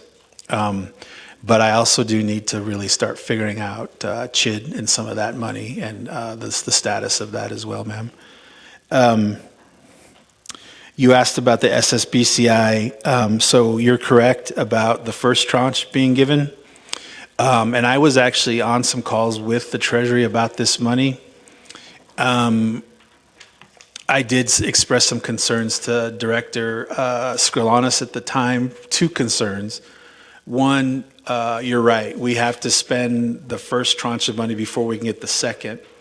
And I think the approach at the time when we had this meeting was to start finding Navajo artisans and businesses to get these loans to. My concern was the Navajo artisans and businesses we'd have to find so many of them to get through that first tranche that it may be time constraints to find those. And so one of the suggestions I made to DED at the time is, why don't you just find, because we can actually lend that money to enterprises too. Find 2 or 3 big, 5, 6, 7 big loans we can give out, get that first tranche out, and then we can start focusing on some of the smaller programs that we need to help smaller businesses with, just in an effort to get that first set of money spent so we can get to the second tranche. The other issue, ma'am, was the SSPCI program is a program where you have to still find a bank that will guarantee these loans. When I first met with DED on this issue, they were approaching these really small banks. And I remember talking with Emerson Horace and said, hey man, have we reached out to Wells Fargo? I mean, that's our banker. I don't see why they wouldn't partner with us on guaranteeing these loans considering we have billions of dollars deposited with them. So my suggestion to DED at the time was, why don't we start talking to the bigger banks that might have programs where it's easier to find those loan guarantees with with banks that have more capital. I think recently, I may be wrong on this, but they did announce a partnership with Wells. So I hope that did happen, but I can find more information out on that. I think I answered your questions, ma'am. If I didn't, please let me know. Chair Charles Newton, no, I'm not. I hope I didn't confuse you. I'm not saying any citizen money was used for travel. I was merely making examples that if we don't follow this committed fund balance definition per our audit, that could open up, since Sihasan is committed, the thought that, hey, we could just raid Sihasan too for travel budget. So there was no Sihasan used for travel. I didn't want to confuse you on that. The P cards for, for the executive, the effort that the OOC made was to shut off P cards for any division or business unit that didn't have an operating budget to justify the use of the card. So we did leave some of the programs on that had either federal funds or general funds with travel budgets that they could use the P card. But we did shut off the ones that didn't. So OPVPs was one of those. As you know, the councils was one of those. And I do want to extend my appreciation to you, ma'am, and to Chair James. When you found out I turned yours off, you simply just gave a very professional, okay, we'll deal with it. I didn't get the big rant of, well, we know what that is all about. No, you didn't cuss me out. So I want to say I appreciate that. So we did turn off the ones that didn't, including mine. In fact, even tonight, I paid for dinner, but my P card doesn't work. I just paid for it. Honestly, I didn't want to have to give this report tomorrow, so I thought I'd buy dinner. But no, they're all off, ma'am, so don't worry about that. There isn't, so when we say P card audit, it's not so much inferring that we're auditing for misuse, really. If it comes up, obviously we're just auditing for receipts and proper documentation at this point. All P cards technically have to go through something like this at some point, and I believe the P card section selects them on risk-based. And I was informed that the president's, I think because it was so far behind, they're auditing whatever receipts are coming through. So it's not really, we're looking for misuse, we're just making sure the documents are there properly. Of course, if we find it, we'll report it, but at this point, it's just kind of a routine thing we do with all the P cards. Who's paying for the travel? I mean, I don't know. I really don't, and I don't think we'll know until we see P cards. But I think, one thing we need to do is just, I've said that, compliance doesn't start and end with the controller. It starts with the divisions, right? And the divisions know who's paying for this travel. I mean, they know. I can find out, but I honestly would call on the division directors to say, we're being asked to front travel. We know there's no budget there. We know it. I don't know why we're dancing around this. Somebody's paying for it. Somebody is paying for it. And I would ask that the divisions come forward and say, okay, look, I did it. Actually, one of the plans of the controller is to put out a memo and say, if you're caught doing this, we're turning your P card off. You know you're not supposed to be doing this, but somebody's doing it. Now, maybe it's not a division. Maybe it's a sponsor down there or something. I don't know the answer. But what I do know, the Office of the Controller does not see a viable travel budget at OPVP because we don't recognize that transfer given all the reasons I gave you about committed fund balance. So the position of the Office of the Controller is that money shouldn't be used by OPVP for travel or anything but MMIW. So the P cards are off. There's no budget. If travel is happening, somebody else is paying for it. And I honestly don't know who. We can figure it out. But the controller really just needs to start putting policies in place that if you're going to misuse your card, paying for other people's travel, when you know you're not supposed to do that, per the BIM, we put it in the BIM, we're going to turn them off. I mean, I don't know why that's so hard to understand. I really don't. It's just fiscal management. I mean, if my son was running up a credit card bill, I'd turn his off too. Like, I don't know why we don't do the same thing here. And again, it's not political. It's just we have to start paying attention to this.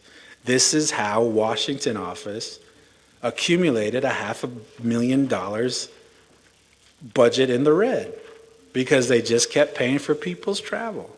I mean, that's what happened. And we didn't even know about it because those reports take so long to get done and audited. Next thing you know, we're $500,000 in the hole. So the Office of Controller thinks it was prudent to turn off the P cards because of those issues. But to answer your question on who's actually paying for this stuff, ma'am, I really don't know. But we can figure it out.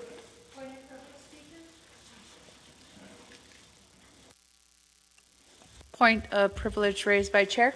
Eugenia Charles Newton.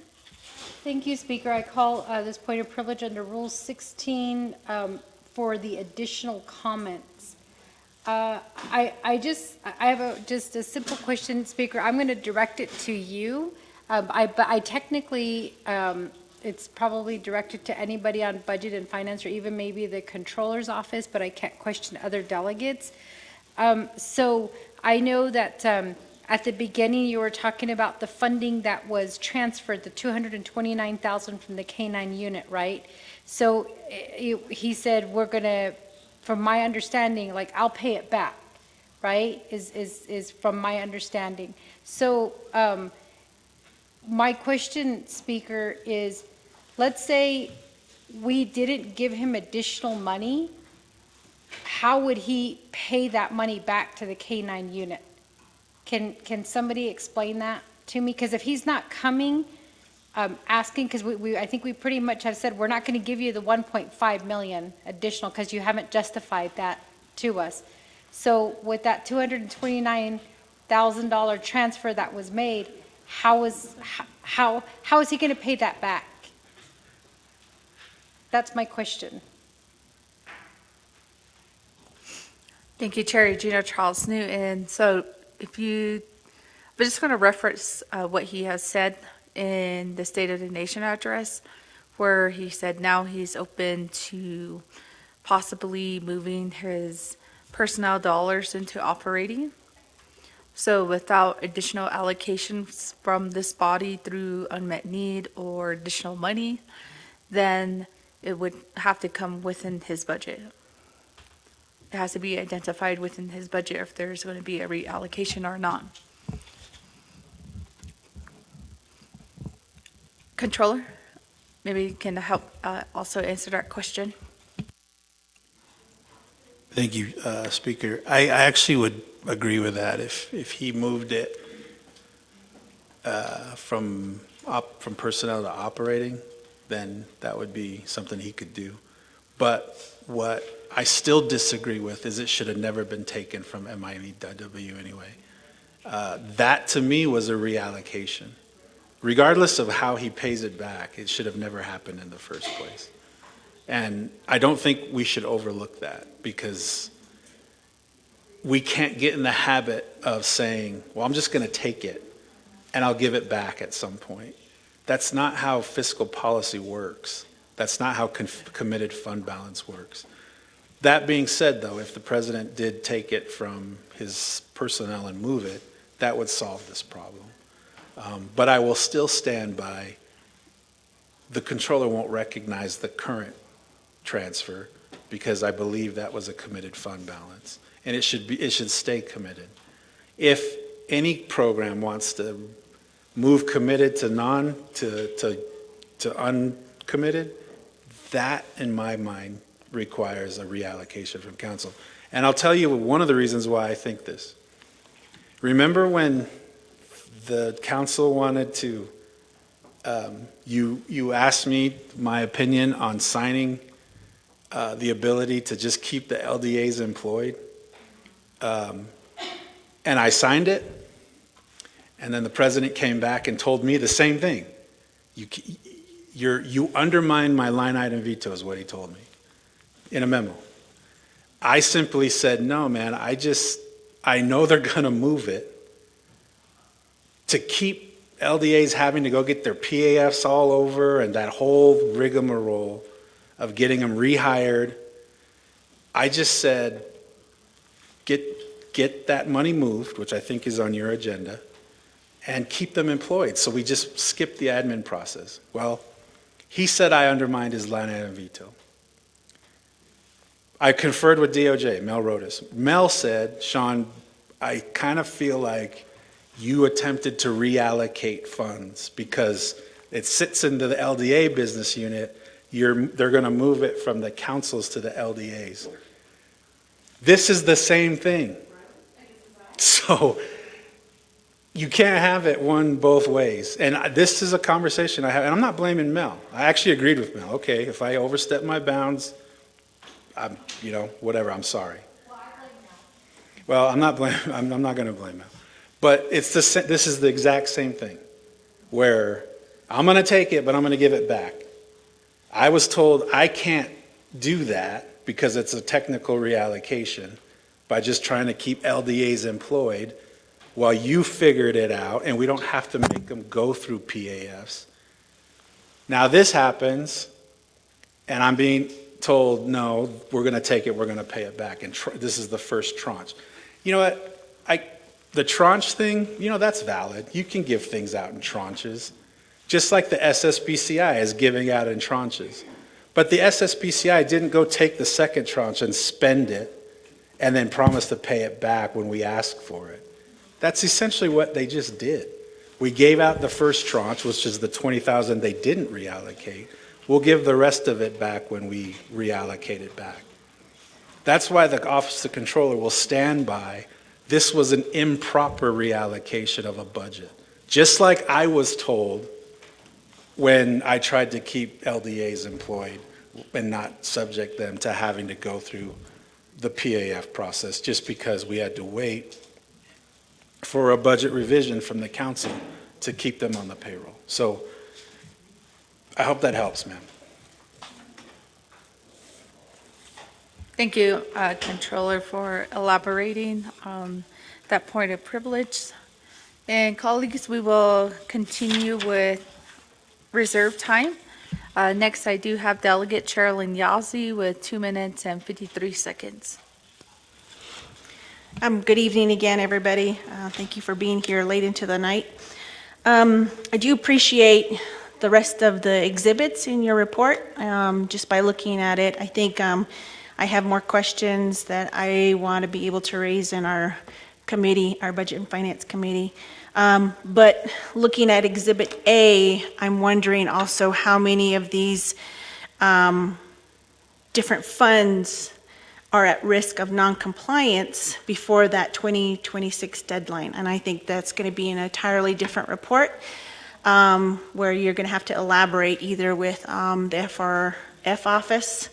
But I think that really needs to be at a place where we're understanding, since you're talking about and delegates are talking about hardship proposals. The other thing is, I'm glad you brought up restricted fund balance, because I also want to know in the Department of Treasury guidelines, is the hardship going to be allowable at this time? And so I want to be able to see that in writing as we move forward. The other thing in your exhibits, I do like your Exhibit B, where it's showing that, we do have strong fiscal revenues at this time, and a lot of this is what you've said before, is that we rely heavily on our investment and income interests. And I think we also need to look at past economic development investments and find out, how much are we really getting a return on our investments. One of the things that I also want to say is that this kind of government financial imbalance, and I guess you could say corruption, is something that doesn't happen overnight. It grows quietly in places where there's no oversight. We don't have structures in place, and just our culture allows us to, not do any of these things. So it's structural weakness. Political factors are included. We have old policies, our technology is pretty old, but there are ways to fix it in terms of making financial data public by default. We're separating the duties of individuals who are in these offices looking at money, and we make it to where it's predictable. Budgets, audits, and reports should be arriving on time or on a schedule. And then leaders need to have courage to model integrity and show us what it looks like. And then also, what's very important at this point is public literacy. Our people need to understand, the numbers, and that is where corruption loses its hiding place.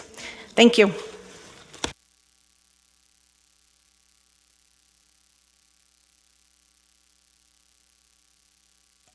And next for reserve time, we do have Delegate Nez with 45 seconds.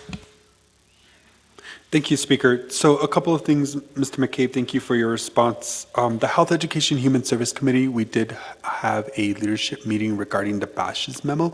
So my recommendation is just to get with Mr. Willie so that he can provide an update on some of the actions that took place during that time.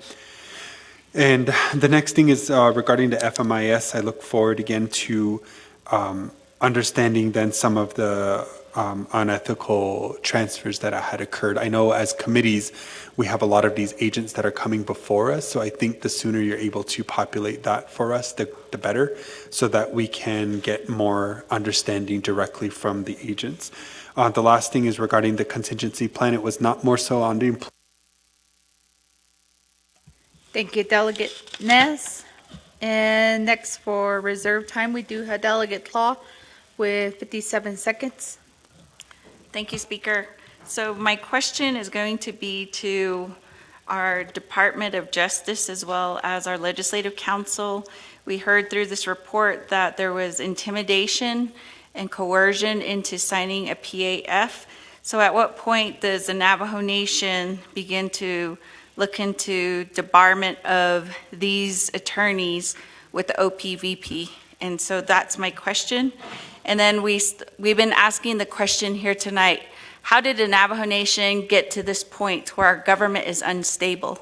It lies within the trauma of individuals, and when it comes down to it, it's just plain and simple an addiction to money and greed.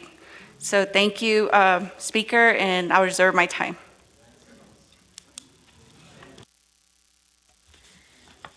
There'll be 9 seconds for reserved time. Chair Crotty with 39 seconds. Thank you. I want to go back to the litigation fund. That's not a given, so that's through a set-aside, colleagues. We should work on exactly the power and authority of the Department of Justice when it comes to the litigation fund, and understand that we can monitor, and we could also make sure that there's transparency.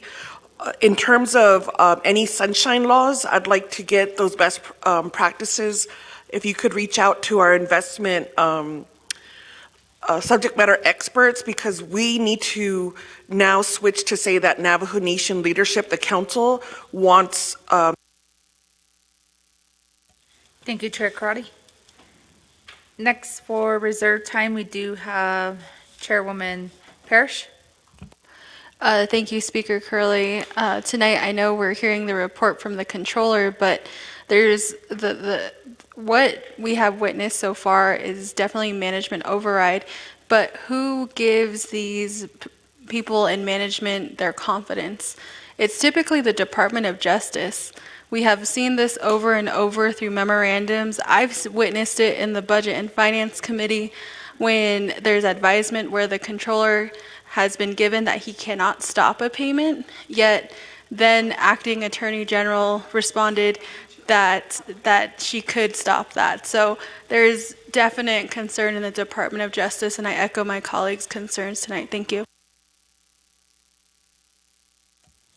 Time will go first to the controller, and then we'll turn the floor over to Ms. Espino, and then to Mr. Broadley.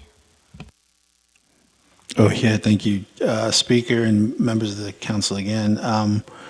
Going back to Delegate Sherilyn Yazzie, I look forward to the discussion on Exhibit A, ma'am, and the details with the committee. So your question about the hardship. So our last conversation directly with the Treasury, they did indicate that hardship is still an allowable use of ARPA funds. However, and I think it's important that the Navajo people understand this, it's not going to be as easy as it was last time. Last time we could just identify who was on the census rolls and write a bunch of checks. This time we do have to go through a little bit more of a vetting process to prove a need, but the Treasury said that doesn't have to be a very tedious process, but it's still going to take time to vet potential recipients. So I know a lot of people in the public are calling for a hardship. I think that's probably a viable option at this point. The amount, I don't know yet, but it also needs to be understood. It's not going to be quite as easy as it was the first time around.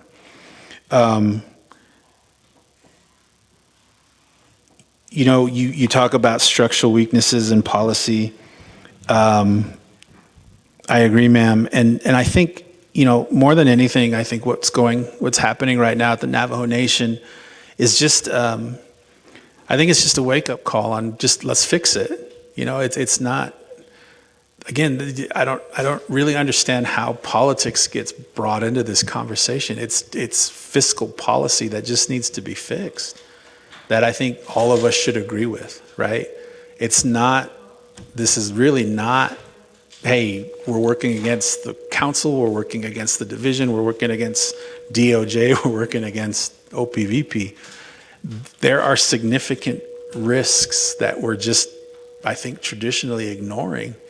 And I think this council is finally starting to understand and realize that the way we've done things, maybe we just need to fix it and change it and just make sure we do it right. I think someone mentioned our policies and procedures, and they're old. I mean, maybe it worked in 1984, but it doesn't work now. It just doesn't. So let's fix it And I look forward to helping us do that if I get the opportunity. Dr. Andy Nez, yes, sir, I will get with Rob Willie. We'll provide an update on Basha's. Delegate Claw, you asked, how do we get to this point? I think, ma'am, I do think that we're just operating on some old policies. I do agree with your comment about addiction, ma'am. You know, everybody knows who's had a family member or who themselves has gone through addiction, and I'm going on 15 years of sobriety, and the hardest thing to learn when you start that process is admitting there's a problem. And I think we're finally at a point that we can admit there's a problem, and it's time to fix it and stop this addiction to whatever's happening out there, because there is a problem and it's affecting everyone, just like addiction to drugs does or alcohol. It doesn't just affect the addict, it affects everyone around them. And unfortunately right now, the Navajo people, the employees, everyone's getting affected by what's happening. And we have to fix it. It's just time to fix it. Delegate Crotty, you talk about sunshine laws. I agree. I will get with KPMG and Sovereign Finance to start talking about some of the best practices out there to start introducing maybe legislations to start implementing sunshine laws, whistleblower policies, et cetera. I don't know if she's, oh, there you are. So, yeah, so we'll work on that. I think that's it, Shinada. If I missed something, please let me know.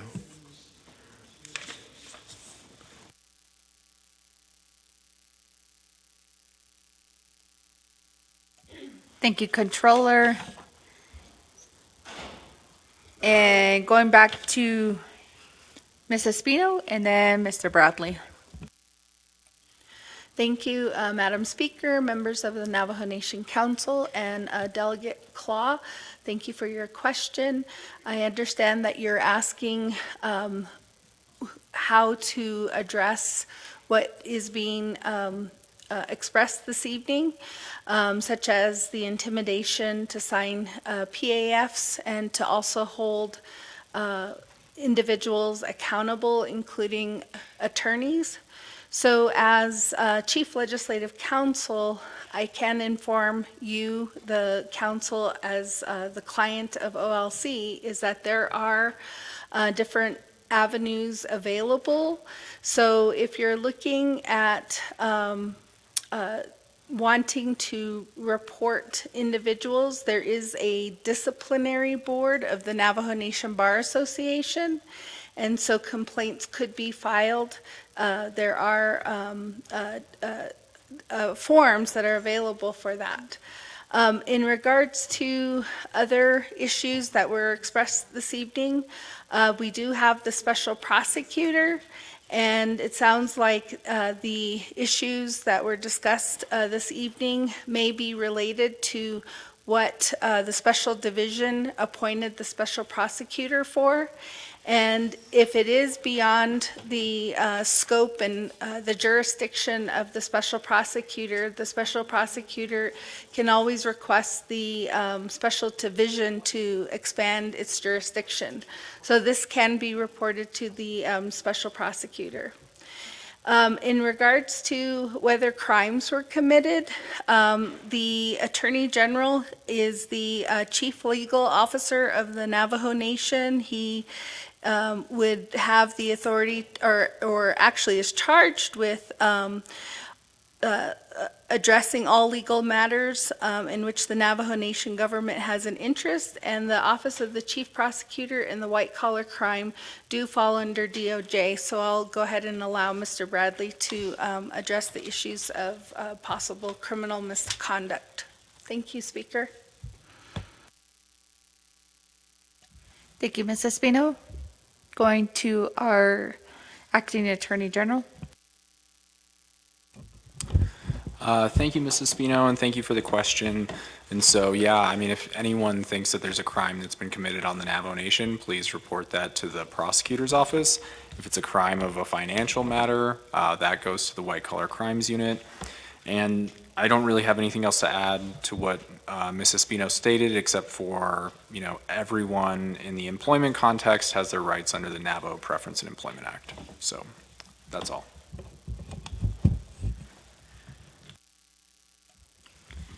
Thank you to both of our attorneys here. And colleagues, I believe we do only have 13 members on the floor. So just keeping that in mind, if anyone else does leave the floor this evening, we'll lose quorum. So I highly suggest that before anybody else leave, that we would recess once we do this report. 14. And going back to reserve time, I have Chairman James with 2 minutes and 16 seconds. Yeah, good evening. Thank you, Speaker. Again, thank you. First, let me just say, can you just imagine that if he just signed the budget that we wouldn't be hearing all of this information? President Boo Nygren had 2 chances to not have all of this surface up, but he decided to line item and partially line item, and so here we are hearing all the information.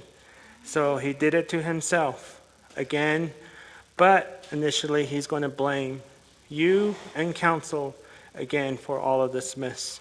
But thank you for all of the information that you have provided to the 25th Navajo Nation Council, and of course to our Navajo people throughout the nations and beyond our sacred mountain.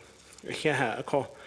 Adonana, I just want to know when you're going to initiate the 30 days notice regarding the ARPA funds so we can begin the hardship payment process. And then can you also tell us who's paying for the senior center's assessments? So aje alto benanda dishkilako nana to our legal and maybe DOJ as well. What legal or administrative authority does the President of the Navajo Nation have to approve, initiate, or restrict budget transfers among programs or divisions within the executive branch, and its authority to establish by Navajo Nation laws, tribal policies, or the internal administrative procedures? Reserve my time. Thank you.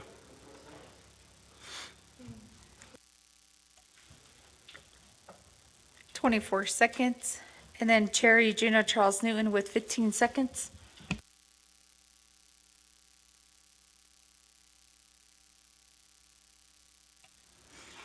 I go back to the saying, let all the things done in the dark come to light. And I'm glad that this is coming to light. I'm going to waive the rest of my time. Thank you, Chair. Next, we do have Delegate Law with 9 seconds. Yes, my final comments are that the Department of Justice may need to be investigated. The people of the Navajo Nation demand the truth.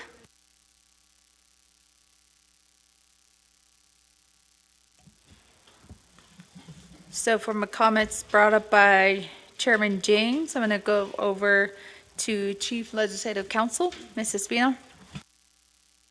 Thank you, Madam Speaker, members of the Navajo Nation Council, and Chair James. I actually do not have an answer to your question right now. I don't have my copy of the Budget Instructions Manual. I apologize, but I will get that answer to you in regards to the President's authority to make budget transfers. Am I correct in that question? If you give me a little bit of time, I can look through the Budget Instructions Manual and the code to answer that question.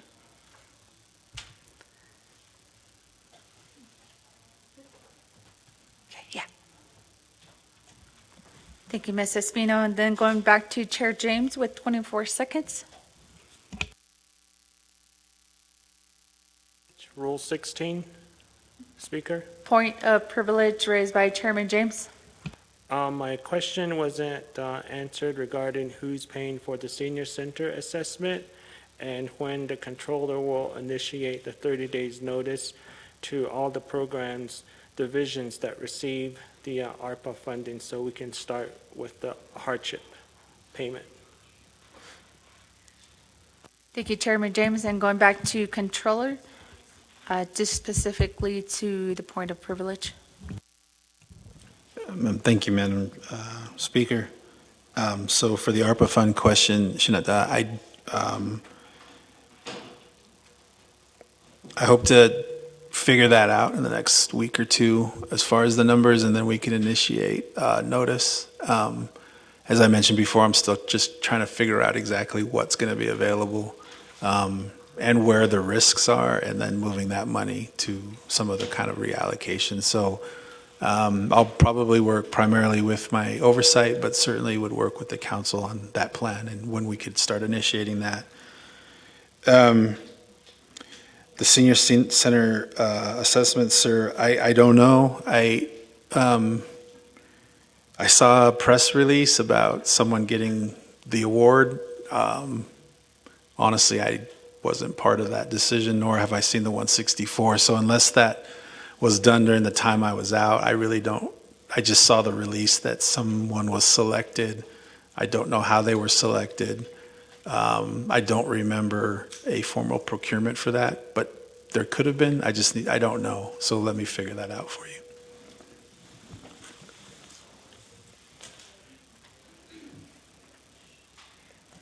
Controller, just a recommendation for that point of privilege. If you can also include that in the memo that was also asked of from Delegate Simpson earlier today. So if you can also include that as well.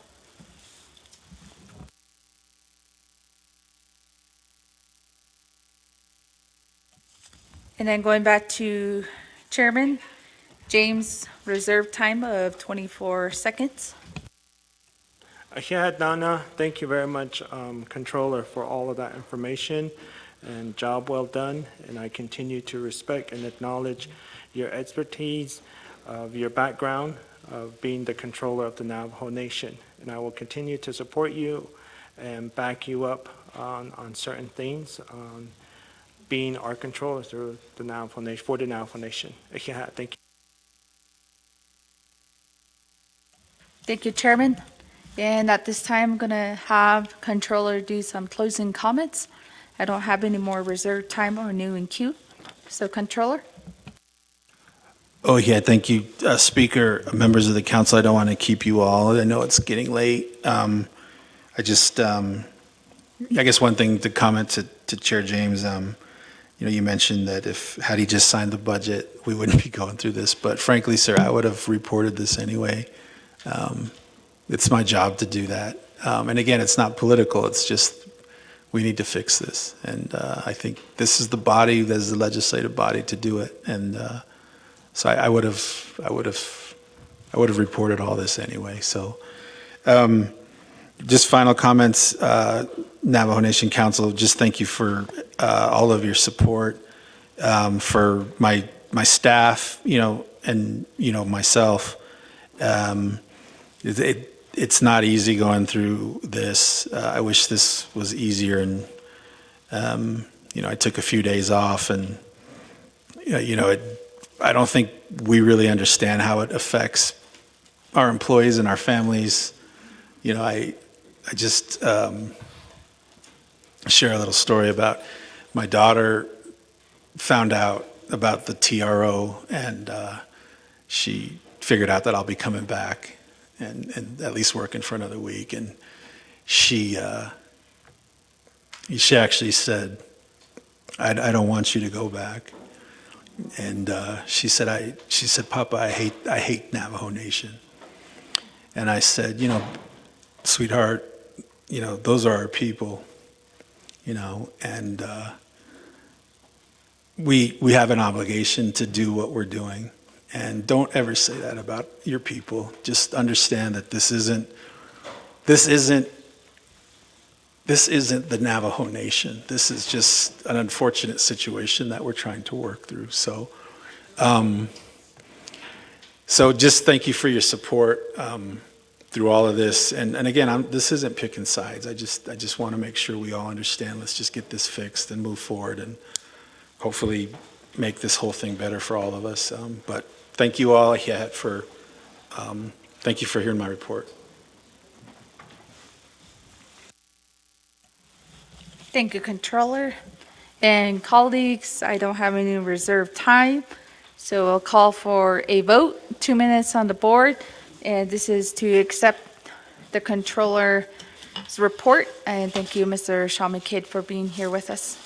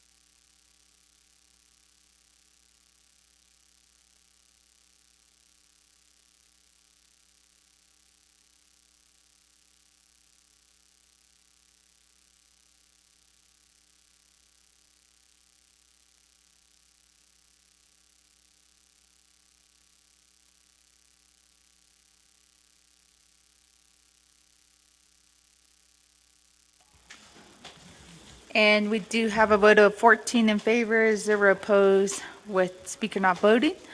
And thank you again, Mr. McCabe, our controller. And we'll be looking forward to those memos coming in the next few days. Honorable Daniels. Yes, Madam Speaker, I just want to say thank you. I don't know what naha tau. Then has not get a cancer go. Play it to this kid. But this thinking with Madam Speaker. Bishmas anakodo naha tatila. Lanzade and de credida. I don't know his bounds and Yapi card of the Halnoda. But get the need jait or the Halnoda look at either. So the Greek Ashlantil, 1 o'clock that shall not get the one. Arot honest, Shilan Aro, Slanati Ilgate, or in her quake it or in her Baban Sakes or the Scodots, Bishmas Annoslenigi. Cotan Zarin, he's not at Jahotida. Dishing but the sort of my sister Locato. Idiot and hinge kid or go. I don't know I still I don't another the kid at in Saturday. The rain of Giat and that but I said and 8 on Papa another 80 got all the Gano kid either. So 80 on hinge kid or little. Madam Speaker, thank you. Okay, thank you, Delegate Daniels. That is true. It is almost close to 10 a.m. and many of us do have to travel back home. So at this time, I'm going to call, 10 p.m. Oh, thinking we started at 9 or 10 a.m. Then now 12 hours, colleagues. So at this time, going to recess and then we can reconvene again tomorrow at 10 a.m. Recess here at 9:47 p.m.